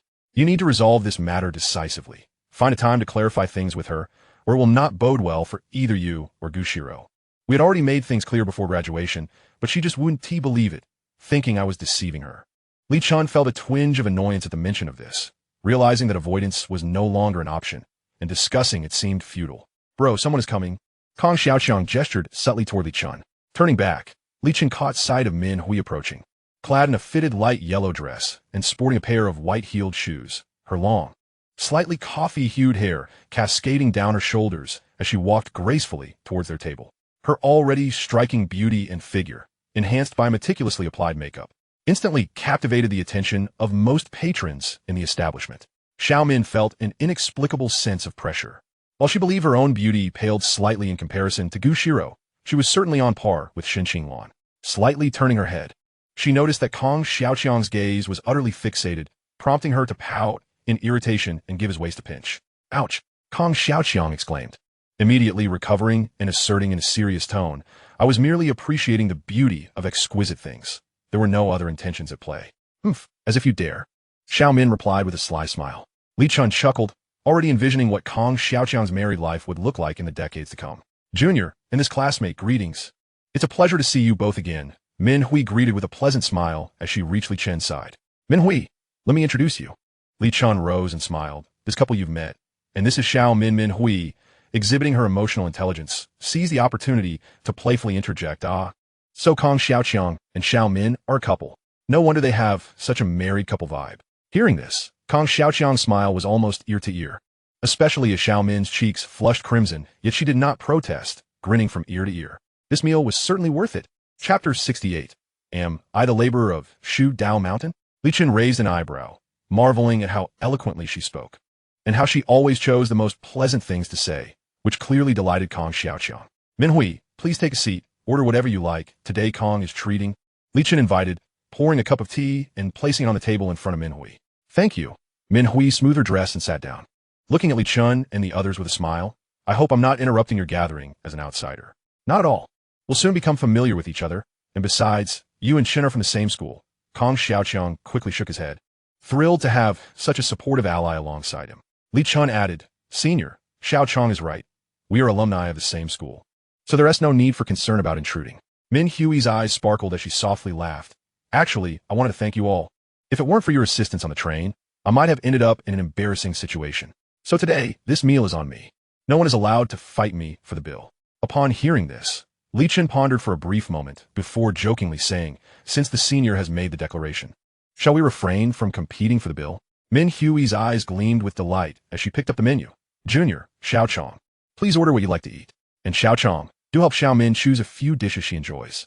Li Chen summoned the waiter, ordering 3 signature dishes as well as some specialty barbecue, planning to discreetly settle the bill before they finished their meal.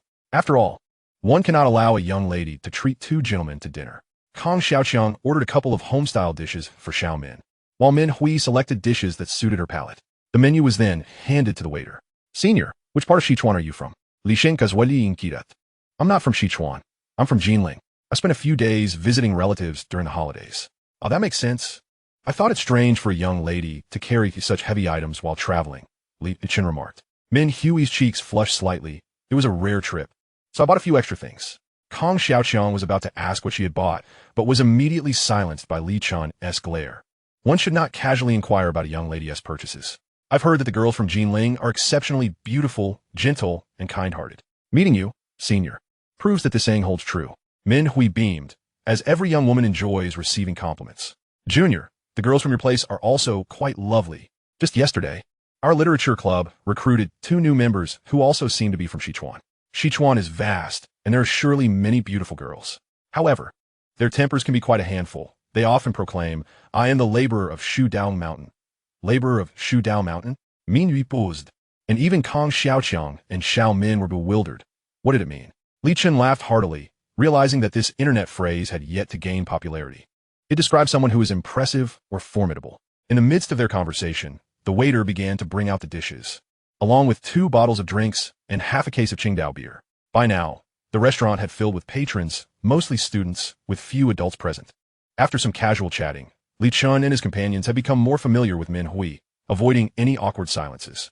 Come, everyone, Let us raise a toast to celebrate our embarkation on a new journey in life, and may Chun find love soon. Kong Xiaoqiang cheerfully lifted his glass, feeling triumphant as the winner of life, having both academic success and a girlfriend. Li Chen smiled as he raised his glass. Buddy, your earlier words were splendid. However, you might want to retract that last part. Min Hui's eyes sparkled with delight, her smile growing even sweeter. This meal was thoroughly enjoyable, especially for Kong Xiaoqiang. Li Chen and Min Hui had played numerous supportive roles. And now it was up to Kong Xiaoqiang to take decisive action after dinner to see if their connection could deepen. As they reached the end of the meal, Li Chen took the opportunity to settle the bill at the bar while pretending to head to the restroom, only to find that Min Hui had already paid. Truly high emotional intelligence. Let us wrap it up. We should take our leave. I'm very grateful for your hospitality today, Senior. Li Chen said politely as he returned to the table. You're too kind, Junior. I intended to treat you all after getting off the train. I didn't think I would have the chance, but fate is indeed wondrous, Min Hui replied with a smile. Hearing this, Li Chen laughed and winked at Kong Xiaoqiang. You two go ahead. I want to intrude on your date. Kong Xiaoqiang, emboldened by the alcohol, grinned, finally able to put into practice the romantic gestures he had read about in novels. Xiao Min's cheeks flushed as she took a sip of orange juice. Li Chen, Kong Xiaoqiang. As several individuals rose to depart, a familiar voice suddenly echoed from behind. Kong Xiaoqiang widened his eyes in astonishment. Shin school bell? Fang Qi. Li Chen turned around, momentarily stunned. Could it truly be such a coincidence that they encountered one another again during a meal? At that moment, Min Hui spoke up. Fang Qi, Qinglan, you all know each other? Well, what a small world it is, as the sole outsider. It was astonishing that they were all acquainted. Fang Qi nodded. We are all high school classmates. Senior, what brings you here? Li Chen and Kong Xiaoqiang helped me on the train, so I invited them to dinner. What about you? Min Yu inquired, somewhat surprised. She hadn't anticipated that the two girls she had just met yesterday would turn out to be Li Chen's classmates. We're dining here with our roommates, Fang Qi replied, feeling a bit of a headache. Had she known, she would have refrained from coming to this restaurant. She then tugged at Shun Qinglan's hand. Lan, let's head back. We shouldn't keep Peng Shuang and the others waiting. Shun Qinglan bit her lip, unmoved, her gaze fixed intently on Li Chen, brimming with grievance. You would rather dine with other women than with me? Li Chen. What about those promises you once made? Do they no longer hold any weight? At her words, the room fell silent. Kong Xiaoqiang, Xiao Min, and Fang Qi wore expressions of helplessness, pondering the adage, if only we had known today's outcome, we would have chosen differently. Min Hui was also taken aback. It seemed the situation was unfolding quite differently from her expectations. And you, Min Hui, Li Chen is a freshman, 2 years your junior. It is utterly impossible between you two. Even if he does not want me, there is still Xirou. How could it possibly come to you? In the midst of the silence, Shun Qinglan continued to speak. No, Min Hui's cheeks flushed crimson, her composure faltering. Qinglan, you misunderstand. My invitation to Li Chen was purely out of gratitude. During your college years, have you ever invited any male student to dine with you? Have you ever bought a bottle of water for one? Min Hui's lips parted in surprise. Her high emotional intelligence momentarily leaving her at a loss for words. Chapter 69, The Ignorant Woman. Madness. It was undoubtedly madness. The usually proud and aloof Shun Qinglan was exhibiting jealousy. Did she not harbor feelings for Li Chen? Kong Xiaoqiang and Xiao Min exchanged glances, wondering if such a strong reaction was warranted over a mere meal. If she were to discover how many meals Xirou and Li Chen had shared, especially those at his home, the blow to her would be even greater. Lan, please stop. Everyone is noticing us, Fang Qi urged, tugging again at Shun Qinglan's arm. Yet she remained unmoved. Li Chen furrowed his brow slightly, aware that if he did not intervene, this farce would never conclude. Shun Qinglan, have you had your fill of this commotion? Whom I choose to dine with is my prerogative. No one has the right to interfere, least of all you. Upon hearing this, Fang Qi and the others felt a tightening in their chests, while tears brimmed in Shun Qinglan's eyes, nearly spilling over. You would raise your voice at me for a woman you have only met twice? You promised you would never raise your voice at me again. Li Chen's lips twitched in exasperation. He was utterly speechless. Min Hui, I appreciate your hospitality, but I must take my leave. He rose without hesitation, making his way towards the exit. Li Chen, stop right there. Shun Qinglan's pride surged forth immediately. I have not finished speaking. How can you leave? Forcefully shaking off Fang Qi's hand, she attempted to pursue him. Bang! However, in her fervor, her arm inadvertently knocked over a teapot on the table behind her, spilling its contents onto a bald man's attire. What the hell? You little girl, feeling wronged and taking it out on me? The bald man bellowed furiously. Shen Qinglan was instantly taken aback, while Fang Qi quickly apologized. I'm so sorry, my friend didn't mean it. How much is your shirt? We'll compensate you. The unexpected turn of events caused Li Chen, who had reached the door, to halt and glance back, letting out a sigh before returning. After all, they were classmates, and it would be remiss not to lend a hand in such a situation. Compensation, you say? The bald man sneered, disdain evident on his face. This shirt is a custom piece from Armani. Can you afford it? Indeed, upon hearing it was a designer brand, Fang Qi panicked. Her monthly allowance barely amounted to 500 yuan. Combined with Shen Qinglan's 3,000 yuan, they could not possibly afford a piece worth over 10,000. Speak up, how much is it? I will cover for them. Li Chen stepped forward, calmly regarding the situation. Li Chen, I knew you would not abandon me. Shen Qinglan pouted, a faint smile appearing on her otherwise slender face. Li Chen sighed softly. Despite her pride and obstinacy, she remained a vulnerable girl at heart. You're mistaken. I am merely acting out of camaraderie for our classmates. Should you continue with this nonsense, I will promptly turn and leave. Shen Qinglan's fleeting smile froze, her heart feeling as though it had been pricked by a needle, an inexplicable ache surging through her. At that moment, Kong Xiaoqiang approached Li Chen, his earlier inebriation long gone. Tian Yi. Li Chen waved his hand dismissively. I am well aware of the situation. I've suddenly changed my mind. The bald man regarded the scene with a bemused expression, glancing at Li Chen and Shen Qinglan. I don't need this little money. You have two options. Either this young lady drinks a couple of bottles of beer with me, or I drink her clothes as well. You choose. You. How can you be so untrustworthy? Kong Xiaoqiang exploded in anger. Li Chen's expression darkened. I choose a third option. Upon hearing this, the bald man grinned maliciously, his eyes gleaming with menace.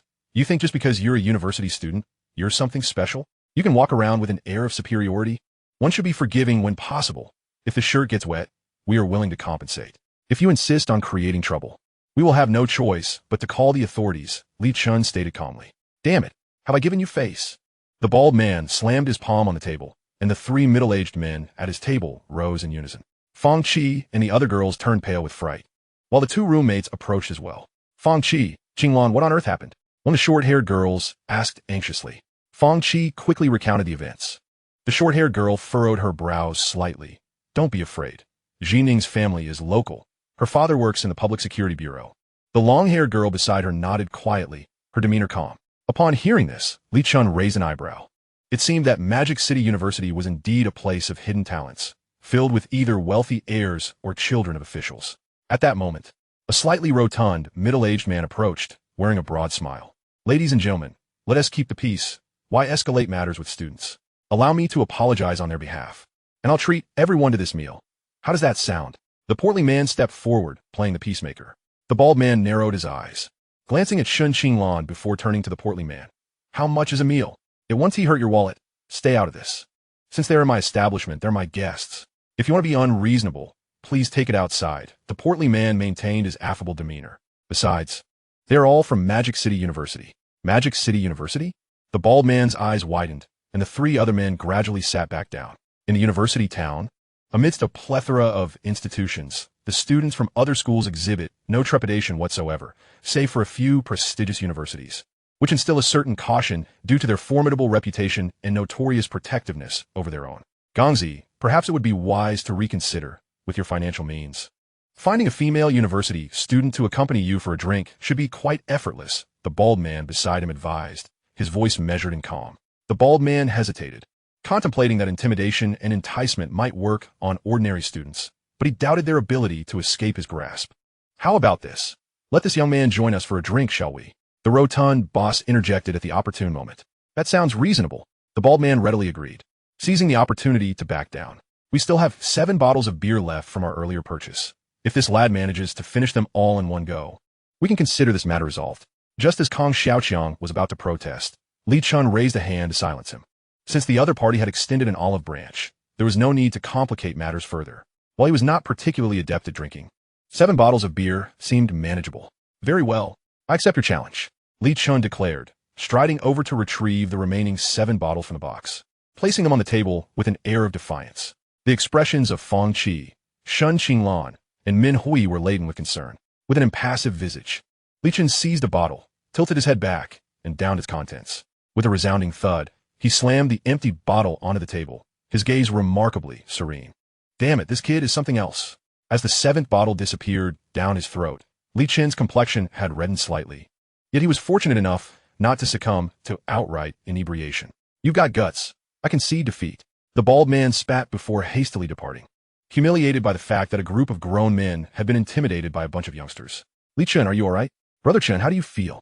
Should we escort you back to the dormitory?" Kong Xiaoqiang and Fang Qi approached him, concern etched on their faces. "I'm fine." Li Chen waved them off, then turned to the side, where Shen Qinglan bit her lip anxiously. "Li Chen, let us not quarrel anymore, shall we? Can we return to how things used to be? I can accept your confession. I don't want us to be strangers." "Shen Qinglan, my feelings for you have dissipated entirely. From now on, we'll only share the bond of classmates, devoid of romance. You will encounter someone you truly like." Shen Qinglan's breath hitched, her eyes glistening with unshed tears. "You loved me for so many years. How can your feelings just vanish so suddenly?" Min Hui and her two roommates, caught off guard, exchanged bewildered glances. The long-haired, serene girl, Lin Jining, could only whisper, "What a scoundrel." Li Chen fell silent, offering no defense. Were it not for his rebirth, he would not have been capable of such coldness. Had his confession been successful that night, she would have been his girlfriend, but alas, those are mere hypothetical musings. Once a moment is lost, it is lost forever. May they each find peace moving forward. Upon hearing this, even the short-haired girl could not contain herself. "You truly are a scoundrel." Qinglan has made her stance clear, and you still pretend to be the heartbroken lover? Do you truly believe that once Qinglan leaves, she won't find another boyfriend? Fang Qi, Kong Xiaoqiang, and Xiao Min felt a wave of frustration, unable to intervene on Li Chen's behalf. At this juncture, Li Chen chose not to elaborate further, turning to the dazed Min Hui and speaking in a calm tone. "Min Hui, I apologize for this farce. I shall take my leave now. Xiangzi, you and Xiao Min should head back as well." With that, Li Chen turned on his heel and departed without a moment's hesitation. Min Hui glanced at Shen Qinglan and Fang Qi, then back at Li Chen's retreating figure. After a brief hesitation, she bolted after him, exiting the restaurant. "Fang Qi, I'll head back to school with Xiao Min. Let us gather again soon," Kong Xiaoqiang said. Swiftly departing with Xiao Min, Fang Qi hurried to settle the bill at the bar before dragging Shen Qinglan out, feeling uncomfortable continuing to dine after such an incident. Once outside, Li Chen wandered aimlessly down the street, indifferent to the lively atmosphere surrounding him. Min Hui followed quietly behind, her concern for Li Chen's well-being heightened after witnessing him consume so much beer.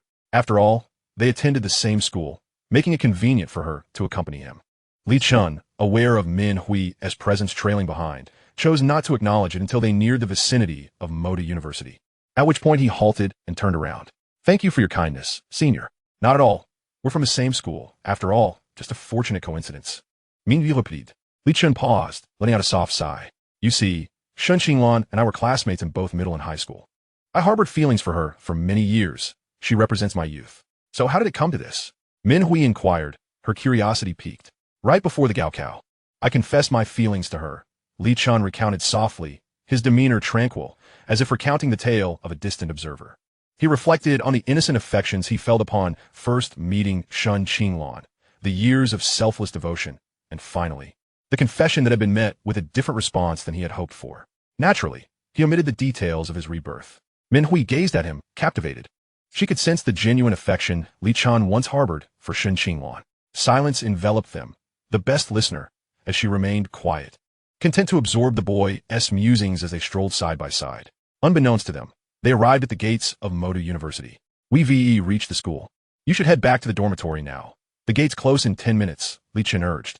Min Hui nodded, but curiosity got the better of her. "Do you have any other girl you like now?" she inquired, her heart racing at the question. Li Chen paused, noticing the faint flush on Min Hui's cheeks, and finally smiled.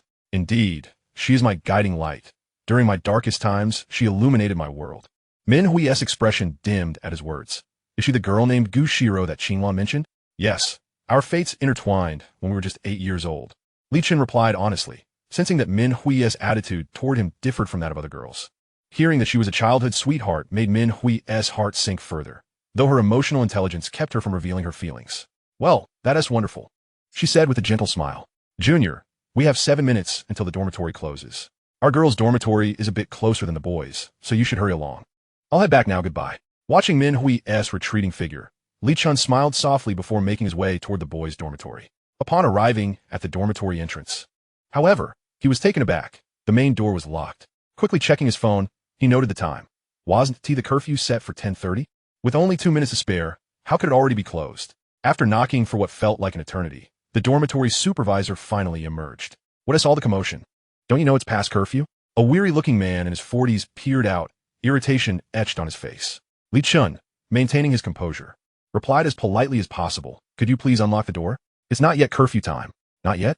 The dormitory supervisor gestured towards the clock hanging on the wall. "Student, why don't you take a look at the time yourself?" Li Chen opened his mouth, at a loss for words, as he realized he had indeed exceeded the time limit by several minutes. "Could you please make an exception? I honestly arrived before 10:30. Student, these are the regulations set by the school. As a mere dormitory administrator, I dare not violate them. The door will remain closed tonight, and you'll have to find somewhere else to rest." With that, the supervisor turned and walked into the lounge. Li Chen furrowed his brow. There was something peculiar about this situation. Logically speaking, a few minutes of tardiness shouldn't be an issue, and what right did a mere dormitory supervisor have to act in such a manner? It seemed evident that something unusual was afoot. Someone must have instructed him to act this way. Otherwise, he would never have troubled the student. But as a newcomer, who could possibly harbor animosity toward him? Why resort to such underhanded tactics against him? Suddenly, a realization sparked in Li Chen's mind. The only person who might resent him was Lin Fan, who had confessed to Xirou on the playground earlier that day. Love, after all, is often a double-edged sword. Chapter 71. A touch of sweetness. The next morning, Li Chen awoke in the soft and comfortable bed of the hotel. After squinting for a moment, he made his way to the bathroom to freshen up. After leaving school last night, he had found a hotel to spend the night. After all, with a fortune in the millions, he would never be reduced to the plight of having nowhere to sleep. That student council member appeared to be yet another cunning schemer, manipulating a dormitory supervisor to make things difficult for him, truly mistaking him for an ordinary university student. After washing up, he found a breakfast place with a good reputation across from the hotel, planning to grab a bite before heading back to school. The City of Magic is a culinary melting pot, especially within the university town, which is a hub for diverse regional delicacies. Sitting at the table, Li Chen surveyed the array of treats before him: fried dough sticks, pan-fried buns, and salty soybean milk, and he could not help but swallow as the enticing aroma wafted his way. Having indulged in drinks the night before, he had already rushed to the restroom multiple times, and his stomach was growling in hunger. The owner, a man in his 50s, placed the last zongzi on Li Chen's table. "Ha, young man, can you finish all that by yourself?" "I can manage. I have quite an appetite," Li Chen replied with a smile, taking a sip of fresh soybean milk. "By the way, uncle, could you pack 7 more portions for my classmates to take back?" "Sure thing." The owner grinned as he turned to prepare the order. As Li Chen ate, he pulled out his phone, intending to inform Xirou about the breakfast, so she wouldn't be overly eager to head to the cafeteria only to find that her friends had already eaten. "Xirou, are you awake?"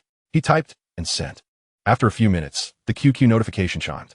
"Xirou, I woke up a little while ago. I was just washing up. We have military training today, so I got up early.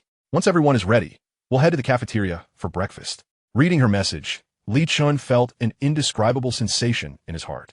Was this what it felt like to be favored by someone you liked? A simple inquiry, just 7 words, had elicited such a lengthy response. He recalled sending the same message to Shun Qinglan before, only to receive a curt reply of awake. "Li Chen, I'm at a breakfast shop outside the school. Don't go to the cafeteria. I'll pack breakfast for you all." "Xirou, great. I want the pan-fried buns you bought last time. They were delicious." "Li Chen, I have them all, plus other tasty treats. These are the specialties of magic." "Xirou, oh my gosh, Li Chen, you bad person. Are you trying to make me a chubby girl?" "Li Chen, haha, but you'll always be the cutest and prettiest one." "Xirou, angry. I'm not talking to you anymore. I need to change clothes. Hurry up, I'm starving." "Li Chen, okay, little Li is at your service. I'll be there shortly." As he sent the message, Li Chen stared at the screen, momentarily taken aback. My goodness, here I am, a soul in his 30s, acting so childish. But then he thought, wait, I'm just newly 18 at the prime of my youth. Why should I live like someone in middle age? Quickly finishing his meal, he left only a bit of salty soybean milk untouched. With 7 portions of breakfast carefully packed, he happily made his way toward Magic University. Moments later, at the foot of Building B of the girls' dormitory, Li Chen spotted 2 girls in military training uniforms chatting by the roadside from a distance. Just as he was about to call out, Xirou seemed to sense his presence, turning around to spot him. Li Chen couldn't help but smile and raise the breakfast he had packed. Xirou immediately jogged towards him, her graceful figure swaying slightly with each step. "Li Chen, why are you up so early today? Earlier than us girls," Xirou exclaimed joyfully. "Just like you, I was hungry and went out to find something to eat." Li Chen replied, grinning, feeling the infectious joy in the air. I even packed a portion for my 3 roommates. He added, "Wow, your boyfriend is so thoughtful," chimed in one of Xirou's friends, playfully linking arms with her. Xirou's cheeks flushed. "Li Chen, this is my roommate, Shuel Lingling." "Hello, Shuel classmate." Xirou is a bit shy and reserved. "Please take care of her in the dormitory," Li Chen said politely, exuding a gentlemanly charm. He vaguely remembered this girl from the day they gathered on the playground, standing next to Xirou. It seemed that in their dormitory, she shared a closer bond with Shuel Lingling. Upon hearing his words, Shuel Lingling joked, "Taking care of your Xirou is no problem, but is this breakfast really enough?" "Oh dear, Lingling, you're such a tease." "All right, I won't say anything more," Xirou giggled. Li Chen joined in the laughter. Shuel Lingling, "How about I treat you all to a meal sometime in the next few days?" "Sure, we'll be waiting for your good news," Shuel Lingling replied, playfully flustered by the unexpected invitation. Xirou took the breakfast from Li Chen, realizing it was quite a lot, and divided 2 portions for Shuel Lingling to carry. "Li Chen, Lingling, and I will head back to the dorm now. I'll call you after military training this afternoon." "All right, hurry upstairs and enjoy it while it's still hot. It won't taste good if it gets cold. Bye." Li Chen watched as Xirou and her friend entered the dormitory before turning towards the first campus. Upon returning to the boys' dormitory, he found that the dormitory supervisor from last night had already changed shifts. Li Chen headed straight to room 502. As he entered, he found Shen Nanfeng and the other 2 still fast asleep, showing no signs of waking, a stark contrast to the girls' dormitory. "Hey guys, rise and shine. I brought you breakfast. Get up and eat." Shen Nanfeng rolled over, groggily asking, "What did you buy, old Li?" "Fried dough sticks, pan-fried buns, zongzi, and salty soybean milk, 1 for each of you." The 3 individuals abruptly sat up from their beds, their drowsiness dissipating significantly, particularly Shen Nanfeng, whose eyes widened in astonishment. These delicacies were indeed specialties of the Magic City and did not come at a trifling cost. "Old Li, what fortunate event has befallen you to spend so lavishly on breakfast?" he inquired. "I say, Shun, Old Li didn't return all night. Do you really think it could be anything fortunate?" He chuckled. "Indeed, I too suspect Old Li must have spent the night with the school beauty." "Goo," Zhou added. Smirking, Li Chen's expression darkened as he placed the breakfast on their desk, recounting the incident from the previous night when the dormitory supervisor had denied him entry. Upon hearing this, the trio fell into a contemplative silence. "Old Li, it appears that the student council is quite insidious. If they cannot act overtly, they resort to underhanded tactics." Shen Nanfeng remarked, "I had a feeling there would be student council members checking on us last night. It seems they are deliberately targeting our dormitory." Chapter 72, Military Training. Li Chen was momentarily taken aback. "The student council members conducted checks last night? Those rascals claimed our dormitory's collective hygiene was subpar and threatened to deduct points for returning late past the curfew," Zhou explained, shoving food into his mouth. Shen Nanfeng, equally enjoying a soup dumpling, smiled contentedly. "Old Li truly understands me. Is this not far more delectable than the cafeteria's bland porridge and buns?" "You two are tarnishing the image of the affluent second generation," Chun Ping interjected quietly, though his eating pace was no less hurried than Zhou Long's or Shen Nanfeng's. "TCH, Xiaoping, you are far too mundane," Zhou Long scoffed. "At best, I am merely a minor affluent heir." "Do you truly think of me as some national darling like Prince Wang?" Shen Nanfeng nodded in agreement. "I am somewhat similar. My family possesses several properties, but I cannot simply sell them for spending money." Hearing this, Li Chen found himself both amused and exasperated. The families of these 3 rascals were significantly wealthier than the majority across the nation, yet they were still far from being counted among the truly affluent. "Enough, you gluttons. Eating will not silence your mouths. Finish your food and tidy up quickly, lest you stand out as the odd ones on the first day of military training." "Fear not. Old Li, we still have half an hour. No need to rush. We are perfectly fine. I shall wash up first and eat later." At 8:30 in the morning, the military training at Magic City University formally commenced. A large contingent of soldiers clad in camouflage uniforms stood on the podium, serving as instructors for this session. Unlike the instructors at other ordinary institutions, these were genuine active-duty soldiers, not retired personnel. All the freshmen assembled in formation on the playground, creating a sea of military green. Though somewhat disorganized, it exuded a certain sense of grandeur. If freshmen from both campuses trained together, the spectacle would undoubtedly be even more impressive. In Class 2 of Finance, Li Chen lowered his military cap, wearing a wry smile as he listened to the surrounding chatter, feeling utterly beleaguered. "Old Li, you've basked in the glow of goo. And now you're the talk of the school," Shen Nanfeng teased with a grin.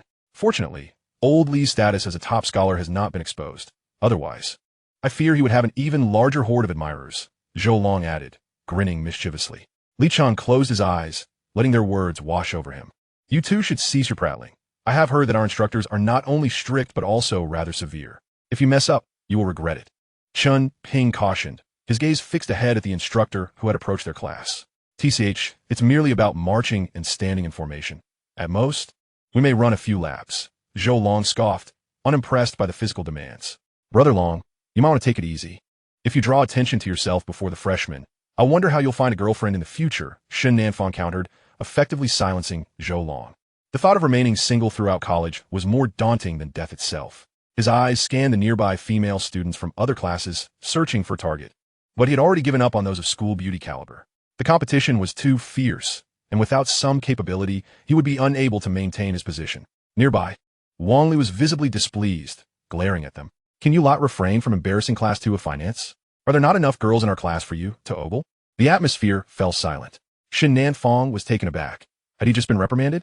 Wang Li, are you a dog? Why do you always seem to snap at me? He retorted. Just as Wang Li opened her mouth to respond, class leader, he see you, tugged at her arm.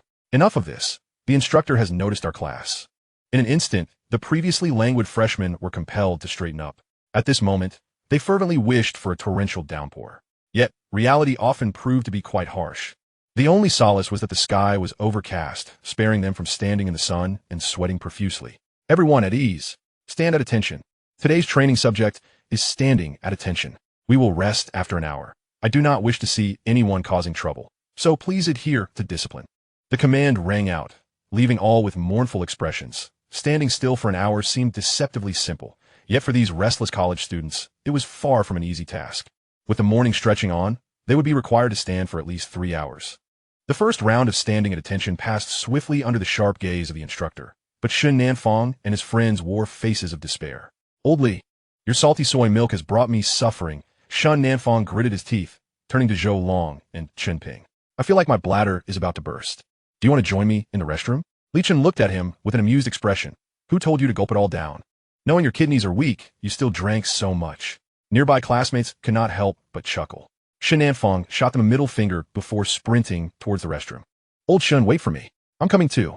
Zhou Long and Chen Ping hurried after him. After a brief 10-minute respite, the tedious standing at attention resumed. At that moment, a refreshing breeze wafted through the air, dissipating the stifling atmosphere. By the time military training concluded at noon, everyone resembled deflated balloons, utterly drained and lamenting. Brother Long, support me. My legs are giving out, Shen Nanfang exclaimed, draping an arm around Zhou Long's sturdy arm. Zhou Long chuckled just a moment ago. Your mouth was running endlessly. Now you've turned into a soft-shell shrimp. Ah, it's your imposing physique that's advantageous. Military training is mere child-esque play for you. Indeed, I lost 3 pounds during military training, Chen Ping remarked, hands on his hips, panting heavily as he looked at Li Chen in confusion. Old Li, you don't seem particularly fit. How come you appear unaffected? Huh, your bodies are out of shape. I wonder how you will muster any strength once you have girlfriends, Li Chen teased, unable to resist a jab before turning to leave. Hey, Old Li, wait for us. Why are you walking so fast? At 2 in the afternoon military training commenced as scheduled. The activities for the afternoon were equally simple, primarily focused on running to hone the students' willpower. However, after only a few laps, those with weaker physiques could not endure the strain, lamenting their plight. Some girls even fainted from exhaustion, prompting the instructors to send them to the school hospital without a second thought. Old Li, Brother Long, and Old Shun. I am barely holding on. Chen Ping, pale-faced and light-footed, gasped as he ran, words tumbling out in a breathless rush. Upon hearing this, Li Chen, at the front, turned around and exclaimed, Goodness, this isn't light-footed at all. It's more like he is staggering about. Xiaoping, are you all right? If you truly can't go on, I'll speak to the instructor, he offered with concern. Chapter 73. Gu Xirou's Courage. Report to the instructor. What is it? The instructor, with a piercing gaze, marched in precise steps towards Li Chen and his companions who had come to a halt. Instructor, my classmate is unwell and cannot continue. May he rest for a moment? Li Chen Kidat. Rest? If he is unwell, he ought to train more. Look at you university students. You're all in such poor shape. The instructor retorted without mercy. Only through this half-month of military training will you transform. Do you understand? Get moving. Shen Nanfang was instantly incensed. How can you be so heartless? Do you have no compassion at all? Must you run someone to their death? This outburst caused the other students who were jogging to gradually slow down. The instructor's expression turned frosty, sensing his authority had been severely challenged. Are you refusing to obey military training orders? Defying the instructor? Go. Run 5 laps around the field. Upon hearing this, Chun Ping was struck dumb. Was he being sentenced to death? His head tilted, and he collapsed unconscious. You. Zhou Long stepped forward in anger. I will report you to the school. What kind of instructor are you? Disregarding student safety and imposing cruel punishment. What is this? Do you intend to confront the instructor? The instructor glared, ready to teach this insolent student a lesson. Almost every Class S formation turned to glance at their Class 2 in awe.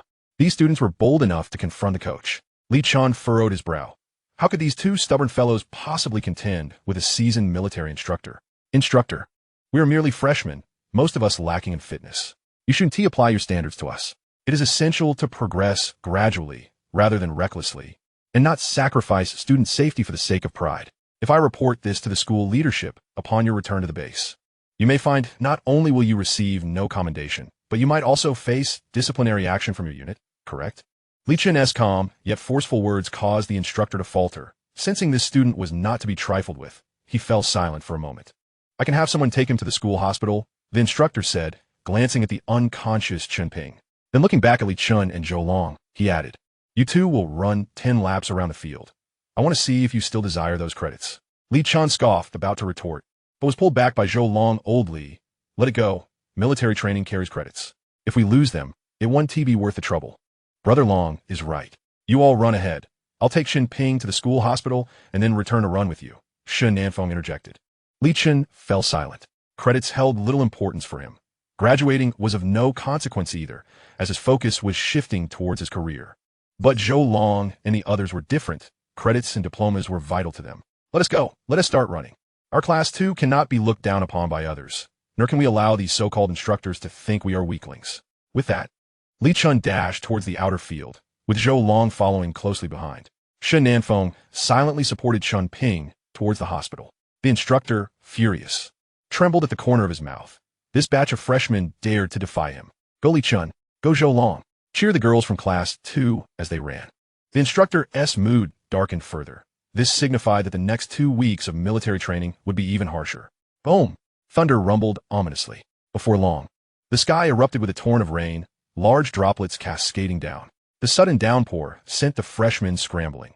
Lingering even a moment longer would surely leave them drenched. All dismissed. Everyone returned to your respective classes. Military training resumes tomorrow. In an instant, all the students rushed towards the academic building. Fortunately, the quality of the training uniforms was decent. Even soaked, the girls managed to avoid any embarrassing incidents.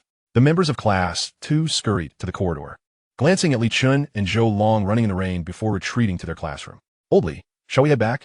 It's just the two of us foolishly running in the rain, Zhou Long shouted, drenched to the bone. Li Chen glanced at the instructor, equally soaked, his eyes narrowing. Do you still want those credits? Can't you see that fool staring at us in the rain? Zhou Long turned pale, glancing back, raindrops streaming into his eyes. That bastard is indeed relentless. The instructor glared coldly, maintaining his military stance, the last vestige of his authority and stubbornness on display.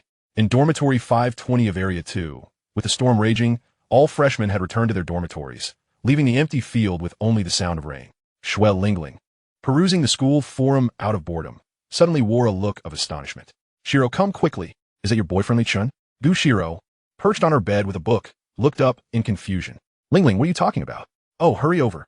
Check the school forum. Someone just posted a photo claiming a student was punished by the instructor, running in the rain.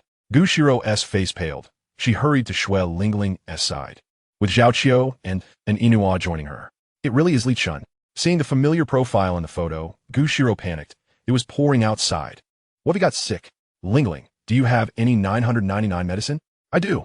Just wait a moment. An Inua dashed to her desk drawer, rummaging through it, and handed the 999 medicine to Gu Xirou. Hank, no. I'm heading out. Without waiting for an Inua to respond, Gu Xirou grabbed 2 umbrellas at the door and hurried out. Walking slowly from Area 2 to the main campus would take 20 minutes, but Gu Xirou sprinted, reaching the outer field in just 10 minutes.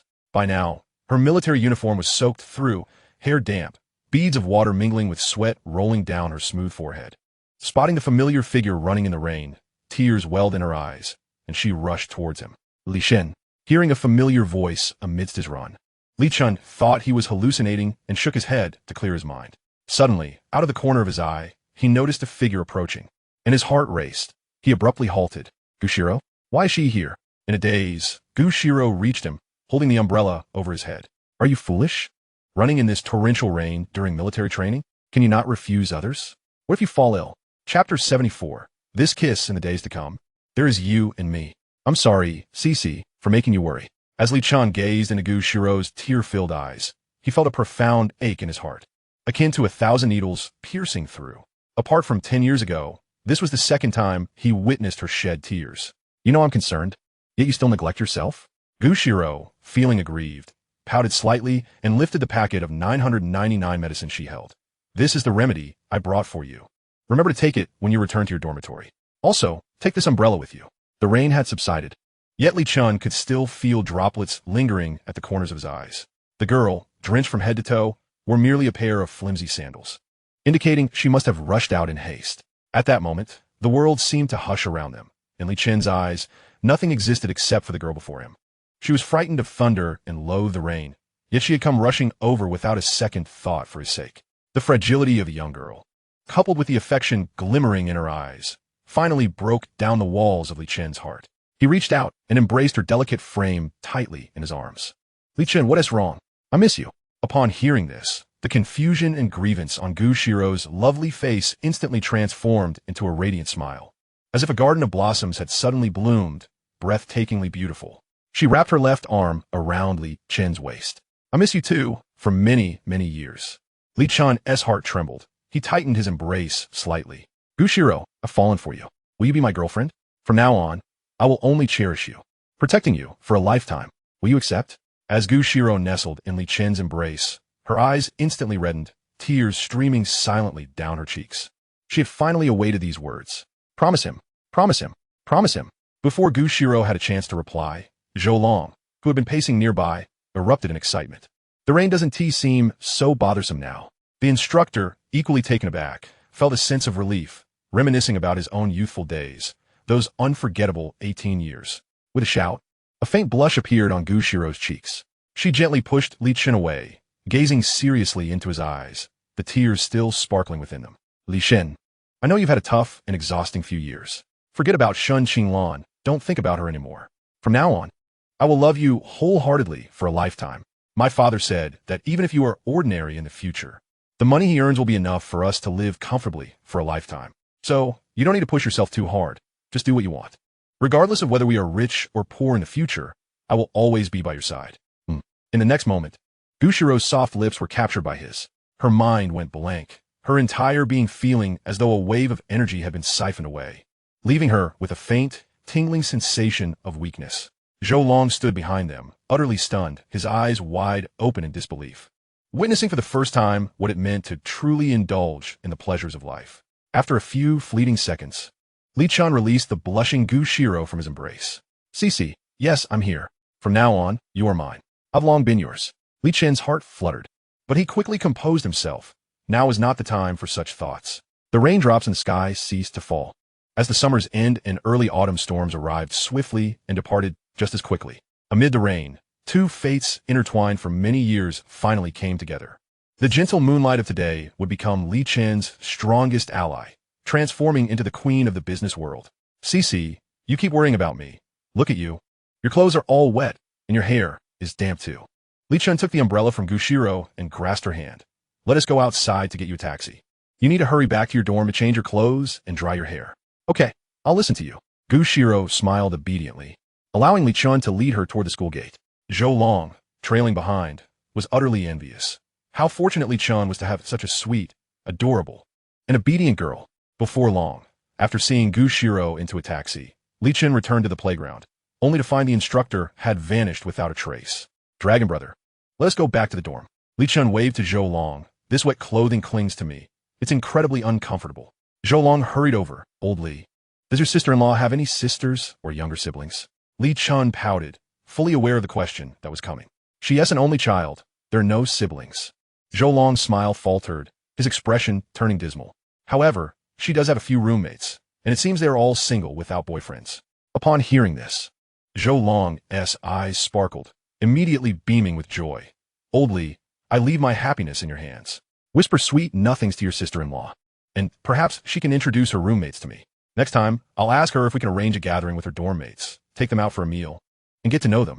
Zhou Long's face practically split with a grin, eagerly volunteering to take on the task of cleaning Li Chen's dorm. Upon returning to room 502, he found that Shen Nanfeng and Chen Ping had already returned, likely due to Chen Ping's late rest. Old Chen, how is your health?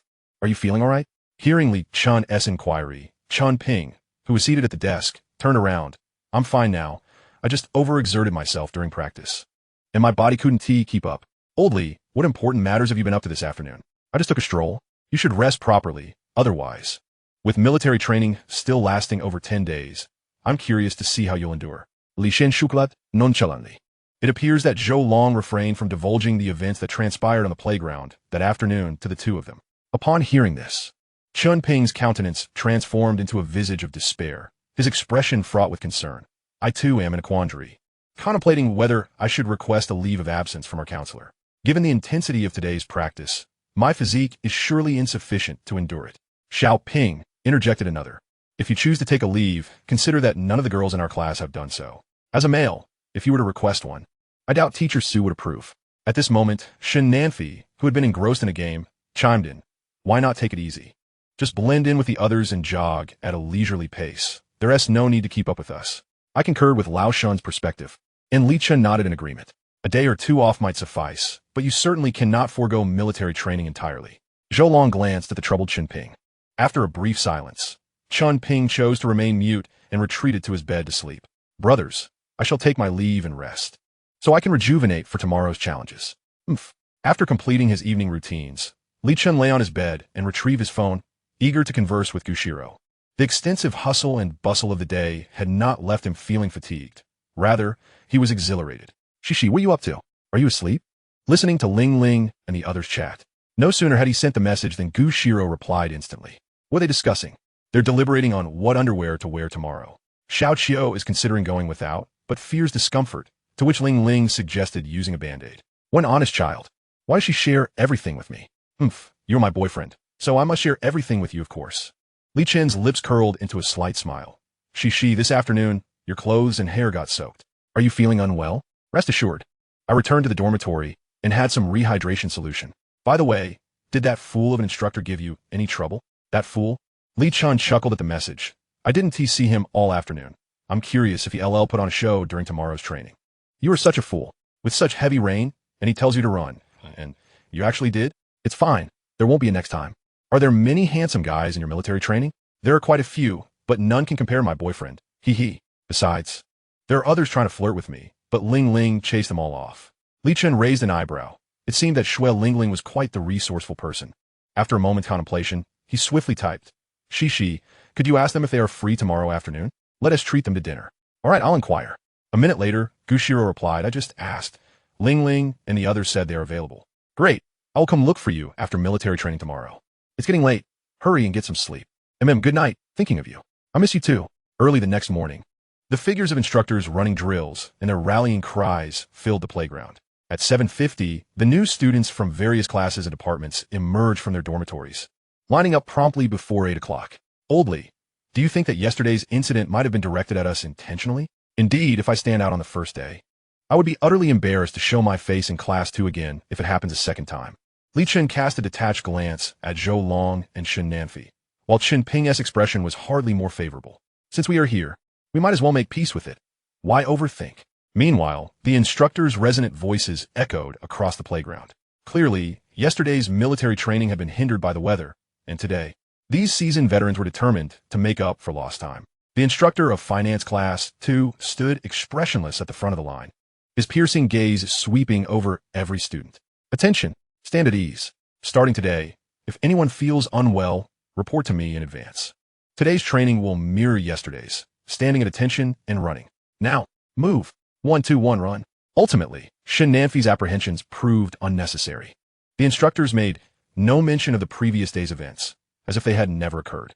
Following the torrential rain, the weather unexpectedly turned sunny, and within an hour, everyone was drenched in sweat beneath the blazing sun.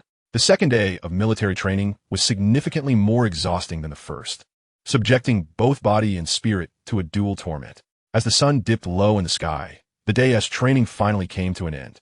The majority of the newcomers lamented their plight some even cursing their parents, and others muttering incantations for rain, hoping for another downpour like the previous day. Those who managed to gain admission to Magic City University generally hailed from affluent backgrounds. Such pampered youths were unaccustomed to such hardships. After the military training concluded, Li Chen returned to his dormitory to change clothes, declining to join Shin Nanfi and the others for a meal.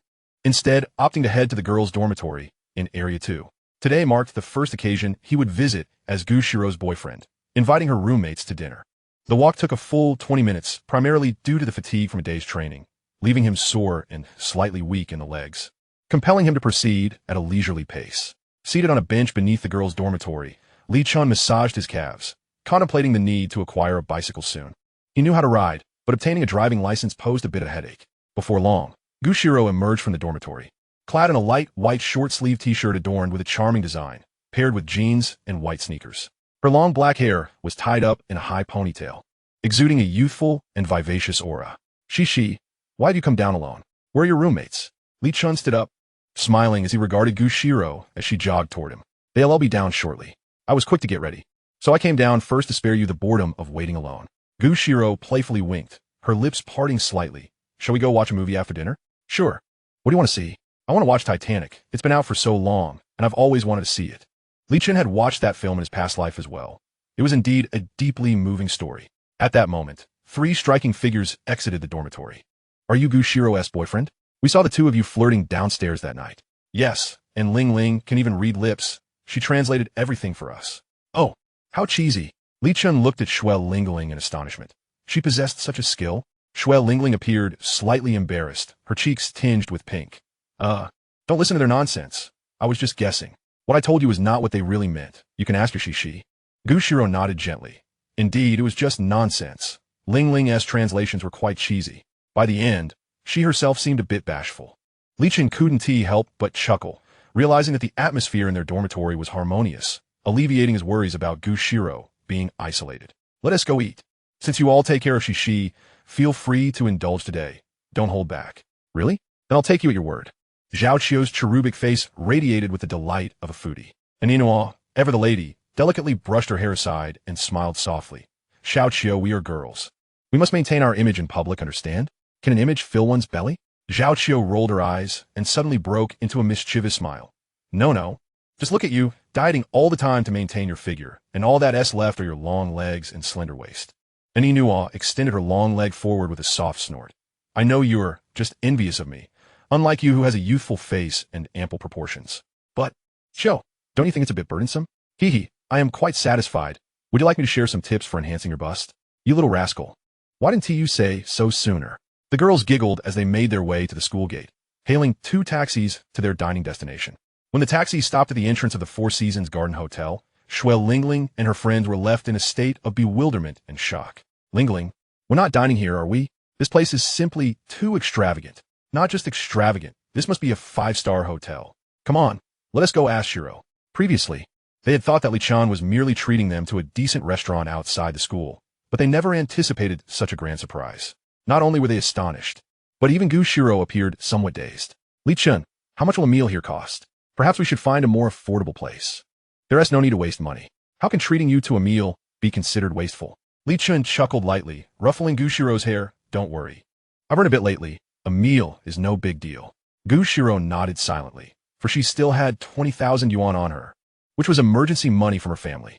As soon as Xue Lingling and the others got out of the car, they hurried over to Gu Xirou. Xirou, are we sure we're not in the wrong place? No, we are dining here. Li Chen has already reserved a private room. Gu Xirou gazed quietly at her 3 roommates. What? Xue Lingling exclaimed, glancing at Li Chen. We were just saying we de-treat you to a feast today, but seems we want to need to.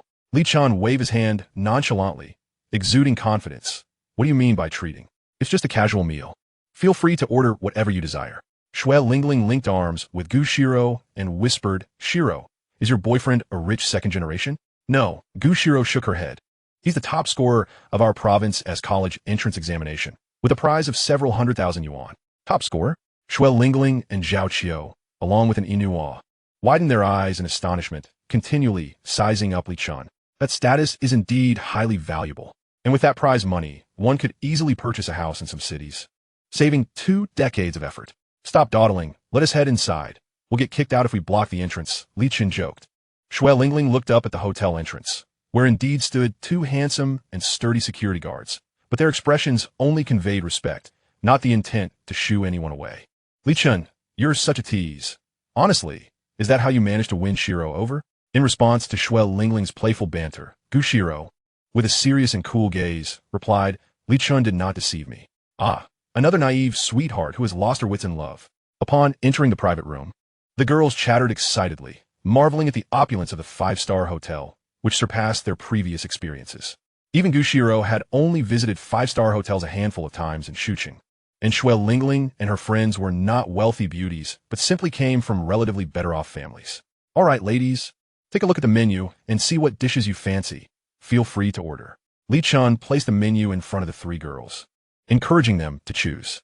Zhao Qiu grinned at Xirou. Xirou, are we ordering now? Go ahead. If Li Chen's funds fall short, I can cover it. Xirou waved her hand generously. Xue Lingling teased. I didn't realize Xirou was our hidden little wealthy lady. Not just a wealthy lady. She is practically a supportive partner, they giggled. Xirou's cheeks flushed. If you don't order, I might just choose Nono's green diet meal. I refuse to eat vegetarian. I want meat. Zhao Qiu exclaimed, snatching the menu and rapidly selecting several meat dishes. Clearly, there's a reason for good development, though it seems the meat has only grown on her chest. Following that, Xue Lingling and an Inua each picked a dish before handing the menu back to Li Chen. It was a tea that they didn't want to order. The prices were simply too steep.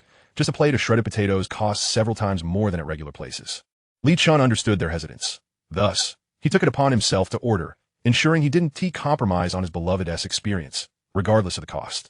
How about grilled beef fillet with porcini mushrooms, red wine braised short ribs, cold cod with pepper sauce, spicy duck liver, black truffle sticky rice lobster, charcoal grilled octopus, as well as king crab and Australian lobster, one for each of you, and let us also get a bottle of Bordeaux Petrus. The girls were engrossed in their gossip, entirely unaware of what Li Chen had ordered. When the exquisite dishes began to arrive, the rich aromas nearly overwhelmed Xirou and the others. Li Chen, I want to try that big shrimp. Li Chen donned a disposable glove and extracted the meat from the Australian lobster, dipping it in a bit of sauce and bringing it to Xirou's lips. The young girl slightly parted her red lips, taking a bite and chewing gently. Delicious. I want more. Just wait. I'll get you another. Li Chen smiled as he continued to peel more shrimp meat. Oh, it's so sweet. Li Chen, I want that too. You're making us all envious here. It's time for you to show off. When we return to school, I'll be on the hunt for a boyfriend. The scene of this affectionate display inevitably elicited laughter and playful teasing from within the private room. Chapter 77. I enjoy watching movies. Sir, do you want the red wine to breathe now or later? Li Chen, who was busy peeling the king crab for Xirou, glanced up at the female server holding the wine. Let it breathe now. Certainly, sir. The server nodded respectfully and began the decanting process. After a round of jokes, Xue Lingling and the others began to indulge in the feast laid before them. Who could resist such a tantalizing spread? Xirou, your boyfriend has successfully bribed me. Zhao Qiu mischievously winked, snapping off a crab leg to savor its deliciousness. He has bribed me too. I fear every time we visit the cafeteria, I'll think of today as gourmet feast. And Inua wasn't about to fall behind. Although she was dieting, she certainly wouldn't turn down such exquisite cuisine. No. Are you not dieting anymore? Xue Lingling joked. Of course I am. And Inua blushed as she retorted, I just eat less of those low-quality and unhealthy foods. Li Chen chuckled softly. The young lady was fortunate, for all three of her roommates possessed delightful personalities, and their accents didn't seem local. Xue Lingling's accent resembled that of Suzhou, while Zhao Qiu and an Inua sounded northern, especially an Inua with her pronounced Beijing dialect. At that moment, the red wine had been decanted, and the female server poured the wine into the glasses in front of Xue Lingling and her friends. Li Chen raised his glass and addressed the three young ladies. The purpose of gathering today is to express my gratitude for your care towards Xirou. She is quite introverted and struggles with communication. I'll be counting on all of you over the next 4 years. Oh, Li Chen, Xirou is our roommate. We all live under the same roof, so no need to be so formal. Xue Lingling was momentarily taken aback, swiftly raising her wine glass. The formal atmosphere made her feel somewhat bashful. Zhao Qiu chuckled, teasingly remarking, 4 years of university is quite a stretch. I fear 1 meal 1 tea suffice for you. With how you all are taking care of my dear CC, a few meals are hardly going to bankrupt me. Li Chen replied with a grin, patting his chest. Whenever you wish to enhance your dining experience, just mention it to CC, and I assure you everyone will dine well. Upon hearing this, Zhao Qiu felt a bit embarrassed. She had merely been jesting, unaware that Li Chen would genuinely agree. It's worth noting, dining here is far from comparable to the school cafeteria or those small eateries outside. Li Chen, I was just joking. Xirou is our classmate and roommate. Even if you don't treat her, we will look after her, she clarified. What Xiaoqiu said is true, and Inuo chimed in slowly. However, your generosity in treating us to this meal is indeed commendable. I rarely indulge in wine, but for your sake, I shall certainly finish this glass of red. Thank you. Everyone, let us raise our glasses together, Xirou said sweetly, lifting her wine glass, her eyes crescent-shaped with delight. Li Chen was quite pleased with this outcome. Winning hearts often revolves around food, wealth, and charm, and he was currently most abundant in the former.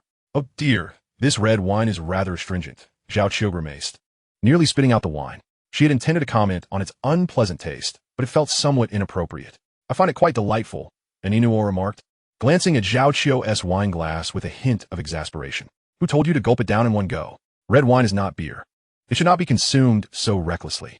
I'm just not used to it, Xiaoqiu lamented, casting a pitiful glance at the nearby waitress. Could I possibly exchange this for a soft drink? The waitress gave her a peculiar look. Miss, are you sure? This is a bottle of Chateau Petrus from Bordeaux, priced at 29,999. That sip you just had is worth at least 1,000 yuan. What? 30,000 a bottle? Xiaoqiu and the others gasped in disbelief, their eyes wide as they turned to Li Chen. Even Xirou's expression shifted. Her modest savings could scarcely cover the cost of a single bottle of wine. It's quite renowned. I merely ordered a bottle to try, Li Chen replied nonchalantly, feeding Xirou a piece of crab, meat dipped in sauce. Xue Lingling, who had remained silent, poured herself another glass, her cheeks glowing with a smile. She didn't understand wine, but knew it was a luxury. Wine is good for the complexion. I'll pour myself another. And Inuo boldly took a large sip and filled her own glass as well. Missing this opportunity might mean waiting a long time to taste such exquisite wine again. Xiaoqiu gazed at her glass, feeling her throat dry. With that sip, 1,000 yuan had just vanished. I think I'll pass on the exchange, she decided. Whether it tastes good or not is irrelevant. What matters is its price. This little interlude elevated the dining atmosphere to its zenith. Xirou was happy, Li Chen was happy, and Xue Lingling was even happier. As the evening approached 8 o'clock, the meal had lasted nearly 2 hours and was nearing its conclusion. Xue, you and Xiaoqiu should head back to the dormitory. I'll accompany Li Chen to the movies, and we'll return afterward, Xirou suggested. At the hotel entrance, the three girls hopped into a taxi back to school, while Li Chen and Xirou made their way to a nearby cinema. In the taxi, Xiaoqiu expressed her concerns. Do you think Xirou and the others will be able to get back into the dorm after watching a movie? Xiaoqiu, you're quite naive. In such a beautiful night, do you really think they'll return to the dorm after the movie? And Inuo replied matter-of-factly. Xue Lingling paused for a moment. Perhaps we should notify the dorm supervisor to leave the door open for them. That seems reasonable. At Jiahe Cinemas, the theater was nearly empty, with only a few people in the waiting area, likely anticipating Titanic. Li Chen purchased 2 tickets for the last row. It was indeed inconvenient that tickets could not yet be bought via mobile. For their first solo date watching a film, a romantic love story was an auspicious sign. Entering the dimly lit cinema, the crowd was sparse, particularly in the back row. Li Chen, glancing at Xirou seated beside him, found his thoughts far from the movie, especially after consuming considerable red wine. He discreetly raised the armrest between them. Engrossed in the film, Xirou suddenly felt her face flush as she sensed his hand gently grasping hers, another hand resting upon her thigh. Though slightly bashful, she did not deter his playful advances. After all, couples in a cinema rarely behaved with decorum. Chapter 78.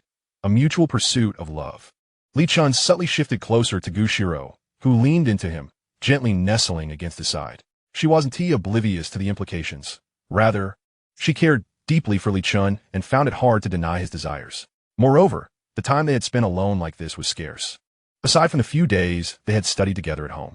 In the darkness, aside from the sounds emanating from the film, silence enveloped them, with no one speaking or causing a ruckus.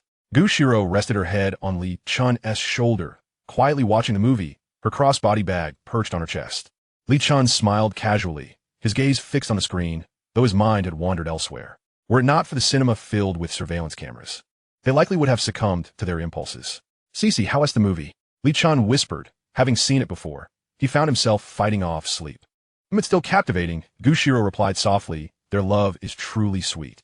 Hee, ours is equally sweet. Don't envy those fictional characters, Li Chen grinned. The white moonlight's delicate face flushed slightly as she gently bit her lip. Then you must always treat me well, just as you do with Shun Qingluan. That is a given. Li Chen suddenly felt a pang of regret, akin to lifting a rock only to drop it on his own foot. At that moment, the film reached its climactic scene. Upon exiting the cinema, Xirou tightly linked her arm with Li Chen's, the blush on her cheeks having faded. Cece, it's already 10:30. The dorms must be locked. Why don't we skip returning tonight and check into a hotel instead? Li Chen looked at Xirou with eager anticipation. The brief encounter in the cinema had only left him wanting more. Xirou hesitated. It's just the beginning of the semester. I don't want Shuel Lingling and the others to think poorly of me. Can we wait a bit longer? If you wish, I can also forego returning to the dorm. Hearing this from the delicate moonlight, Li Chen felt a jolt of realization, observing her cautious expression. A wave of remorse washed over him. How had he become so impatient? Xirou was always considering his feelings, while he had failed to contemplate hers. Just days into the new semester, spending the night away with her boyfriend could lead her roommates to judge her harshly.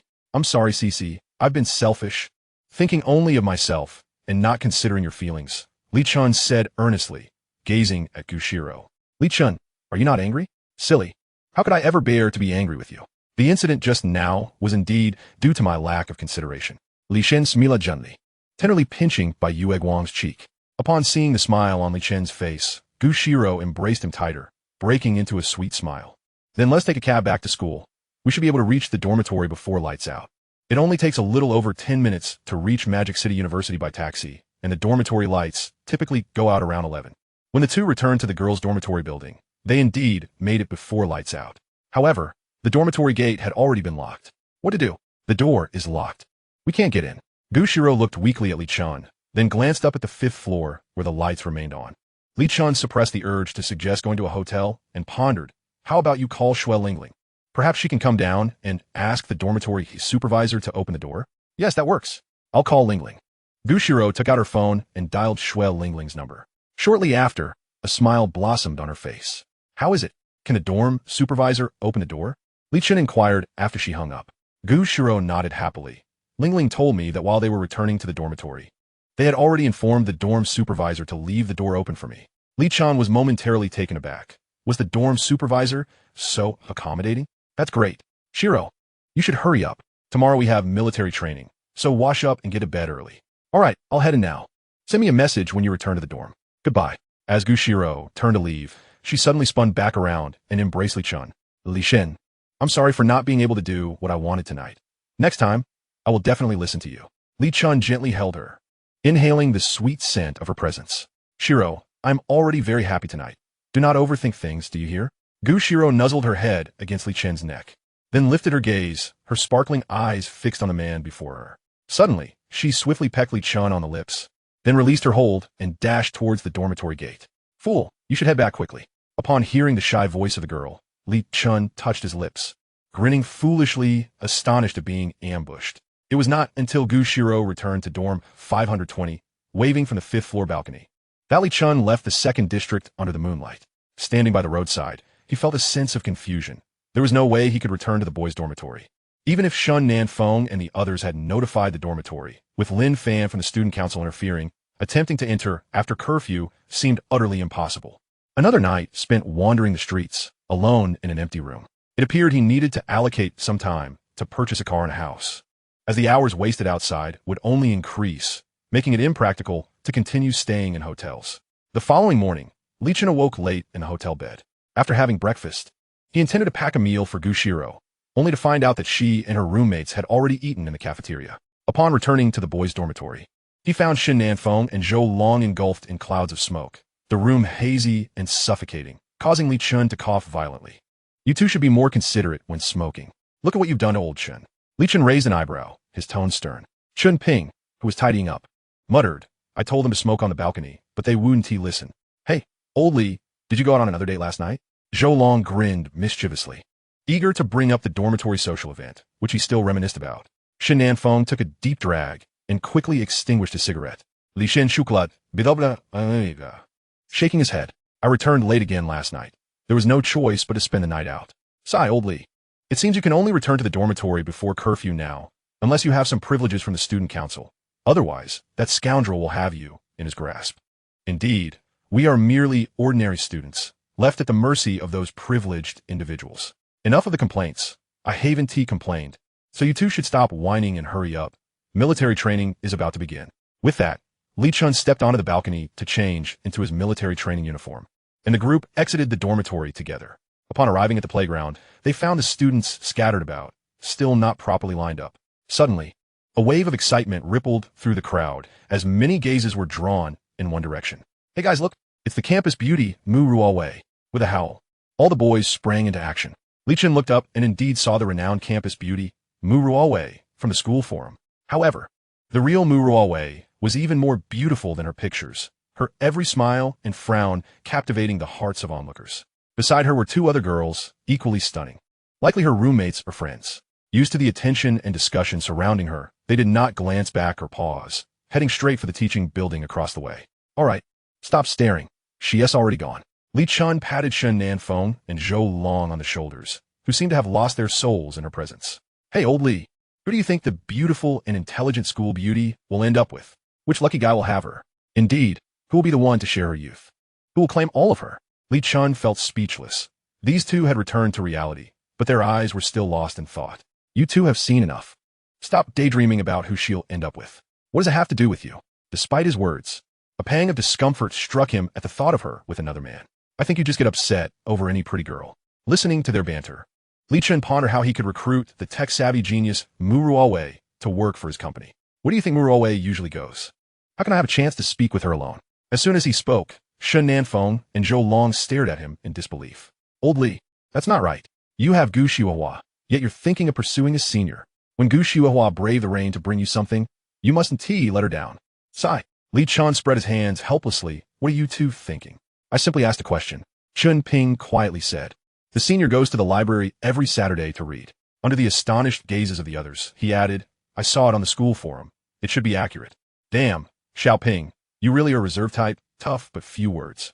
Shen Nanfeng chuckled. Just then, the playground fell silent as all classes quickly formed their lines. Li Chen and the others hurried back to Class 2 of Finance. The strict instructor, like a specter, appeared at the front of the line, signaling the dreaded military training had commenced once more. Every freshman would experience the tedium and harshness of military training. Days slipped by, and finally Saturday arrived, a day of rest to cool down their weary bodies. After several days, most of them had tanned a few shades darker, and even the girls found their sunscreen somewhat ineffective. Early in the morning, Li Chen finished his morning routine and stepped out. Shen Nanfeng and his two companions remained ensconced in slumber, their breakfast delivery failing to rouse them from their dreams. Upon exiting the school premises, I indulged in a meal at the familiar breakfast establishment, procuring a takeout portion for Xirou, along with several servings for her roommates. Having completed these tasks, I made my way to the campus printing shop to print out an employment contract. Subsequently, I hailed a taxi to the Jinmao Tower, the office location of Chenxi Technology. In the designated section for the signing party on the contract, I inscribed my name and affixed the company's seal. Gazing at the vacant signature area for the second party, I reaffirmed my determination. Success was the only option. Entering the spacious office, I stood before the floor-to-ceiling windows, surveying the bustling cityscape below, a confident and resolute smile gracing my face. This world would undoubtedly accommodate a place for me, Li Chen. At precisely 1 o'clock in the afternoon, I entered the library punctually, carrying a transparent file folder. The library, spanning 3 floors, could accommodate nearly 5,000 readers. Operating daily from 8 in the morning until 10 at night, I meandered leisurely through the first 2 floors and nearly completed my exploration of the third. Yet I found no trace of Mu Ruowei. Could she possibly be absent today? I mused internally, knowing that if I failed to encounter her, I would have to wait until next Saturday. Just as I was about to concede defeat, my gaze was suddenly drawn to a reading spot at the far end on my right. There sat a young woman clad in fitted denim jeans and a light blue checkered shirt, her sleeves rolled up to her elbows. Her delicate, porcelain-like arms rested on the desk, and the corners of her shirt were tied in a charming bow at her waist. With long hair cascading over her shoulders, she exuded a tranquil, graceful demeanor infused with a hint of vivacity. This was the genius campus belle, Mu Ruowei, whom I had been desperately seeking. With a smile, I casually picked up a book and approached her with an air of confidence.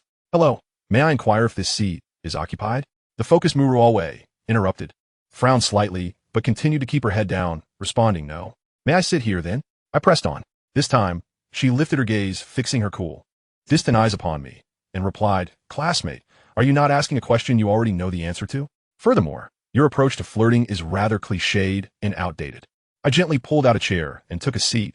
Though I was indeed captivated by her beauty, I remained composed.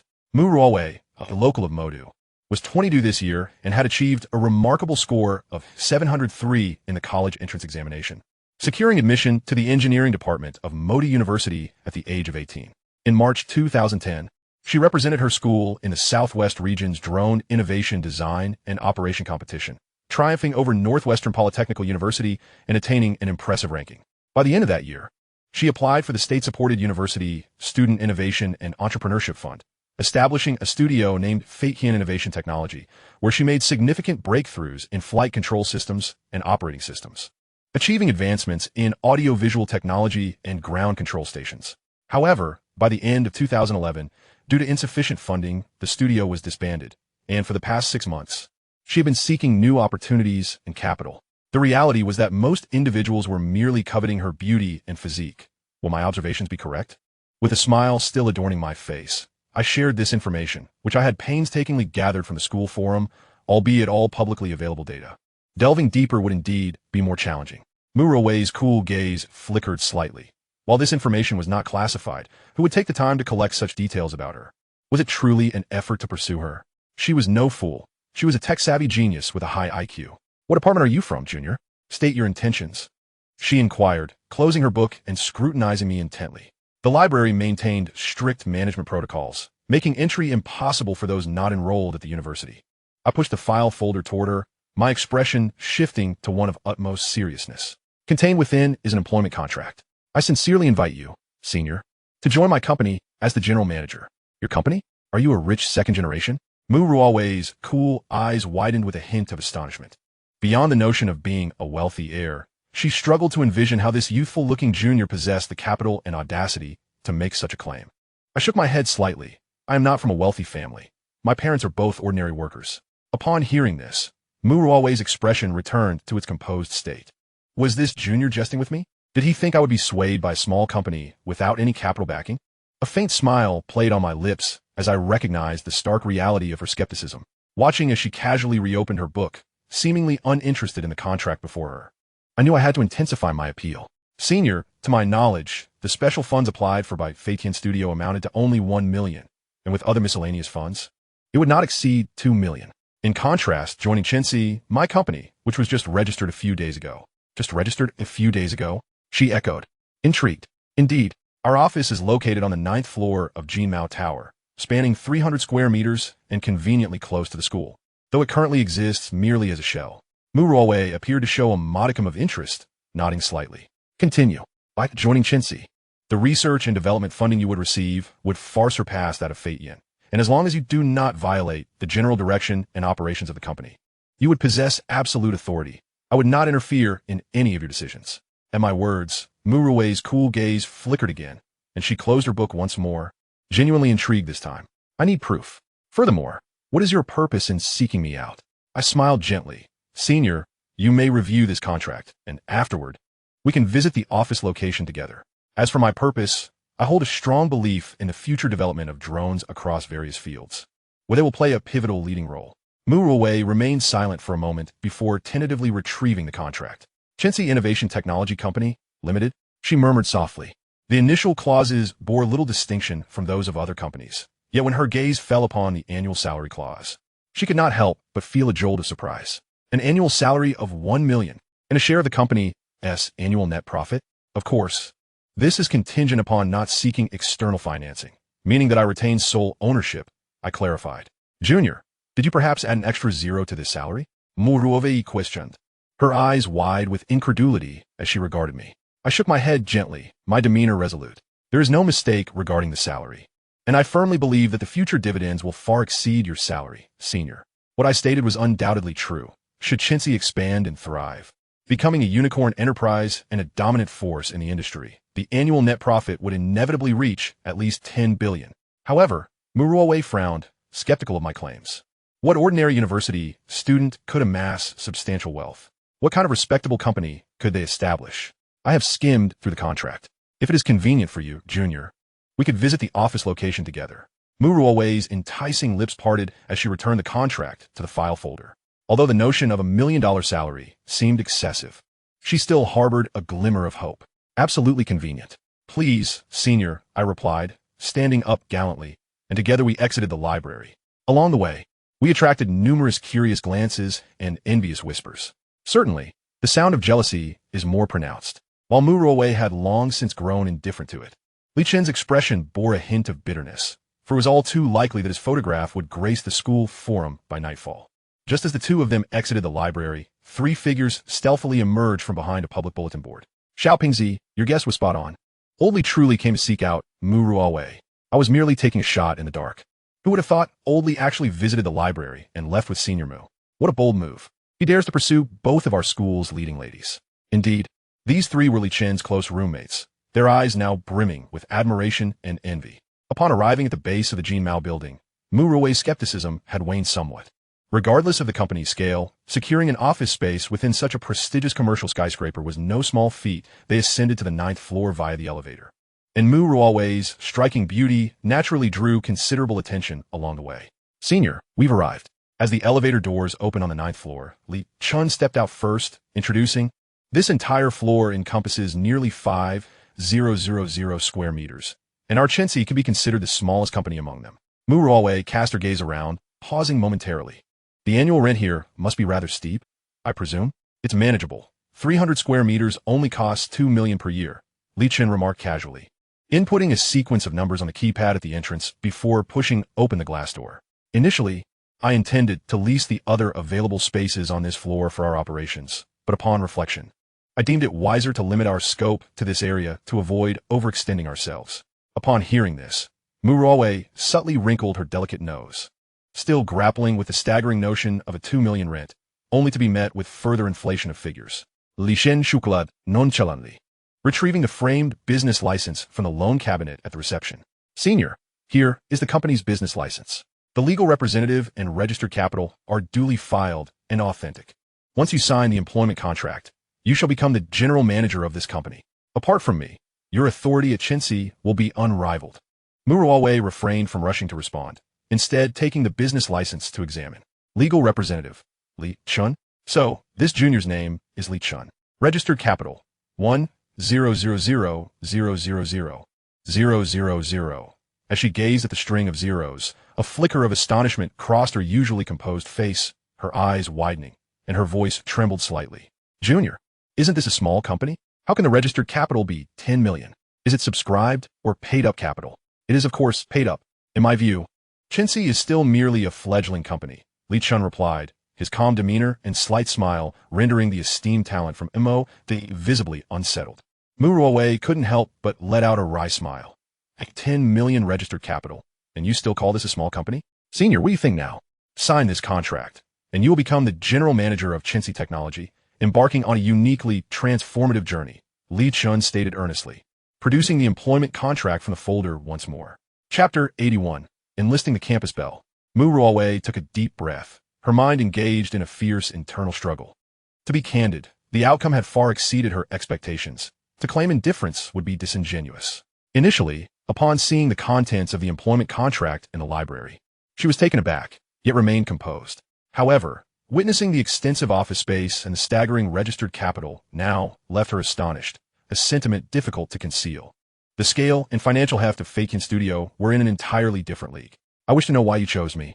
Because you are a youthful, vibrant, and innovative technological genius, precisely the type I require. While your beauty certainly adds to your allure, it is not a prerequisite. Li Chen's response caught Muruoe off guard. She understood well that her looks were not her only asset. Her talent and intellect truly defined her. For in the realm of the affluent, beautiful women abound. Evidently, this junior not only possessed those qualities, but also demonstrated a shrewdness beyond his years. After a moment of silence, Muruoe's hesitant gaze gradually firmed. Should she miss this opportunity to pursue her dreams, it would be unlikely she would encounter such a chance again, unless she acquiesced to the demands of older men. Junior, I can agree to join Chensi, and I am willing to forego a high salary and dividends, provided you grant me one request. Muruoe's delicate, porcelain-like face was now earnest, her eyes devoid of the previous coldness and detachment. Li Chen's gaze sharpened. What is your request? After the dissolution of Feitian, The team members who once followed me made considerable sacrifices and forfeited many promising paths. I wish to reassemble them into a new team. However, I can assure you that their professional skills and competencies are among the best in the industry. As she articulated her request, Muruawe felt an unprecedented wave of nervousness. It was as if the person standing before her was not merely a junior from Emoda, but rather a renowned magnate in the business world. Li Chen observed her sudden shift to a more reserved demeanor and couldn't help but chuckle. After all, she was the campus belle of Emoda, and who would have anticipated such an endearing side to her? Moreover, he was at the nascent stage of his entrepreneurial journey, precisely when he required a plethora of skilled professionals. Only a fool would reject such a fortuitous opportunity. It seemed serendipity had come knocking at his door. Senior, I trust your judgment. Utilizing a familiar team will yield greater efficiency. As long as the salary is reasonable, I will not interfere with your decisions. Upon hearing this, Muruawe felt a weight lifted from her slightly anxious heart. She looked up at Li Chen with sincerity. Junior, rest assured, I will adhere to market-appropriate salary standards, ensuring no favoritism or misuse of the company's resources. With that, she took up a pen and inscribed her name on the contract.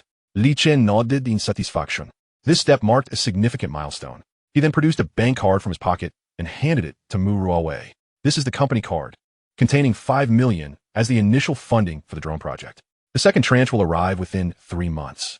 Gazing at the bank card, Muruawe hesitated, her expression wavering. What is it? Take it. The company currently lacks financial management, and everything will require your establishment. I have other matters to attend to and won't have the time to oversee this, Li Chen remarked. Muruawe appeared momentarily disoriented, biting her lip. Such a substantial sum.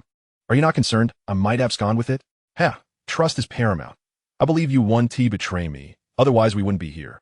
Li Chen replied with a gentle smile. A blush crept onto Muruawe's exquisite cheeks as she lifted her gaze to meet Li Chen's for the first time with utmost seriousness. Junior, I must concede that your courage and determination are indeed unmatched by those ordinary entrepreneurial students. Li Chen's lips curled into a smile. To receive such high praise from the campus belle of Emoda is indeed an honor for this junior. With a gentle smile, Muruawe accepted the bank card, feeling as though she were in a dream. In just a few short hours, she had transformed into a millionaire and ascended to a coveted position that many envied. Fate, indeed, is a capricious mistress. Junior, Muruawe began, but was momentarily taken aback as Ling Yin interjected with a smile. No, you should now refer to me as boss. A name is merely a designation, apart from specific circumstances. My senior can call me by my name or refer to me as Junior. Li Chen shrugged nonchalantly, still grasping the concept of titles. All right, as long as the junior has no objections, I have no qualms. Muruawe nodded with a smile, contemplating, shall we carve out some time tonight? I can gather the team members to meet the boss over dinner. After all, the sooner our company operates, the sooner we can achieve profitability and minimize unnecessary expenditures. Upon hearing her words, Li Chen reflected and realized that the daily rent was exorbitant, and it was indeed painful to suffer such losses. Checking his phone, he noted that it was just past 5. There was still time. Then please notify them, but you must choose the dining venue. I am unaware of their preferences and tastes. We all come from ordinary backgrounds, so let us avoid the lavish hotels. Let us choose a place near the university town. It will be convenient for you to return to campus after dinner. Li Chen had no objections and readily agreed. Securing the office door, the two departed. Suddenly, Muruawe remembered a significant question. Junior, I seem to be unaware of which year you are in. Are you a sophomore or a junior? Li Chen alta. Turning around to reply in a calm tone. Let me introduce myself. I am a freshman, the top scholar from Sichuan province, Li Chen. Muruawe paused. Her expression, one of astonishment, scarcely processing the latter part about being the top scholar. A freshman? Does that mean you just graduated from high school? She could hardly fathom that her boss was merely a first-year student. Do not be surprised. Ambition knows no age. After all, what's you being commanded troops at the age of 18, while I merely oversee this modest 300 square meter base, Li Chen remarked half-jokingly. On their way back, Muruawe felt a sense of bewilderment. She had always believed herself to be quite capable. Yet today, she encountered someone even more extraordinary. Upon returning to the university town, Li Chen received a message from Xirou, asking if he would join her in the cafeteria for a meal. After some consideration, he informed her that he had a few matters to attend to and would visit her later that evening. Chapter 82, A High-Caliber Team. At Yipin Shang Yin Chinese Restaurant, Li Chen suggested, Senior, the hall is rather noisy. Perhaps we should opt for a private room? He surveyed a window-side table capable of accommodating 12, glancing at the dining area on the first floor. Although it was not crowded at the moment, with only a few tables occupied, The dinner rush later would undoubtedly bring cacophony. Junior, this is perfectly fine. We have just enough seats. And the private room incurs a minimum spend, which is not cost-effective. Our company is just starting out. Every bit saved counts, Mu Ruowei replied with a smile. Her words direct, as she poured Li Chen a cup of tea. Very well, I shall heed your advice. If you handle the finances, the company will surely save ample funds. Li Chen chuckled, recognizing that he had indeed found the right person. After spending the afternoon with her, he discerned that Mu Ruowei was a frugal and resourceful individual, unlike some others who favored vanity and competition. Junior, you have quite the ambition. Do you intend to exhaust me? Mu Ruowei laughed lightly, her humor a rare treat. The charm of a beautiful woman's smile was undeniably potent, and Li Chen, despite believing himself immune, found himself momentarily entranced, quickly clearing his throat to mask his embarrassment. Haha, those capable must bear more burdens. For now, let us endure a little hardship together, and once all departments are established, you'll find your tasks much lighter. Mu Ruowei's cheeks flushed slightly as her gaze caught sight of a short-haired girl entering, prompting her to wave. Xian, over here. Following her line of sight, Li Chen observed a seemingly average-looking short-haired girl approaching swiftly, around 25 years of age, wearing black-rimmed glasses. Ruowei, you mentioned gathering the Feiqian team members again over the phone. Is this our new boss? The short-haired girl adjusted her glasses, looking curiously at Li Chen, whose position was elevated. Yes, indeed. Mu Ruowei nodded lightly. This is our future boss, Li Chen. Upon hearing this, the girl's demeanor shifted to one of seriousness and respect. Greetings, boss.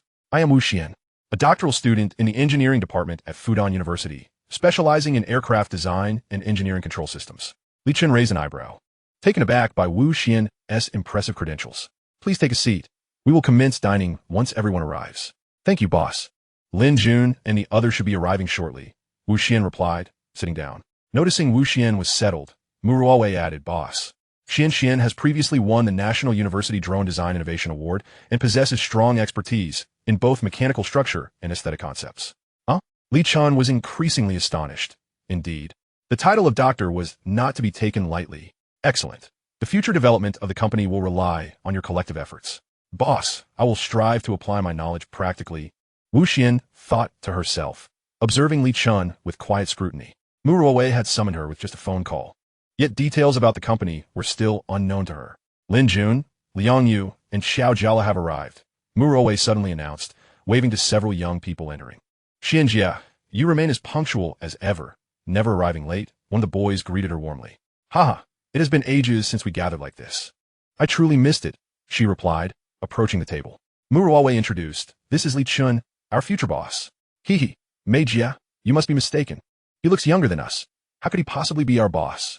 Lin Jun chuckled, while Liang Yu shared a similarly puzzled expression. Seriously, you two are unbelievable.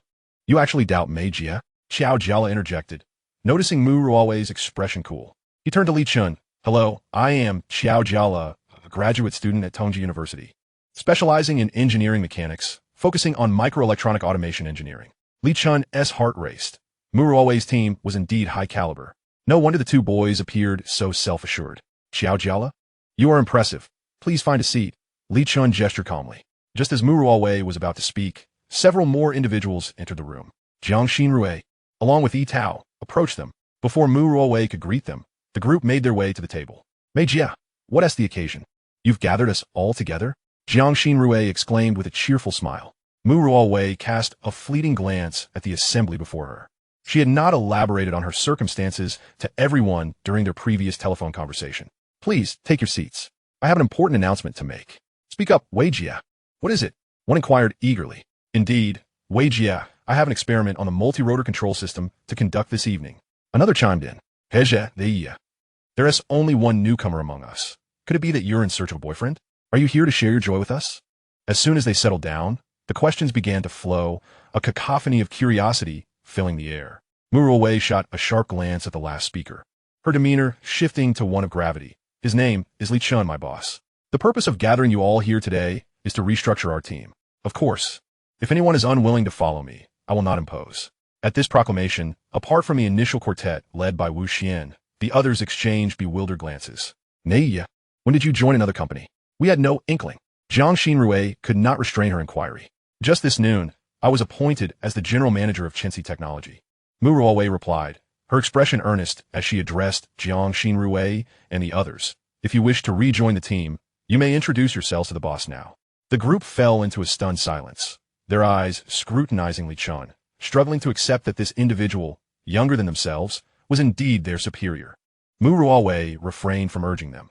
Although she yearned to gather them together to pursue their dreams, she would not coerce anyone against their will.